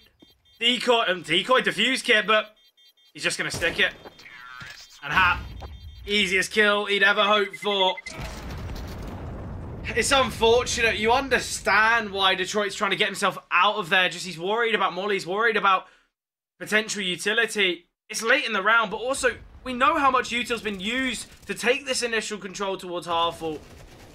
Maybe it's something they just haven't accounted for. But yeah, look, if he just stays tucked, there's a chance for Tatazin to work with him, but tries to back away. Well, I say back away, move forward and kind of get out of the trap position that is dark, but a bit unfortunate. Yeah, not a great showcase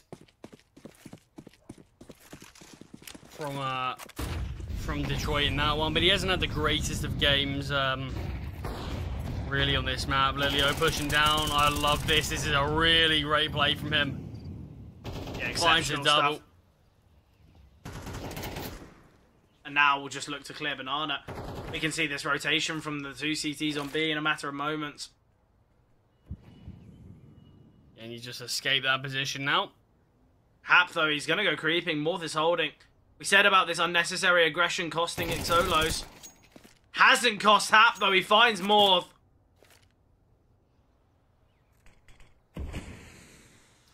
Yeah, gotta be winning fights like that, and it looks like we're gonna find ourselves Another time with multiple opportunities for Nitro.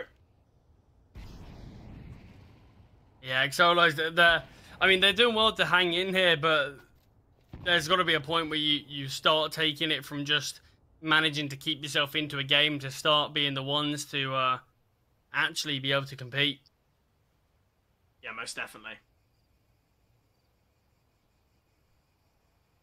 Minimal time, minimal utility, low numbers. Up on the back of the bomb site, Lucas has that next rotation. They find LCM. That might get cleared. You know, this isn't guaranteed. Simple shot for LCM, though. It's a great setup. There's the F button buts of how the round could have been possible, but I think we all knew that setup was going to at least get one, but obviously gets both.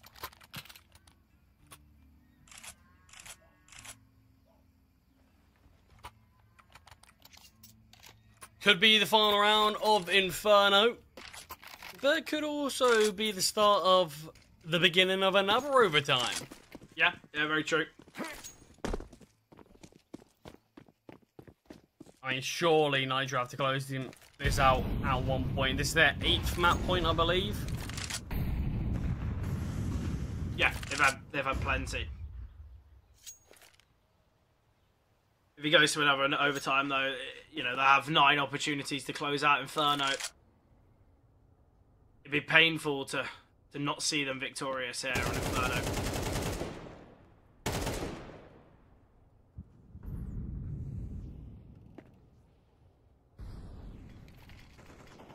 Looks as though the main goal here for Xolos, take control of top cart. Aniko flashed in here, it's excellent. Flashes the AWP off the angle, prepared for B-God as well. And now the retake utilities come through. Xolos can just back away from Banana. No need to continue. 5-on-2 on the A-bomb site. Should be fairly simple. Rotations will be so far away. And now comes the crunch. Utility raining down. Smokes, mollies everywhere. Lelio. Got to get a couple here from Mini Pit. But not easy in those 2v5 bomb site holds, and clearly shown as to why. Xolos should find 17 here. Obviously, with it being overtime and winning a round, Nitro going to be giving this one a go. I think that's the great thing about overtime is you see these crazy clutches, you see these big rounds because finances are never really an option. Nearly never a worry.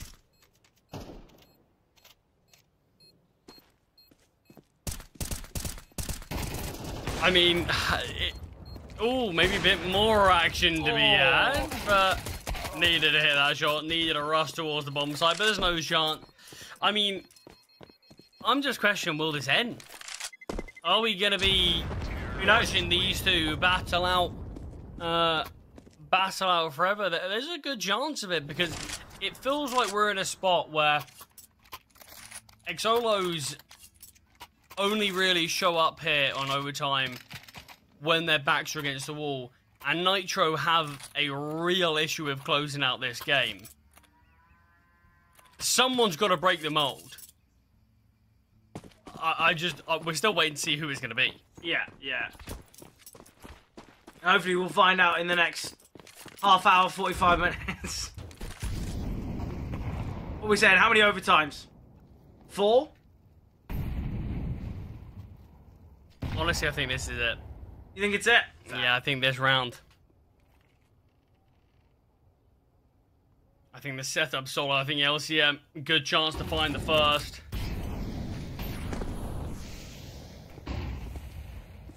Banana has been taken here from the T's. They might not be fully aware of how much control they do have here. Lucas getting flashed in, so not taken just yet. In fact, still a bit more fighting from the CTs. Yeah, they're looking to get that advantage. I don't disagree. I think Nitro, on this CT side, if they can get themselves an early kill, it's excellent. It's just a question of how much presence Lucas can sell that he's on the bomb site. B-God. We've seen him in these positions before, get multiple. You got that 3K. There's one.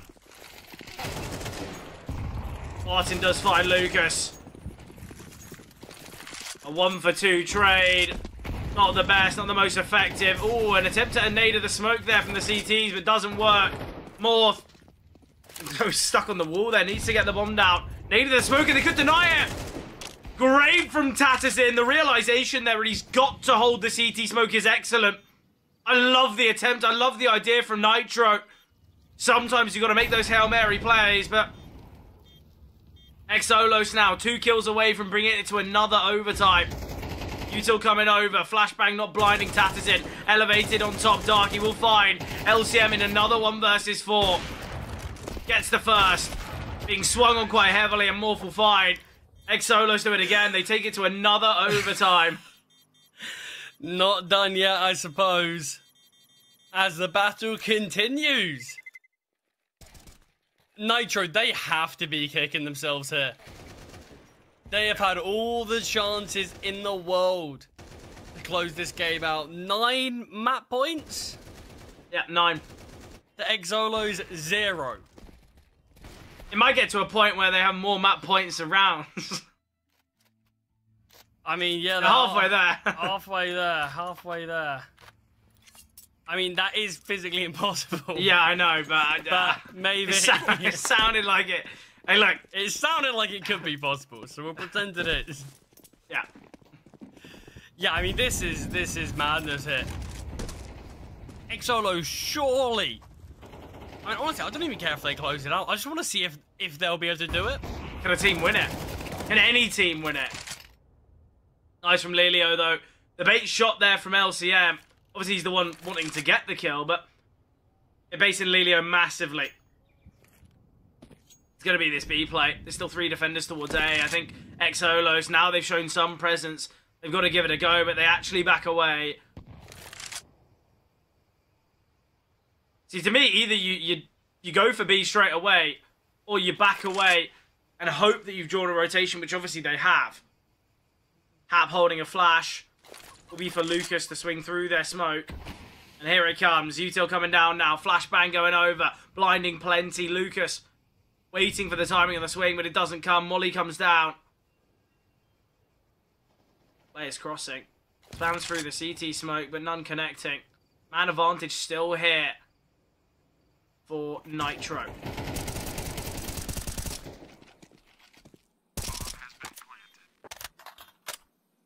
A lot of utility remaining on the likes of LCM. A couple flashes on Lelio.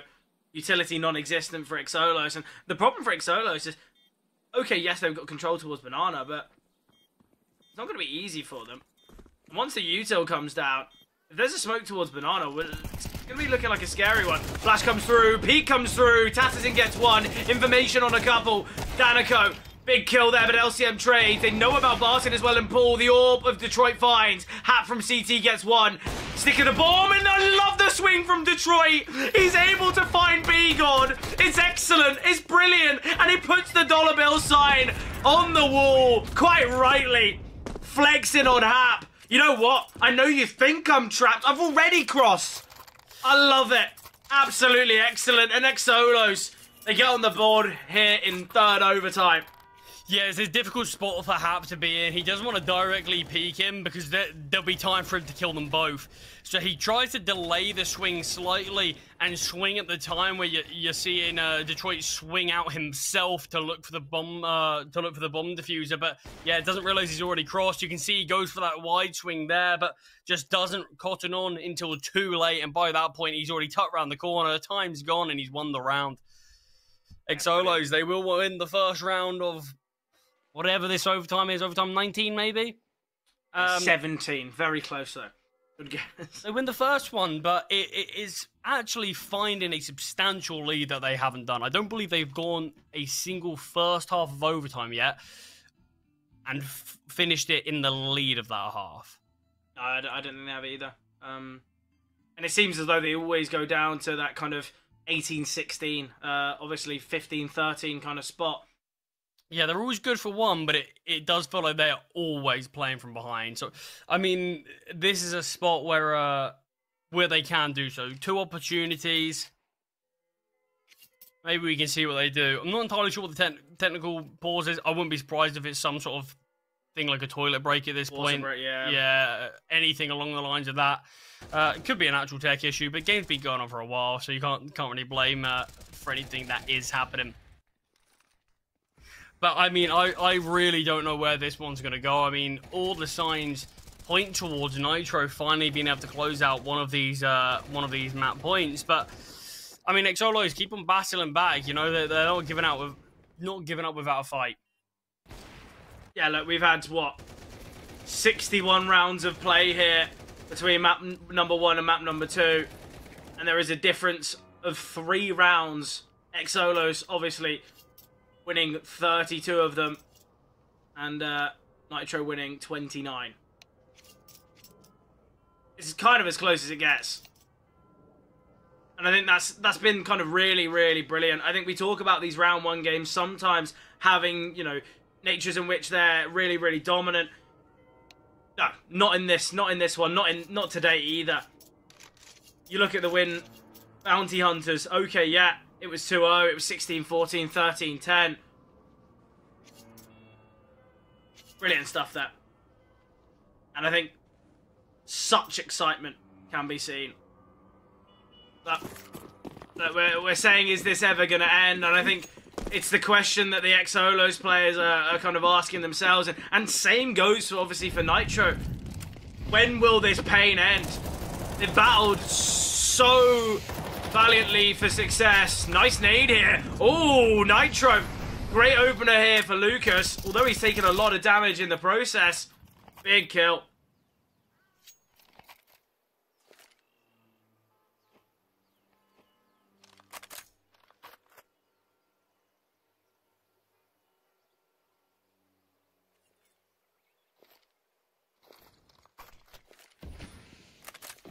Smoke down, but the T's are pushing through it. Giving up a position here. I like this from Detroit. He's searching, hunting. Heard the drop. He will get one. The trade a little late. B-God will get taken down, but Lelio quick enough in CT. It is now this 1v1 on the B-bomb site, while 2 of the CTs look to maneuver their way back, and Barton looks to make his way through. Oh, spam coming through. Bit awkward. Morph. He's going to take the gamble and plant again. Barton, he had a look in middle and didn't see anyone. Barton's going to go back here. Hap. Oh, Hap, the discipline. Not disciplined enough, though, and Barton finds it. It's the double banana. This could really catch off the CTs here. A boost. Yes, I love it. Absolutely excellent. Oh, they're ready for it. The boost has been seen. Sadly, it's the AWP of all weapons to try and find. Great, though, from LCM. He's got no defuse kit. He's going to have to pick one up. Maybe hurt. Well, is there enough time? There's so many questions to be asked. LCM, I think he has got it, though. Yep, right at the final moment. Excellent from LCM. Again, though, it begs the question. They get the kill, Charlie and Banana. They find the kill on the boost. And for some reason, Detroit's still out in the open. Okay, it's a nice nade smoke kill there from LCM, but there's no tap of the bomb. There's no reason for them to swing. Yeah, it's just a bit sloppy, maybe a bit chaotic, and just sort of not thinking all too straight, because he easily could have just tucked around the corner and had this exact same thing. But, I mean, what was more likely to happen is if there's a tap of the bomb, he just tries to instantly swing one out and catch them off. LCM has been spotted, has been dealt with, player down towards middle, has been found as well. Top mid, not eliminated, but tagged down ever so slightly, but you can see the chaos remains in this one. Danico, all the chaos in mid, tries to see if he can push through B, but doesn't realise B-God's already waiting behind that smoke. Martin and Hap. Both players close to the A-bomb site. You're going to see this gamble rotation from Nitro. I love it. Going to be a bloodbath on the A-bomb site. Hap, though. Oh, Detroit jumping down. I love the movement. Maneuvers his way to find Hap. It's excellent from Detroit. Bomb been dropped to him. makes his way around. It's excellent. We said there was a bit of a slip up from Detroit in the last round, sticking around towards Banana. He's rectified that error already. Player in Boiler. Oh, B-God's ready for Tattersall. A 2-on-2 of which Nitro certainly can be victorious. Detroit now on the bomb site. Lucas going to be crossing Detroit's low. Great pre-aim from Lucas. And now the double's needed from Barton, but unable to do so. Another clutch going the way of Nitro. And it's once again the exact same outcome that every single overtime so far has been, where Nitro lead going into the second half of it. I mean, that one, it just shouldn't be. That one, honestly, should have been all 3 rounds going the way of Xolos. Yeah.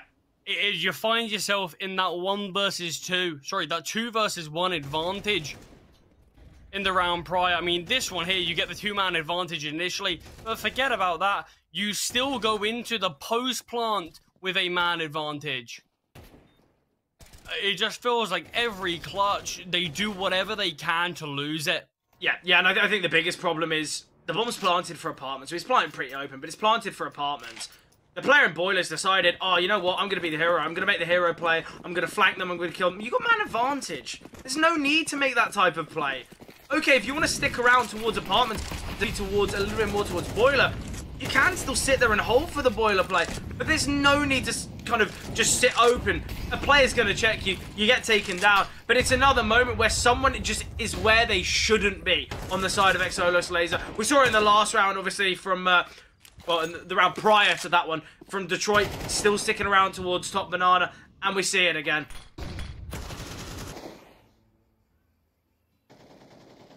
All posted up towards a long hit. Does take down LCM, and things are once again looking positive for Nitro.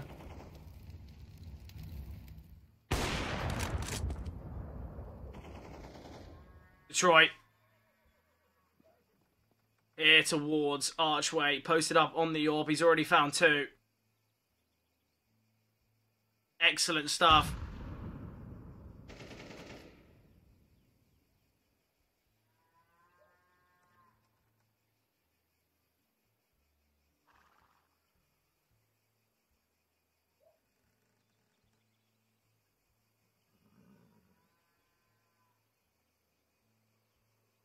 Detroit. Still ready and waiting, so patient. Waiting for his moment. And here he comes. Nice find there from Hap. Fourth as well on the bomb site. More doubles.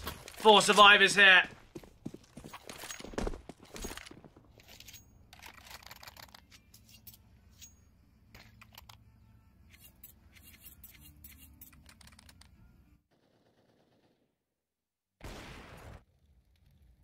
I mean, there's still so much uncertainty in this game. Yeah. Where this one's going to end, I mean, I don't know. We could have even been in a world where Xolos would be at a point where they've taken it already. If they won those rounds that I said I thought they should have in the first half of this third overtime, but not to be. 20-20 is the scoreline. Look, though, it's changed. Normally it's that Nitro finding 21 and Xolos needing 2. I mean, bringing things closer, but it's just those rounds, the moments where it matters most, it feels like they just don't have that instinct that they really need. Yeah. Detroit, though. Fires off the orb shot, goes for the re-peek. I love it. It's a bold play. It's a really bold play. And he's going for it again. He's hungry for the kills. He wants this magic moment. He wants to be the difference maker, and he does it again. Another collat. How is we seeing 2 times in the same game? But it's a 2 versus 4. Perfect. I think a single frame after, if he pulls that trigger, he gets nothing. He goes down. How are we here? Xolos cannot let this one fall. It's man advantage. They're going to have a late flank. They've got good crossfires. They don't need to do anything. Just weapons in hand. Let's not mess about here. Oh, they spotted one in apps as well. It's done. Barton. I mean, LCM, he's got info of the player towards Cold, the player towards Pier, but is he going to be ready for Tatterson? It doesn't look like it. He's taking damage. Tatterson's the one to finish him off. And Fred. First map point. First series point. we are on round 42. It has taken us 41 rounds to have Exolos have a single opportunity to take this as a 2-0. Yeah, crazy. Are they going to be Absolutely able to mental. do it, or are we going to our 4th overtime? Look, Charlie, you said it's the first round that Exolos have got for the lead. I'm pretty sure this is the first time Exolos have been in the lead in this map. Oh, I wouldn't be surprised. I'm pretty sure they've been trailing throughout the whole of Inferno. And as I said, I feel like Nitro are going to have plenty of map points. But the second it matters... Oh, there's a disconnect, but there's been damage. Damage has been I dealt. have her type it in chat. People Yeah. are moving. It looks like it is going to be a round restart. But can it be? Oh, it is. That'd be such a painful way. Maybe disconnected beforehand. Maybe the typing came through before. As you said, Charlie, talk about frame perfect. I mean, this is it, yeah. 3, 2, 1, dead. But he gets I them mean, both. yeah, that is... To be honest, I feel like they're a little slow to kill him. Obviously, it's slowed down in the replay, but what a final round this could be! Absolutely crazy. I mean, if they do it in their first opportunity as well, it just feels like, oh, anything Nitro can do, we can do better. But I don't want to say anything yet. For all we know, we could have 9 more Exolo overtimes, map points, sorry, before we get to the conclusion. I mean, I think I'm ready to hunker down for the night. I'm ready to sort of create the longest ever CS2 game. Yeah. Maybe longest ever competitive game ever of any sport, any title. I'm happy I to wonder be what here that'd for be. a couple days. Well, is like StarCraft like a game that takes a long time? It just feels like it is. I don't know if it is. I don't know anything about the game. It just feels like one of those games. It's got to be a that you game sit with in no. for hours. It's got to be a game with no timers. So I feel like no countdown timer. I'd assume it could be a MOBA. When you think about it, you know, League. Yeah, but even then, League have like a timer that on the game, or maybe this is just a Clash thing. I'm not 100%, but I'm pretty sure that the towers start destroying themselves if Yeah, the maybe. game takes too long. Whereas Maybe, like I'm not too CS, sure. I mean, it is, you know, endless. Yeah, technically, yeah. I can't think of any other game that it could be. I mean, no Right, game is let good. me let me obviously. get some googling going. I mean, it feels like if it is like, I mean, surely it could be like a Street Fighter or something, and you just say we won't kill each other, and you just sort of stand there for days. Yeah, maybe. Would not like to find it. commentate that, to be fair. Just The- 2 AFK people. Oh yeah, well, no, you can get a bit of like a little podcast going, you know. You might One of have those to, types but of games. Fred, the countdown is going. What could be the final round of one of the craziest games on my first day back casting, on our first day together in a little while, and it's been an absolute thriller. I could have asked for anything more on this first day for me to come back here. Weapons in spawn, util being juggled around, but Exolos, they finally got their opportunity to close out this map and series. Will they take it? Oh, looking at the Damage utility, a yeah. lot. Great onto Lucas. I feel like Lucas has never really gone into the 1 minute 30 mark having more than half HP. Bigot might take a risk here. It looks as though it's going to be this A play. Danico, he's been absolutely excellent. And for this to be the start for Exolos, devastating. Lucas still low. It's going to be this A play. A 4v3 on the bomb site. A minute to work with. 9 opportunities for Nitro to close out this map, to take it to Ancient. And Exolos, on their first time there, they could take it now. They've got the advantage. Another flash coming through towards Banana. They've cleared out once again. I mean, time's ticking. We saw the boost from Nitro there towards long. They held that for a while. Not a single player pushing towards long. They're all making their way to short where the AWP. Detroit is posted up. The jump across, but he's not phased whatsoever. Oh, this is done. It's over. One opportunity is all that Exolos needed. They have pulled it off. They have kept themselves in the game. They have never done more than that. You mentioned there's a good chance they were not in the lead for a single moment of that Inferno. I would not be surprised. I believe it. I mean, just the fact of how that game went, the fact they just managed to keep themselves in the game, but just could never do anything more than that. But finally, it was that third overtime, fourth overtime, whatever one it was, they finally mastered it. I mean, look, after 41 rounds, it was round number 42 that gave them an opportunity to close out that game. And it just shows how intense that was. I mean, the adrenaline is in their camp must be absolutely through the roof. Just constantly on the brink of defeat, keeping themselves in it. But I think we've got to quickly, firstly, start talking about the other side of things. Nitro, Fred, what went wrong there? The amount of chances they've had.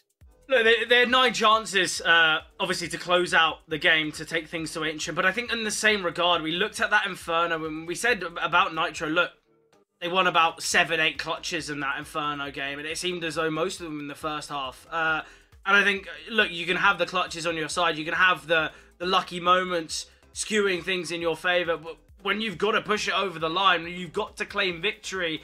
And you keep making mistakes, you keep fumbling, you keep kind of messing up. And obviously you look at that last round, Danico finds a lovely kill through the wall, through the smoke. Okay, yeah, a bit of luck on their side, but when it goes their way, they took it. One opportunity they had to close out the series, and that is all that was required. They did it at that first opportunity. So hats off to Exolos. Obviously, Charlie, they were the underdogs going into the game, and I think looking at it overall, Exolos had an incredible performance, and I think deservedly they go 1-0 in the Swiss stage. Obviously, though, Charlie, with the game being somewhat delayed, there is another game up and coming, obviously. Hopefully, it won't put too much of a problem with the schedule. It is Uno Mill versus Patins of Ferrari, and you'll be joined by the wonderful Grimmy Runner and Vincent. So make sure you guys show them some love. But more action to be seen in CCT South America Series 6 in a matter of moments.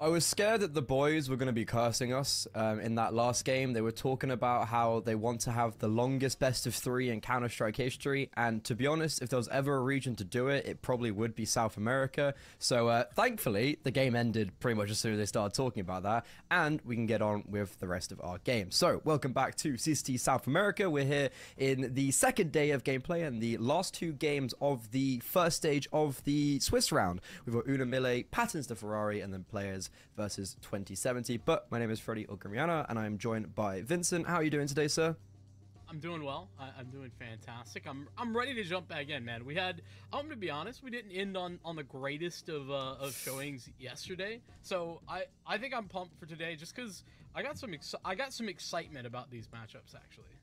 Yeah, it was very disappointing yesterday. It kind of ended on like a really resounding, just like, oh, and it's over. Okay, that was a map. But as you said, we've got some very exciting games. So we can take a look at the schedule, and to see the first game, we've got Una Mille versus Patins de Ferrari, and it's again just like the South American region having these really just like the names are just amazing. We had Taco Troops, and now we have Ferraris, and the logos is also like, I don't know what it is. Oh, it's different on HLTV. Still cool. Yeah, it's still awesome on this though. But yeah, the first game, Patins de Ferrari versus Una Mille, and let's go take a look at Uno Mille first. Yeah, I mean, Una Mille is a team that, like, under this name, not with these players necessarily, has actually been around the block. It's kind of been a nice placeholder, and actually every time it's been pulled out, I feel like it's been a core that has, like, been taken in for, like, almost a year. Like, they found a organization and worked with them for a relatively long-term time, and it's another core that we jump into today. It's the core that was Vikings KR. They've parted ways with that organization. So Remix, Reelson, and XMB, those are the 3 that kind of made up the core of that team. I think the stronger pieces in my mind kind of got picked apart, but they've added a BNC that I think was not looking bad in Bounty Hunters. I'm actually not sure what the reasoning is, like why they cut both him and Showtime right at the beginning here of January.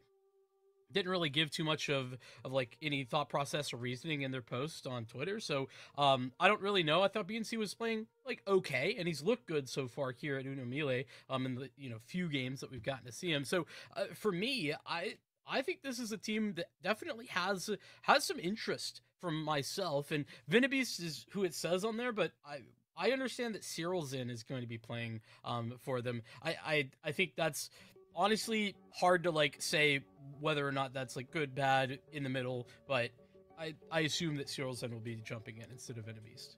Yeah, another Furia Academy player. We've seen a few of the kind of like Furia MIBR Academy players in the especially yesterday, and they all seem pretty impressive. You're like Max, Mello, and now Sirazin. So, expecting something maybe a little bit dynamic from him. He has played with Patins de Ferrari. He's played with Game Hunters. So yeah, he's playing against, I guess, his old friends. But we can take a look at Patterson's de Ferrari, because this is an interesting team where also it seems like we're got a roster change. It's Lub is not playing, and it's going to be Wrecked instead, the 20-year-old that has yet to win a game on HLTV and also hasn't played a game on HLTV for over a year and a half. So that's already like a pretty interesting talking point. But this is a team where you've kind of got like a core of Kutzmeritz, Perez, and Misfit, who had some pretty decent success. They came second in the it was the United 21 South America edition. They came second and beating some like pretty decent like ECL level teams. But then since then, it honestly feels like they changed roster every series. So it's quite hard to kind of keep up with like who these guys are, you know? Yeah, I feel like it definitely is. This Patine Stuff Ferrari like name, I think is Kutzmeritz like love child, you know what I mean? Like, it's definitely a name that we've seen a bunch of times with a bunch of different players underneath its banner. But like, I think that this is always interesting. Kutzmeritz is a guy that like just finds younger talent, able to kind of lead them, especially give them maybe another chance after they've already kind of taken their first step in, as you were saying, some of those academy rosters. I would say the success rate, hit or miss, you know, but it's always looked, I think, about equal or even better than the sum of their parts, which I think is kind of the minimum that you'd be looking for. As we jump into this veto, though, I'm interested. So Patine Stuff Ferrari, they, in the past, Kutzmeritz has gone away from a Dust 2, but they've gone with Nuke here as their ban. Excuse me, and Train, unfortunate. Feels bad, man. We get Train out the gate at Blast Bounty, and there's just no Train here in CCT South America. It's the third time in a row now we've had an insta-ban, so like, what can you do, man? It's just like, give me some sort of excitement. But yeah, it's gonna be interesting today. Have we got are you favoring one side or another? You've kind of got the Kutzmeritz and the younger players, or are we looking at kind of the Vikings KR core plus a very strong BNC? Are we thinking that Una Mile are probably looking like the favorites in this one? And in my gut, I lean toward Una Mile just because I think that there's strength in both that core and that experience. I mean, like that overall as a trio is very, very experienced. You know, an older set of players that I think kind of can make sense to bring in somebody like BNC, who I think provides a little bit more firepower. I think that like all tracks for me. And for Patine Stuff Ferrari, I have trouble having faith in what they are doing when we can't even like quite understand. We're not even sure who they're going to be playing with. Like, when they're making these changes kind of last minute, you know, whatever the reasoning is, it's hard to have a lot of confidence. Yeah, it's like that's always going to sow seeds of confusion and deceit. But now we get live with the Ferraris map pick. We're going on to Ancient, which looks like a pretty weak map for Uno Milo. So sure, they may not be the favorites going into this. And well, that's probably why actually. Yep, they've just been peeked from shelf and they've already lost one. However, they don't get a kill in return. They do get a lot of damage. They do put 2 players on a combination of 17 HP. ZMB has also got a little bit lower. But even though they know there's players lane, he's still somehow able to find success. This is a really awkward round for the T side where they've got the utility down, but they've been just unable to do anything with that execute. This is a really weird round for the T side. I mean, the walls started closing in immediately. There was never a time where they could actually get out or resettle themselves. And like you said, despite how low everybody is, Misfit's not got a whole load of chances in this one. It felt like Patine Stuff Ferrari, if they had a little bit more space to work with, it could have probably found a better way in. But they only had one option, and that was move forward. And Uno Mile knew that going through. And so, man versus an army. That is the army coming out on top, unsurprising. There was definitely a world where I'm like 4, 3, 7, 15 HP. It's like, I'm looking at that. I'm like 1v5 question mark. You never want to disagree. You been watching any of the Blast Bounty, any of the train? I actually haven't gotten a chance to catch almost any of it. You know, just peeked at some results. That's all. I was up early this morning on the airport run, so I went back to bed. I was not up early in UK time. I was very much a lazy boy. But that's okay, because I'm working till 3 a.m. Ooh! Get up in your face, quick and early. It's pretty good. Yeah. Good money. Big money. That's an extra 2,400 in total between the two of them. Love to get that extra cash injection, especially on the CT side. When you're Uno Melee, I always talk about this map as the way I approach it is a little bit like a snowball. It's one where if you can get going, often you can continue. But trying to change momentum is very difficult on both sides. Yeah, it does feel like, especially when, so I feel like on this map, when you get the roll on the T side and you start getting good calls, it's like, when your calls start getting good and consistent and you start stringing rounds together, it's so hard for the CT side to adapt. And that could be the case as we go into this first gun round, because an interesting play, all things considered, from Realzin and just the general structure of this Uno Melee CT side, where one player pushing A main and whatnot. However, ZMB, looking to save the day, deters them as they're trying to come onto this A bomb site with a brace, and Remix has just stepped into his place. They might not anticipate him, but he shows his cards. The question is, do Ferrari actually commit towards this A bomb site? No, they're looking to utilize Misfit over on the, or sorry, Perez on the other side of the map. On that extremity is getting so much space, but it might be a little bit like of a false sense of security considering BNC's position. And they're calling it back. Team Stuff Ferrari, they're going to walk into B, and they don't know the PNC hasn't been cleared. The question is, what's the communication like? Perez definitely has an inkling that there's something amiss. He knows what T's actually cleared. Ooh, that's crazy timing. BNC gets spotted. That should have been enough, but it's not. Fighting through fire is one. He's grabbed at least another. Let's remix into the clutch. Super winnable clutch. Is there a kit down on BNC's body? That could be the difference maker. No kit. Flashbang. It's a consolation. Raptor's holding for him. Remix needs to get this kill quickly and cleanly. Not cleanly, but it is quickly. Will he expect Perez towards long? Yes, but he misses the shots, and a very janky, awkward round does come in prevail of the T side. And terrifying, actually, for Patine Stuff Ferrari. Could have been so many moments that this goes wrong. ZMB does a great job of holding off the onslaught, but you gotta feel for BNC, who just gets timing on that one. He gets spotted without actually getting a chance to take the fight as he had intended.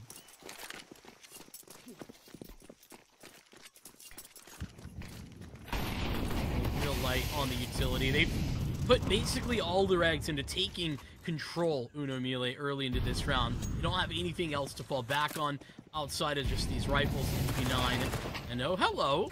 Cyrilzen finds some rats walking straight through a smoke.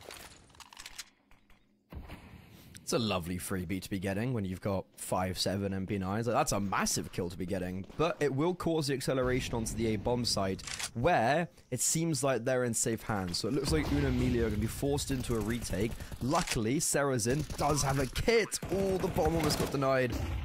But instead, Premium gets off the bomb and then spams back for 2. It's chaos, but the T side looks to be profiting. There's only actually 2 players directly on this bomb site, as we've got one lurk very far away. However, it doesn't matter because Rekt collects a triple. Yeah, I mean, this is the guy that we kind of touched on. Doesn't have a lot of data, not a lot of information kind of behind him or anything coming into this game. But that's a massive triple kill. Absolutely breaks open the A bomb site and helps the team close it down as well in the post plant. That is just what you're looking for. And especially when when we're talking about, you know, a map that can be momentum heavy, breaking that up like the Team Stuff Ferrari have just done is so important. Uno Mille stuck into an eco. Really don't have money for anything but USPs, actually.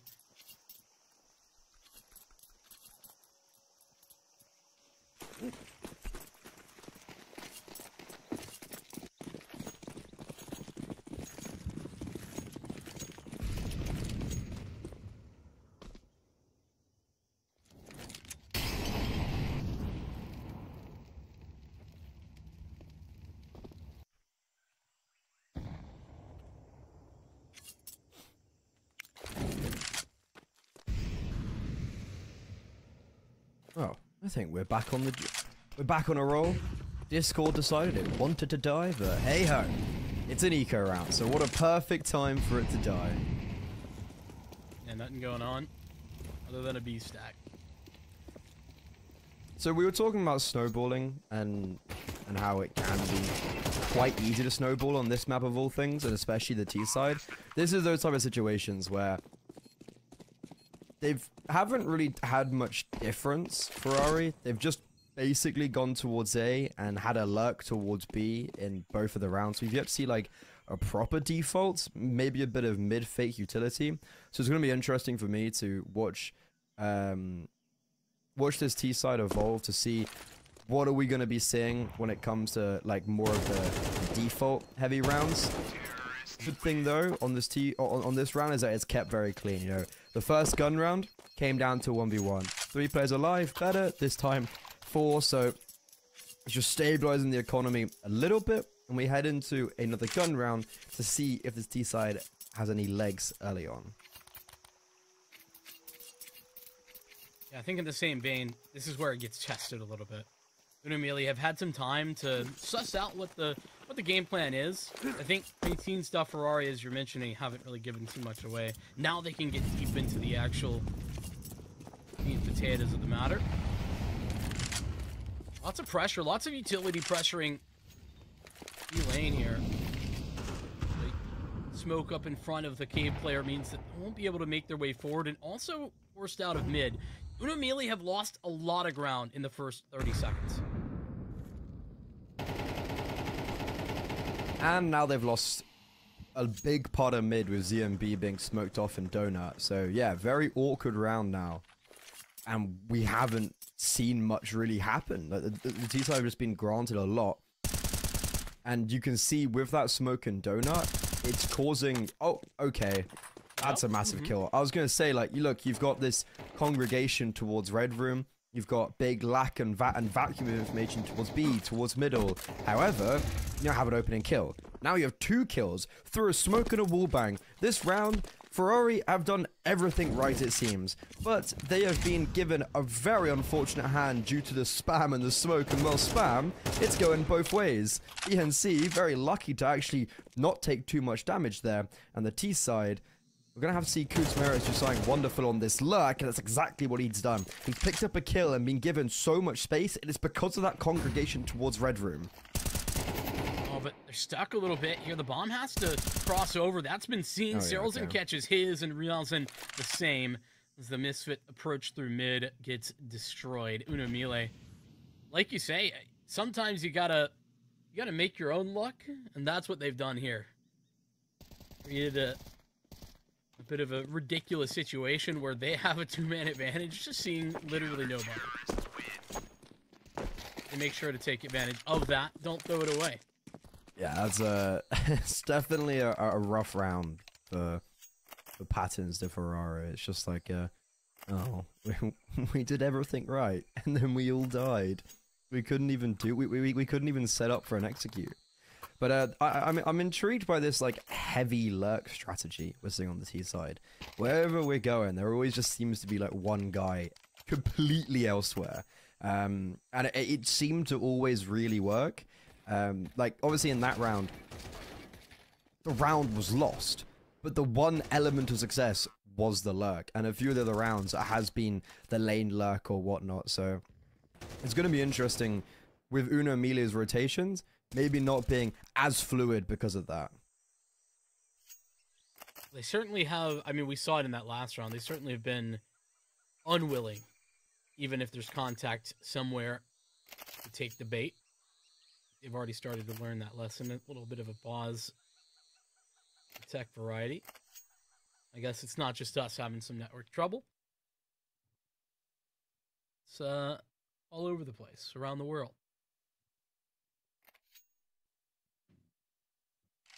It's all over the world, but it's a lot of it in South America. It's a lot of it there. I think it's cool for Cuts and Rats. I just want to point out that Hit me. he's constantly. It's not like he's a super like old guy himself, but he's over the last year and a half, 2 years, he's consistently picked up young talent that have had maybe a chance or two elsewhere, but it hasn't quite worked out, whether that was on them or not. And he's kind of given them a second chance, and it's kind of been really cool to see how it hasn't been like they haven't been knocking the socks off of everyone. It's not as if they are winning tournaments, but they are competitive in every single situation. I think he deserves some credit for that, for how consistent it's been. It's a weird one because I've seen this guy like around the block, especially with Meta, I guess, and back in season 1 at the beginning of the South American circuit, he was getting good placements there with decent names, but it feels like he hasn't had the best and the highest of careers in the last like 2 years. So I assume there is like the necessity to maybe go down a little bit and pick up some of these younger players, but it is quite a young team. But you've got cool name and Misfits who obviously played in Serbia recently on Team Solid at a big international LAN. He didn't have a massive tenure in Solid, but he still had that experience of going over to Res Regional. They didn't do very well. He didn't do very well, but he proved himself as like well, he didn't prove himself, but he's got the experience at a high-ish level, so you've kind of mixing that in. And with Rect, who I don't really know, he's yet to win a game on HLTV, but he's also not really played in a year, and he's got a very weird HLTV history, to say the least, of like playing some in 2023, playing one tournament in 2024, and then back now in this game. So yeah, it is a little bit of a weird one. I think that's kind of what I'm getting at, where I don't think it's I don't think it's something where we've seen the best or the greatest out of some of these squads, but the ability to kind of reach in and find some players that I think others have discarded, and I think get the most or get some of the best out of them. This is what Patine Star Ferrari as a whole have been able to do.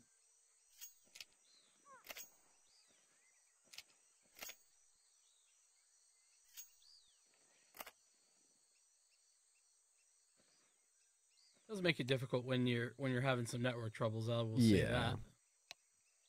You want to be able to focus on the game, and you can't. A lot of typing, and we've commenced. We're back on it, baby. Let's go. I was gonna say, do you take that as a positive or a negative sign? That we're back? No, the typing.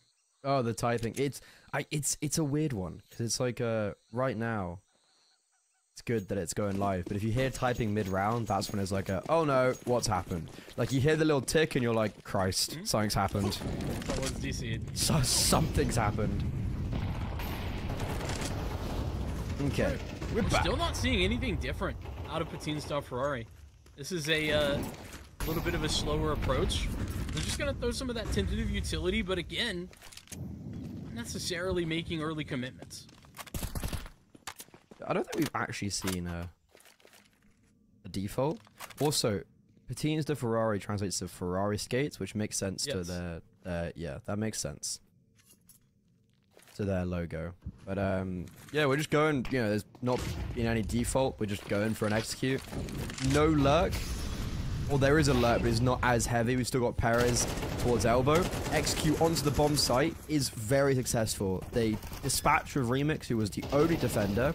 He's been left a bit high and dry there. I honestly think he could have done better just to relinquish the control, all in all, and play for more of a retake, because sure, he might have got one, and it still would have been a 4 versus 4 retake.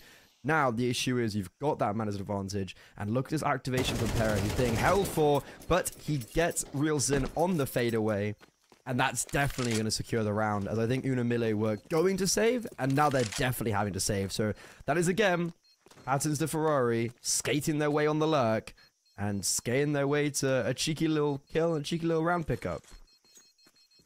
I think that a lot of times on the T side here, it's like finding the right timing to pull off what just happened.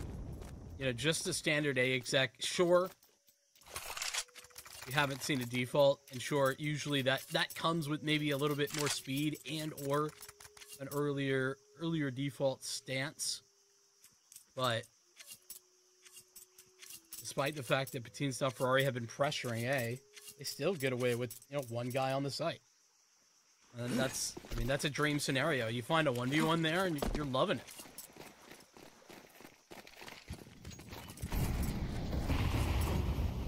That's really interesting. Early lurk B smoke. It's gonna put everyone on the B site on edge. Yeah, it's a really good smoke to condition. And it's a really good smoke to have to then execute through almost. We have this really cool set play where you know, conditioning it, because the issue is if you throw it once and then use it, it's a massive tell, and also just like, you know, this is the first time they've thrown it, that's when you're going to be most aware. But you basically kind of execute, and then you go up as it's fading, so you hit the top of ramp as it fades, and you get the ability to scale up for free. It's a really strong smoke, and here we are. We're going on to A again with basically the exact same util, the exact same execute, no lurk. That's the difference this time. And again, we've got a player showing face very early by himself, relinquishing the opening kill, and we go right away into a 5 versus 4 post plant with, you can see, Unamile really hyper aware of the potentiality of a lurk, and it doesn't matter, they're saving, but they're terrified to get out. Look at him in mid. Look at ZMB, he's terrified to get away. For good reason. I mean, Premium, I think it was who was there in the last round, whoever was It's been Perez mostly in the... It's like Perez, Kutz, Meritz, who's been the two kind of main people lurking. But I mean, that threat is real. They felt it time and time again. Also, I think it's really funny how much faith Teams of Ferrari have in that execute. They ran it back. I mean, literally the same. Like, not anything different. The same, like, slightly off from meta, or not meta per se, but slightly off plant spot too. It's not default. It's not in the corner either. So all of that, knowing that if they want to play the spam game, that they're playing an interesting idea behind it, with Premium just scaling forward to handle any lurk through the smoke in CT or through Donut. I don't know. I love how much faith they have in that execute. It is amusing to see, literally, like, play for play, as you said, just the exact same util. It's the same flash, it's the same molos, same smokes. It's just worked like 4 times. I think they've gone B once, and the rest have just been the exact same thing towards A. But if it works, it works. I wonder what Unamile do. Maybe just don't lose someone instantly on the execute, and just play the 5v5 retake. Because it's so... The reason why teams leave A and play for mid is because if you have mid and lane control, it is a lot easier to retake A and just have the donut players orchestrating the retake. But instead, they've not been letting them have it. This is different, though. This is a change up from the T side. They're going straight into middle with a carpet of molos as well. They had a carpet, they had a molo in jungle, molo at the bottom of the stairs. They put a lot of utility into this area, and they've taken it completely for free, and now they go into the AXQ while also utilizing the fact they have all of lane control with Perez. This is good conditioning again. They've thrown those smokes as well, and some of those Molotovs, not all of them, but the more basic ones, the ones you throw from bottom mid outside of elbow every round. And now it's just a crunch on to A, where it's so difficult. It's especially as ZMB comes in to try and help out Reelsin. He loses his head, and though Reelsin turns to trade, he will fall as the smoke is phased. Uno Melee. Yeah. Don't have answers, man. Man, what's going on? Like, how are you just not aware of Donut there? Like, I think that was great conditioning, actually. I think definitely, no matter what the conditioning, big mistake that you just completely neglect the fact that someone could have gone to Donut there. And also, I don't know, Uno Melee genuinely look quite clueless right now. Like, the lurks are just running rings around the CT side, and we've just got players running into people. I don't know, this is a really weird CT side all in all. I think Patterns of Ferrari are not even doing anything remotely special, but are just getting away with everything. Also, no one saves as massive that round, by the way. Yeah, I think two things true at once. I think you're very much right there. Same time, just a little bit of a question mark thrown in, and then the B rush. I mean, this is that momentum-based calling. This is what we were talking about. Yeah. And the sight falls.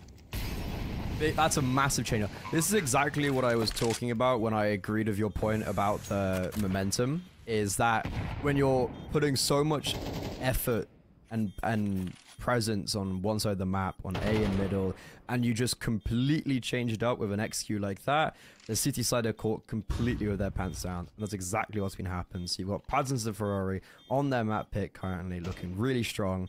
Uno Melee, I did say that the core didn't look amazing on Ancient, and the next two maps coming up in this series on Mirage and Anubis, they have got a significantly better... Oh my god, they're going to get a defuse. Oh, they've just got a ninja defuse. No one's even remotely close. What is going on this game? How... My god, he's done it. And they've got 2 kills and... What? Oh, nobody checked cave the whole time. They were there the whole time. What? They just sat behind a smoke the whole time. Okay. I want to be slightly defensive. They did kill 2 on the site, to be fair.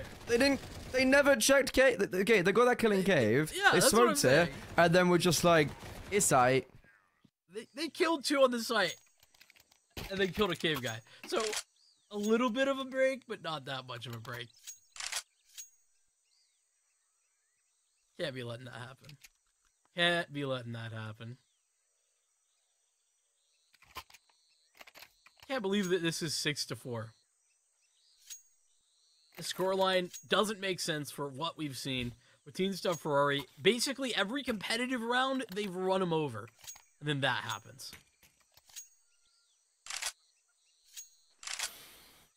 That round also got... It was a run over round. Jesus. Okay, well, is this the start of something more than for Uno Melee? Because they've yet to win a round properly in the last couple. It's been either spam or smoke kills or an ninja defuse. So, sure, you've got this. You've been given. You've been thrown a bone. How far can you take that now?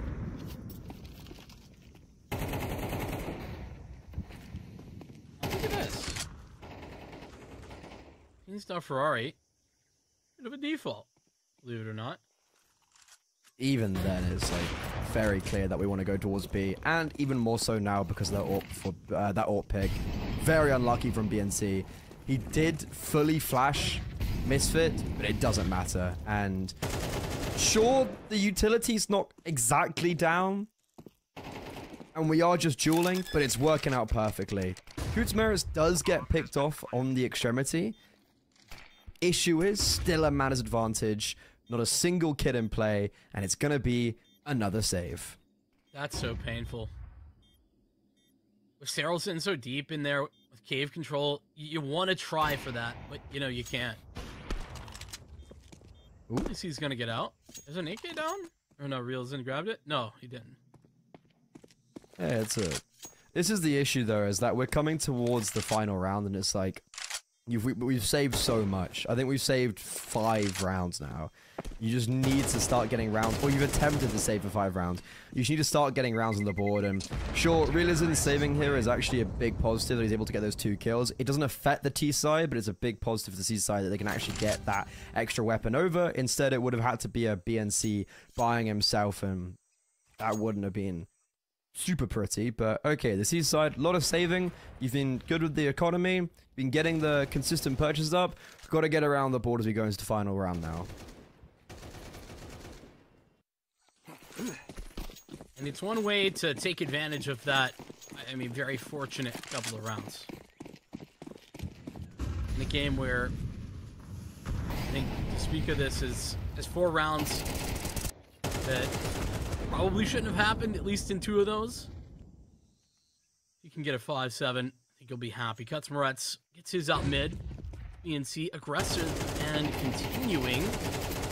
Moretz just waits out the flashbang. Holds station. Picks up 2. Different angles, and Remix has the right one. He's flashed off for another opportunity. He'll go back in for more, and the op's now set in stone. Misfit will get the refrag. Oh, we're going A. 2. Oh, we're going B. No.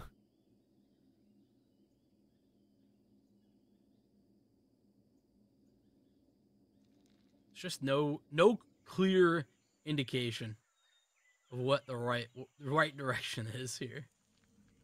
I'm just holding my breath to be like, what were we actually doing there for a second? Okay, we're going to A. It's the right call. You can see how tentative they're being for the right reason, but it feels like this should be a round in the bag. Realism does have a smoking kit. He will have safe passage towards Donut, because Misfit is going to, I assume, plant the bomb, so there's going to be that gap that he can get into when the bomb gets planted. However, I think this should be an 8 for the Ferraris. And yeah, the smoke's going to give it away. So here comes Realism. Here he comes towards Donuts. And they've locked in sort of everything. Yeah. Yeah, perfect post plant. Primary zones have all been collected. Where can he be? CT or Donut. And they have both of them on lock right now.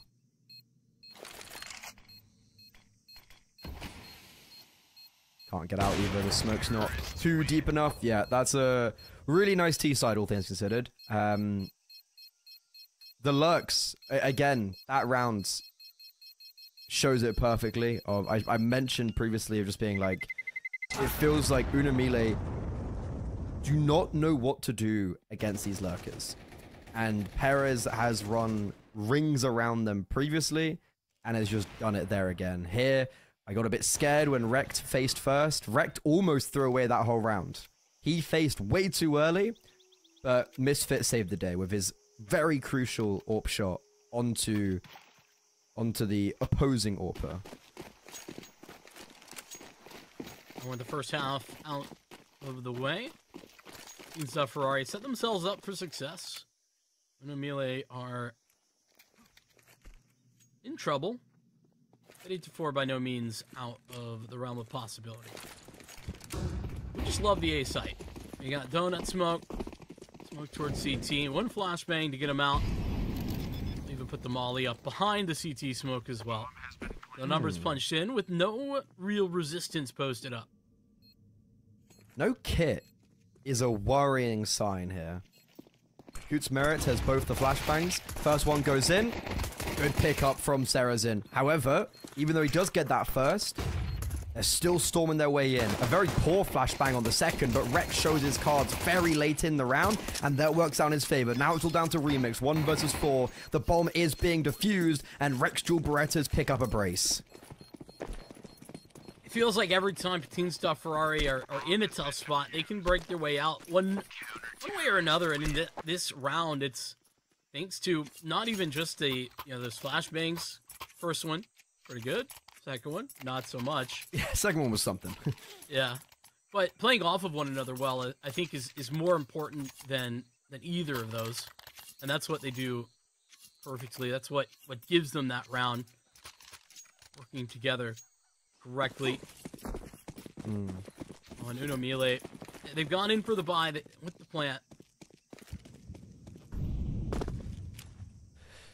Yeah, it feels like in that pistol round, Misfit getting that instant trade on in Temple. For me, it sounds so small because it's only 1 kill, but for me, that's like the game changer. You get that instant trade and you open the ability to actually progress forward.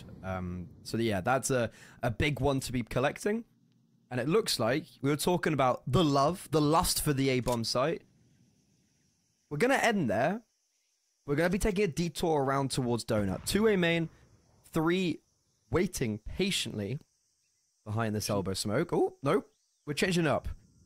There's no map control at all, though, for Uno Melee. So What's while going that's on? happening, Patines have got all of B. They know it can't be B now. And mids. They've also just got control of middle. So, and this Jigger with the Molotov. Oh, yeah. Wait, it's not pinned. Ooh. This is risky that it's not... Oh, no, it is pinned. It was just a bug on the HUD. And, yep, that's what it is. Premium gets a freebie and also backs off. No one's actually come out of middle, and that is also in the known. Perez just gone, they're all coming out on A. You can focus, and that's why 3 players have their direct attention on this bomb site. Perez is also rotated in, but that's a big kill to be collecting. Misfit falls towards Temple. Bomb, it's going to be very difficult to get it down, but with shots like this from the Deagle ringing out, it's making it ever so possible, and there's another collected for Remix. Rex now coming in, seeing if he can pick up the pieces. His teammates have failed on the bomb side, and now he has to clutch up a 1 versus 3. We're all here, all trying to take that fight together. There was a triple swing in the future. It did look a little bit dicey, but immediately we'll get it done. And you know what? I think Patine Ferrari suffer from success, actually. They knew it was A, and so everybody a little antsy to get up in their face to take these fights when maybe not necessity. Know what you could do if you're premium there, to be fair, though. Yeah, he's probably the only one that I'd say that's unfortunate. Like, my one remark of that retake post... I don't even know what you... Like, retake, but sight hold? Like, it's kind of like... Bit of both. Yeah, it's just like a retake. Wait, no, a whole retake. But, yeah, like, no one fought together. It was all individual fights. That spells disaster. Right. This is a very, very realistic entry into this now for Uno Melee. As patterns to Ferrari, worst case scenario, you lose second round after winning pistol, you're broke. And it looks like you're going to be losing the second round as well, because you've already got a 5 versus 3 advantage for Uno Melee. That's the headshot out of ZMB there. That was crisp, wasn't it? Yeah, he's the one who looks like he's on some rollerblades. Zooming in and out. Misfit getting himself back into the same position that his teammate got flushed out of. I think that was the idea. But he gets cleared. Yeah, this is a really dangerous game now for the skaters. It's gonna most likely be 9-7, so you've still got a lead. It's not a worry there. But it's gonna be a gun round the 9-7, where you do not have an AWP out on Misfit, and he seemed to be, even though he's like 9-7, he's had some very influential kills with the AWP. Like, you remember that opening kill when he was blinded onto long, where he saved that final round with just one really crucial kill, and then obviously a subsequent follow-up kill.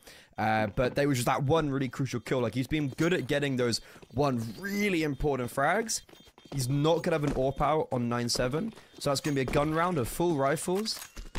They lose that, may as well be a tied game. So it's Uno Melee, who's been very disappointing overall on Ancient for me, with a very realistic way to, at a minimum, tie up the scoreline. And despite those disappointments, I think some important points to be talking about in that last round. Was able to be very methodical. Uno Melee looked like they really have a... You said they didn't look like they had a clue earlier in this game, and I don't disagree with that at the time. That being said, looking like they've found their way a little bit more as we continue forward in this this T side. Short, this will be up against pistols, so not as much of a question mark.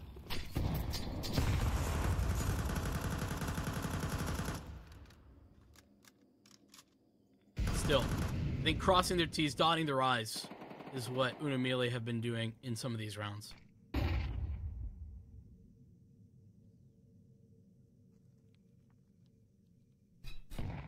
I always find these South American games quite interesting because we don't get to obviously watch these guys and these players very frequently.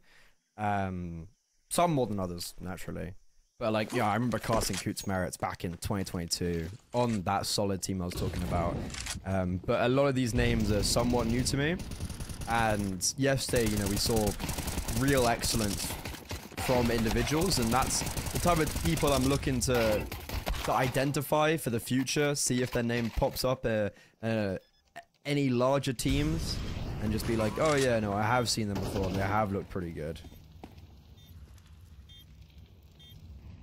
What you got your eye on so far on this one? On this one, I haven't... I don't know. Perez has had some really good lurks. That's always it's always very impressive when your extremity player on Ancient is at the top of the scoreboard. And I think that's pretty much been it so far. We've had we've had a lot of saves, right? So we haven't actually seen much. Misfit is one that's obviously played at a high level, but he didn't last very long on Solid. So I'm assuming when he comes down to a level like this, he should be doing a lot better. So I'm hoping to see more from him, and intrigued to see what Paris is like on the CT side. Yeah, it's still early for Misfit as well. I mean, I think this is like his going into his third year at, you know, of like competition at this level and above. Still got plenty of time. I think Premium in a similar boat of experience on the team side at least. And as you had mentioned, no AWP, but Premium, the rifle, is just going to do fine with it. Uno Melee, who's out in those early duels, and reels in, just backing away slowly. He doesn't want to continue forward. The bomb with the other 3 Uno Melee members all towards B.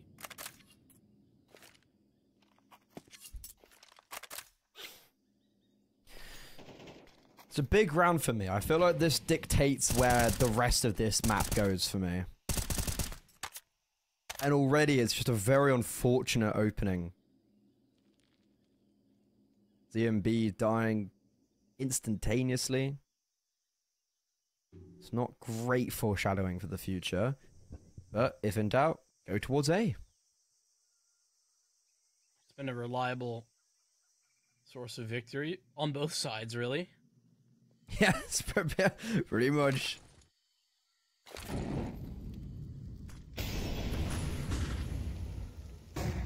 This is a little bit obvious. Seralson goes down immediately, and he will. So, should be very clear indicator that, hey, yeah, fake sorts, but how effective will it be? That's a phenomenal flashbang.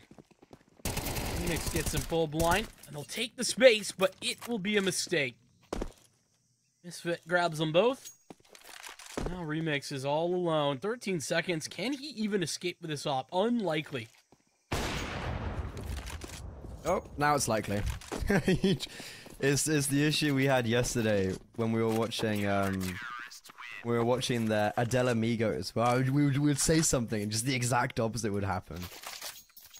What's he running there? What's he zooming around for? He really wants to kill. Yeah, Also, but why? Yesterday, I will say, speaking of Adele Amigos, Kaysen was very crisp. Yeah. He was one guy that I think I've seen in ECL on Insanity, and I was like, oh, okay, so he's quite good at this game.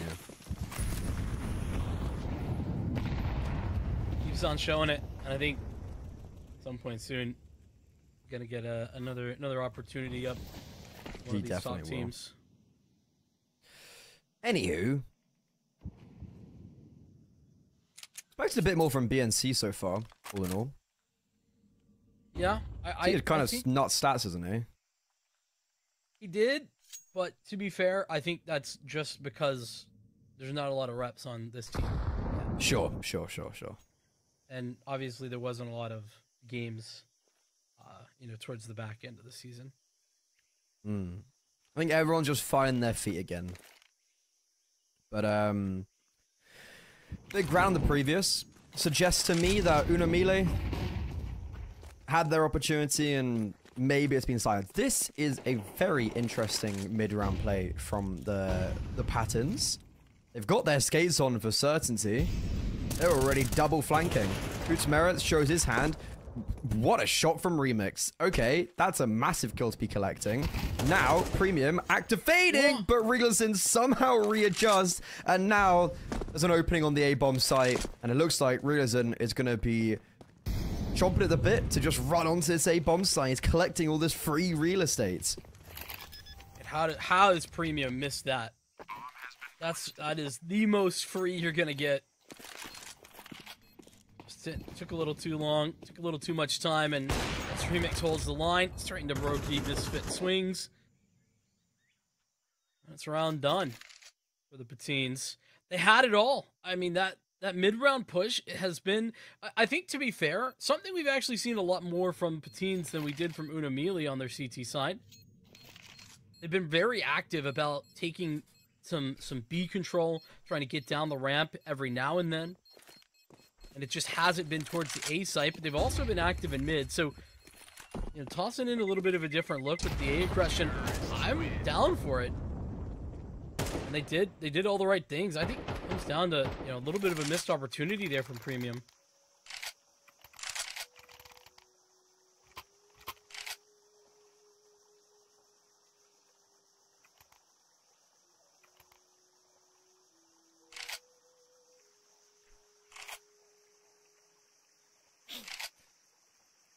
And we go again.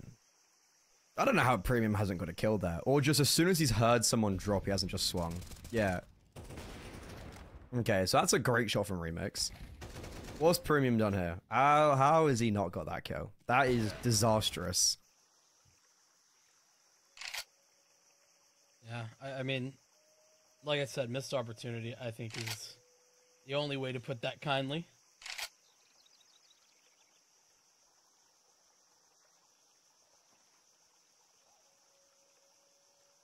Patines that pump the brakes here. It was they who take the tack. But honestly, don't know how much there is to talk about, you know, from that round.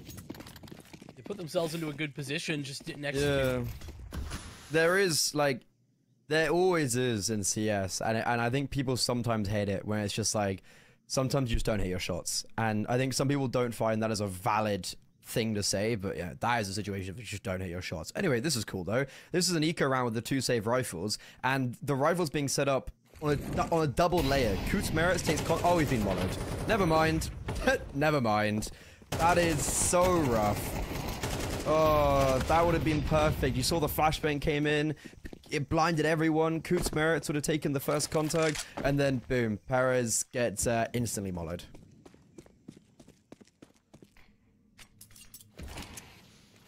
And the ideas are good, but they just have a little bit of a better call.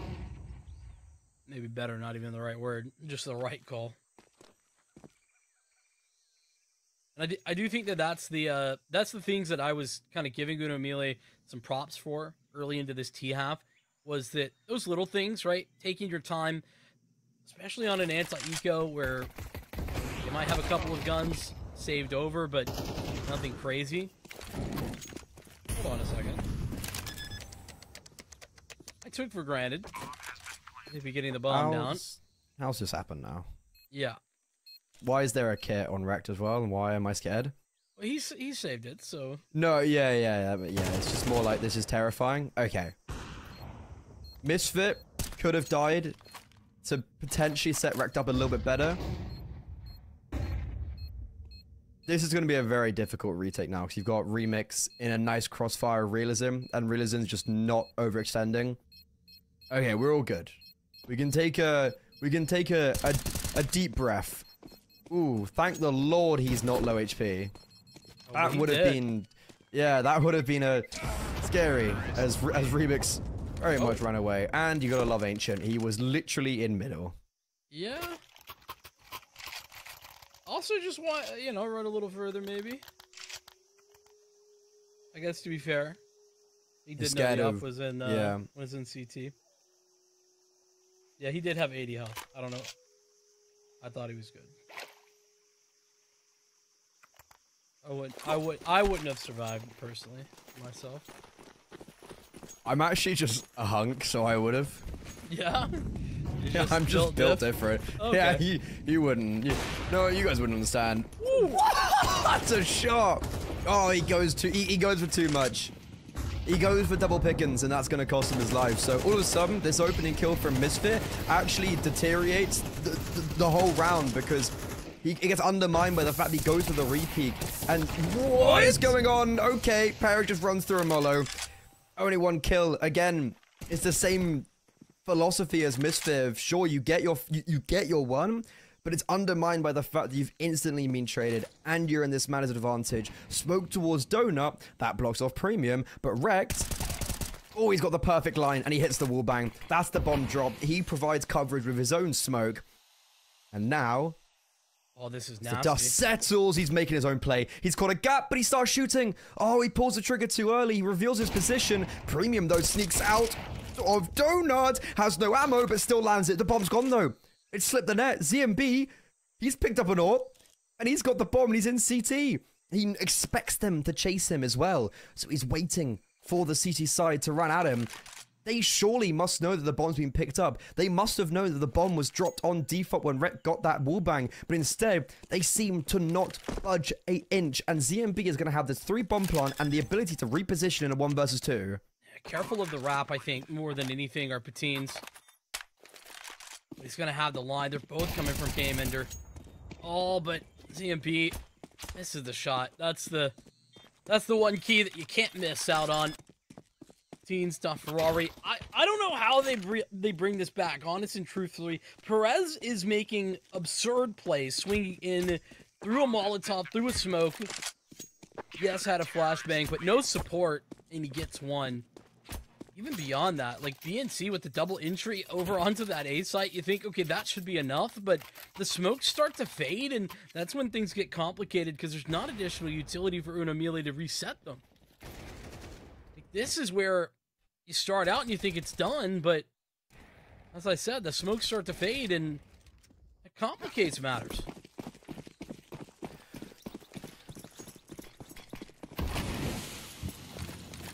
South America always provides the purest of excitements.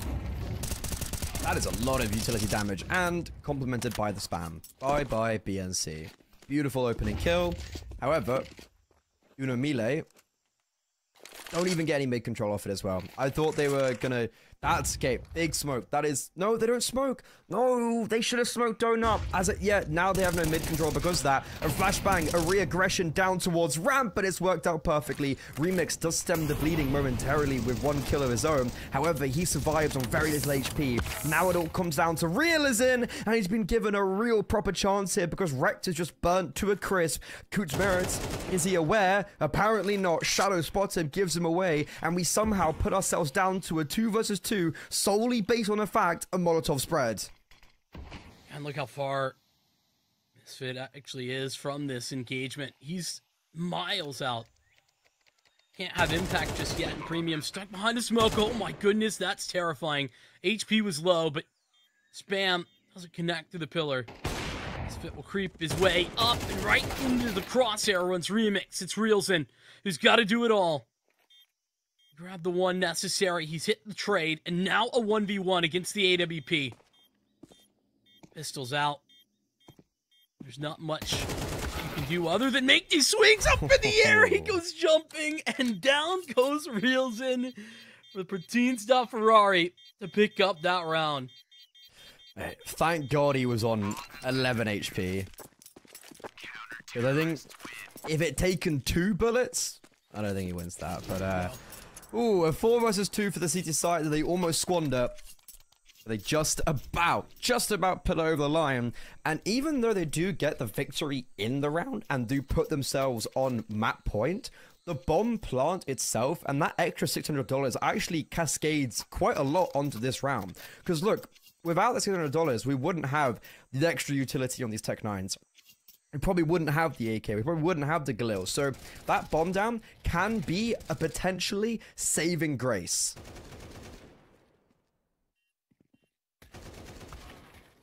think it just depends on the call. What do you dial up here? Classic. It's in this game. I feel like the AXX is coming, but classic delayed B rush. Could get fast mid with this type of utility. They have plenty of it. There's options aplenty for Uno Melee. And it's just 3 rounds. They might be up against 12, but 3 rounds is absolutely approachable when you consider the 1v1 that just happened and how bad Pateen's money is.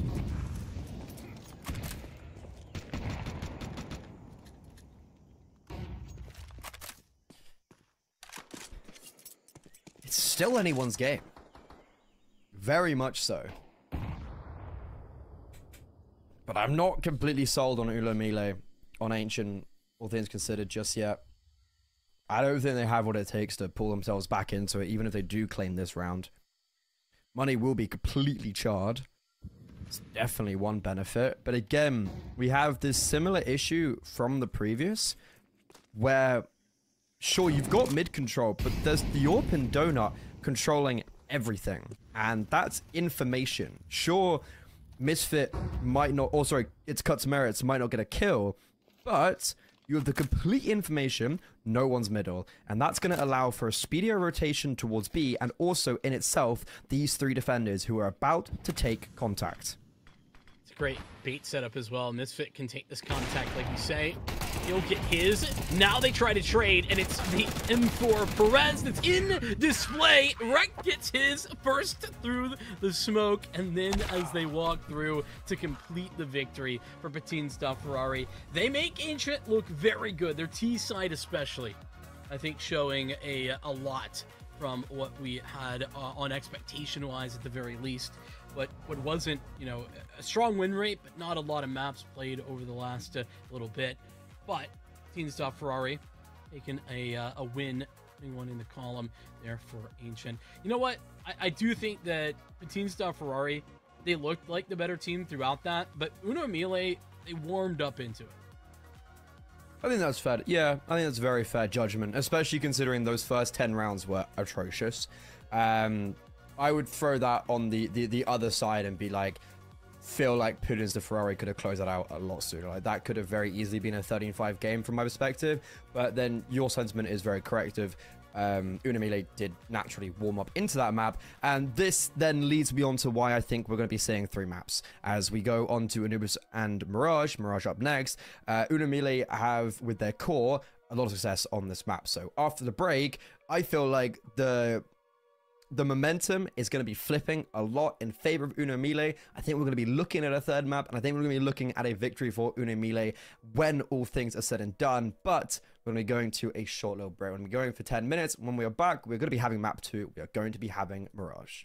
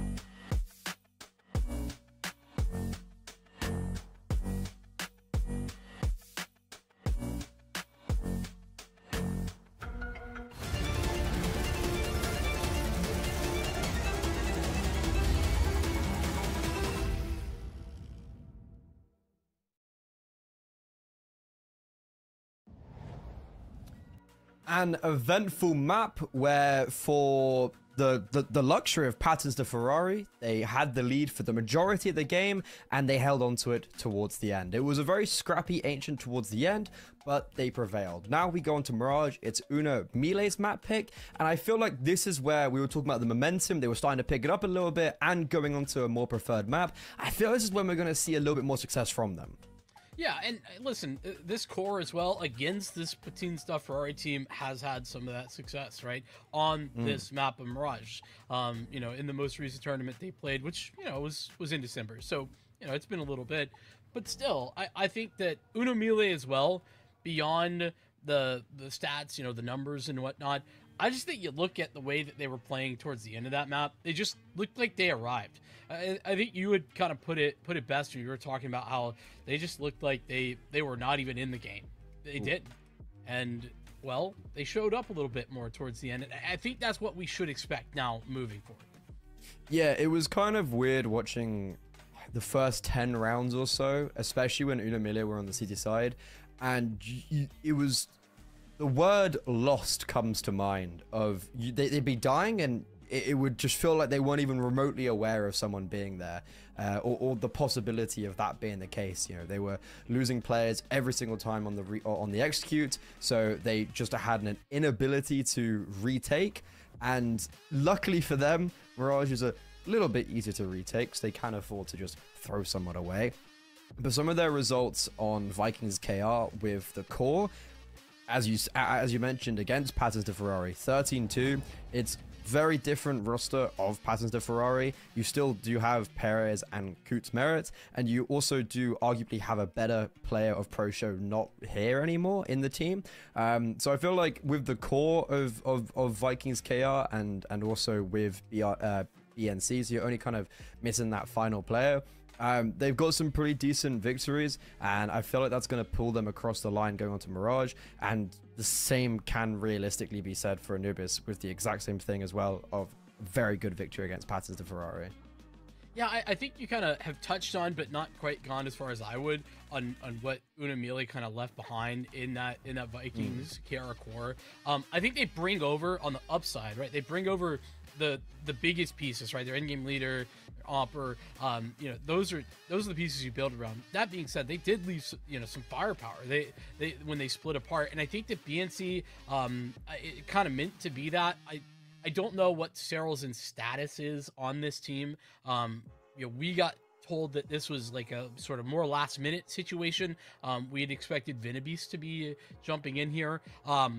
Regardless of what that means, though, I think that slot, Vinabeast, Sarelson, that's where you're going to have to see some of that firepower. And I think we missed a little bit of that. And I'm not trying to put Ancient on an individual in that way at all. But I do think for this team to succeed, that is the setup that needs to happen. You're going to need to see, you know, those two players again, BNC and Sarelson in this case, but if it's Vinabeast in the future, I think those two are the ones that are going to need to provide that firepower.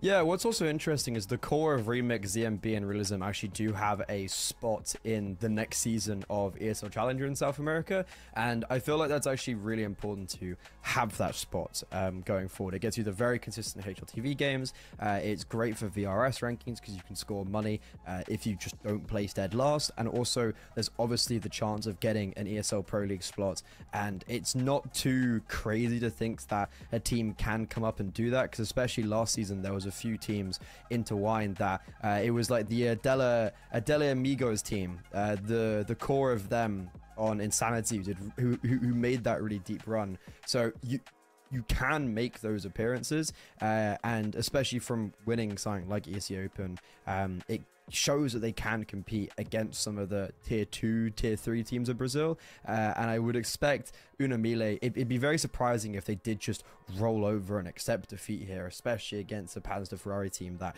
with the old previous core were not too great on Mirage or Anubis for that matter. Yeah, I mean, I think we actually saw that very much so with, you know, teams like Galori's, you know, Dusty Roots, kind of that were able to make that jump up and be competitive. I think Solid was in that same boat actually themselves, though. So looking in the future, I'm right there with you. But I think in the right now, there's a lot still to be shown.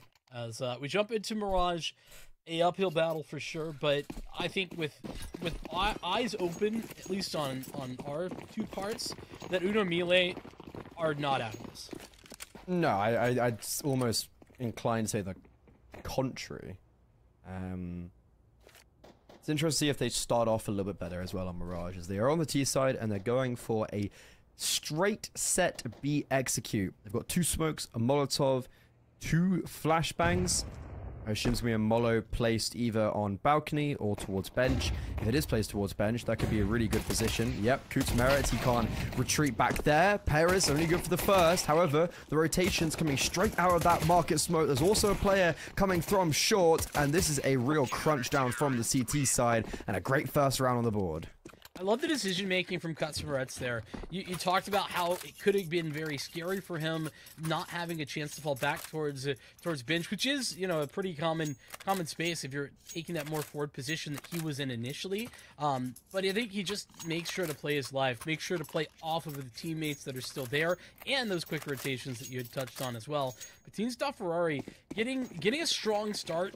It feels like a nice addition to what was already a little bit of a lead as they move into Mirage. The Uno Mille even denied a bomb plant, so there's no opportunities for them to get aggressive with these purchases. They've just got to save. Mission on plant. How has a Glock got a kill on the guy ticket there? Oh, that's a jewel. Look, 2 kills, you only get 1 kill in the MP9. Say a success there. Misfit doesn't Misfit doesn't save the A1S. It's actually pretty good. Pretty good. Still doesn't AWP though. I guess that's a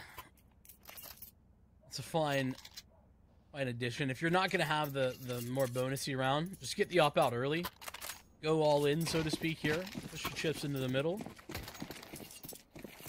Catch him off guard. There's no AWP to insert on the T side. Fair.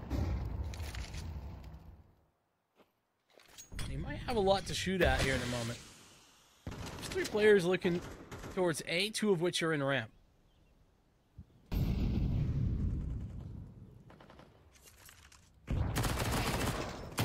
Oh, good. Right. How's that be? How has he just walked in ramp there? They're playing a anti-flash setup and premium. He just discards 2. That's the round done. That's the bomb dropped in ramp.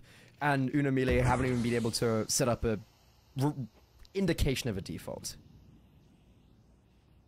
There was a lot of times on the T side for Patines on Ancient where kind of felt like they had the perfect call, perfect read. That's another one where any other play, right, flash into there, that Uno Mille, they were set up with the perfect counter. Yet contact play, it's the right call at the right time. How they puzzled that out, I ain't got a clue.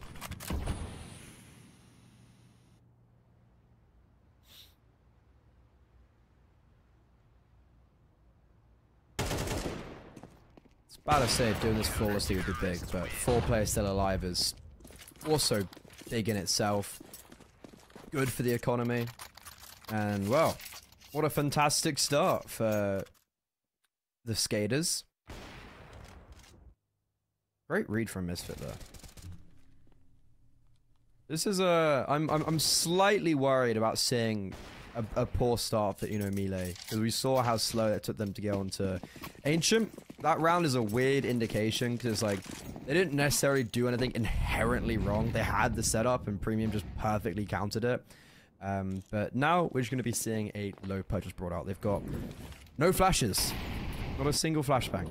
That's probably the reason why this round's not going to succeed, is because they're coming out on this bomb site, and yeah, vision's fully there, and that's why the A hold is literally perfect. I mean, 3-point defense as well. When you're talking about, you know, being able to maneuver from both the top of balcony, then under balcony, and on default, you got players towards CT as well coming in for the fast flank, and jungle covered. There's just not a lot of space for Uno Mille to take, other than towards those players on site who were all shooting them. So, also funny, or interesting note rather, Pateen's very aggressive up in the apartments last round too. Don't get seen. They're gonna go back for some more aggression. Flashbang and gets him into position. Premium. Peeks out, reels in. Now, question of escape.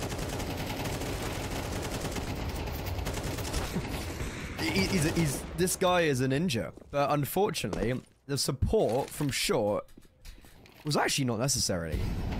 Maybe lack of communication there, and ooh, an intriguing repeat from Rex there. And then also another intriguing peek from ZMB. Feels like we're just throwing away bodies for no real good reason. But as the dust settles, it's a 2 versus 2. The Remix, with the bomb in his bag, is looking to try and join up with Serazin, who has found a lot of space out on this A bomb site. Oh, and it's even worse news for Pateens is that they've grouped up together, knowing how much control of the map that they had lost. I think grouping up, making a proactive play somewhere is the right call, but they've made the wrong decision. It's the wrong direction. We're towards B as the molly pops at A. They'll now know the mistake's been made. Cyril's in. Oh, he's so deep. I mean, if he tucks anywhere in here, it could be round over. Oh. Okay, bomb doesn't get denied, but Remix does fall. Question is now, where is Serazin? Bomb's been planted for short, being planted for connector, ramp. Feel like they have to know it's towards connector because of that open plant. And yeah, you can see Misfit hard clearing it. Spotted out. They need to get this kill, and they do. On the Tech 9. Quick and easy. There's plenty enough time to get the defuse. And a round, again, going in favor for Patterns de Ferrari, keeping their flawless 5-0 streak alive. It's such an interesting difference here for Pateens. The micro decisions, like we were talking about in mid, sometimes just leave me with questions. But then the macro decisions look so good. I think, like I was alluding to there, the swiftness of their decisions to go toward, go together, look to re-clear towards B, a bit of a 50-50, a gamble that they don't end up actually winning, but that's okay. And then they take their time on that, on the retake, on the re-clear. Which is so nice to see for Pateens. Uno Mealy left holding the bag in a big way. 5-0 is the scoreline. Not only that, starting to build some very significant economy are Team Stuff Ferrari.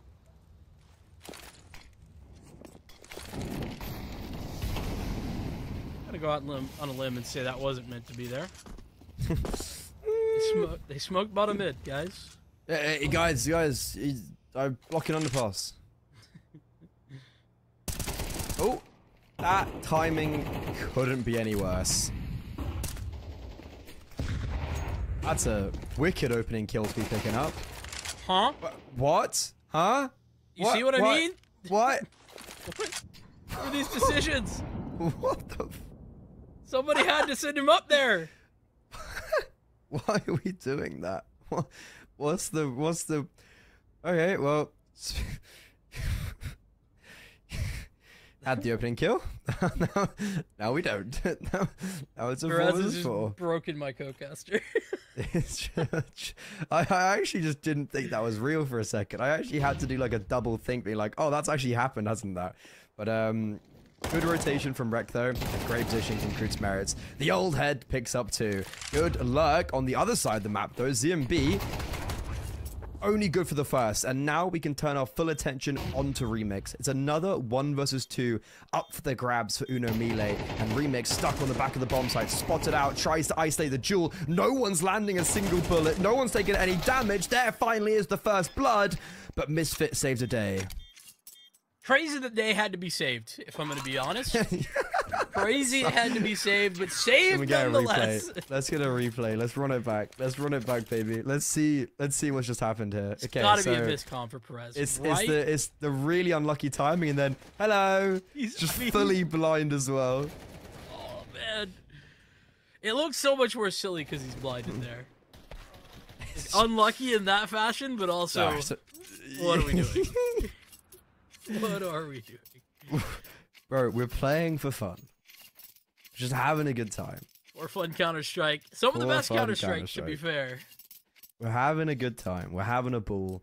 I We're do just it all the playing time. Counter-Strike with our best buds. But I also don't play in tournaments, so maybe a little different. Oh, All I can say That's- is, thank goodness for cuts and ruts. Overline. yes, agreed. That double couldn't have come at a better time. He's Taco. He's literally Taco. And Taco Just was minus Taco all the yesterday. wins. Just minus all the majors and MVPs. Imagine that. It was close. It was real close. I honestly couldn't. Oh, that's a team nade. Oh, They're zooming it. they're really going for it, and he's got out somehow alive. Oh, wait. That's an open. There was 3 players on the B bomb site, and Reason, only God knows how he's gotten away with that. He got a 1v1 and he got away. Like, neither of those things should have happened. Somehow. I will say they give up a lot of that space. They posted reels in to hang out deep into apartments, and that's fair enough, but it's allowed for Patines to have some idea that something's up. And this is those macro decisions that I was giving them a lot of credit for. They're searching, looking for information wise to it. As Cyril's in, he's gonna for a second as well. Premium gets the 1-for-1, but it's just left one man, and that's Wrecked in position to actually stop this.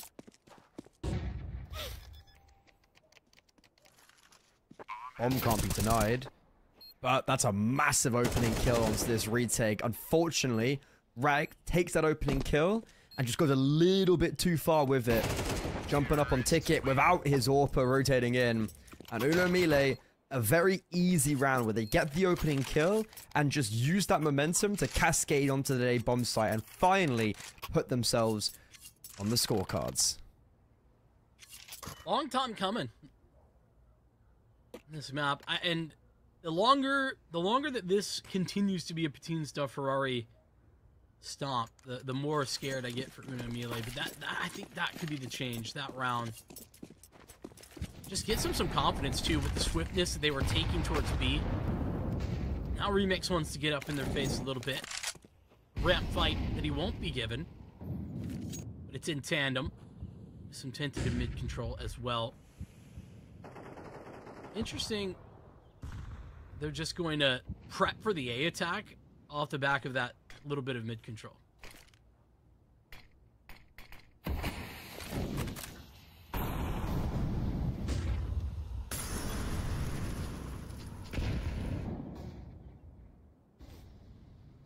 Looks like we're posturing ourselves very early to try wrap onto this A bomb site, but Rekt has something to say about that. He puts a spanner in the works of picking up that killing connector, and now we put a lot of our confidence in ramp, in Palace, because they're going to be the ones that have to make their way through.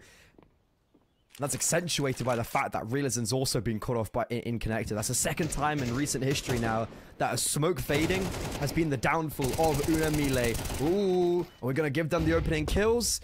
Well, only one. And now Remix last alive with the AWP, and it looks like Uno Melee, they are going to be on Uno round.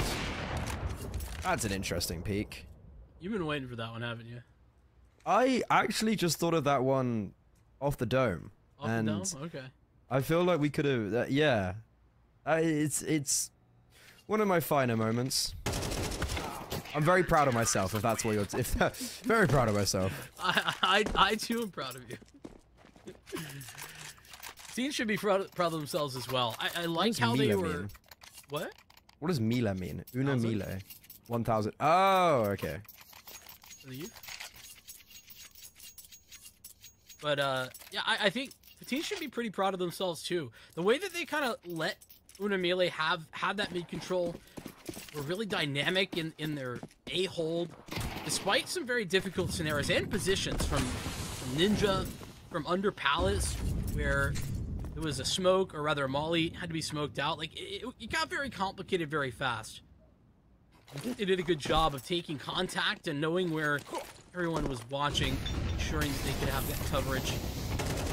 They wrecked Under Palace this time, and they're just not checking it after last round. Surely not. Also, like, he smoked it though. Like I mean, they weren't the looking. opener, They weren't going to look. Yeah, like whoever was entry fragging is just not even considered that to be a possibility when it had just been smoked. And yeah, we're not going to exceed Uno rounds. That felt like a really nice hold, but way too easy. You know, I think what happens there, if I'm getting into the minds of Uno Melee, is that whoever's entry pathing is just in the back of their mind, we've got underback mollied, you know? I'm responsible for this area. I just didn't hear the audio cue. Which is frustrating when you consider the scoreline.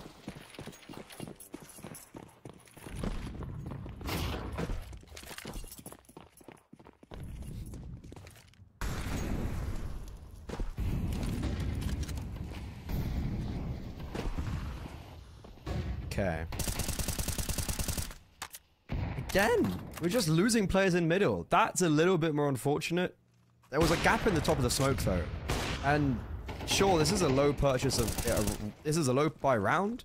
We still have investments on players and it's just been atomized. Patterns to Ferrari seem like an exceptionally better team on Mirage, and that is not what I had in mind. No, neither did I.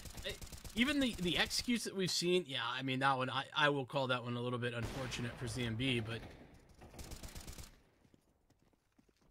no preparation, no nothing. I mean, again, the investment has to be kept in mind there, but no preparation for anything that came at them on the B-bomb site. They're out mid fast. It's not. Rings out, but that misses the mark. It's cuts Moretz. Back-to-back rounds. He's doubled on the spray down.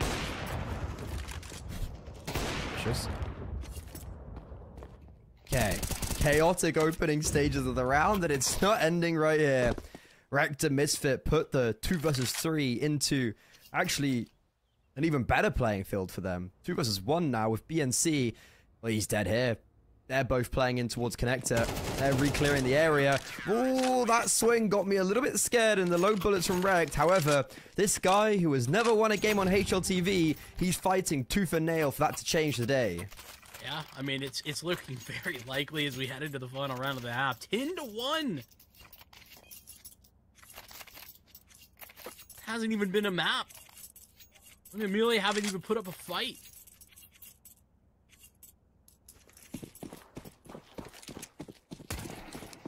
And I think that my mindset continues from Ancient, where it seems like the teams just have had a good game plan, and it's worked. They really have done nothing to disrupt that in any significant way.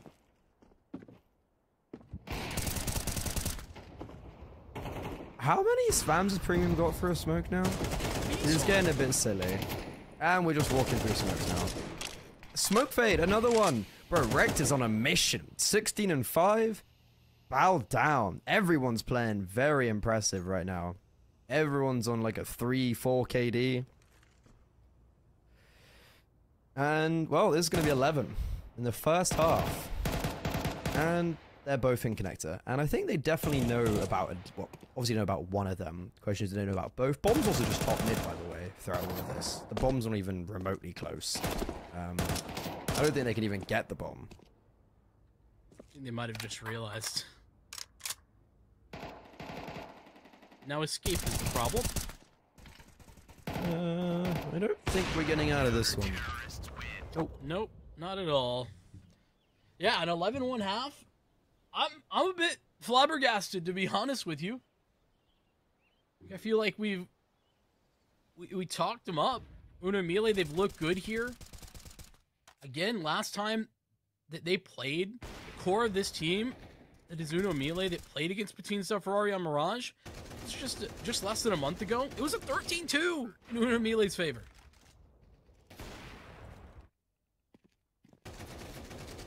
Well, that's certainly changed. Might be at 13-2 the other way. Hey. Or worse. So this is now, I think, following on the point I was making about Ancient of being like, Ancient could have been like a 13-5. This is why. Pistol round. Did they get one? Oh, they're playing retake B. And that's a kill. Nice opening for BNC. Bomb. It's made its way onto the bomb site. Digits tapped in. All utility expressed now for the T side. There's 5 pieces of armor for Uno Melee. No kit, no util. However, this armor is battling its way forward until they all get mowed down. Kutmerit is very far away. He was playing for someone coming late in towards apartments, and now he's got a very plausible 1 versus 3. Sees they're not on the bomb. One's also gooshed. Oh, now it's just him left alive. Reels him. 12 HP with it all to do. Here to collect the pieces. It's a 1 versus 3, and Kutmerit, the old guard for this squad. He's dancing, he's prancing. The movement is the bane of Reelsin, and that is certainly, surely the nail in the coffin for Mirage and subsequently the whole series. You know, when it rains, it pours. There's just no coming back from what Batista Ferrari put on him in the first half. It feels like 1v3 is almost fitting, and for Kutmerit to do it is even better. The icing on that cake. I don't even know if there's even too much to say about this one. What I will say though is that this is the type of game that Perpetines, you know, gives you some more of that confidence that makes you feel like, you know, hey, you start to put together some of these disparate pieces and find some diamonds. Mine diamonds. Just gonna mine, no matter what. Got diamonds on my mind. Patterns to Ferrari getting 13. Bit of a lyricist myself. Yeah, I'm seeing that. Yeah. Just the bars are fire, man. We gonna go through the smoke? That seems a bit too troll. We are 13-1 up. Yeah, at 12-1, is there anything that's too troll? Yeah, true. Yeah, I mean, I think this is game over. I think that kill symbolizes the beginning of the end. Actually, no, sorry. The beginning of the end started a long time ago. This is the end of the end. We've had a lot of very resounding finishes to our game so far, haven't we, Vincent? Yeah. I not For a expect a good second. time, not for a long time though. No, not at all. We're swinging. And we've got a lurk as well. Worst comes to worst. Maybe we do need this lurk. And he's being held for. And he's been absolutely owned. These deagles are ringing. These deagles are singing. Better than me. And the bomb will be planted. However, it's a false sense of security for Remix. Almost wins out the duel. Misfit's also been... He's actually been hit through the box while planting the bomb, so he's down to 41 HP. And now he has to clutch up, holds the spray, but reels in. He doubles their rounds. And he quadruples his kills. I was about to say it. He's done a 2-for-1 there, Uno Melee up on the board. But the problem is that now we're at maximum poetic. It's 13-2 is a possibility. Oh. I mean, Eco, I assume they're gonna force here. But what if? Imagine. Oh, come on, go in for it. It's 12-2. Don't, no, it has to be poetic. You got the bomb down. Go in for it. Don't give them the way back in. Don't give them don't give them that mindset they can get it. Oh, he's missed the mollo as well. I do think I think some would argue that taking the eco is the way to just... No. They're wrong. They're the naysayers. They don't know what they're talking about. Those are the number crunchers. Those are the people you're talking to. Yeah. They don't understand real Counter-Strike. They look at numbers. Yeah. A bunch of nerds. Right? Nerds. Over here in South America, we have swinging, we have deagles, we have one-taps. We ain't got no numbers. We got 4-man boosts in T-Spawn. That's what we got. with Glocks. This is whoever comes around this corner is going to poo themselves. Ooh, he saw an arm. Ooh. Go on. Ooh, ooh. Hello. Peekaboo. Ooh. No That's another way. Oh, if they'd held it, if they'd held the 4-man boost. It's crazy that he walks away seeing one person in his mind. In reality, he's seen 3 different people. Oh, we've just shot our teammate in the back of the head. Boom. Yeah, what about that, numbers guys? Yeah. What are you saying about that? Could you predict that? No. Not a chance. Not a chance. Numbers guy in shambles right now. Quaking in his boots. Does he wear boots as a number guy? I just wondering, like, do you wear boots? No, To you the office, like, numbers guys are definitely like Doc Martin type of guys. okay. I feel, or like The loafers on? yeah, like, but it doesn't match any of the outfit. Okay, yeah. It's like like dark, but like a tan loafer. yeah. It's just not even like remotely matching, but they have the nice shoes if they had a matching outfit. Anyways, I think this game's done. Because how has someone got through connector there when there's a short player? How is wrecked in con? To be fair, the short player died, and that's the B player. Bye. I don't think that was supposed to be a headshot.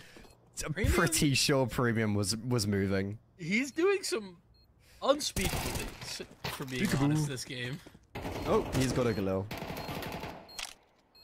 And there's GG. He's got no teammates.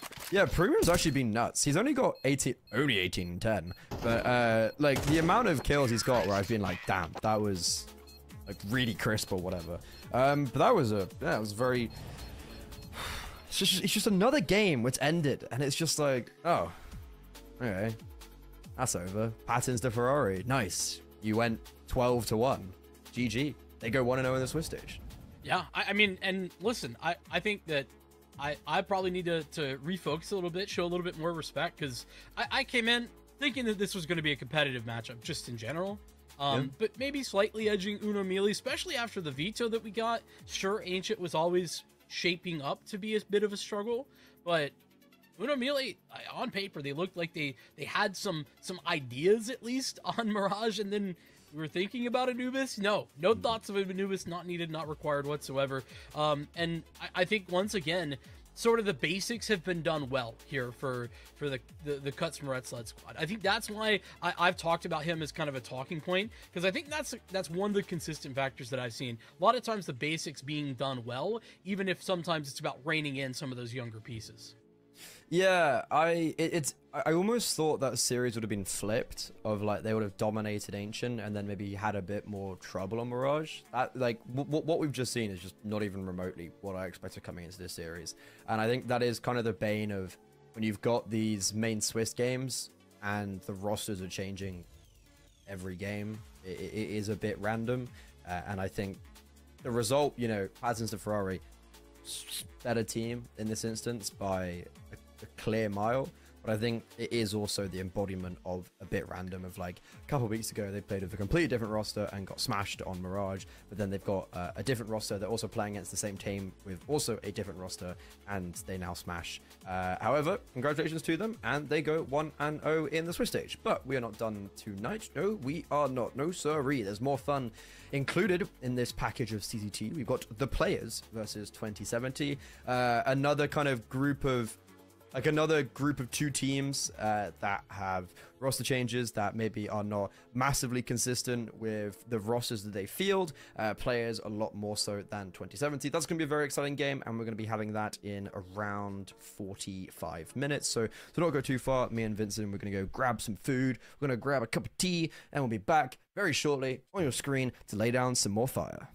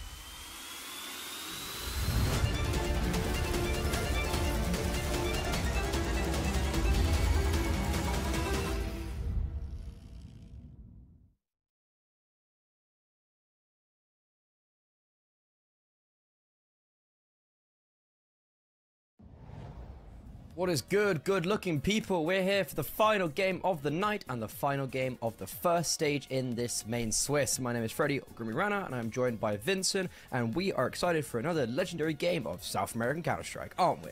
That we are. Man, I'm actually pumped to see players specifically. I know I'm jumping the gun here a little bit, but there's been a ton of moves in South America. Like, barely any teams have been left untouched by the silly season that we've just gotten not even done with, to be honest. As we've seen, there's a lot of still stand-in situations, unsurety. But Players is one of those teams that actually has been relatively left untouched. And I'm excited for that, believe it or not. I think that's really cool because they're a team that they had results that were improving and consistently looking better going out of the end of last year. It's sort of rare in the space right now. Yeah, I think, to be fair, like, I think from the outset, it might be, and you know what, let's just bring up the players' rosters. Like, let's just go take a look at them, because I think from the outset, you look at this and it's like you don't have any of those notable familiar players like some other teams in this tournament. Like, you know, you've got the Taco team, you've got I think Lucas, for instance, that was playing earlier. Like, you don't have maybe some of those really notable names that are very storied, but everyone does have a fair bit of experience in their own right, and they also ended the last season on somewhat of a high, and they're actually very comparable to the Trooper to Taco, because they make it through to the to the playoffs, they make it through to the quarterfinals and lose every single time to Odic. But apart from that, they've been very consistent against the majority of other teams, apart from, I guess, like the very end of last year in the Frost and Fire. But I think this is a really exciting roster that are my heavy favorites today. Yeah, I think they definitely do come into that. But I also want to mention, right, the experience pieces. This is kind of the formula, I feel like, to a good team right now in South America, is a couple of these older names, the more experienced names. And in this case, you know, you got XNS, you got Doc, you got DZT, who's, I believe, still leading this team. And then you have guys like Myth Poutini, who, actual legendary name, by the way. But beyond his name is a guy that I first got to see with Guts Moretz, actually, which is kind of part of the reason that I've been kind of building that up, is that he's a guy that I saw initially there, didn't like blow me away, but oh my goodness, has he blown me away in how he's improved swiftly with this player's roster. I think that the combination of some of those older heads, more experienced guys in the scene, that's something that a lot of scenes are lacking right now, and I think it's really cool that Players, this team in specific, is building like we love to see in Counter-Strike, where you have those younger guys getting brought up and improving under the tutelage of some of these older faces. Yeah, it's really cool. Spinny, I think, is like one of those guys that's been knocking around, starting in academy teams. And he actually played in the We Play Academy League with MIPR, and that was a super cool team. I think they had Card on it, an AWPer that has slowly risen up through the ranks and was this really cool AWPer. And, you know, he used to play with Spinny. I don't think Spinny was anything crazy back then, but he's definitely developed as well. But let's go look at their adversaries, 2070. And these guys actually did play against each other at the latter end of last year in this grand finals of Liga Gamers Club 2024 Serie A, and Players absolutely decimated them. And for 2070, it's not the same roster. You've still got the core of Demonos, Volterra, Swarms, but they've got two very intriguing pieces, to say the least. You've got Bernat and Flocky, who not only do not have HLTV pages, so this is their HLTV debut today, but Vincent, you were saying that they don't even have a mention on Liquipedia, therefore they never played on a tournament of a Liquipedia standard, which is kind of insane. Yeah, I mean, I think it's not that crazy, not that unheard of, especially for, you know, like a play-in stage of a CCT tournament back when we were doing those for South America. That would happen every once in a while. But yeah, I mean, this might just be a case of we don't know what we're missing, and I'm down to kind of see that.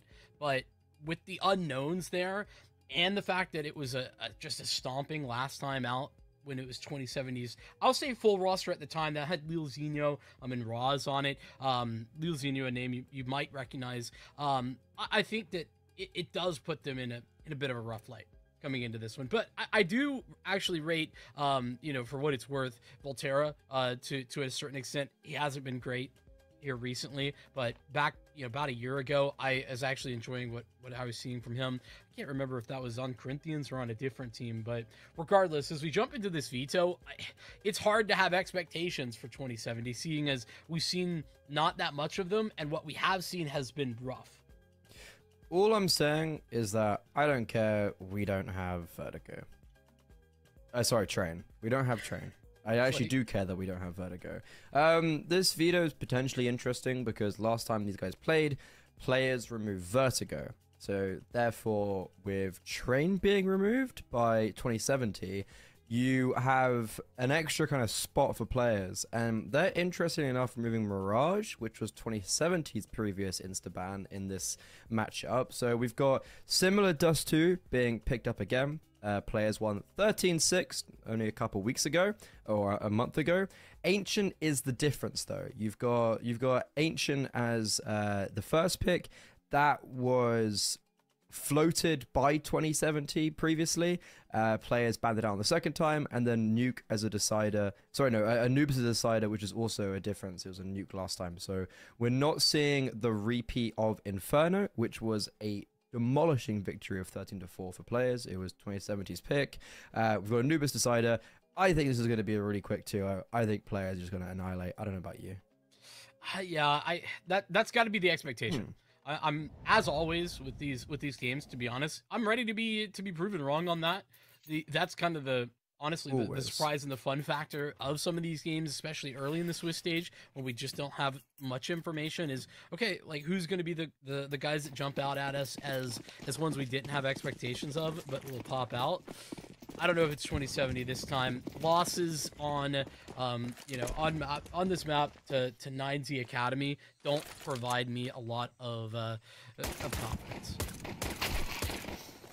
Don't have a lot of confidence, and this pistol round's already off to a negative start. They've lost a player as they try and explore this A bomb site. They get the bomb down.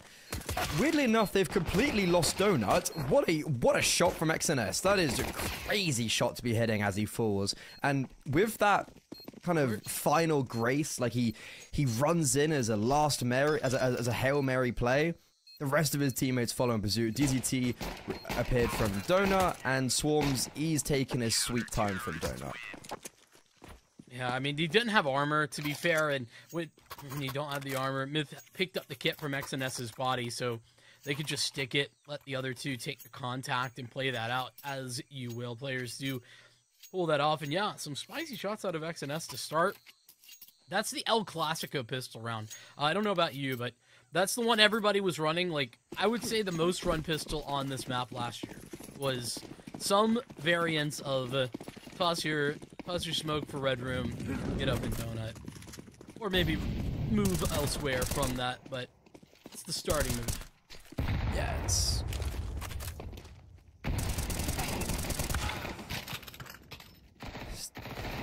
It's all about keeping this round clean. Seems like that's going to be the case. I've got a real, just like inkling this is going to be quite one-sided, and I feel like last game we thought it'd be a lot closer, but I think like the first round matchups, especially in Brazil, you do get some of the better teams because it's all seeded, right? And you just get like these really favorable matchups for the likes of players. And I think for players, their expectations is top 8, top 4, whereas 2070, I don't know if their conversations even in making playoffs. I mean, I think playoffs would be a huge win for them. Like, I don't think that's where their expectations are personally. Especially when players are making those top 8s. You know, the last 2 CCTs, I know we kind of alluded to it, but those notably a little bit of a weak field, but still, you can only beat who's in front of you. It's a nice opener though, Swarmies. It's a little bit of support with the flashbang out mid and be able to take control of that. Hello. A little bit of a wild scenario is backing through smokes. Backs were turned and players have lost not 1 but 2 as they lean towards B. This is definitely the start 2070 we're looking for. just got to make sure as they're going onto this A bomb site now, they don't have any issues with Mifutini, and this is a massive kill to be getting for Spinny, because that's going to allow for the rotation of XNS. It's going to put it down into a 4 versus 3, and now here comes the execute. As I said, XNS, first contact being taken. Oh, we had to see a kill there from Mifutini, and because Floki hasn't died, he's been able to pick up a kill onto Spinny, who was rotating in from Donut. Now, 2 versus 2. Bomb continuously being tapped. Molotov, a miss. Nade blows open the smoke. Perfectly revealed. Mifutini, he missed his first opportunity. Seizes a second. And it's Bonuts, the new guy. One of the new guys on the block with 2 HP and the AWP to see what magic he can conjure up. And unfortunately, I feel like a round for... Oh, this is awkward though. They've just walked past each other. And he missed the shot anyways onto Mifutini. But a round that looks so promising for 2070. A 5 versus 3 goes amiss. You can't lose a 5v3. Not like that. Especially not when you have a little bit of utility to work with when you're coming into the A bomb site. After you have that advantage, it just can't fall flat in this fashion. Look at this. This is the opener that Swarmy's delivered, and it's not just that. It's a back turned Volterra, only for that to fly off the rails. Tough for Bounce, I will say. He was in a good position, but the lurk smoke was so nicely placed for players. Allowed XNS a lot of space to work with, and I think really disabled what he was meant to be doing there in the coverage. I will say that kill Spinny got on lane, like, it's one of those things where it doesn't seem too big, but that one kill just allows for the rotations so easily. And it's a massive kill to gain that on that lurk, because 2070 also weren't immediately ready to accelerate, so you have that like 5 seconds of awkward intermission.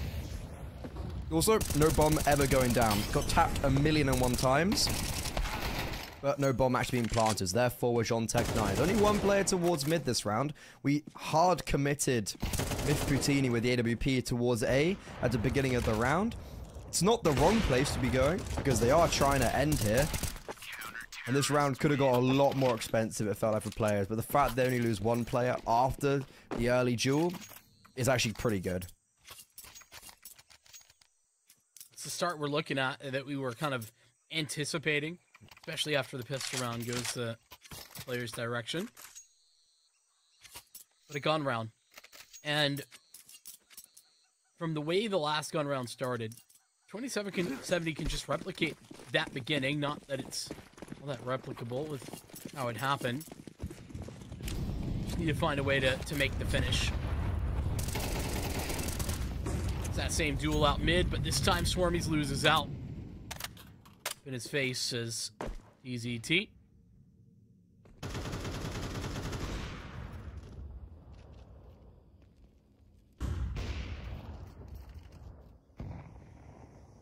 Like with 2070, if they can't convert a 5 versus 3, when I see them losing the man advantage and big damage onto Bounce really early on, like, I just have no confidence in this round being plausible.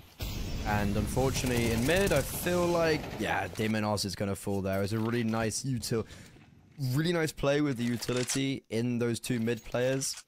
And so now you've got 3 players trapped on lane with nowhere really to go. And it's just going from bad to worse as Doc towards Cave somehow gets 2. I would have lost my mind if he gets a 3rd, but at least Bount gets a consolation kill. And maybe could even get the bomb down if Spinny dies here. Over-aggression, yeah, massively penalized. Very unnecessary. But he's not going to accelerate as much as I would have expected, so I think the idea of a bomb plant now isn't possible. Yeah, a little too far out of the realm of reason. But he didn't know how much space that he had been afforded. And those steps too far that players were making, the form of Spinny, no longer given away, and that's a swing for Bount where just a massive shadow advantage. Just never going to be very effective for a slow peek like that. Crouched around the corner. Yeah, big moves made by Doc here in Cave, but also, you know, the early duels, a little bit different setup and the utility behind them. The bait and switch maneuver in mid really sets players up for success with a 5v3 of their own.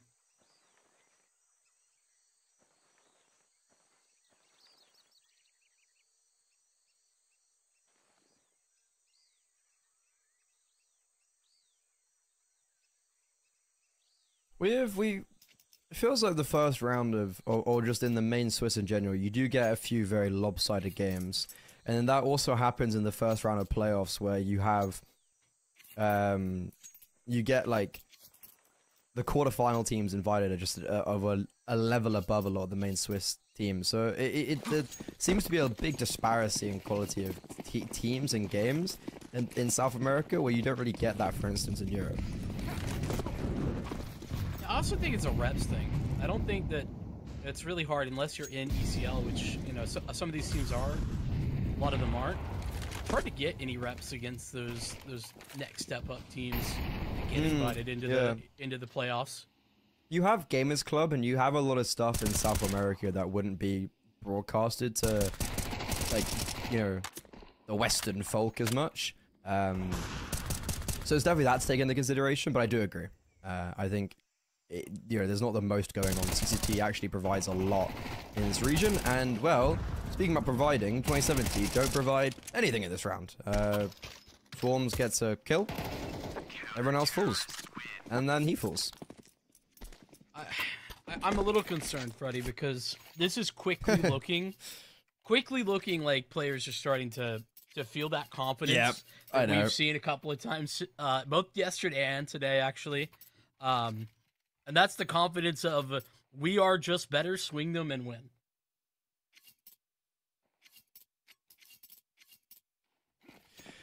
Yeah, it feels like exactly what's happening right now. This is also 2070's map pick, bear in mind, and Dust 2 last time was played was really very one-sided. Myth Boutini's yet to die, 6-0 up, and they're going to be running towards him. In the meantime, we're taking lane control. Oh no, we're not going towards A, we're going towards middle, but we are still trying to take main lane control, maybe a little bit belated. But I could just see Spinny wants to go for it. Oh, there you go. There he is. Getting his skates on, and Volterra not even expecting. 2 shots to the dome. Cranium cracked open, and yeah, we're just swinging. We're taking these duels, and we've got a 5v3.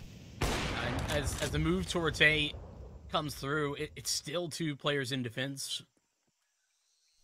More ways than one. Mid-15, one of those 2. Good. Bomb Hello. dropped, close range. How did you get there? AWP, howdy. They also know the Ops middle as well, because he got the kill, so they know one's A main, they know the Ops middle, and probably coming donut. Exactly. Floki's Even stuck. if Bount gets this, Doc is behind. There it is.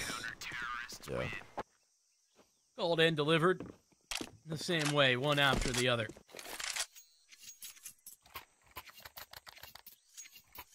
AWP grabbed up and tossed back into Mid-Pertini's hands. Unfortunately for him, served up his first death, but I think he'll be just fine, considering the scoreline.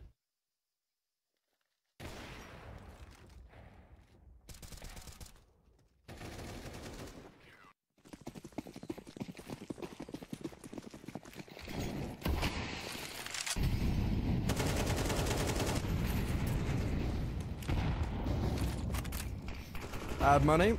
Every time 2070 have had some of these rounds, we haven't seen them get much. Like, they haven't even been making the rounds close. And that's a really lovely play in middle as well. Nice support. DZT set up perfectly. Orp is also seemingly just in the right place every time. Like, Myth Boutini, whenever he's towards A, they come A. Whenever he's towards B, they come B. And it's just that extra layer of support. And also, with mid being taken so quickly and easily there from players and no one going towards K for 2070, even if that round did get a little bit dangerous, like maybe Myth Boutini got 1-deed, look how quickly DZT and XNest was in rotating. So even if something had gone wrong, boom, you had the rotations. And mid's becoming a problem for me, just like watching how this has gone down. 2070 have got to adjust. They can't continue trying to like let Swarmies take this one fight. Like, they've constantly given him different looks, and he's gonna get something in this round. It's Floki, actually, that pulls off that one. The Swarmies who got out wide. Nice AG. as well.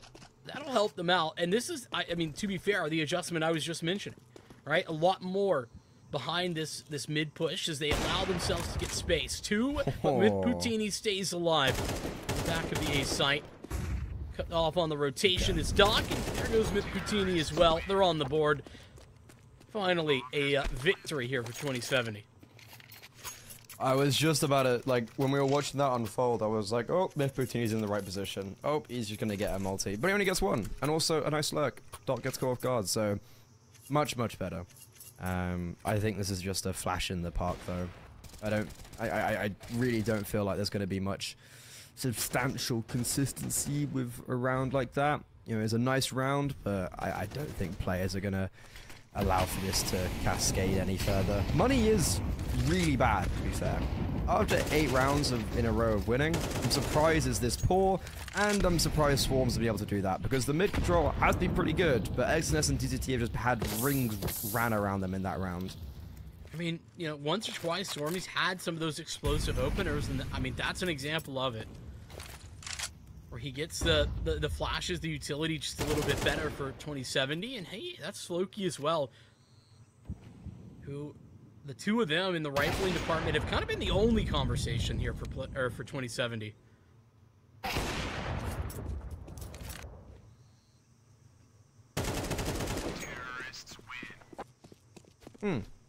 Maybe I was wrong, because yeah, money's gone now. You have to take an eco.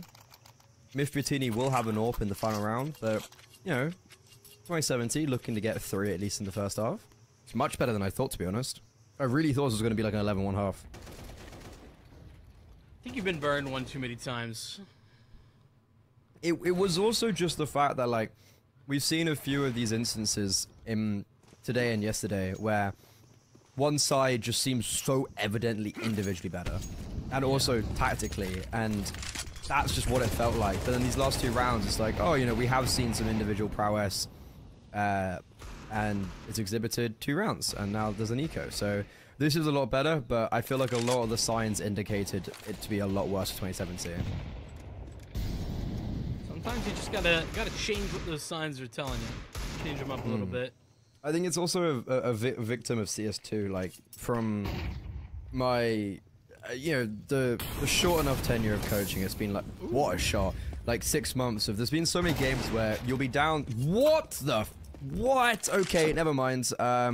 I was going on a rampage, like a rant about how, like, you're 7-2 down and it feels like the game's already over or hasn't started, and Doc has just nailed 2 players, the only person to buy anything in this round. He had a deagle and armor. Myth Poutini's got a deagle and DDT, but that's it. And Doc has picked up an AK. He is now a dangerous force, but he has to hit this instant headshot, still low HP, and Bound is going to have an ineffective trade with the AWP, but the AWP is going in first. Oh, Doc just looked away. In the meantime, though, Myth Poutini's pushed through A, and now this round is all falling apart. Is 3 going to be the minimum 2070 get, or is it all just going to get dwindled by a eco round? Doc, he has to still be the hero. Spam almost didn't connect, but finally does. Floki and Bound, the 2 young guns, the 2 unknown entities of this roster, now have to clutch up this 2 versus 4, and it's Floki in the 1 versus 1. And Myth has now collected the AK too. Floki mentioned how good he's been. One of the sole riflers that had impact. Can he do it again in the 1v1? In position, no, doesn't check, and taken out with his back turned. It's 2070. Not with ease, but the 3rd round is certainly going to please them. The closeness of that round, ultimately not going to matter, just because it's the end of the half, but damn if this wasn't crazy from Doc. This second shot as well, just... That's even crazier. It didn't even look like he was on the head, if I'm going to be real. No. This spam changed everything. I feel like 2070, they just got given those kills, but that spam's a massive pickup, and... Okay. Close, but no cigar. Big pickup, though, from Myth Poutini, and he doesn't get away. Volterra, very quick, on his heels, chasing him, not allowing for the advantage to maintain in the hands of players, and the bomb is going to be planted completely uncontested. So as the final round dawns upon us, we enter a 4 versus 4 retake. 2 smokes, a couple of mollies, and a few flashbangs is what players have to get back in here. Problem is, a lot of that utility is on DZT, who's about to go down for free. Temenos, too untouched. Floki can dodge that flash. Oh, it's beautiful. Control of that spray, precisely what was called for. As Temenos on the close, that is a lot better for 2070 there at the end of the half. Yeah, aside from that eco round almost slipping through their fingers, the 3 rounds they picked up around that on the rifles and against the rifles actually looked really quite clean, but it did come through to the virtue of individual play. Swarms running out mid, Floki getting Floki, you know, getting 3 kills in this 2 versus 4, Floki getting a double spray down there. Like, it is a victim of individual prowess, but it has got them to 4 rounds. So players, you know, maybe not the half they would have wanted. I feel like they really could have pushed that boat a little bit further out, but now they're gonna have to settle with 8. I think they'll be okay to settle, especially now with the opportunity to set tone once again on the CT side. But Temenos, he's so aggressive. He's got backup as well in the form of Swarmies. They both get their 1, and sure, Temenos traded, but Swarmies escapes with his life. Got Floki in backup and quick as Volterra to come to his rescue should it be necessary.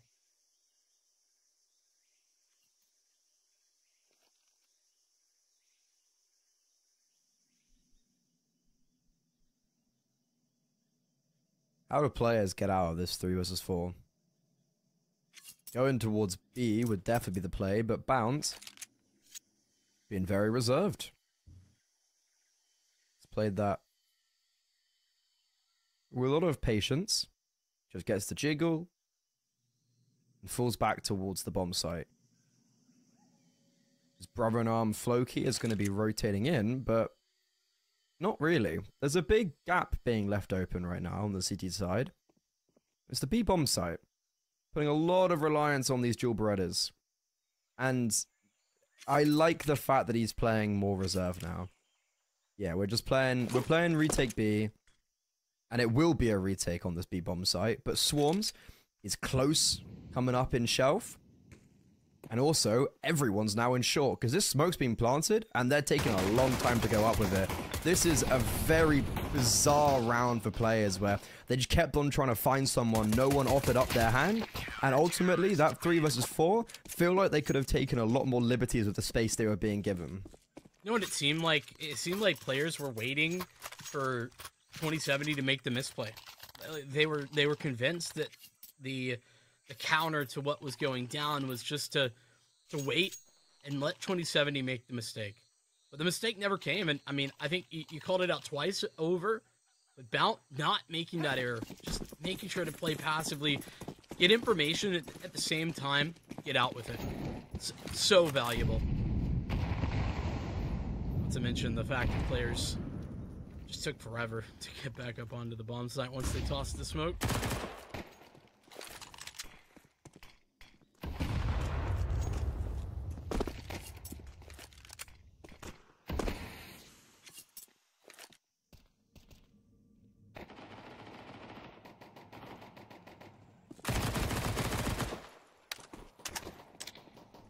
Got the Glocky Blockies out for some Eco-Ecos.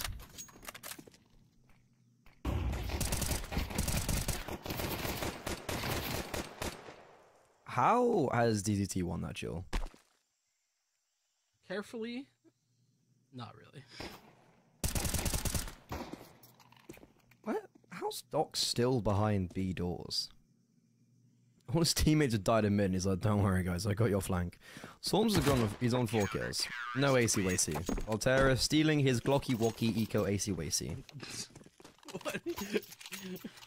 I have no idea how to respond to what just happened. What you just said. Oh, I've been consumed by the brain rot. I think you might have been. You been on the TikTok here lately, or? I have certainly toned down my TikTok usage.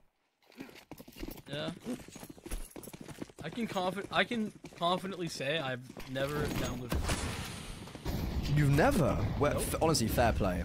It's an active decision. Yeah, I give you a lot of respect for that.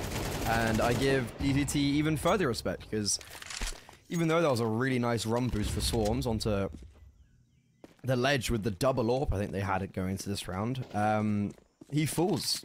DZT just nades open the smoke and elbow. I think he just ran through. I think there was no real smoke there. It was just the flashes to send him through. That's Yeah. it. And that's round over. We might get Volterra picking off Spinny because he has just walked through a smoke by himself on 1 HP. Why are we giving him kills? Okay, I think we're good. Okay, TikTok. I'm very impressed by the fact that you haven't downloaded TikTok. I think that's an extremely mature and respectable, conscious decision. Because I think I gave in very early on. I think I was lucky to be like one of the ones where like it might be a fad. I was like, I'm not really a fad guy, so I just didn't initially. And then afterward, I realized, okay, I already have enough brain rot in my life. I'm just What does down for more. fad necessarily mean for? Is it just like, as in it might just be like a flash in the park type thing? Yeah, exactly. Like it's the thing of the week, or even the thing of like the year. You know? Thing of the week. Yeah. Oh, week. Oh, WEEK. Bro, I thought you said thing of the week, like for weak people. I was like, dude, okay, I get it. I get it. We're better than you. Jeez. Oh, so you're better than us. I get it. No. No, I know what you mean now. Okay. So I got the opportunity since I didn't jump in the bandwagon early. I was like, got to see the results and like, I don't want that. However, are you? Because my old housemate was like this, and he just says he watched Instagram Reels instead. So I was like, oh, so you're not any better. Are you? I don't have Instagram at all. Oh, okay. So you're just you're a pure man of God. I don't know about that. I still consume far too much YouTube content. Yeah, it's better than nothing. Well, anyways, apparently we're watching a Counter-Strike game. We just got on a. Ooh, Hi. evening.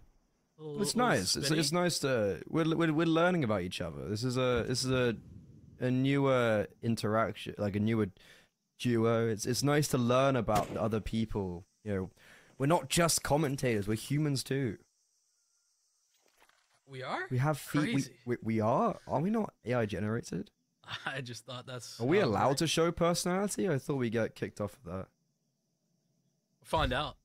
Find, we'll find out tomorrow morning. That's right. Early morning ring. Oh, Volterra is absolutely knocking on the door though this round. Hold on. We got a whole lot of space for 2070. Problem being, the players still have maintained control of the bomb. That's massive though. Volterra just keeps going. And now where the players go, they're 35 seconds. Honestly, they kind of have to save. They're going to walk out B, but this is such a difficult place to be when Volterra could be anywhere.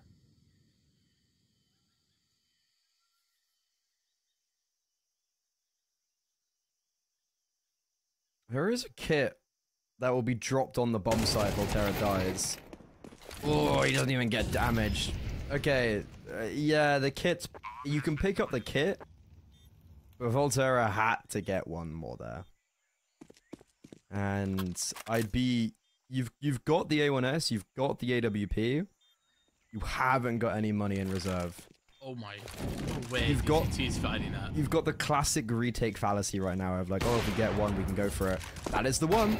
Big kill pick up. DZT though. Oh, he's jumping around and he's jumping to his death. I cannot believe they've won that retake. I mean, listen, props to 2070.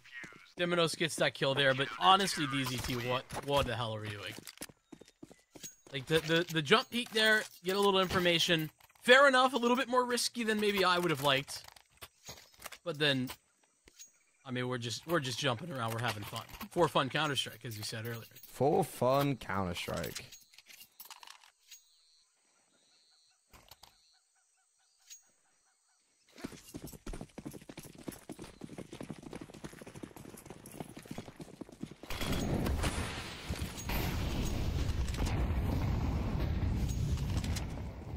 DZT's getting cooked. That need set, that utility. That's big. It's a double molly into the double nade, if I'm not mistaken. Yeah, I mean, to be fair, I feel like with, the one thing with mid right now is like, okay, DZT has just walked out already before, so you're actively cognizant of that being the case. This is a big round in momentum shifter because no one's really got any money. CT side lose this and it's like all their hard work has been for nothing. But if they win this and they do it somewhat cleanly, it's like boom, we have a game on our hands. And the decider is all going to be here in cave potentially. We've got this double setup of Volterra and Foki, but Volterra gets forced in by the Molotov. Floki gets nailed, and Swarmzy now subjugated on this bomb site. There's nothing he can do. There's no way he can move. The back's against the wall, and his time is nigh. Bounce tries to give some support, but Swarms, fair play to him, gets one in this situation. Almost actually gets a double. And for players, you're going to win the round, but can you take away the AWP from the equation? And can you take that away from going into the next round? I don't think they're going to hunt too hard, because if you look at the money on the other side here for players, I mean, they're not doing great either. 2070 might be in a rut, but players have, you know, one or two here that can afford to go for this hunt. And they are going to send one. Spinny, who's already low, actually looking out.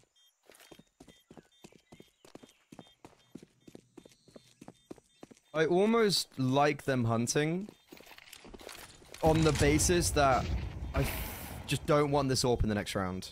Even though they have no money, I really want them to kill this AWP. Swing him. Swing him.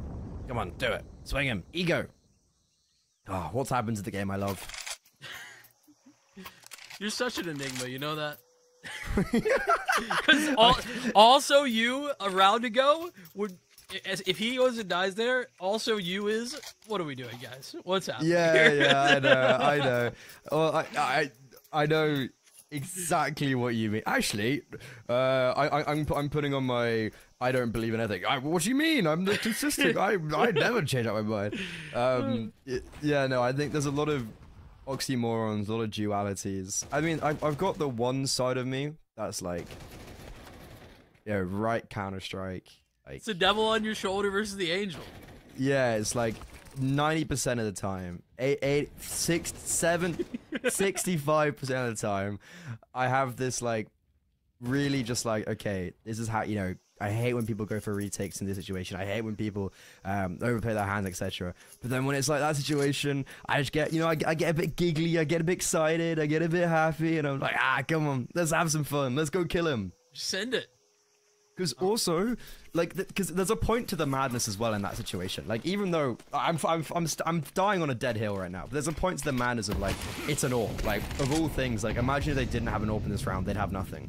100%. I mean, it's one of those that there's good arguments on both sides. There's just the right Counter-Strike, the safe Counter-Strike, I think is more accurate. Yeah. And then there's the fun yeah. Counter-Strike. Oh, and that's fun! Okay, it's so fun! I'm having a great time. So's Bout. Could you ever even remotely predict that to happen? No. That is, the timing is so perfect, you couldn't even script it. So anyway, they should have gone for that op, because then that wouldn't have happened. Floki's in T-spawn. Wait, how did... They were in lane. How did he get doors? I have questions. I have queries. Many of them. I don't think we're getting answers, though. Imagine if X and S had swung the AWP. Huh? Imagine. This wouldn't have happened. I love playing this game of What If. It's so fun. Wait, when you walk in water, does little bubbles throw up? I think that's gotta be like a viewer. Yeah. That can't be. Yeah, I don't remember ever seemed seeing insane. that. Also, this is nuts. Oh, they literally dude. That's got me a little bit excited. That's got me a little bit excited. Can we fairly say, like, if your player's unlucky, really, you know, like you walk around out of that round, unlucky. Like, I don't really know what you can do against that. There's some things where I'm like, I don't really know what you could do against that. That's like, as a coach, you sit there and you're just like, I want to say something, but I don't know what to say. That's when you give the fist bump and you just say, unlucky guys, you got it next time. Guys, just don't line up. Come on, like, come on, just don't get collided. Just don't let him op you. It's easy. So easy, yeah. Come on. This is real. I mean, players are on a force buy that. I mean, there's legs to it. They've There's got a 3 Glock in Galils, mid. but yeah, it's Doc who's taken all of the brunt of this to get some utility out, and they're just gonna creep up behind him. He's gonna be the sacrificial lamb. Is this real? Why has he got the util and DZTs at the back has got nothing? Right. Why has he got half the util of the team? Yeah, like now you've just lost a flash. Not sure how much of a fan I am of this round. You swap the players around, right? I don't know. You put a rifle up in front, and then we could have a conversation. Yeah, the Glock, like, you know when it's like a hero AK, you know, coming out of apartments or whatever on B, and sometimes it's like either it's like AK third or AK first. I'm a big fan of the AK first. Let him open up. Let him open the floodgates. Let him, you know, let him get that one tap. Let him make way for the rest. Particularly if what players are doing there, where you're contact, where you're 3 or 4 players just walking up.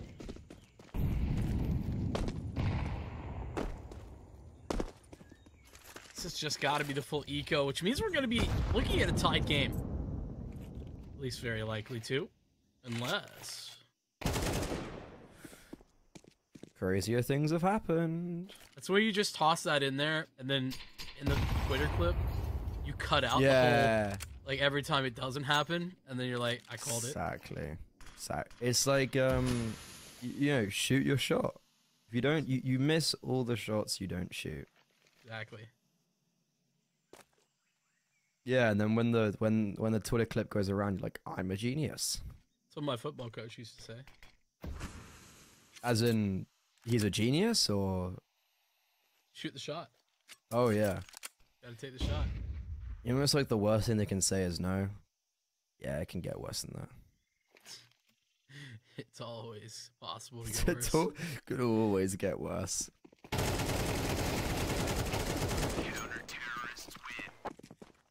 Fact they got a kill's pretty good. Yeah, I was about to say, of all the places, they might have gotten to the worst possible location for that. With 3 players there and a triangular crossfire. How has this gone from 8-0 to 10-10? An 8-0 that was like flawless. How has it got 8-0 to then just like this like actually legitimate close game? This is really, for me, I'm like, I mean, I thought this was done. I think it's that force buy where Bount gets that collide. I mean, that's what changes it. Holy, they didn't see it. Meow. They didn't see it because Swarmies got killed last time they pulled that off. So Doc has no idea. He's tried that like a good few times. It's never really worked. And what a time for it to work. It's one of the most important time to pull off a play like that. However, the reaction is Spinny taking space on B, but Bount is ever so aware. And now, in the tiebreaker of this game, this one round, is swinging in favor of 2070. You couldn't have scripted this. Players have to make a devastating move. 3 players into the A bomb site. They've got a couple of smokes, fortunately. But what an angle here for Timonos. Such a confident angle, actually, and Bounce on the other. Bounce got his. Smoked out his Timonos, but he's going through with the flashbang to boot. SNS falls. We're a lead for 2070. You asked the question, how has this happened? And honestly, the only valid answer I have is 1 round at a time. Yeah, I think that's actually probably it has been a real just like step-by-step process. Because I don't think there's not been really one. I mean, that last round might be the most dominant round of a gun round we've seen from 27.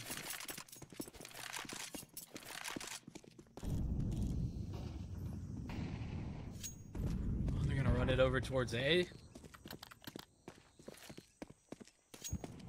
This is when 2017 made us come back and players just win a Tech 9 round. I don't have something to say about it. Oh, it's a perfect setup. It's perfect. Swarms gets a brace. The fact that Bount gets the first shot there is like is just so important that he gets the first kill. So it turns the attention away from them looking at swarms. Oh What? my god, He DDT got just out? got 2. He's got away. He hasn't picked up a rifle, though. That actually could be the difference maker in this equation. The fact that he hasn't picked up a primary rifle, he's still on the Tech 9, and he's on 24 HP. Doc, sure, has got the A1S from Boost, but he's also quite low HP. And this re-aggression from Demonos and Flocky, they've completely cleared out the A bomb site and know for certainty that DZT and Doc have fled the scene. The question is, have they gone through Donut or have they gone through T-Spawn? They're going to quickly realize that they have not come into middle, and they are going to be meeting their 2 adversaries head on lane. Dude, why are we still walking here? I mean, there's just so much time that this is given to 2070. Honestly, if it weren't for them making noise right then, if they kept walking, they might have gotten away with it too. Doc's got them both in line of sight. They're not lined up. Yeah, I'm a little confused at that one. You know, walk away, create question marks about where you could be, you know, late back towards elbow, honestly re-hit A, all of these valid options, but if you're gonna go B, why walk the whole way? Why give them that space and time to make the play? Yeah, it feels like they had the like. I actually don't even hate the whole. I honestly do not hate the whole like walking away from that, but they just take way too long. Oh, we've got 2 insta smokes as well, and 1's missed. Yeah, well, there's been a fair bit of missed utility this round. That felt like a really easy open kill.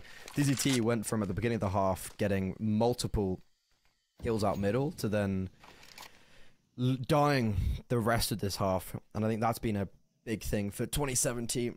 It's given them the boost up to hit map point. Honestly, that's been a win condition for them. 2070 winning in mid. Agreed. Both CT side and T side. Big agree. And unfortunately, I think on DZT, he's the one where he looked brilliant when it was working for them, and now he's the one who's got he's saddled with all of the responsibility when it's not. I don't hate this execute though. Throwing the smokes on the fly. Again, they're taking a long time to get out, and spam is actually just so perfect. That is a massive kill to be collecting. Now, 3 versus 5. Post clump. We've got Demonos coming fast on the flank, but the attention is all on these 4 players in CT. Demonos. It's awkward, but a big kill. And now, here we come. The cavalry's arrived. And everyone falls heavily to the ground from 8-0 up to losing their opponent's map pick 13-10. Players fumble the bag on Ancient. And as much as I think 2070 deserve a lot of the credit here, Floki had some incredible moments. You know, talking of individuals that we haven't gotten to see, that I was mentioning, part of the reason I love getting to watch these Swiss games is, you know, getting that opportunity. It has to be the fumble for players. How many times did they have a situation where they were in a good position, where they looked good? I mean, 3 or 4 times. I'm just going to go back to when you were saying, I like this, I don't like this. So many times we liked what we were seeing, but then the next step was just one misstep in the next opportunity. I feel like they were so close, but yet so far on that T side. Yeah, it feels like the epitome of South American CS for me at times, of just being like, oh, nice, why are you doing that now? And they just ruin it at the end. But now we go on to Dust 2, and I think the conversations flip, because we saw Bounters and Floki as this kind of like more as a negative because of their inexperience and just like a who are they. But last time that 2017 lost to players, you had Lelezinho, who dropped 9 kills across 2 maps, and Roz, who went 14 and 29. Now, on map 1, you have Floki and Bount basically topping the chart. So sure, we go on to a Dust 2, where previously players had a lot of success against 2017.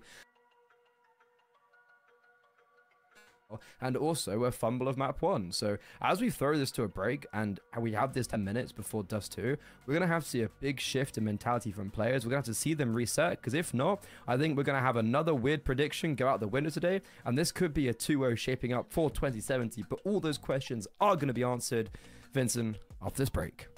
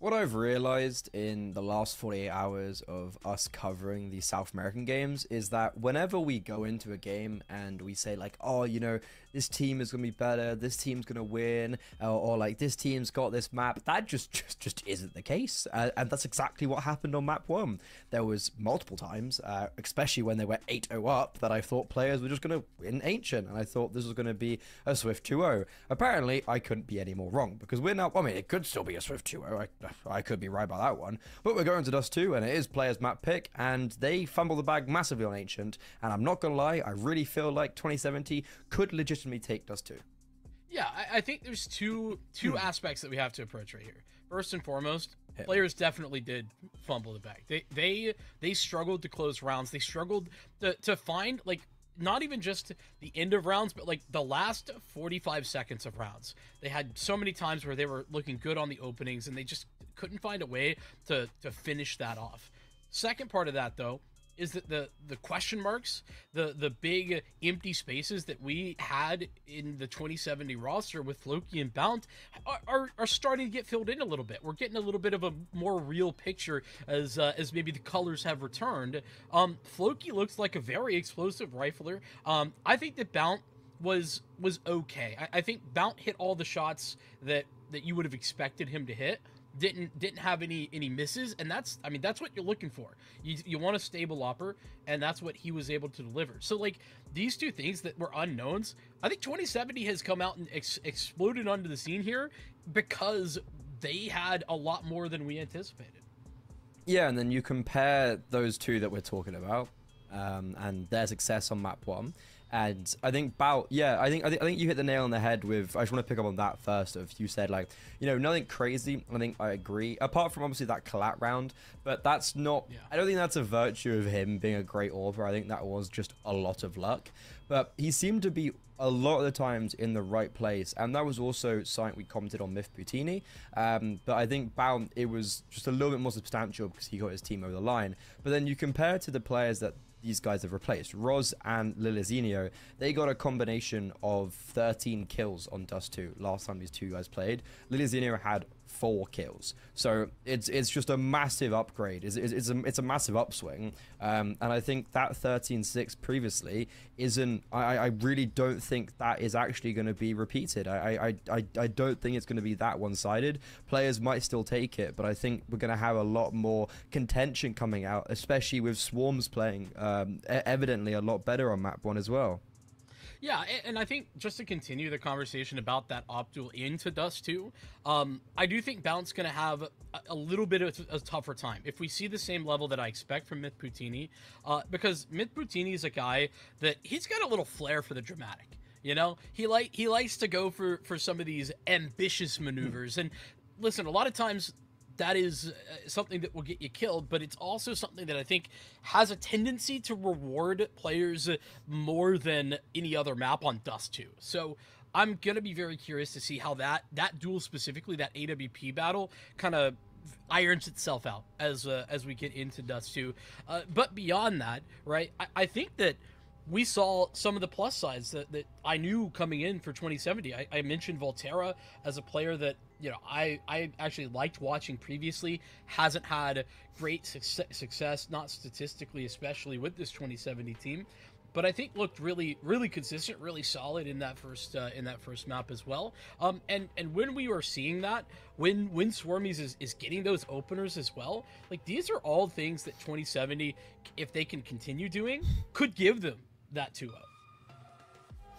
Yes, I'm very excited to see if this is the case, because today the general theme has been like previously it was like, oh, Unamila are going to 2-0, and then they didn't, and then the second map ended up being like really one-sided after a closer map 1. So if history is anything to say, I think we could see 2070 coming out the gate swinging, and I think that would be a really interesting rock up to this first stage main Swiss, because this is actually the final game of not only tonight but of the first stage in the main Swiss.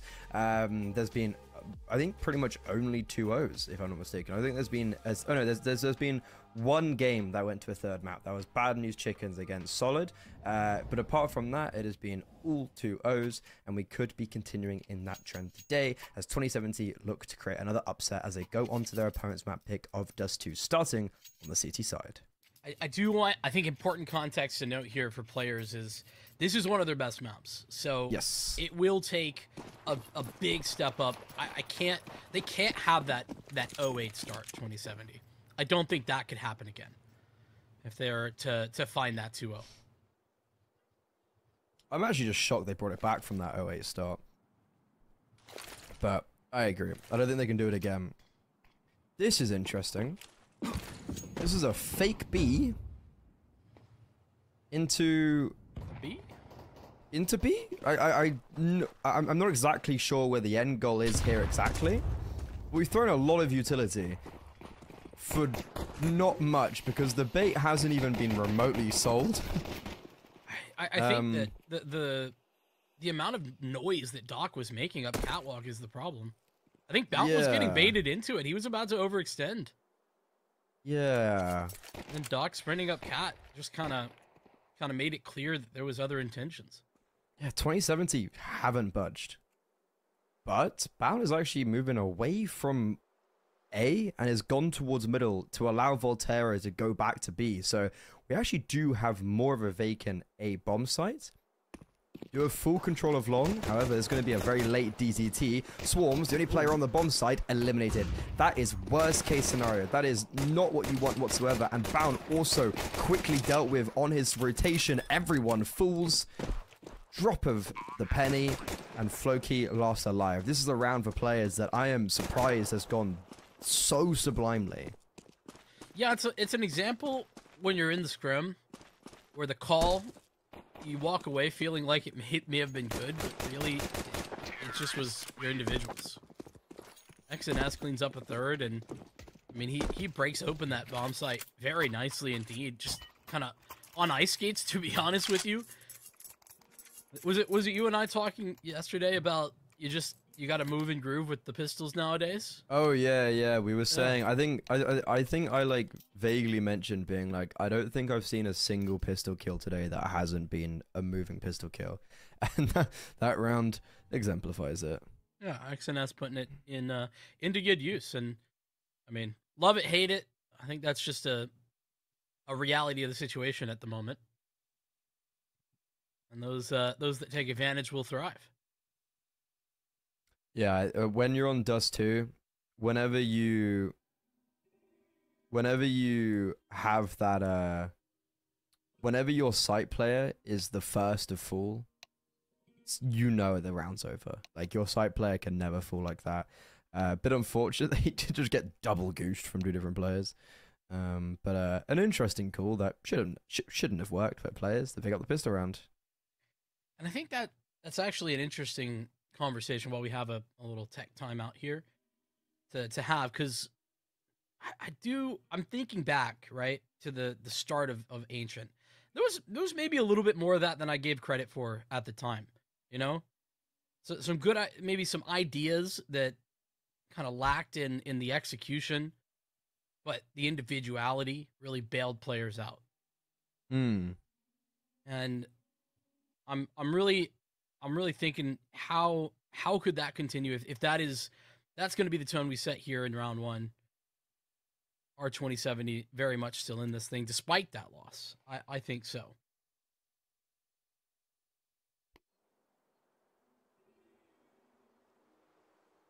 I do also want to mention, looking back at some of these results, this one's a little bit further back, but it was in the CCT as well.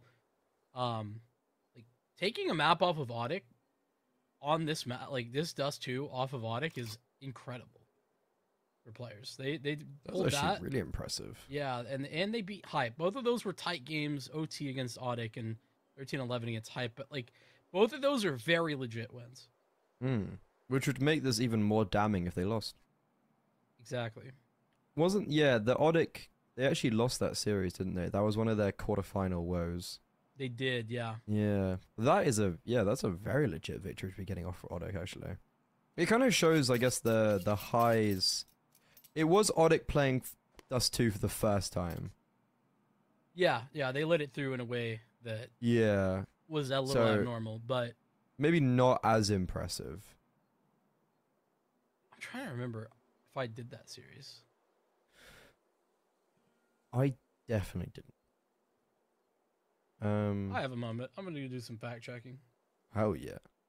Yeah, I guess it's still very impressive, and like taking Trop the Taco to like a triple over, a double overtime. But hey yo, we got a tech pause, a CCT techie wacky. Apparently a little IRL issue. No, I did not do that game. Ah, I'm just on my way to sell false information. No. I fact checked. I didn't sell it. We fact check. Yeah, I got it. I only say that because I am or at least I was. I don't know about this iteration of Audic, with their changes, because they cut case locks. But I was an Audic stan this past year, pretty much. Definitely a team that I'd appreciate. Yeah. They let me down a lot. They came to Challenger Atlanta and respectfully were trash. A lot of teams let me down, just like I let down my parents. Was Fnatic one of those teams that let you down?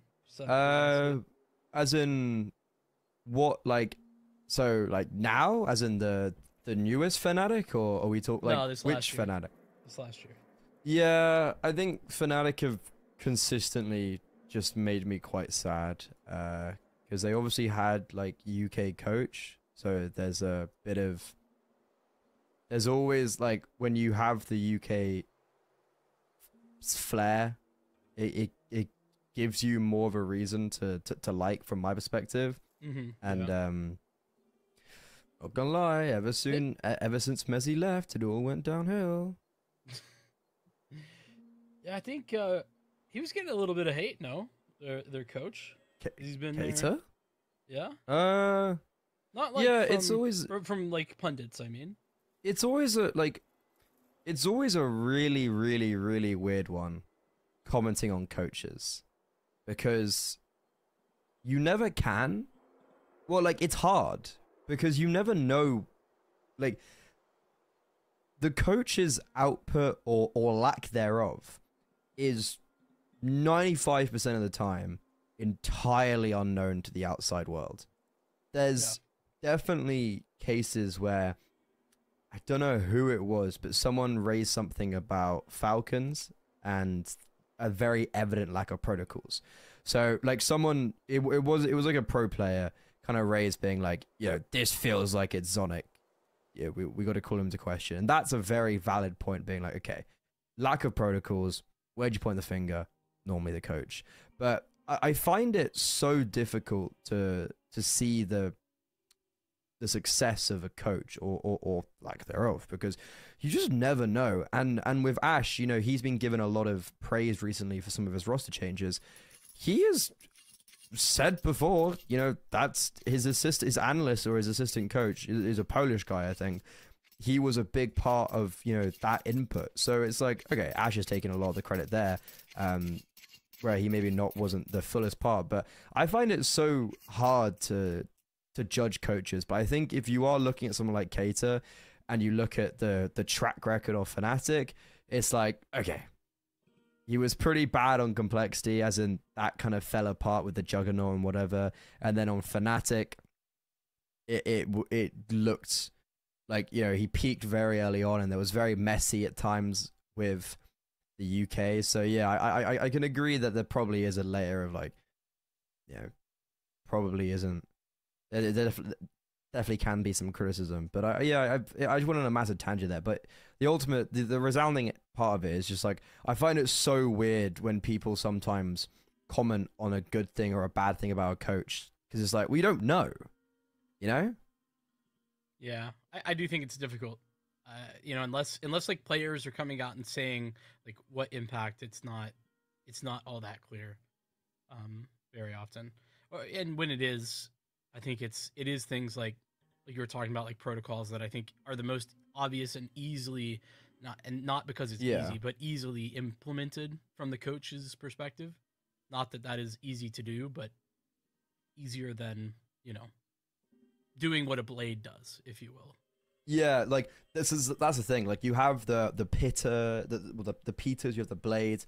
You have some of those coaches that it's so evident what they're doing, right? Like it's so obvious that It's like their okay, team. yeah, and it's like what they show is so obvious. And then also when it doesn't work, it's really obvious being like, well, that's the issue. But when it works, it's like, it's so obvious then. And people criticize Taz because that voice clip of like, he took that timeout and he basically just like, in essence, he kind of said nothing. But sometimes that is what coaching is. I think you can't be thwarted by when you look at coaches of Blade and his style. That's not always what a coach's role is. A lot of the time, a coach's role is just being like a therapist.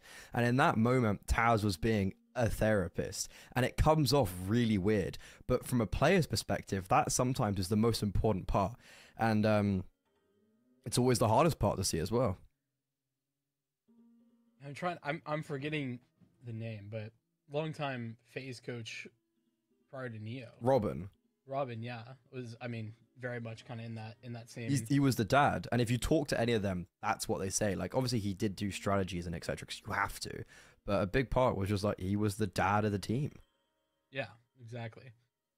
Multiple ways to approach it, and yeah, it's hard calling yes or no, right or wrong when you're talking about a very unclear role from the outside. I find it really interesting, and I find talking to coaches, I find the coaching, like interviews and just having conversation with coaches, actually the most important, or the most interesting, because it's the people that you normally don't hear from the most, but it's also a lot of time the most interesting. Like it is actually the most interesting people at times because you don't get to hear, and yeah, I do enjoy talk. I think coaches always have the most interesting perspectives to give. So anyway, for that reason, CCT, what are we doing? Why aren't we getting coaches what's interviews happening? for playoffs? Yeah. We have. By the no way, info. Yeah, no knowledge. Apparently, somebody had to step away. Something happening. Maybe someone at the door. But maybe they have my luggage. That would be nice. Are you missing luggage? Do you have outstanding luggage? Still don't have it. Yeah, it's been a couple of days now. How bad is that? That's got to be so frustrating. Yeah, it's a good thing I don't leave the house much. Don't need those extra shirts. You're fine. Yeah, it's just like, it's one of those things where it's like, if I get it by the end of the week, I'll be happy. If I don't, then I'll be... Each day adds further scare, There's further chance that you'll never see it again. Yeah, I really hope that's not the case. Also, yeah, interview coaches, big fan. Are we going to break? Yeah, I think let's do that. Oh, we're resuming the game. Look at JK, us. We've waffled well enough that we're back. Look at us. Soon, TM. Look at us. Look at us go. When you give me the platform, anything's possible. You never really know what's going to come out of my mouth sometimes. Sometimes you actually get substance. Sometimes it's chaos. Sometimes it's a tangent on coaching. Sometimes we get the Counter-Strike. And we're back, baby. Let's go. We're back. And we got a force buy. Yippee.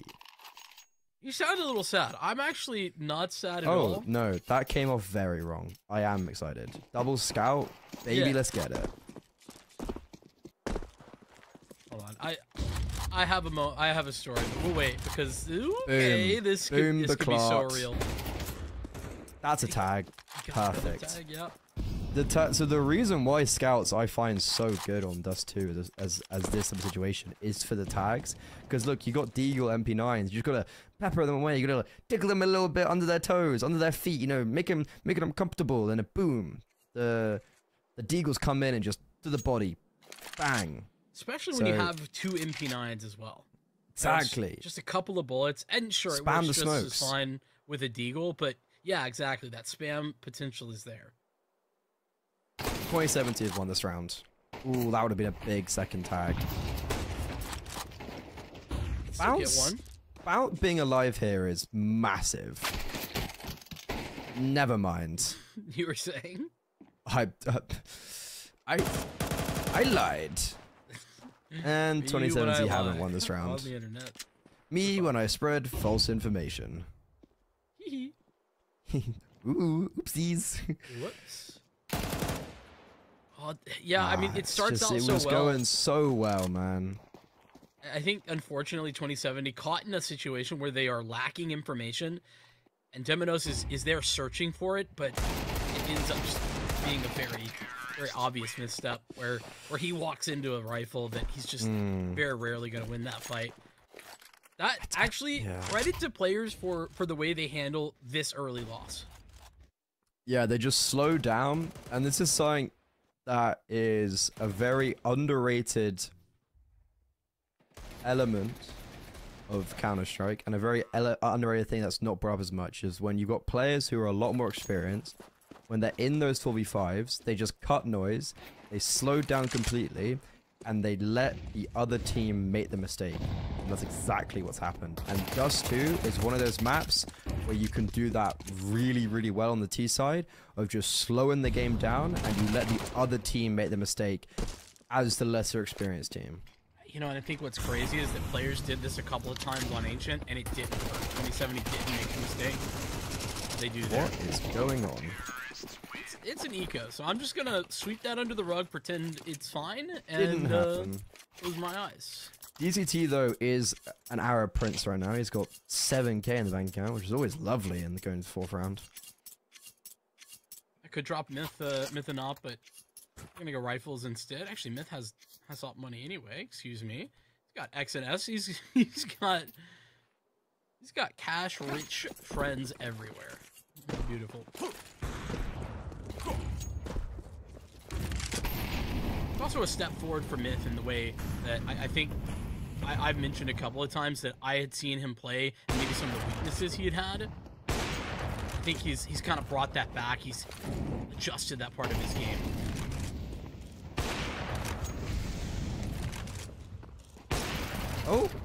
Oh, imagine if he just hit that. Imagine if he just hit that third shot. It would have been round over. Mid-Poutini just decided he wants to go kill everyone. Bomb team planning on the B-bomb side in the meantime. Retake Molo. Ineffective. Doesn't clear out anyone. They're also not going to utilize the Molo while it's up. And this crossfire should work out really well. DDT nails the first headshot, and then XNS just swings in. It's really class from players, and this is them continuing their good form. Is it too mean to say that that looked like a matchmaking game from 2070? Yeah, I was gonna say, it was an interesting round to say the least. Like, Mif-Poutini just kind of getting away with just whatever with the AWP, and yeah. I don't think matchmaking games are quite as far as I'd stoop, but as low as I'd stoop, but you're not off the mark completely. Just a little silly. Bounce got a Zeus. Little silly billies. Silly Billy. Ooh. I like this. I'm not a Zeus enjoyer, but I could be convinced. Yeah, I think with Zeus it's the classic fallacy of it works every 1 in 100 times, but that one time you remember, so then you think it works so much more than it does. Sleeping at the wheel, are we? A little bit. Ooh, yep, that's the one time. Yeah. Oh my, wow. We are hitting some crazy shots today. I mean, this is the reason. I know you were kind of harping on it, but I'm with you. That double scout move, when you have the money especially, is so viable actually on Dust 2. Just get so much done with it. Quite a bit of damage as well, with a few kills. Unfortunately for 2070, it's still 05. But we've been here before.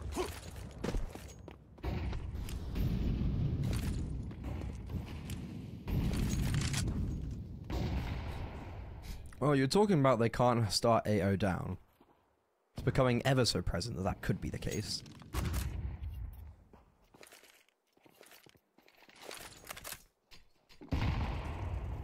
Good map control from the T side. They've got everything. You know, They've the got exception it for being free long, as well. but you're not worried about that when you have lower, upper, and cat. They're also they've put presence there. They've also gotten a lot for free. They've still got a healthy amount of utility at a pretty big stage, and also the opening kill. It has come at the cost of a big chunk of HP on both DCT and Spinny, respectively. But that opening kill dissects and opens up this map because there's a big chasm of rotations and also information. We're not going to have those players rotating through middle as easily. You've got Swarms having to have his attention torn towards short, while Floki, he's scared of mid, he's scared of B, and he has to do everything by himself. He's on the final stand, and this is how in God's green earth has he got 3 kills? That is abhorrent from him, and he potentially has just saved the day from 2070. I mean, what are players throwing? What utility possibly could be more important than those bodies? I don't know, but Myth kind of punching the numbers. Doc has coverage, and that kill as well. This is by no means done. There's a molly, a smoke available, but Doc still fights his way out. He might be mollied, but he's got them all. Doc holds the line, and double doors is no more. As players take yet another round, 6 in a row to start D2. What a disgraceful 3 versus 2 retake. Why is Swarms going early? Where are the trades? Why aren't we just waiting for the Molotov to land? Floki has done God's work by getting 3 kills here. He has gone above and beyond. And then you've got Demonos swinging before the Molo lands. You've got Swarm going yards, miles ahead of them. And a very necessary tactical pause being called here by 2070. Floki's got his head in his hands.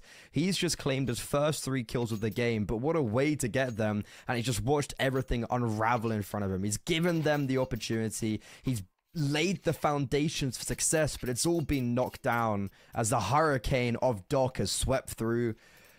And what a triple from him. Yeah, if I'm Floki right now, I'm horrified. I'm sick to my stomach. Feeling like everything was done right. And yet here we are. The lost bonus will go back to the scouts. Money kept by next round will be just fine.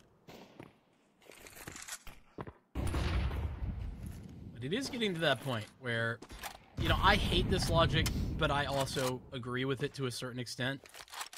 We just can't afford to keep losing rounds. However it happens, however we do it, we can't afford it.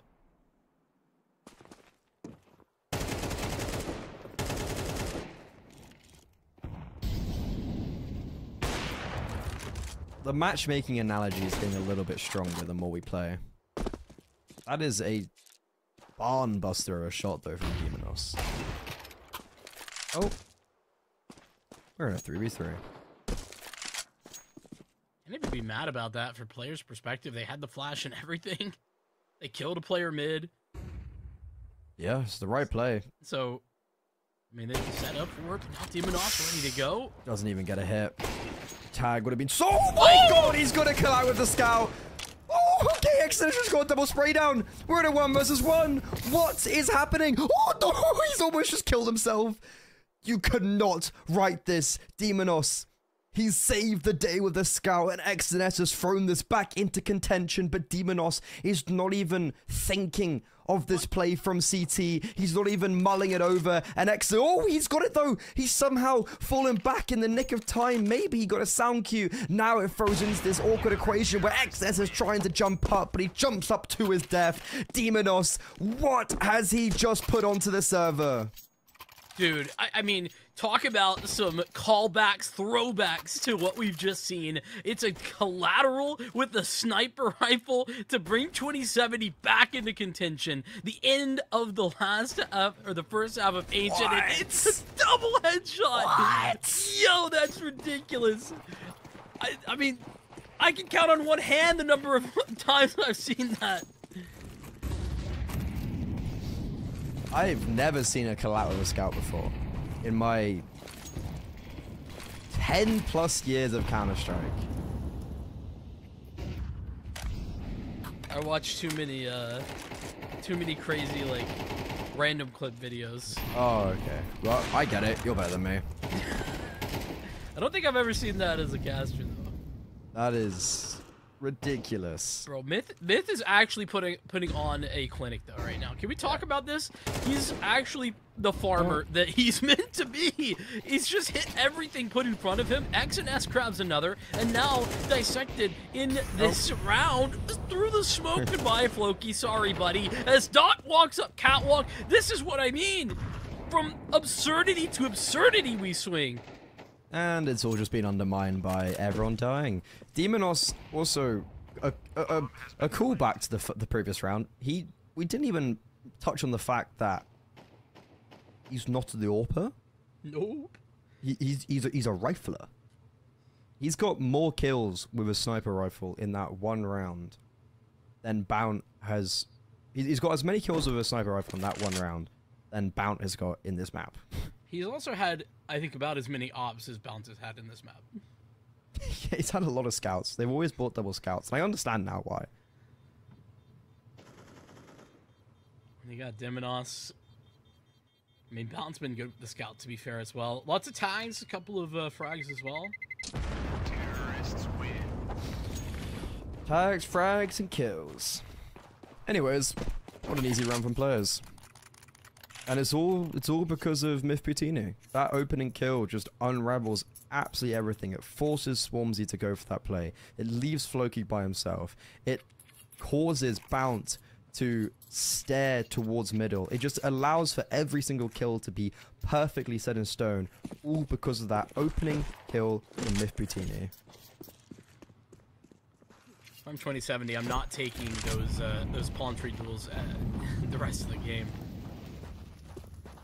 And look at how much this is allowed for players. They just can walk up mid here. They see nothing. Nobody contesting. And so the riflers, untouched, creep through the double door. Oh, nice adjustment out of bounds. He gets dinged through the edge of the wall by that AK. Oh, Swarms, that one tick in the mollo. Is he still going to make his way through? Ooh. If he goes forward, he could be in for success. Doesn't clear the close corner. Myth Poutini does get the trade. At the minimum. But players forced to reset now, as they are in the 3 versus 4 with a big absence of map control at that as well. And they're walking into the stacked up bomb site. The 2070 having full long control in the form of Demonos. And Bount re-clearing out mid on the CT side of it. There's really only one option for players. And it's out towards B. It's a great setup as well. Exodus is going to move in. Sees the one. Oh, great, though, to clear the close angle. The fact that he walks forward and gets that clear sets Volterra up, but he gets a dink, and that's it. The HP is certainly a factor, but the bomb is planted. Bounce picked up a mollo. Bounce got a T-mollo. He can drop it on Myth Poutini's head if he chooses to do so, but instead, it's going to be Spinny dropping his head. And speaking of Myth Poutini, it's got the right idea. A man his advantage throughout that whole round, and as the B bomb site gets cracked open, the retake is futile. I know we've been talking a lot about Myth, but I just want to go back to that trade. What an absurdly difficult shot to hit, where he's trading and then playing his life as well. Just good decision making from a young player. Gotta appreciate that. Not only that as well, but XNS tasked with a whole lot on the B site with those entries. Gets it done. And another one. Another one. DJ Myth Poutini. Name a round that Myth Poutini hasn't gotten a duel with this AWP. Oh my goodness. Sit down! Oh, they're not going to win the round, but they've won my heart. Demonos specifically. Dude's not even the AWPer. Dude's not even the AWPer. I mean, that's because he's their scouter. He's their designated Dust 2 Seaside Scouter. By the way, this game is this map is just over though. I was trying to find a way to spin it, but I... Spin it. Yeah. Even my... I'm here all week, guys. As you found out here recently, my ability to spin even the worst of situations is pretty good. I'm at a loss on that one. I think we complement each other well. I'm a lot more of a... I see the negatives, I think, sometimes a bit. I like the realist of situations. I think I see things quite black and white sometimes, which obviously it's just not in Counter-Strike, and I think that probably could be one of my negatives. But you're like my little angel on my shoulder. Yeah, but what if it was really this, and they were trying to do the good thing? Ready? What if? And I'm like, no, they just lost. hey, I didn't go that far. Oh.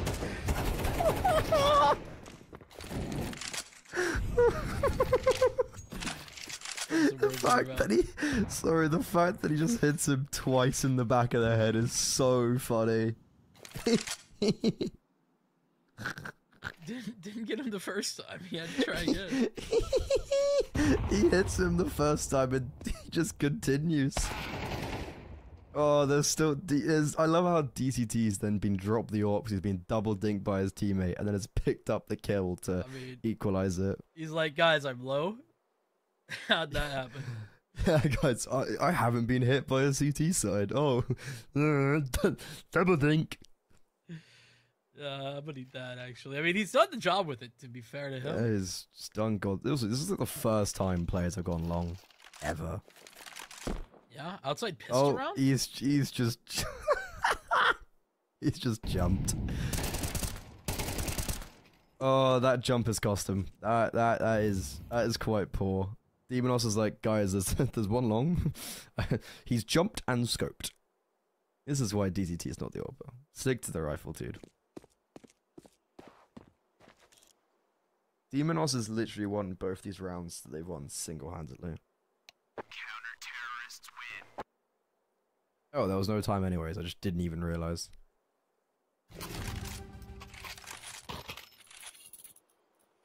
A little silliness aside, though, I mean, it's 9-3 at the worst. 10-2 if we... Oh. Just the fact that he gets him the second time. It just warms my heart. Hey, listen.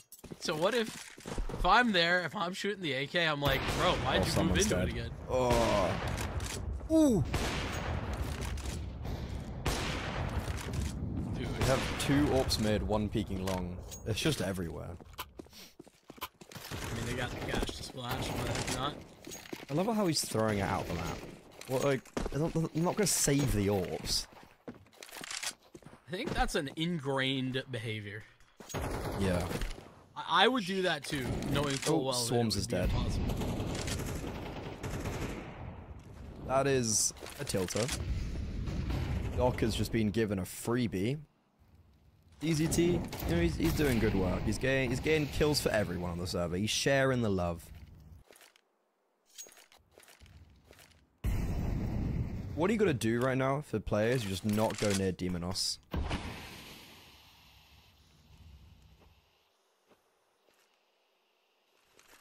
Spam it. Oh, you know you want to do it. Ooh, what exactly? Dude, it's him. He is him. He is that guy, apparently. I mean, all 4 though get out long in response to that. Bounce AWP. Ooh, he got flashed off. Martini set in stone. He just don't miss those. Feel like we gave that to him though. Feel like we kind of gave it to him. Confidence. No. And balance. That's the confidence. I mean, now what do? You're either Kukli or you're dead. One of the two. Both? Double digits? Yeah, 10-2. I don't even know that 2070 have done all that much wrong here, other than just not be competitive individually. Like, that's certainly the biggest problem. But outside of that, I mean, maybe you have a better idea than I, but... What's my better idea? I don't have many good ideas, so... I mean, I don't think 2070 have done too many things wrong on the initial It's the way they've handled the late rounds that have been really struggling. Yeah, Dust 2 is a very mid-round heavy map, realistically. And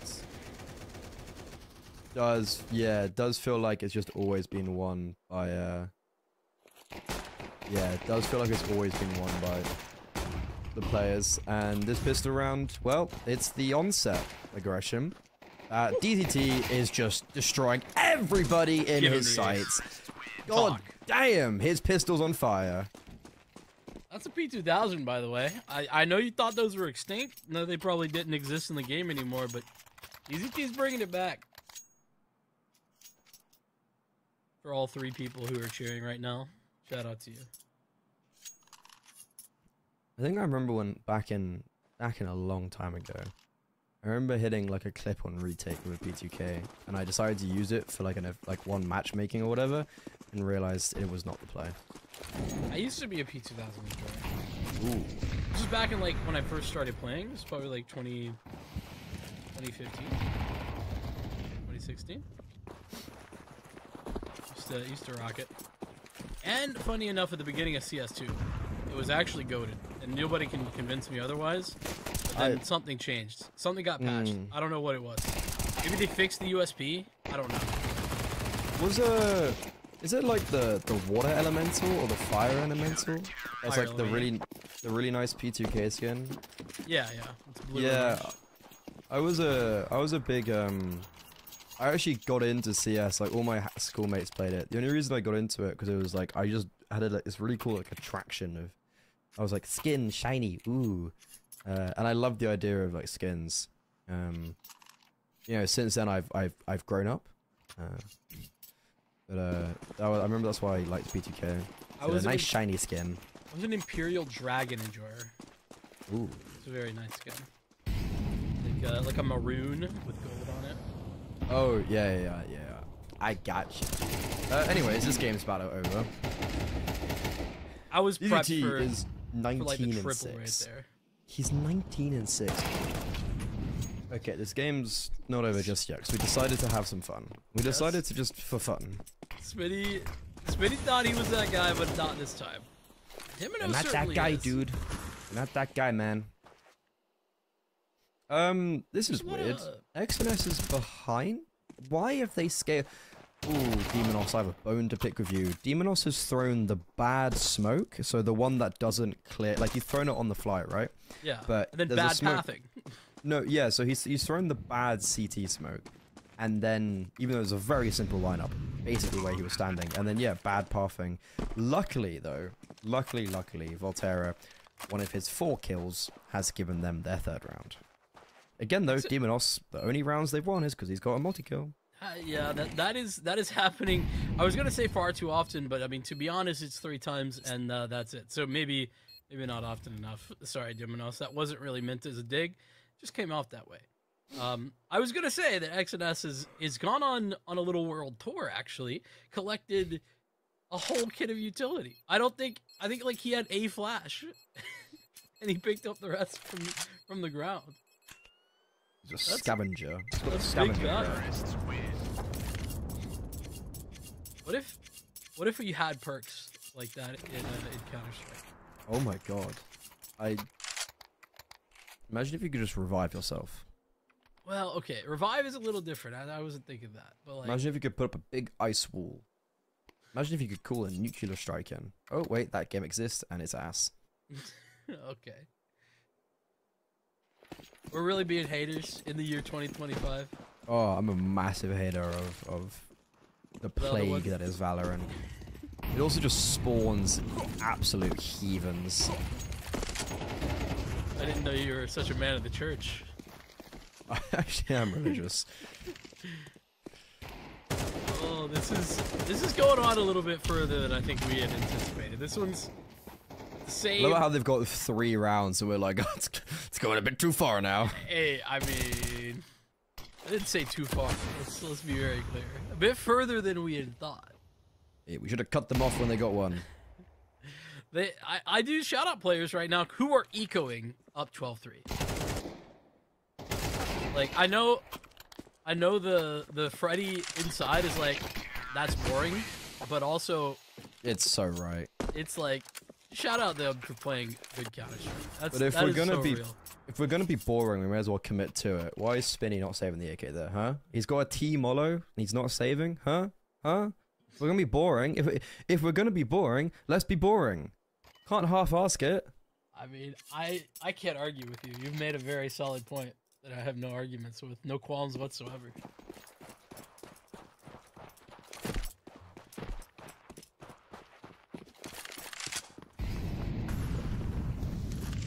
Okay. Do we continue this madness? Long take? What's the third? Players in there? Anubis. We didn't get Anubis earlier. It was meant to be, I guess. It's meant to be. Just like our love. It's meant to be. It'll be. Sorry. No, don't stop. Don't stop. I don't think. Anyways. There's no way anybody knows that song. Big nade. That was terrifying. Oh. Now that's all I call a smoke. We are in the Americas region after all. We are indeed. Okay, here it comes. Defensive smoke. Very late from Doc, actually. He's not going to be able to properly utilize it. As I say that, he gets the opening kill. DZT finds his 20th, but the bomb site does fall. We enter a 3 versus 3. Long control maintained for the players.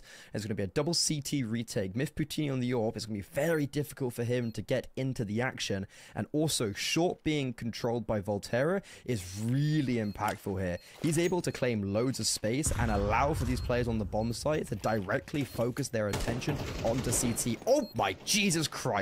Floki, that is disgusting. That is ridiculous shot from him. What an insane show of individual skill. I mean, we saw those flashes. We saw that on Ancient. We know what he's capable of. To be fair, he was stuck on the B site very often, but didn't exactly have the best of showings there either. That's another gun round. 2070, slowly but surely making their way back into this thing. At least making it more competitive. Unfortunately for them, and maybe for the storytelling that we maybe should be doing, I don't know that like is going to mean much of anything in the long term. It just feels like destiny that 2070 are to lose this game. The way that things have gone down.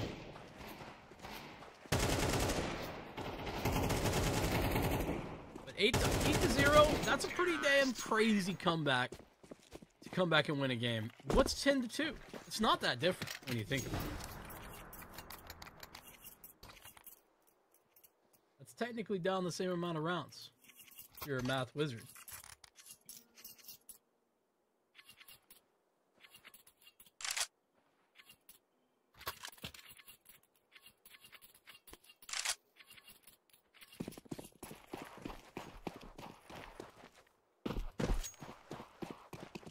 You just got to carry the 3.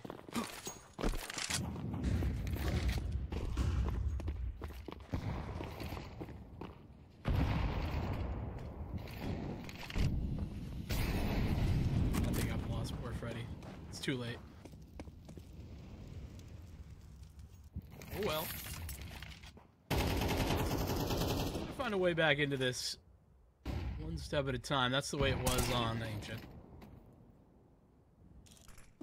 Floki does things like that, though, and I'm like, interesting. Nice flashes, though. Myth Poutini, not forced off, but he continues to take the fight, makes himself an easier target because of that, and maybe sort of isolated in this moment as well. Doc's gonna punch in.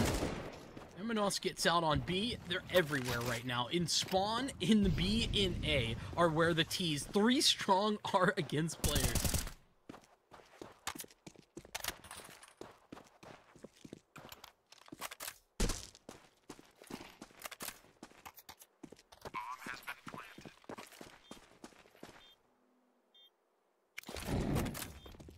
Two on two. You did literally lose me. I didn't know that's what you meant. I was muted. I don't know when I muted, but this retake's still alive though.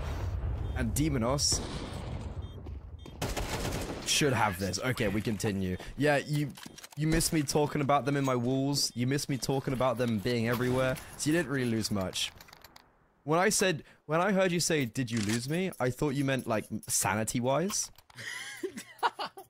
Well, to be fair, have I lost you? Is your sanity gone? Never. Always saying, no matter what time it is. I was just watching that round, just being like, they are literally. Yeah, you said they were everywhere. I was like, I don't know how to keep up with this. I mean, I think just to recontextualize, talk about what actually happened. They had a player on B, a player on A, and a player in T spawn, and they won the round. Oh yeah, dog. How is DCT not burning? This guy is the firebender. He is the final bend. They've won. What has just happened? DZT controls the fire. The Fire Nation. The Fire Nation bows down to this man. To be fair, DZT did drop off. He was like 20 and 8. He didn't get a multi-cat frag for a while, and it's finally come. And I mean, he didn't hard carry around. That's crazy. How dare he? Unacceptable. Kicked. Dropped. But this is, I think, the end of the road. Or not? Hey, you gotta stop saying things like that. Those are scary statements. There you go. Okay, no, this is all good. Yep, Spinny gets a double deke to end it off. Players, it took a little bit longer at the end than we would have anticipated, but they do get the job done. Even though Demonos was pulling his weight, he was proving his weight in gold, but it wasn't enough to push him over the line. Anubis is going to be needed as our decider. Yeah, 13-7 into the day. I think that Dust 2 looks so much more competitive than it really was. Like, you look at that scoreline, and it doesn't look like it's crazy good, crazy close, but got away with some. Demonos, like you said, pulled off some heroics of a ridiculous fashion. I think that the continuation, though, as we look towards Anubis, is, you know, what Myth Poutini was able to do. I think we kind of saw the back and forth there that we were teeing up at the beginning of this map, which was, you know, Bount looked good. He looked like he was hitting the shots that he was in position to hit, which is, you know, a good expectation to be meeting.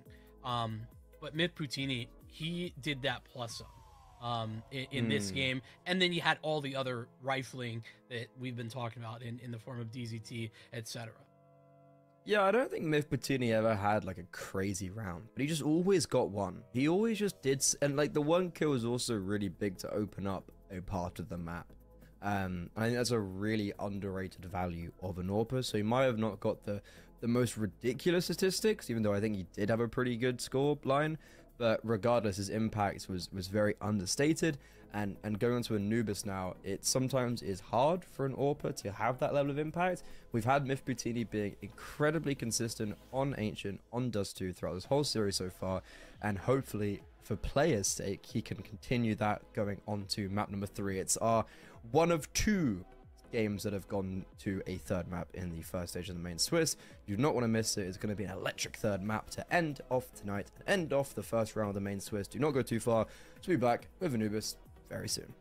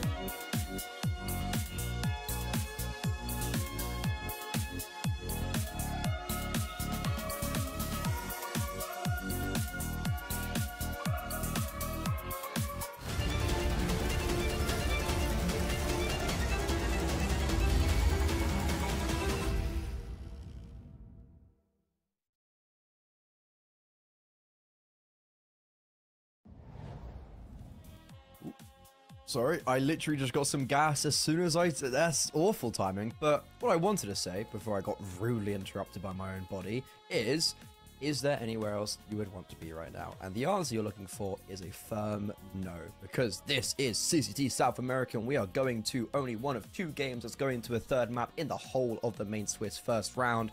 We've got players, we've got 2070, now we have Anubis. Just think about how lucky we are. Not to have any other games outside of that Bad News Chickens game. Here we are. I'm excited. I'm excited for Anubis, to be honest with you. Like full transparency, I'm an Anubis stan. Not that changes how we look at this map, but it changes how I go into this map with excitement. And you know what? I want to pick up right where we left off. We were talking. You closed on a point about how easy, difficult is it to get the AWP value, because that's been a big duel that we've kind of been talking about. Myth Poutini up against Bounce, who I think it's fair to say struggled, not on the AWP, but like just generally had some troubles on Dust 2, as did the rest of the squad outside of Deminos. So how does that shape up? And I'm gonna be honest with you, I actually don't know that I agree. I think opping on Anubis, especially on the CT side, I think you could just about do anything you want. And I think that Myth Poutini, the way he was playing on Dust 2, really lends itself to the way that I think he can play, specifically on the CT side, but in general on Anubis.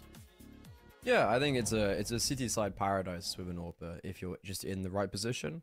You get a lot. It's kind of hit them first as a CT side. You get to go for those aggressive peaks. You get to dictate the pace maybe a little bit more.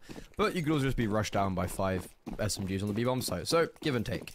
Anyways, we're here. Ladies and gentlemen, we are going to our 3rd and final map of the day of everything.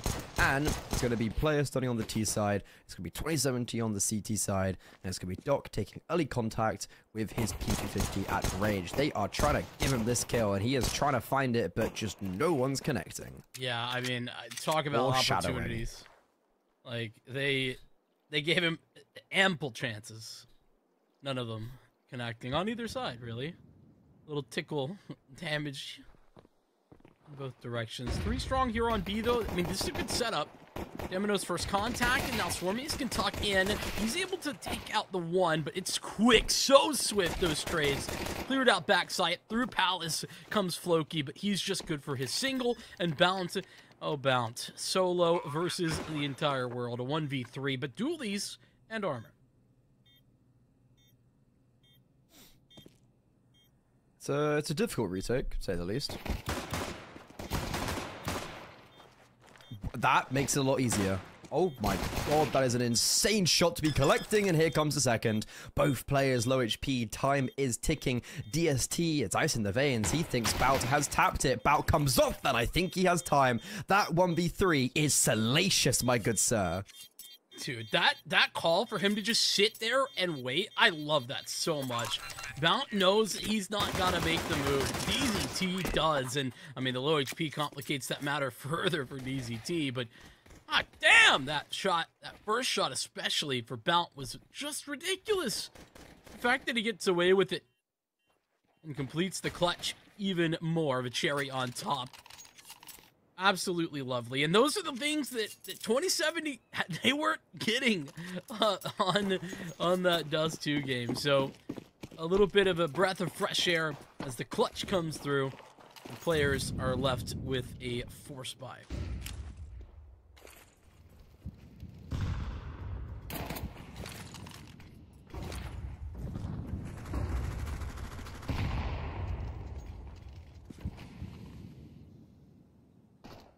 I just can't believe he's won that. That first shot on Myth was rank. It just shouldn't be allowed. How has Deminos got 2 there? He's got no bullets, but somehow he's been able to achieve a double kill.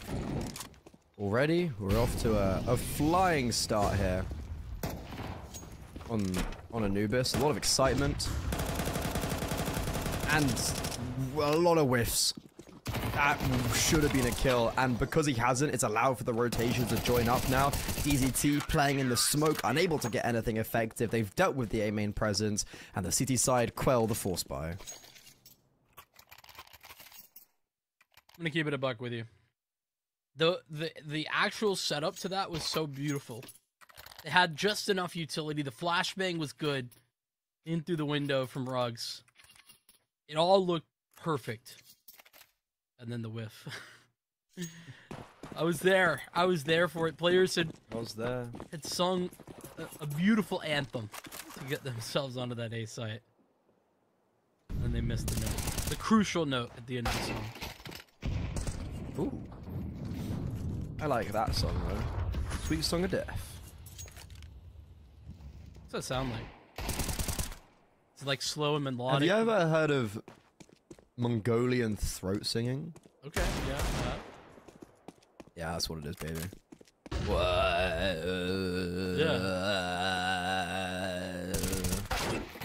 That's what I feel like death is. Also, this round is a 2v2? Yeah, I mean, I don't know if you caught it, but Doc hit some ridiculous I saw, D. yeah. And add that to the one at the beginning of the round. DZT, and, well, I mean, here's what we got. A 2v2. Bomb in hand for players. 2070 fully split up, and, oh, the timing is crazy there. Has he hurt him? He has not hurt him. Not a chance. Mount goes down. And he spotted them both. So in comes Floki, but there's 30 seconds. Players could go anywhere they want. I'm in shock, but they are choosing to go to the right bomb site for Floki.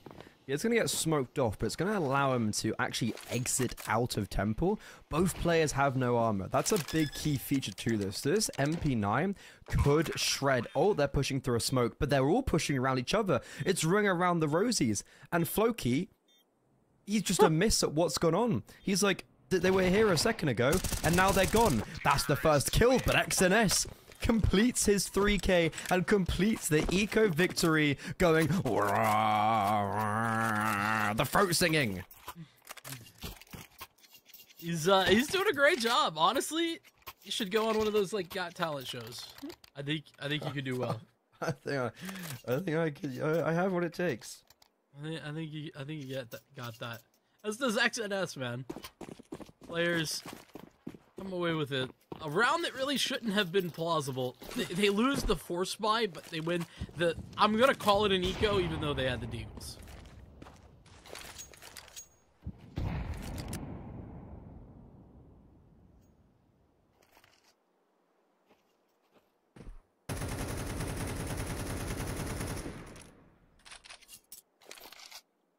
I just don't know. I just don't know how it's possible. Like they fail so badly on the force buy, and then just own with the deagles. No owning for Demonos.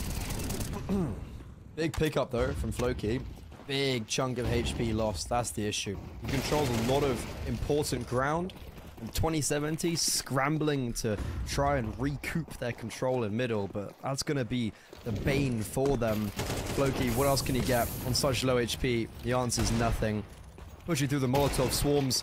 Oh, he's hitting everything. Oh, here's time for vengeance. Those two crisp deagle shots has given and paved a way for Bound to hit swarms to put the icing on top. There's the hat trick. There's the deagles giving it the rebuttal, and we go again. I mean, answer and response. I mean, to be honest, Volterra, so silly looking when he comes through that smoke. Thought it was over. Should have been over. But Swarmies, absolutely stunning. Stops them in their tracks. They don't even get the bomb down. And now look at the money. It's all over the place. They've got an op on Myth Butini. One rifle otherwise. Tech 9, Deagles, Spinny DZT, and XNS. And the worst part about it is, I don't think that changes chances of winning all that much. They still got a good opportunity to players.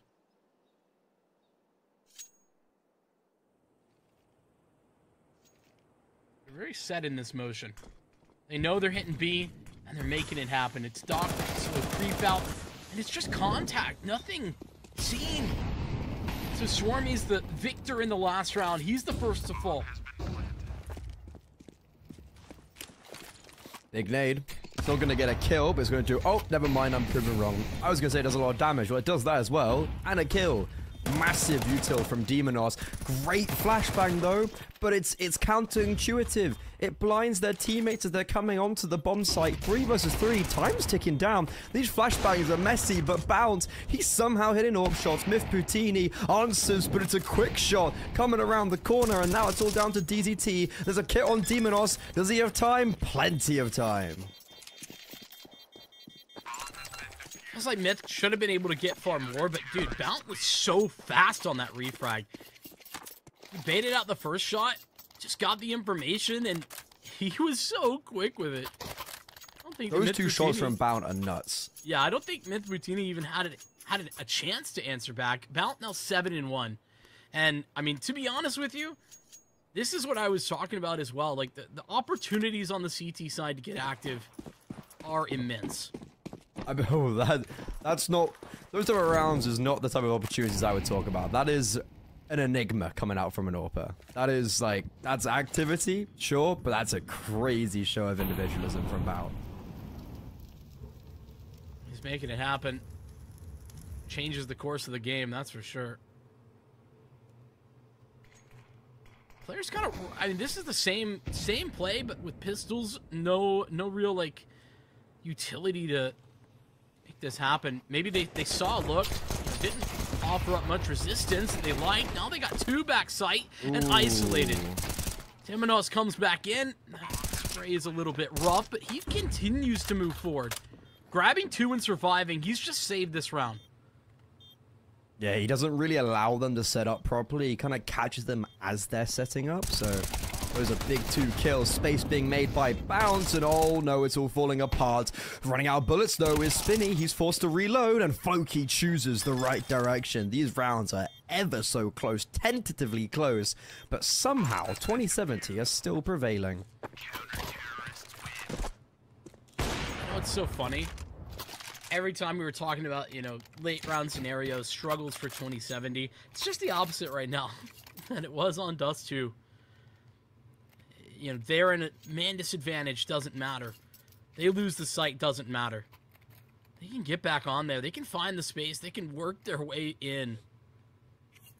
And the fact that they sent Bounton pistol out as the sacrificial lamb, just so fast when it comes to making that call, and I think very fortunate that it worked out for Floki there in the back end of it.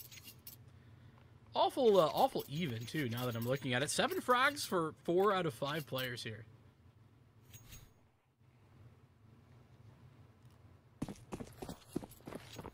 How are these rounds so close? It's just like... It feels like 2070 are nailing individually. But there's the B bomb site, dude. Fraud watch for Volterra.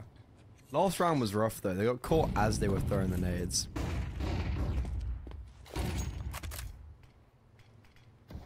Oh, he's beating the smoke. He's beating the smoke, but he hasn't beaten Demonos. Doc does, though. Barely. That's a massive trade to be getting in middle. And now, look at Floki. He's split between 2 mines.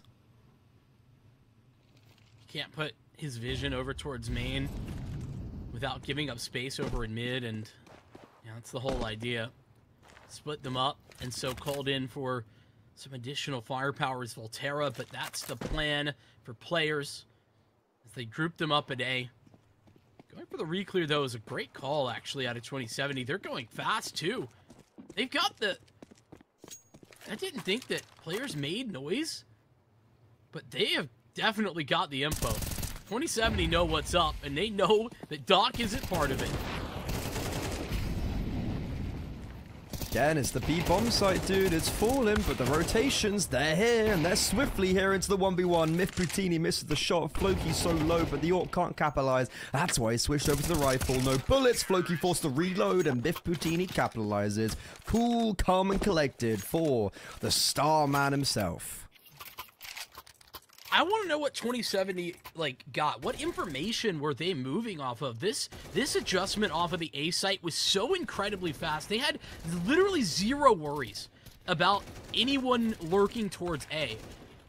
And to me on the minimap, it looked like players were just casually walking up. No like noise being made outside of B. 2070 either got some crazy information there or had some sort of insane gamble.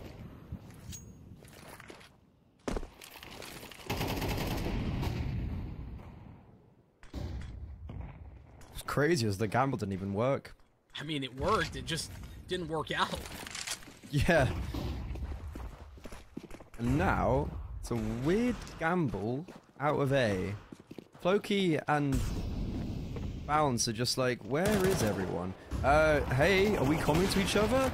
How do we not hear them? How is X and S being able to kill Floki in the back there? And how is this round actually still alive? Bomb's being dropped. Volterra, he's been struggling. That would have been a really key kill to be picking up, and Swarms is yet to really pull the trigger on rotating. He's only just coming out of the connector now. He's cautious of someone being a little bit belated, and, well, everyone's fallen before he's even going to have any inch of action. It's such a weird moment as well when you think about the decision to just throw caution to the wind when rotating from A last round, only for Swarmies to be so committed to dealing with a lurk that never comes in this one. Hasn't felt like players have utilized lurks that much this series, thus showing the even further confusion. Yeah, not at all. I mean, I think Dust 2 was maybe a little bit more than Ancient, but that's just how you play Dust 2 as well, yeah. and Ancient as well. Anubis, you don't always, like, it. You know, you might have a lurker outside B, but I'd say on Dust and Ancient, like, you know, lurking's a big part of that map. yeah, didn't really have much of it at all on Ancient for sure.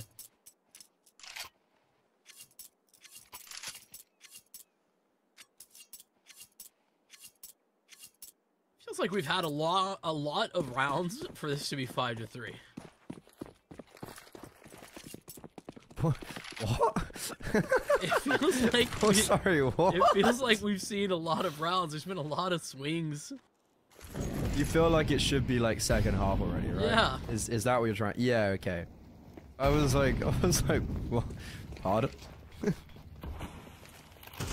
But yeah, no, like, it almost feels like 2070 either should be like 8-1 up or 8-1 down. Like yeah. Yeah, we might have to be thinking that that's just because that was what happened every time. Yeah, I mean, there's also, right now, 5 rounds CT side is already pretty decent for 2017. Like, that's a conversation that kind of needs to be had of, like, if they get one more gun round in the next 3, right? There's 3 rounds left? Yeah, just, like, 1 gun round, and we're smiling. Yeah, and even if that doesn't come to pass, I think you're still okay with 5. Not as happy about it, but no frowns. Yeah, you ain't crying yourself to sleep, are you? But I will be. That is if you're allowed to sleep. CCT doesn't let me. I actually have someone outside my house who's like, Stop it. Stop that. Anyways, that's a massive pickup, and it forces the acceleration onto the B-bomb site. This is a lot better of a hold. All it takes is the AWP to be here. However, X&S playing cheekily around the smoke, accidentally kills Swarms, was aiming for Volterra, but speaking of that man, he's held this B-bomb site perfectly. We've critiqued his hold. He was on 1 kill for quite a while there, but remember there's a time to get double. This was it. If Boutini almost hits the flick, but a leg shot is not going to suffice, and 2070 find the elusive 6 we were talking about, and because they found it so quickly, how far can they take this now? The one time that jumping aggressively around the corner is the only right play. I mean, here's the difference, right? Talking about this B-hold, it's all about Volterra actually playing an E-box. Like, there's just been no E-box control at all for 2070, the entire map outside of the pistol round. They haven't touched it, and players have constantly been pressuring and then exposing that lack of presence time and time again. They finally changed that. They finally had someone there, Volterra, taking an active role instead of the passive one that he's been getting farmed at. It's the difference for 2070, and as he's talked about the importance of that